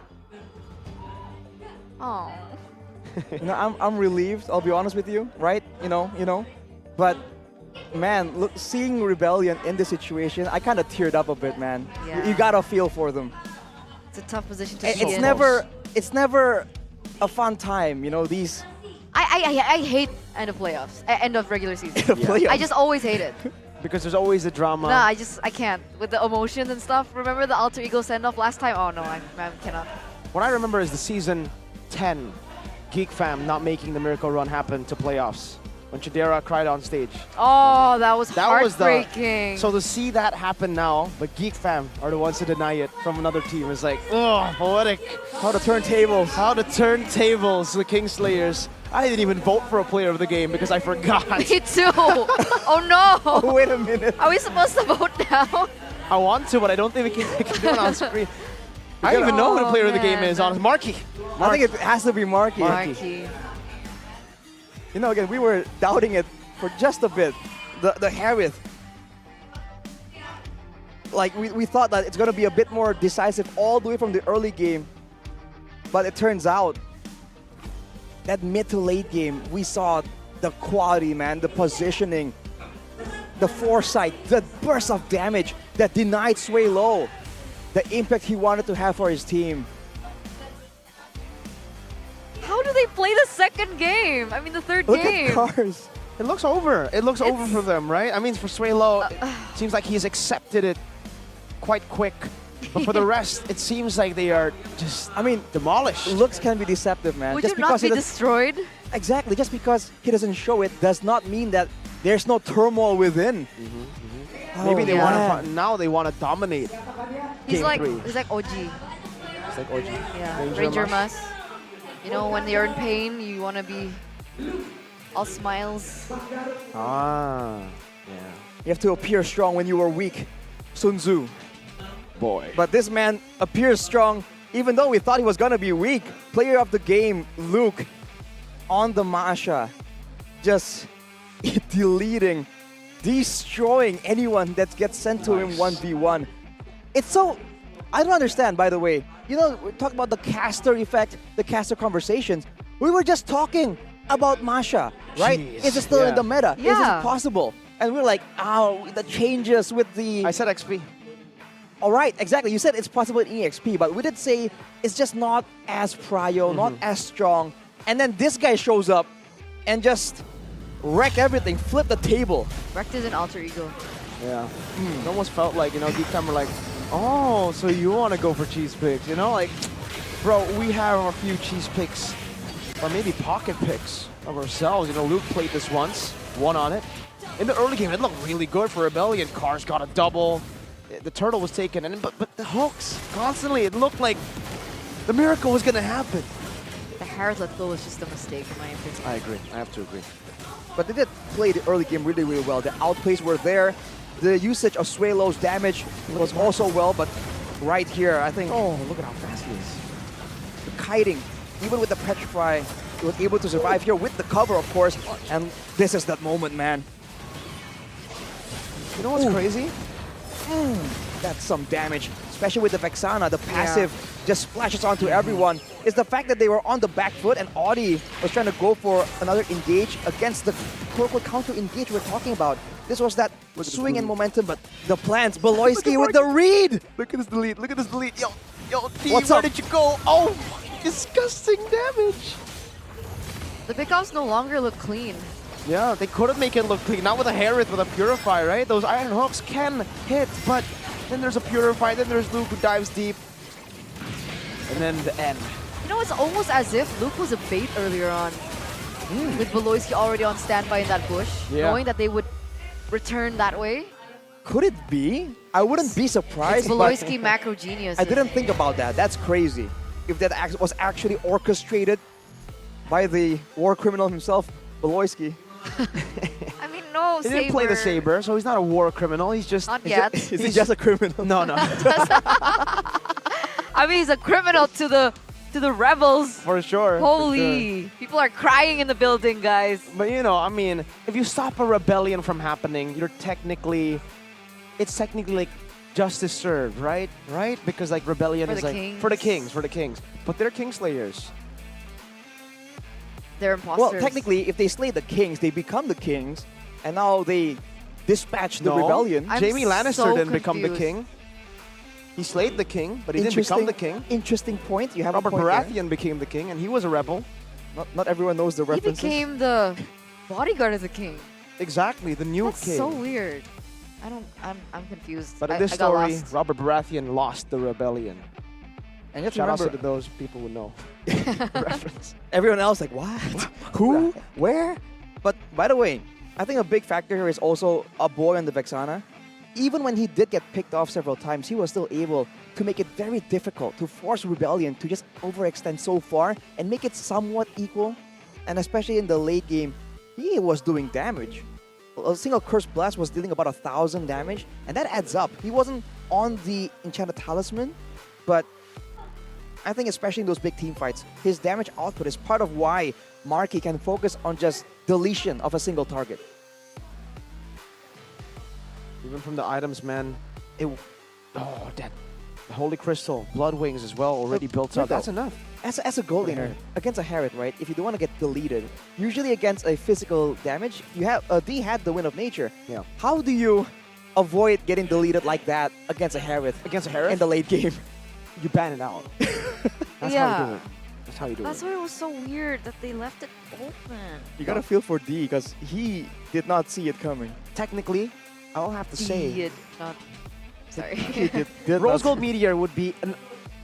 It'll help. I think he would still get deleted though. Exactly. Knowing how far ahead Marky was.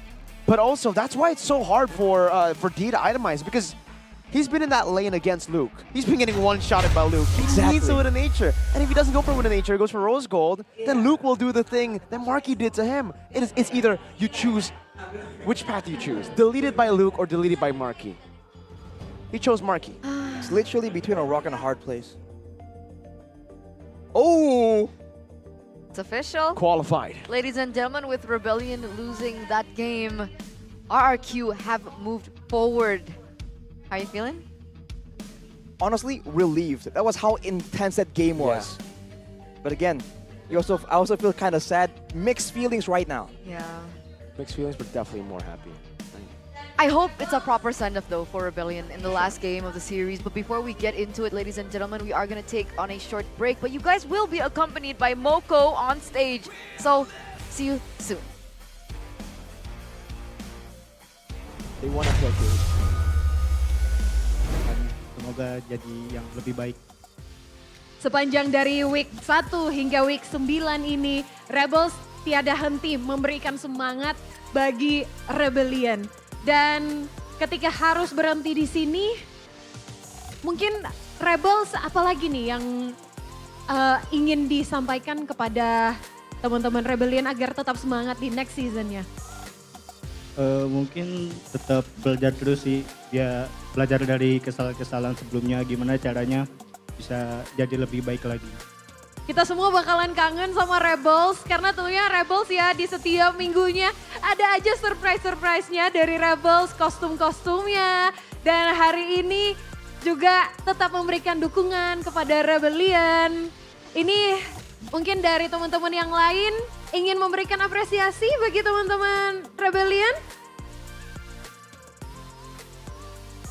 Pokoknya tetap semangat buat next season.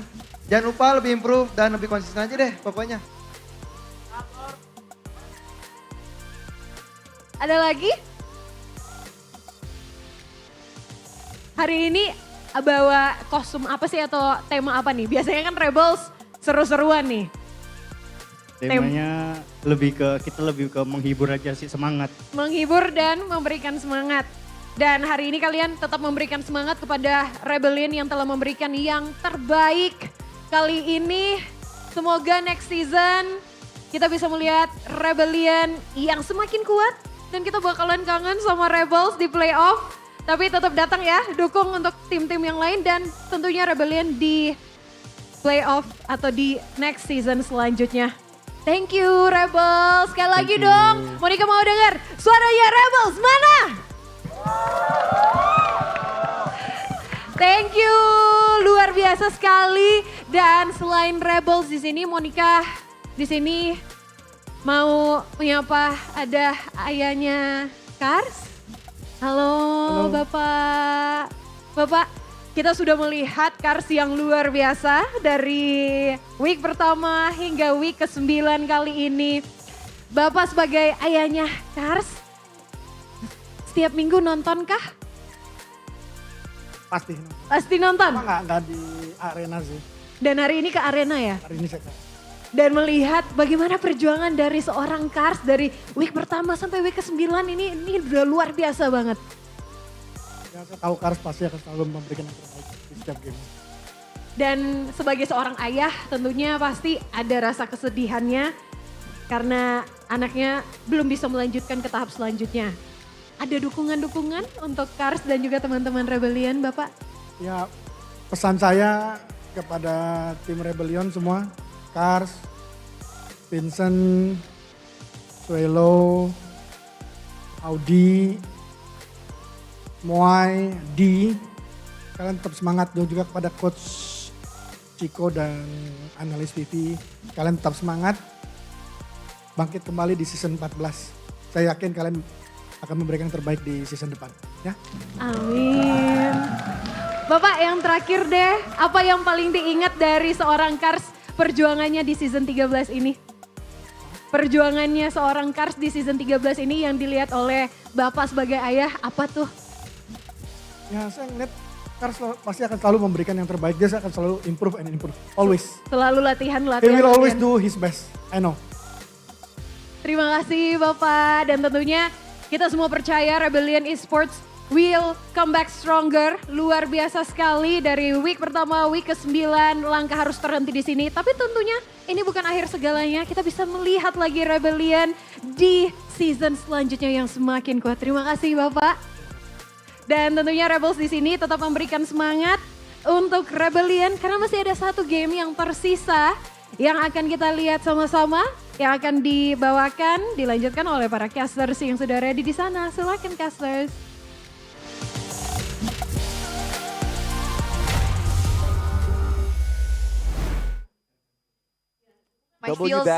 My feels cannot. My W feels Dad, cannot W handle Mr. that. Wijaya. Mr. Wijaya. That's Cars' You're dad. the man. You're the by man. way. For those of you guys don't know, that's Cars' dad, the EXP laner for Rebellion. Sending his support and his messages to the Rebellion team, the players, the coaching staff, and everyone behind the scenes. Just telling them, you know, it's okay. You'll come back stronger next season. He says he knows they'll come back stronger next season. Man. He knows for sure, man. boy. Let's so. I mean, it all starts here, right? It all starts here for Rebellion. Technically, if they want to have a good ending to the season or a bad one, because there's nothing that can change that Game 2 result, but there is something that they can change to change the result of Game 3. They can still take it. They can still end the season with a win at least. Would that be important to you? Or would you just want to like entertain yourselves at this point? If you have lost playoffs, might as well. If you have not made it there, might as well end with a win, man. Might as well get that Send a message. extra prize money in, you know? Oh, you're right.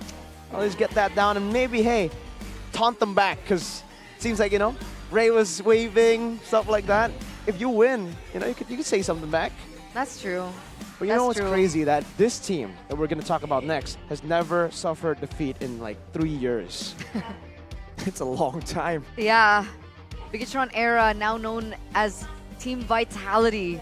Don't forget to support them, ladies and gentlemen, at MWI during July 25th to July 28th.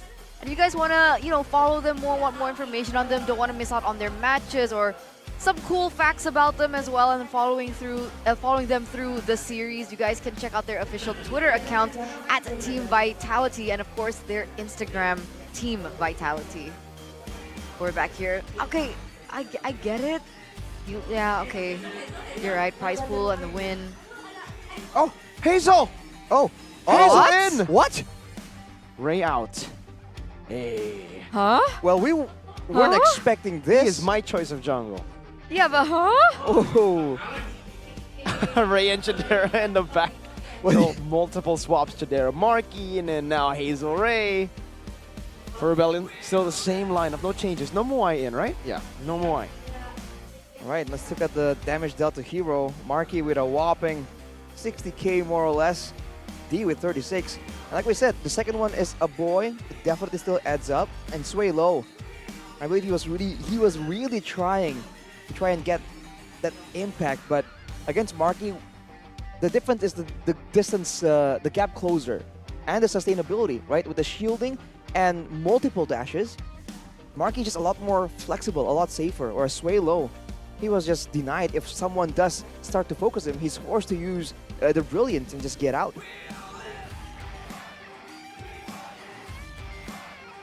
I'm still wondering why they swapped in Ray and Hazel. Me too, man. At Why? this point, I guess it's their last match they've done but they need to, right? Like they need Do you to. think that Ray's a better jungler than Hazel? Would you choose him over Hazel? I would choose Hazel over Ray. Okay, so why the swap, right? I mean, what a swap initially. Yeah, what a swap initially. All the way here. What we think is maybe irrelevant. Maybe they have like scrim data and Ray has been doing better, right? Right. You know, what do they know that we don't? Is now a phrase we utter a lot here. because like, what's interchangeable about these two? They haven't used any jungler assassins. Yeah. Like hero pool is like legit the same. Barat's Fredrin, Baxia. The only difference is Ray's picked up Akai, Hazel has picked up the Mardis, but that's it. That's it. You're saying they're the same person. No, I'm just saying like, why swap them out? I'm kidding. My God, right? Whoa. It's okay. It's okay. It's okay. Calm down. Where there is light. RBL back on blue side. This is the winning side, by the way. Blue side has just been Not for Aura. Not for Onyx. Onyx love red side, and they win with red side too. But for the most part, in MPL ID, blue side is the winning side. Okay, I guess so- that's why styles make matchups. And Rebel go back to that position. Ladies and gentlemen, welcome to game number 3 of the drafting phase presented to you by the official tournament smartphone Samsung Galaxy S24 series. Rebellion, Chip, Helkert, Faramis banned out, Geek, Moskov, Luoyi, and the Harith. We won't be seeing the Harith. Geek don't make the same mistake that Rebellion do in game number 2. And now Rebellion, last time around, they went for the Moskov because the Moskov was opened up. What's opened up here? Angela? Matilda? What's that? Moskov is also banned out. They go for the Yuzong still. Yuzong has been so prio for cars for Rebellion. Seems to be one of their main tools to really get that advantage, that domination in the early game. And to be fair, I guess they are considering the fact that the backline from Geek Fam usually is just so elusive, so difficult to deal with. And now, with an Natan in the picture, it's no different, right? They want someone that can just dive in the back and stop the impact that this backline can dish out. So with the Yuzong, you expect fast-moving dive potential that they can use to shut down the early game. It can be the strat as well. You do wonder what Rebellion have in store for the gold lane though. It's so interesting that they leave the Natan open for a Yuzong. You think that would be prio, seeing as the Moskov was banned out too. But Rebellion, they stick to what they know. They stick to their stuff here. Claude, once again, utilized for them in the gold lane. They go for the Angela as well. Geek, meanwhile, they pick up the Vexana. And I think at this point, it would be wise to ban out something like the Minotaur. The Minotaur-Vexana combination earlier on in game number 2, it was so brutal. The Wombo combo. Rebellion had nothing to say. They couldn't move. They were destabilized every time they wanted to go for a team fight. Question is, for Rebellion right now, do they want to maybe shift a bit of their strategy to more team fight heavy so they can match the team fighting of Geek Fam? Or do they want to stick with the heavy pick-off strategy, right? Like using the Franco, using the Kaja, because it does seem like that is something they are just more well adjusted to. But with the Masha respect away from Luke, you do wonder what is going to be put in his hands. I am the power of light. Kaja ban from Geek. And now for Rebellion, they have a Yuzong, they have a Claude, and they have an Angela. What are they looking for later on? I don't think they're looking for Kaja or Franco this game, honestly. They don't have that instant delete unless they want to go for another Lunox pick. 3 games make it. It's an export ban still. So, what? Are they still trying to go for the Baxia?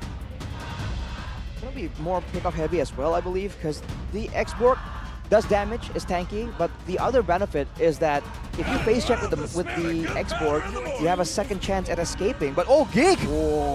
With the Uno reverse card, they have taken away the Franco. That's Beloyski on his signature pick, the Franco, trying to tell Audi TZ how it's done after taking his playoff chance away. That's brutal. Dude. That's brutal. No mercy from the Geeks. Villain era Baloy. It's adding salt to the wound. What? Bad boy Beloy. Bad boy Baloy. BBB. He's in his bad boy era like Arashi earlier on in the season. Rebellion though, the next two picks, what the Franco, they go for the Camilla, locking in as well as the Edith, so they're the ones going in for team fight instead. And Geek go for pickup. Fanny! What? Hazel! Hazel! We spoke about this. What differentiates Hazel and Ray? That's it! Hazel plays the assassin. Ray does too. But I guess we'll get it from Hazel, not Ray. Who would have thought? It's a reverse. Literally turntables, foot in the other shoe type situation here. Rebellion going for the long team fight, presumably, and Geek Fam trying to show them that macro game, that pick-off heavy style. So let's give the Blue Bulls a proper send-off, ladies and gentlemen. This time they go in with the Yuzong, the Claude, the Angela, the Edith, and the Carmilla. And this should be... Wait a second. Where's the Carmilla going? Is that a Carmilla jungle? Looks like it is. All right. It's gonna be the last time that they get to utilize their pocket picks anyway, so might as well enjoy it. Ladies and gentlemen, game number 3. The final game of the regular season here at MPL ID Season 13. The final tango from the Blue Bulls. Let's see and let's watch them have fun. Especially for the neutral objective contest. Now Rebellion will have a lot more to say, and Geek are the ones that have to try and play around them. But with Luke on the Barats, we've seen this combination, right? EXP lane Barats, taking the aggression, taking the damage, letting the assassin find value. As Baloyski, the pesky man that he is, resets that orange buff. And to see the early movements here for the side of Rebellion. Looking at the emblems here, D with the tenacity, trying to survive. Marky with the Bargain Hunter, so no one going for the Master Assassin to get a bit of an advantage. Sway low with the tenacity as well, so they are really just thinking about going all in right here. No pick-off, not even the focusing mark for the Angela. So does this mean that they might leave and wait? Wait a second, RTZ. Wow, flicker onward, Earth Shatter. Baloyski going to be stunned up there. Swaylo also with a flicker. They're going to go for the full commitment of Baloyski as he finds the Iron Hook. Swaylo takes up the first blood. Now it's Luke who's looking for more. Hazel might just go for it. The cables down with a cutthroat too. That's Hazel with a double. The Dino with 1. 3 for 1 start for Geek. So that's why they brought Hazel in. An insta 3 kills on the board here for Geek in the first few seconds of the game. What in the world? Geek Fam, they're just so good at making sure that you can go for a pickoff for sure. But if you do get it, we're gonna make it costly for you. Now he's at it again without a battle spell. He might be taken out. It ain't a Geek game without BBB dying a few times, you know? Oh, Marky, Entropy's out after clearing the wave. Oh, no sweat. Oh, here's the onward. Let's see, Marky. Oh, Earth Shatter. Oh, Marky just gets out. He just, you know, trampoline. But that's it. All he wanted to do was just, you know, let's knock you up a bit. You know, add some flavor to that, add some spice. Hazel at level 5, ladies and gentlemen, at this point. Vincent level 4, so he is a level ahead of Vincent at this moment. Should be reaching level 5 soon. Oh, but here it is. Earth Shatter connecting onto Luke actually as the Black Dragon Farm gets used up and the Curse of Blood too. Luke isolated from the team. Hazel now looking for the damage as he goes in for the cutthroat, finds 1. That's Swaylo finding Baloyski as well. Vincent in the midst of it all up against Luke as Hazel is able to escape for a bit. Vincent wins out the retreat battle. It wasn't much of a battle to begin with, and Swaylo picks a double kill. Up top. Ooh. Just a bit of a trade. Quite impressive how long Luke was able to survive right there. Just going toe-to-toe. Showing again the durability of the Barats. Especially going in with the Blaze Smite as well. Not the concussive blast that you would usually see in the jungle Barats. And while Hazel now with the Heptases so early. More burst damage. But again, they have to try and go for that before the neutral objective comes up. You've seen Rebellion very confident when it comes to the multi-member skirmish. But Geek has shown that when it comes to macro play, they are usually in control. This gets me excited for playoffs, honestly, right? Because this is his debut pick on the Fanny at MPL ID Season 13. Imagine all the other strats that are still hidden from all the other teams as well. Because he's doing really good on the Fanny at the moment, but Vincent's going to go and try and take this the wrong way. A point. Now caught. Look at Hazel again with the cutthroat. Able to find Cars in the midst of it all. And RDTZ find the kill onto a boy with a flicker onto the tier 1. Hazel trying to win out in this battle, but Vincent's just so sustainable and tanky. And it'll just end up with a trade 1-for-1. But he did get the purple buff, right? I believe Hazel still was able to secure it. Okay. Yes. So it's a great move for Rebellion to try and force Geek into a fight, right, over an objective. But whoa! Beloy with a flicker defensively as well. Hazel is going back and forth with those cables. Beloy stunned up. And now should be taken down. 1-4-0. Hazel in the back now on the sway low. Good flicker out. And he doesn't get the trade in. But what were you saying earlier on? We might have to wait though, Audi TZ. But he still has the Purify. He does get out. Not for long though, my lord. The Primal Rat damage. You cannot write it off. This Carmilla jungle though, interesting choice.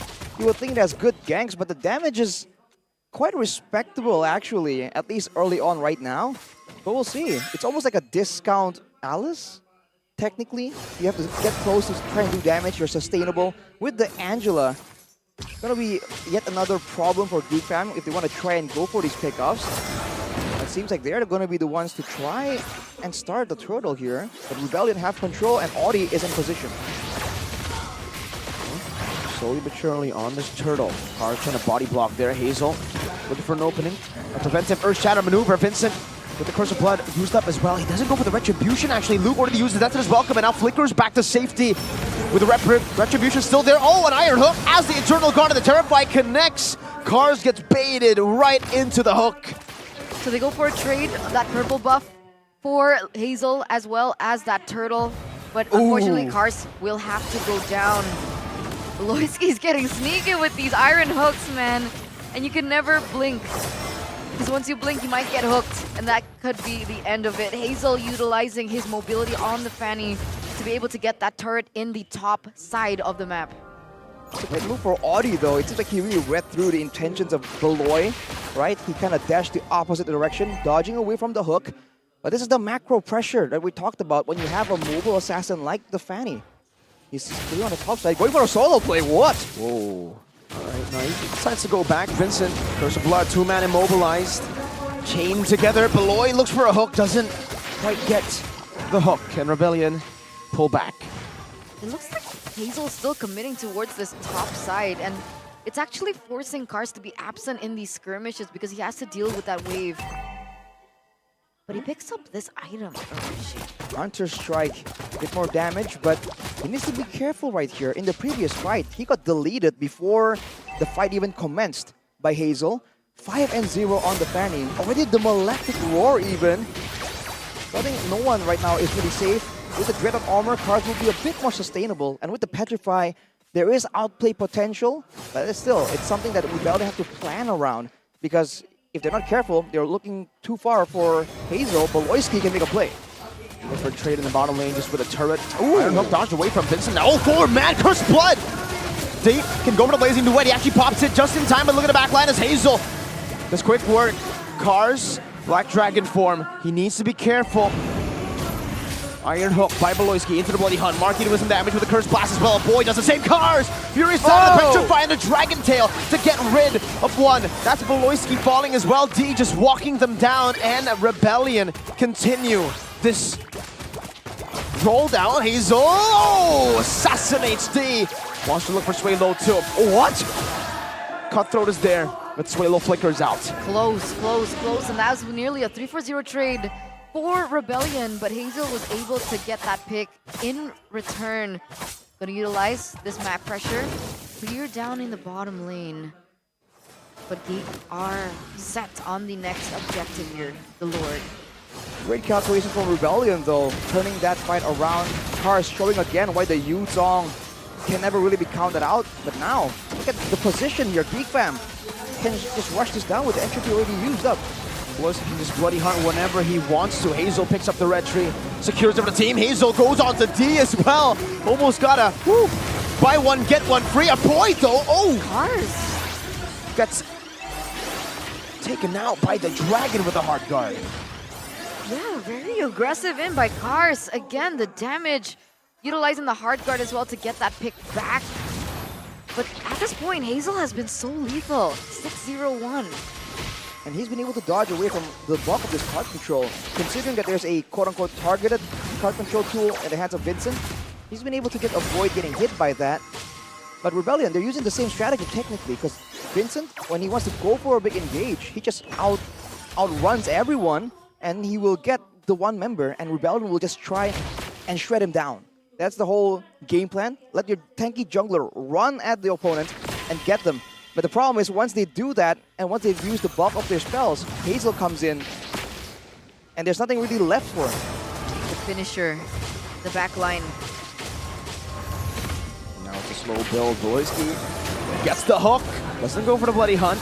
It's just a distraction to get the purple buff away. And it's Marky who takes it. Hazel in the bush. ODTZ reads it out, and Hazel gets out with the cables. Bottom lane, though, the minions. Oh, one shot. Oh, the cannon minion gets it.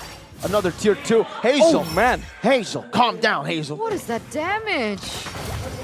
Ooh. Almost like a delete button. But look at the management there from GeekFam. Just taking away all these turrets slowly but surely, using the macro pressure they have. He right now has reached his power spike. 3 items, Demon Hunter Sword, Golden Staff, and the Corrosion Scythe.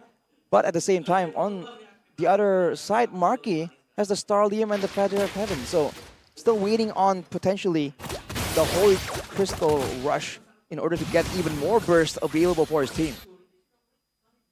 I'm a bit confused. Rebellion and Geek, they don't have a significant gold difference, but it looks like Geek have more structures. How? The objective control, just staying with these kills. Translating Beloy, dodging away from the Earth Shatter, but the onward cancels it out. Hazel doing some damage. Already forced a flicker. Also the Primal Wrath. Luke chunked down. The Marquee is doing some damage back again. Battle Mirror Image and the Blazing Duet as well, but now chomped down. That's what is welcome into the mid. Stats D taken out, but Cars is looking for the assassination. 2-man Petrify. Marquee's still able to kite away with a Purify. Hazel now with the cables. That's 1, that's 2, that's 3 for Geek Fam. But it's 2 for Beloy, 1 for Hazel. No, it's 2 for 2 actually. Double. Oh no. Swalo, the little girl. He's the only one left to defend, and it looks like Geek are going for it with 2 members down. They're still looking for the siege. 4 seconds left for D to come back. Seems like Geek, they're trying to go for this slowly but surely. It seemed like it was going to be a lot more decisive.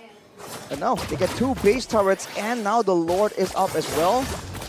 Are they going to lay a trap and go for yet another sequence of plays? This is creative strategy from Geek Fam, man. Using Marky to be a bit of a distraction. He didn't even kite backwards in that fight. He just moved around, tried to do as much damage as possible. Rebellion saw, and it's programmed right now into the minds of the pro players.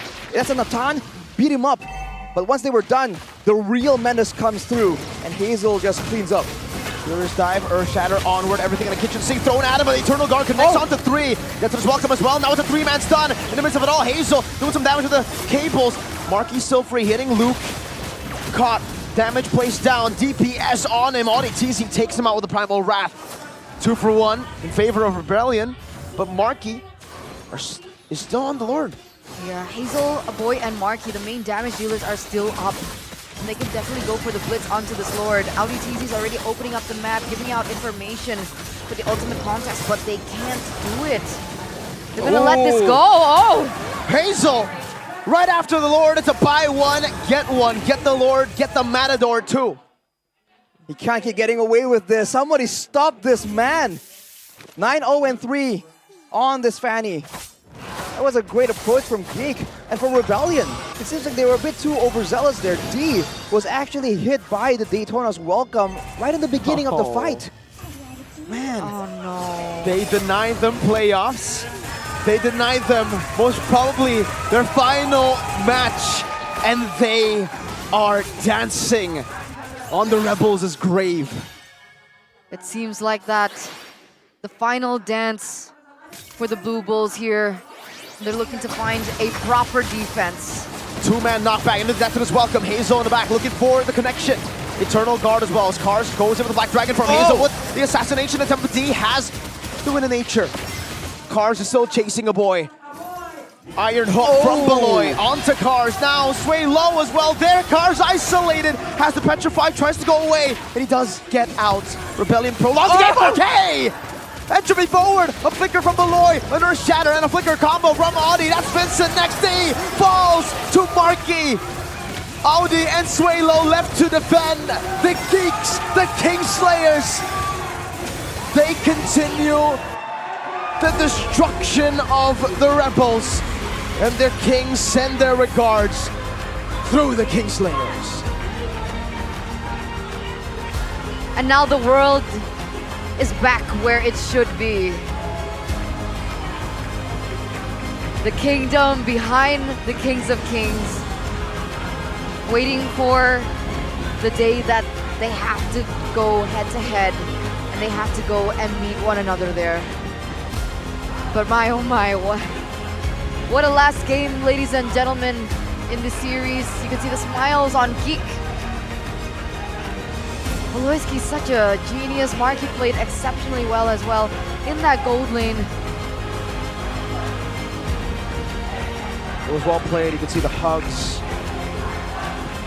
from the Rebels. They know they didn't make it to playoffs. They know they weren't able to get the final game, the final happy moment. But it's all right. Sometimes that's just the way it is. From Slayer to King Savior, Geek forces Rebellion to miss the playoffs, and they deny the final victory from them as well. It's a tough world we live in, but it is what it is.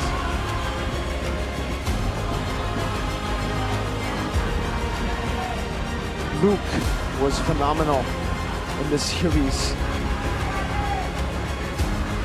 The Masha pick earlier, and even the Barats just playing it so calm. But Hazel, man, that last ditch substitution from Geek Fam, that definitely had an impact. We were thinking, okay, you know, even if they win, they'll probably go for the utility picks. What differentiates Hazel from the rest? Exactly. From Ray. Picks up the Fanny, plays on it, and I think player of the game definitely for that game on the Fanny. That's what I was wondering, and then he pulls that out. That's why I'm like so excited for playoffs to see what exactly do the other teams have in store for us, seeing as there's still so many comfort picks. Oh God, the tears.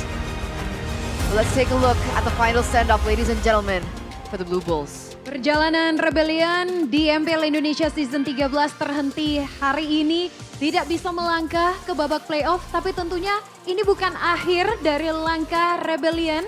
Karena kita sudah melihat bagaimana perjuangan Rebellion dari week pertama sampai dengan week ke-9 yang begitu luar biasa. Dan kita semua percaya bahwa Rebellion bisa comeback stronger di next season, memberikan yang lebih baik lagi. Jadi sama-sama kita bisa berikan apresiasi dengan tepuk tangan yang paling meriah untuk Rebellion. Luar biasa perjuangan dari Rebellion, tapi sayangnya harus terhenti hari ini. Ada yang ingin disampaikan untuk Rebels yang setiap minggunya selalu semangat memberikan semangat dukungan bagi Rebellion. Selamat malam semuanya. Terima kasih buat Rebels, terutama buat rekan-rekan, saudara-saudara kita semua yang di sini datang untuk mendukung kami. Kami dari Rebellion minta maaf untuk sebesar-besarnya karena pada hasil hari ini kami tidak berjalan sesuai maksimal. Buat semuanya, saudara-saudara kami, keluarga kami, tetap dukung kami. Jangan patah semangat, jangan pantang menyerah, karena masih ada season depan.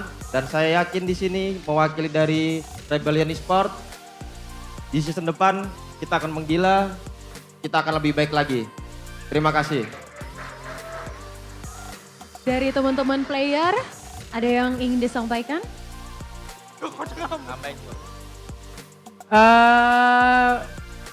Makasih buat yang udah datang, makasih yang udah dukung kami. Maaf hasilnya belum baik. Semoga ya season depan masih bisa lebih baik lah, ngasilin yang lebih baik. Dan untuk yang lolos playoff, semoga yang wakilin MSC bawa pulang lagi pialanya sih. Amin. Dan makasih juga buat teman-teman gue yang jago-jago banget sih. Kalian sumpah, kalian jangan patah hati sih dan tetap semangat.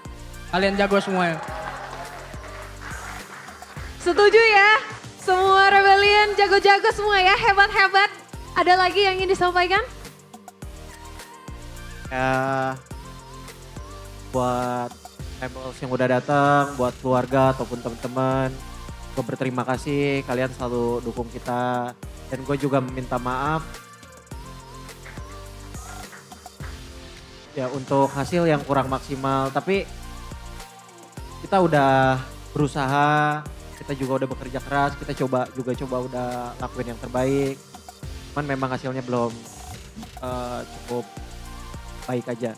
Dan tapi gue bangga sama anak-anak gue yang ada di sini. Mereka kerja keras tiap harinya. Mereka juga punya talenta yang luar biasa dan gue yakin gak hari ini tapi suatu saat mereka akan berhasil. Yes, nggak hari ini tapi tentunya Rebellion akan comeback stronger. Karena mereka orang-orang yang luar biasa, yang hebat-hebat. So sekali lagi untuk terakhir kalinya di MPL Indonesia Season 13. Sama-sama Super Fans dan juga Rebels. Kita berikan apresiasi setinggi-tingginya untuk Rebellion.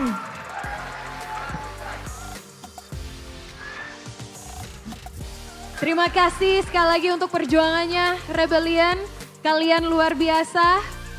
Rebels juga tentunya terima kasih untuk seluruh dukungannya selalu untuk Rebellion Esports dari week pertama sampai dengan week ke-9. Rebels memberikan yang terbaik juga untuk Rebellion Esports. Dan hari ini match ketiga kali ini juga menjadi match terakhir. Match penutup di regular season 13 MPL Indonesia. Dan tentunya Rebellion tidak bisa melangkah, tidak bisa mendapatkan tiket menuju playoff. Tapi berarti ada satu slot playoff yang juga terisi. Dengan kemenangan dari Geek Fam yang sudah pasti lolos playoff. Dengan kemenangannya hari ini berarti juga slot di playoff terisi oleh RRQ. Wah, ini gimana? Mungkin pertanyaan pertama yang Monica penasaran buat tanyain. Udah dapet martabaknya? Belum. Belum? Tapi harusnya Pak Ape kasih. Loh bukannya Baloy udah update story nih, terima dia udah kasih. minta adres sih. Udah minta adres ya? Iya. Jadi setelah pulang ke GH udah kayaknya martabaknya udah berloyang-loyang. Ya. Jadi selebrasinya gimana nih kali ini? Selain Makan dengan martabak. Makan martabak ya? Nggak Besok, gultik besok. lagi? Nggak gultik? Enggak. Nanti kita ada tim building. Oke, dan kali ini selamat kalian hari ini berhasil menyelesaikan regular season 13 MPL Indonesia. Apa yang ingin disampaikan kepada super fans, khususnya juga Geek Community yang memberikan semangat? Cak Dera. Gue aja kok. Kayaknya Cak Dera udah terharu banget. Kita udah ini sih, udah predik lah kita bakal playoff lagi. Jadi, bukan aku yang ngajarin ya. Ya gitulah. Jadi udah predik ya? Baloy gimana tuh? Udah predik katanya? Enggak sih. Minggu terakhir kita masih overthinking, jadi enggak. Overthinking tapi memberikan yang terbaik dan kalian berhasil lolos lancar ke playoff. Dan gimana kalian menuju playoff? Di season kemarin kalian luar biasa sampai grand final. Target di season 13 kali ini seperti apa nih? Pasti targetnya juara kan. Emang semua tim target juara atau enggak MS. Nah, itu targetnya masih top 1, top 2. Top 1, top 2. Iya. Sesuai dengan season kemarin ya. Iya. Dan ini juga menjadi playoff pertama juga nih untuk teman-teman yang lain. Gimana nih rasanya playoff pertama? Ray. Kenapa? Gimana nih playoff pertama? Senang. Soalnya gue sama Hazel pertama kali playoff. Gue udah pernah sih tapi belum main. Hazel? Ah? Oh. Kalau ini buat aku berkesan banget soalnya kan aku pertama kali MPL dan alhamdulillah banget langsung playoff. Waktu yang sebenarnya nggak disangka sih dan alhamdulillah. Kata Jadera jangan nangis, tapi Jadera yang udah mau nangis sih. Terharunya Jadera ya. Tapi ini yang menarik, biasanya kalau Geek Fam ini kita tahu sebagai King Slayer. Tapi kali ini kalian jadi King Savior. Kalian menyelamatkan RRQ bisa masuk ke playoff. Gimana tuh? Sebenarnya sesuai request Pak Ape sama Kingdom aja sih, Simon. Jadi sesuai request aja, biar dapat martabak loh. Bener. Biar bisa dapat martabak. Tapi yang terakhir sebelum kita rilis kalian, ini menuju playoff yang mungkin jadi tantangan buat kalian, tim yang paling sulit buat kalian. Nggak ada. Onyx. Onyx. Selain Onyx? Mungkin BTR ya? Onyx dan Bigetron. Jadi kita bakalan lihat ya bagaimana. Dan sekali lagi ini luar biasa Geek Fam perjuangannya di regular season 13 kali ini dari week pertama sampai week yang ke-9. Sebelum kita berikan tepuk tangan yang paling meriah, mungkin yang terakhir dong minta dukungannya di playoff untuk Geek Community. Buat Geek Community, terima kasih udah dukung all season. Walaupun first leg kita kalah mulut, tapi kalian masih dukung Geek Fam. Semoga sampai MSC, sampai finals, Geek Fam masih di sini. Makasih semuanya. Congratulations sekali lagi untuk Geek Fam. Dan sama-sama kita berikan tepuk tangan untuk Geek Fam yang terus melaju ke babak playoff dan menyelesaikan regular season 13 kali ini. Tapi seperti apa perjuangan mereka pada match kali ini melawan Rebellion? Langsung saja para casters sudah ready di sana, silakan casters.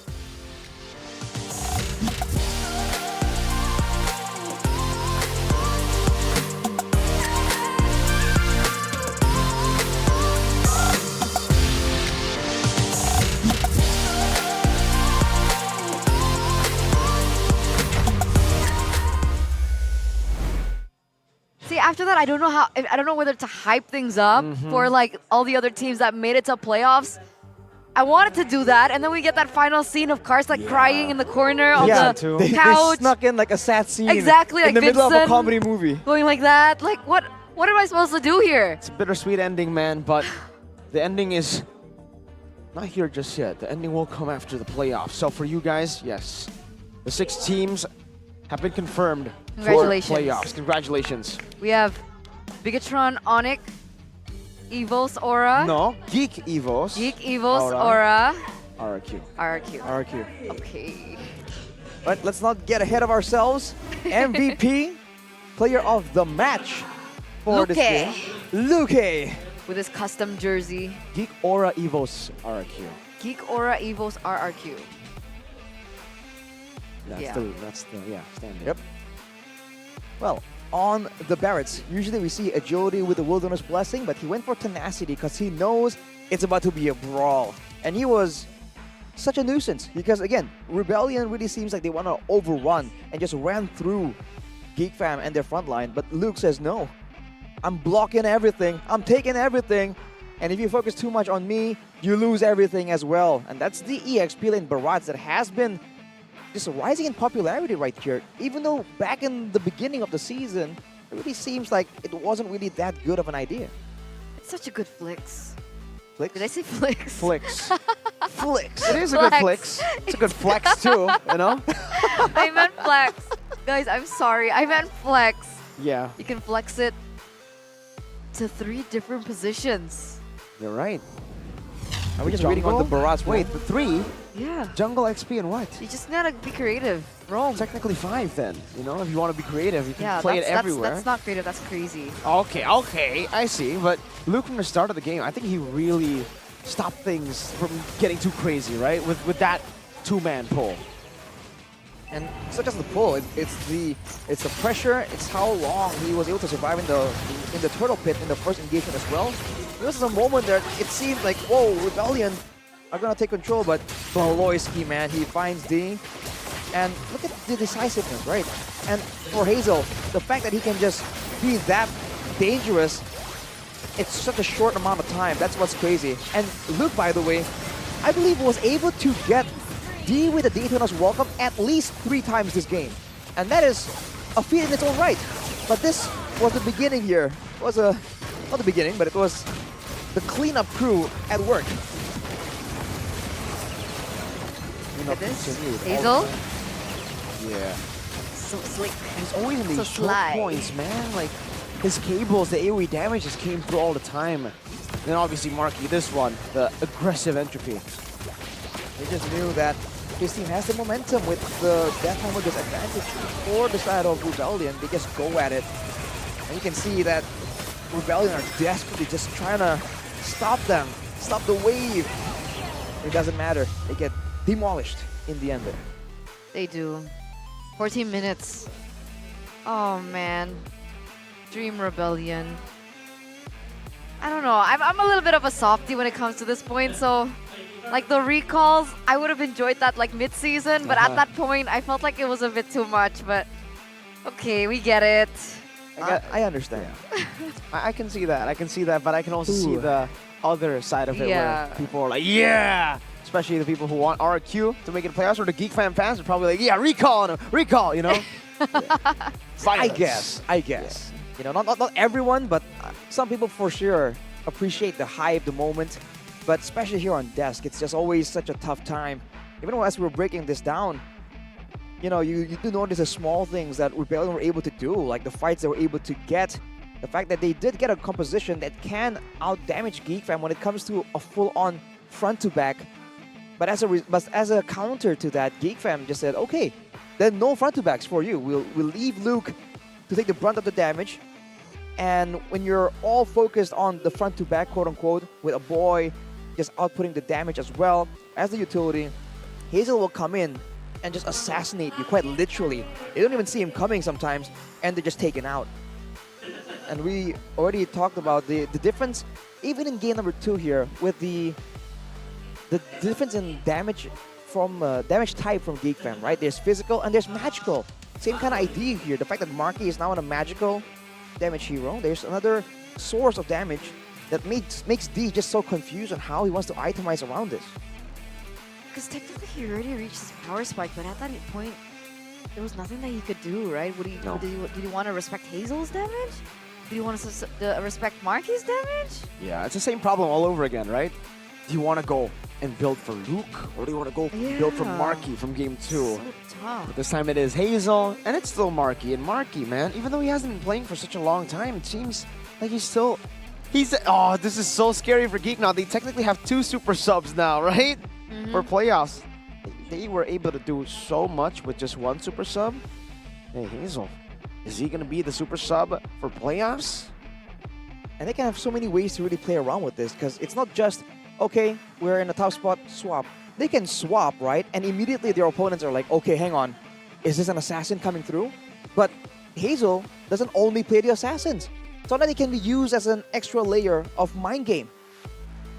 Looking at the post-game stats right here, Rich Guy and the carry. Need we say more? It's gonna be Hazel. But the best wingman here actually was a boy. And I must say, the fact that he was able in some of these fights to fight back for so long.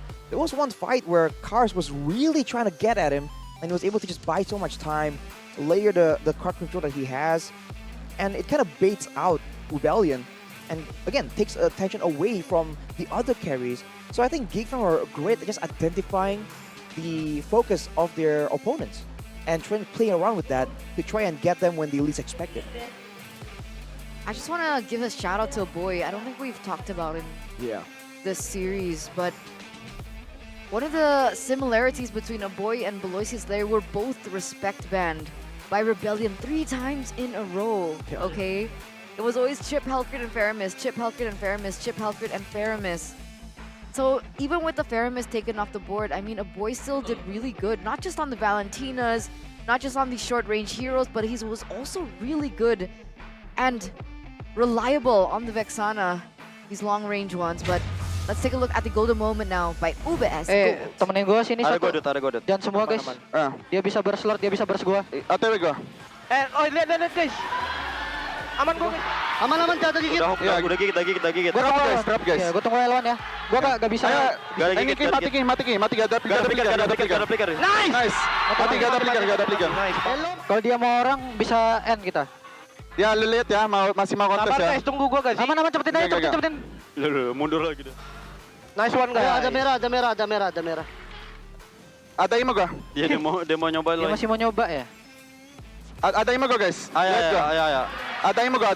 Gua bisa flicker. OTW gue, aman. Dia mati nih. OTW Gua stun lagi.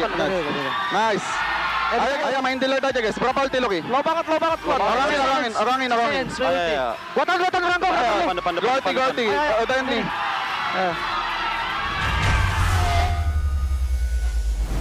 Oh, did you see the cut? Did you hear the cut one? Yeah.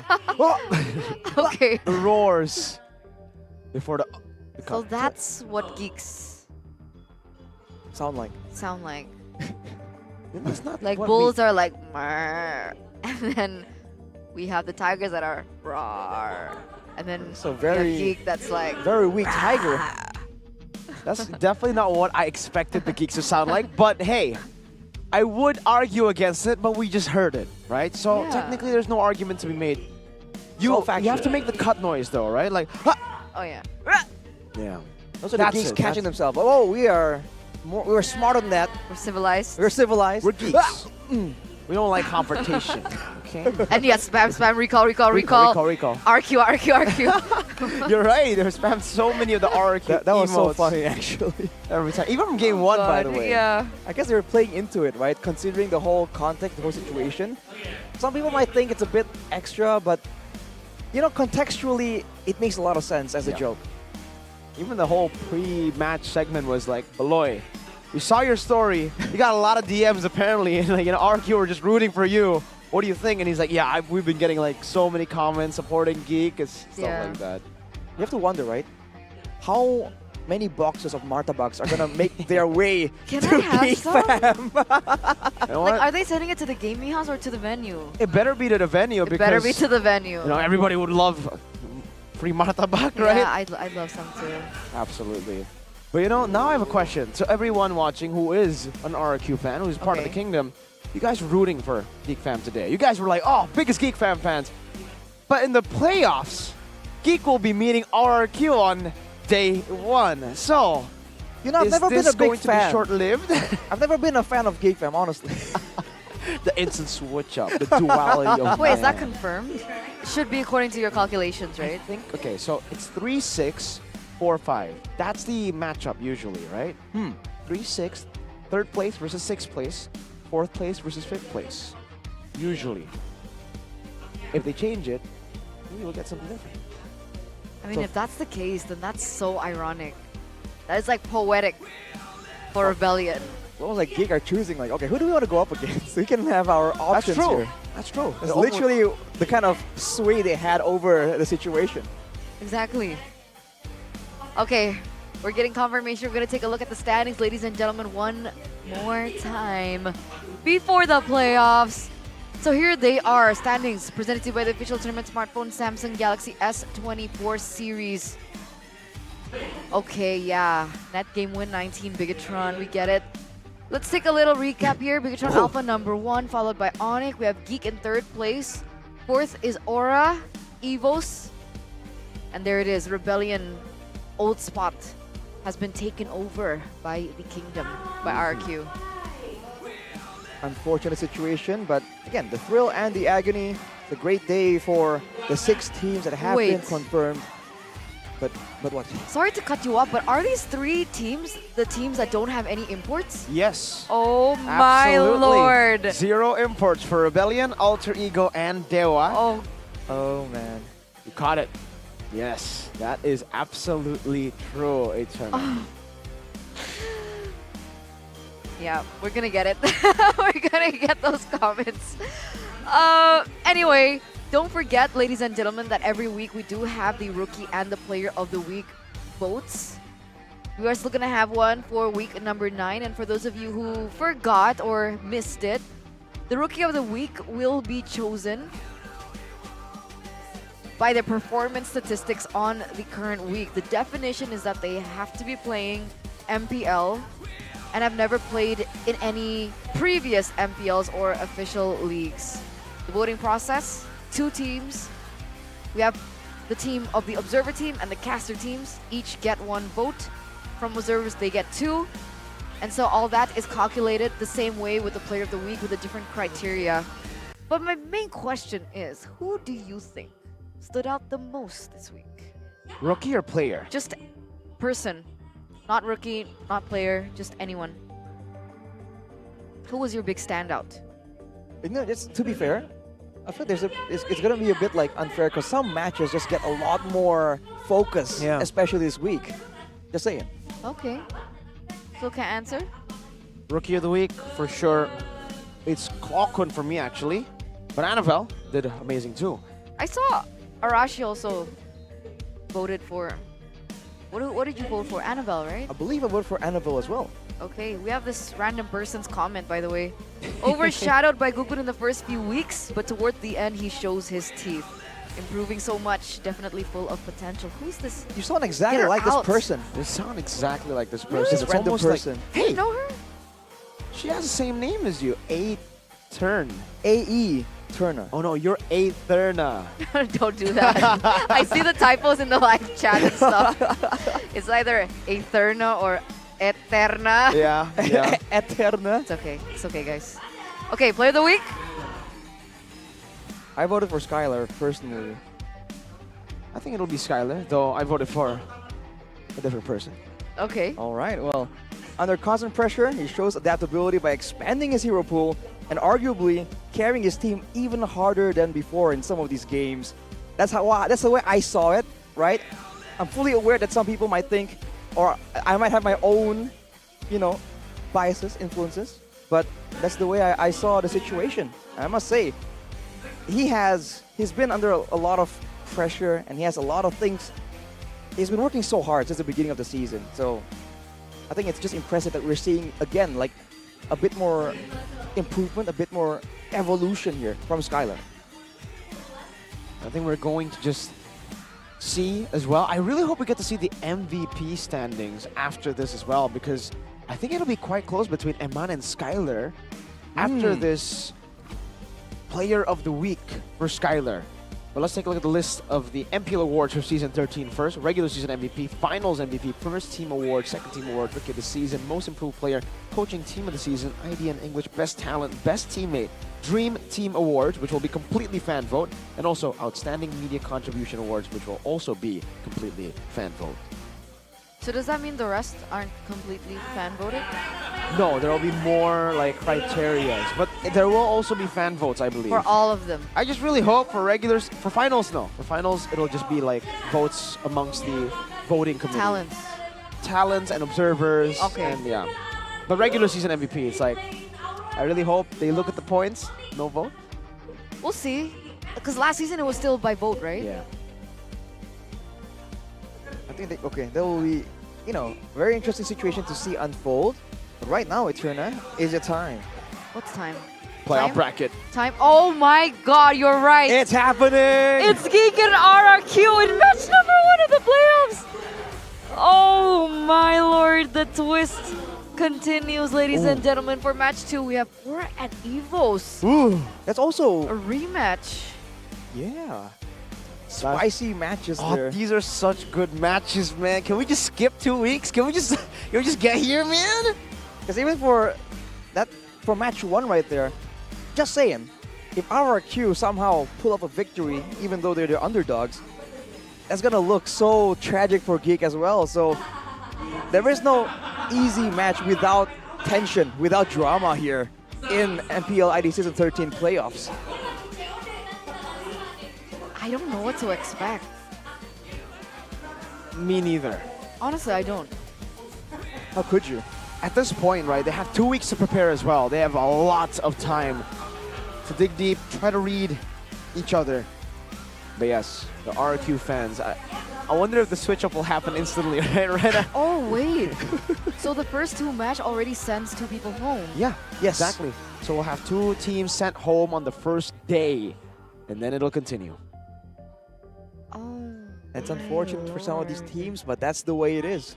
So you literally just participate and then by... Yep. Oh. But making it to playoffs is a big thing, right? Because you have the chance to move forward. Yes, you have a chance to get eliminated, but that's the advantage that the first and second place team have. Sorry, I got goosebumps for some reason. It's like, whoa. Because it's all set now. 9 weeks. Done. Man, the suspense, though, it's getting to me. How many matches has it been? 72, I believe. Yes. 72 matches, 3 days a week. How many hours is that? It's a lot of hours, ladies and gentlemen, that we've spent together. Quality time. But we can have more quality time if you guys don't miss out on the playoffs. So mark your calendar now. Open it. Open up your Samsung phone. Great, good. Calendar. Yeah. Yeah, that one. Okay. Go to June. Yeah. 5 to 9. 5 to 9. Yeah, don't forget 2024. Yeah. Yeah. Great, thanks. Actually interacting with them? Yeah. Live? Of course. How do you hear them? Oraimo, bro. Oh, no wonder. All right, so you got those Oraimo buds there. Well, take your Saturdays now because you need to take a look as well because who will advance to MSC 2024? Watch the MPL ID Season 13 playoffs as well. Note that down. You already put in the calendar. Now, put in some more suspense. Who will make it to MSC? Who will represent MPL ID for Will MSC? it be Alter Ego? Will it be Dewa? Why are you looking at me like that? Too soon, man. I'm sorry. Too soon. I didn't say Rebellion at least. That'll be really soon. Hey, Rebellion, Dewa, and Alter Ego can still come to the playoffs though to participate in the MPL ID Festival or watch the playoffs. And you guys can join too because there's going to be community, it's going to be bazaar, merchandise, entertainment, fun matches, watch parties, meet and greets, and many more on the 5th to 9th of June 2024 in the Jakarta International Velodrome. This is going to be the first time I don't think I've been there before. Velodrome. Have you been there? Velodrome? None of us have been there before, I think. Yeah. I know Bella J, Yeah, we all know but her. I've never been to Velodrome. Yes, I know I'm sorry. Veldora, yeah, but I've never been to the Velodrome either.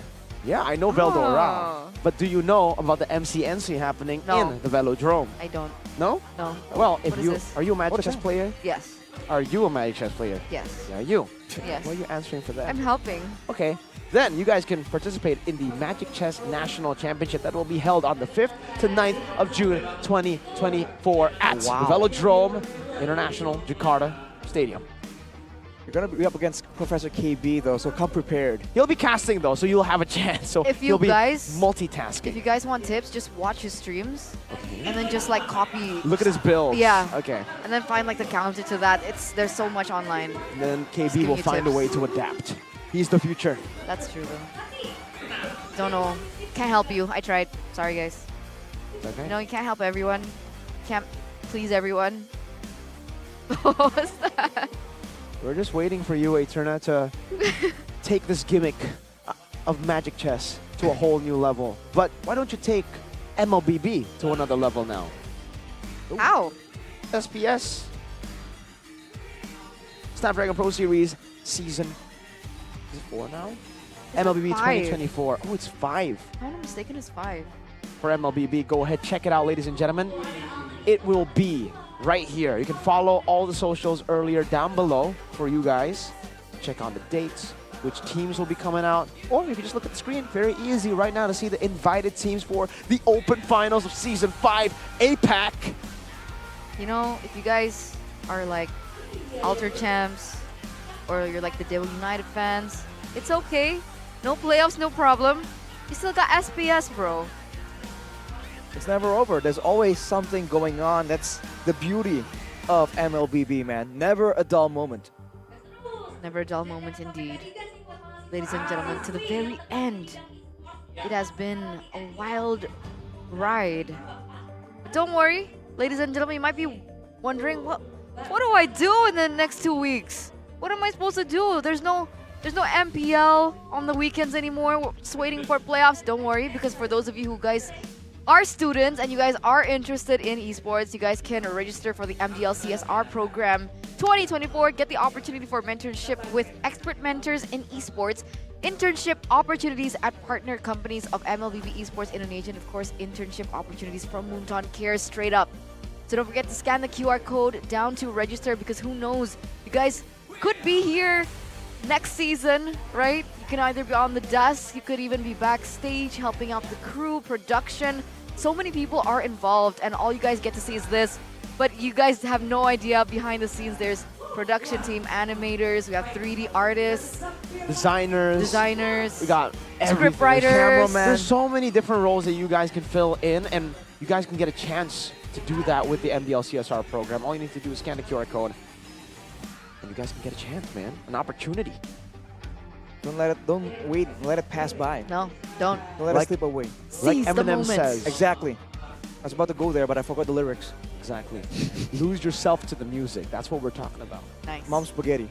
Exactly.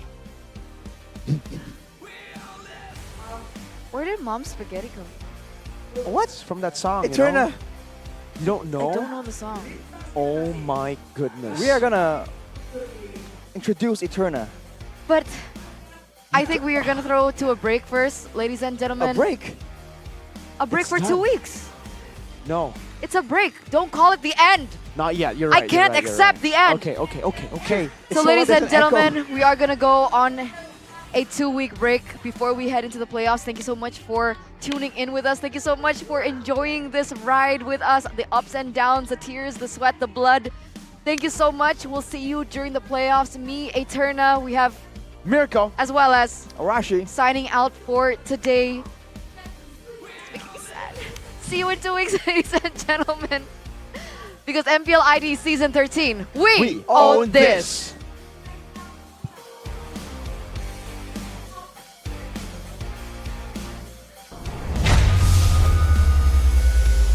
Keenam tim ini yang akan terus berjuang, yang mana pastinya teman-teman semuanya super fans gak mau kelewatan nih untuk ikutin gimana keseruan dari babak playoff MPL Indonesia Season 13. So, ayo dicatat, udahkah dapat tiketnya, udah amankah tiketnya untuk ke babak playoff nanti yang akan diselenggarakan di Velodrome Jakarta Timur 5 sampai dengan 9 Juni 2024 tentunya. Dan tentunya ini bakalan seru, dan keseruan ini tentunya tidak lepas dari dukungan MPL Indonesia Season 13 powered by Moonton, presented by official turnamen smartphone Samsung Galaxy. Kemudian ada official e-wallet kita ada GoPay, dan official gold partner ada UBS Gold. Dan tak lupa thank you untuk partner in esports kita ada Dunia Games, Games Max, Oraimo, dan juga Telkomsel. Tak lupa ada suppliers kita, thank you very much untuk Indomaret, Point Coffee, Samsung Neo QLED, Super Smart TV Plus, dan juga Saturdays. Dan tentunya MPL Indonesia Season 13 supported by PBSI. Dan ini adalah akhir dari regular season 13. Tapi ini bukanlah akhir dari MPL Indonesia Season 13 karena ini adalah awal juga untuk babak playoff MPL Indonesia Season 13. Dan kali ini Monica sudah bersama-sama dengan ada Mirko, Arashi, Eterna, ada Aul, Pak Pulung, dan juga Om Wawa beserta Monica. Mewakili seluruh talent yang bertugas selama regular season kali ini dan juga kru-kru yang bertugas mengucapkan mohon maaf jika ada kesalahan yang kurang berkenan.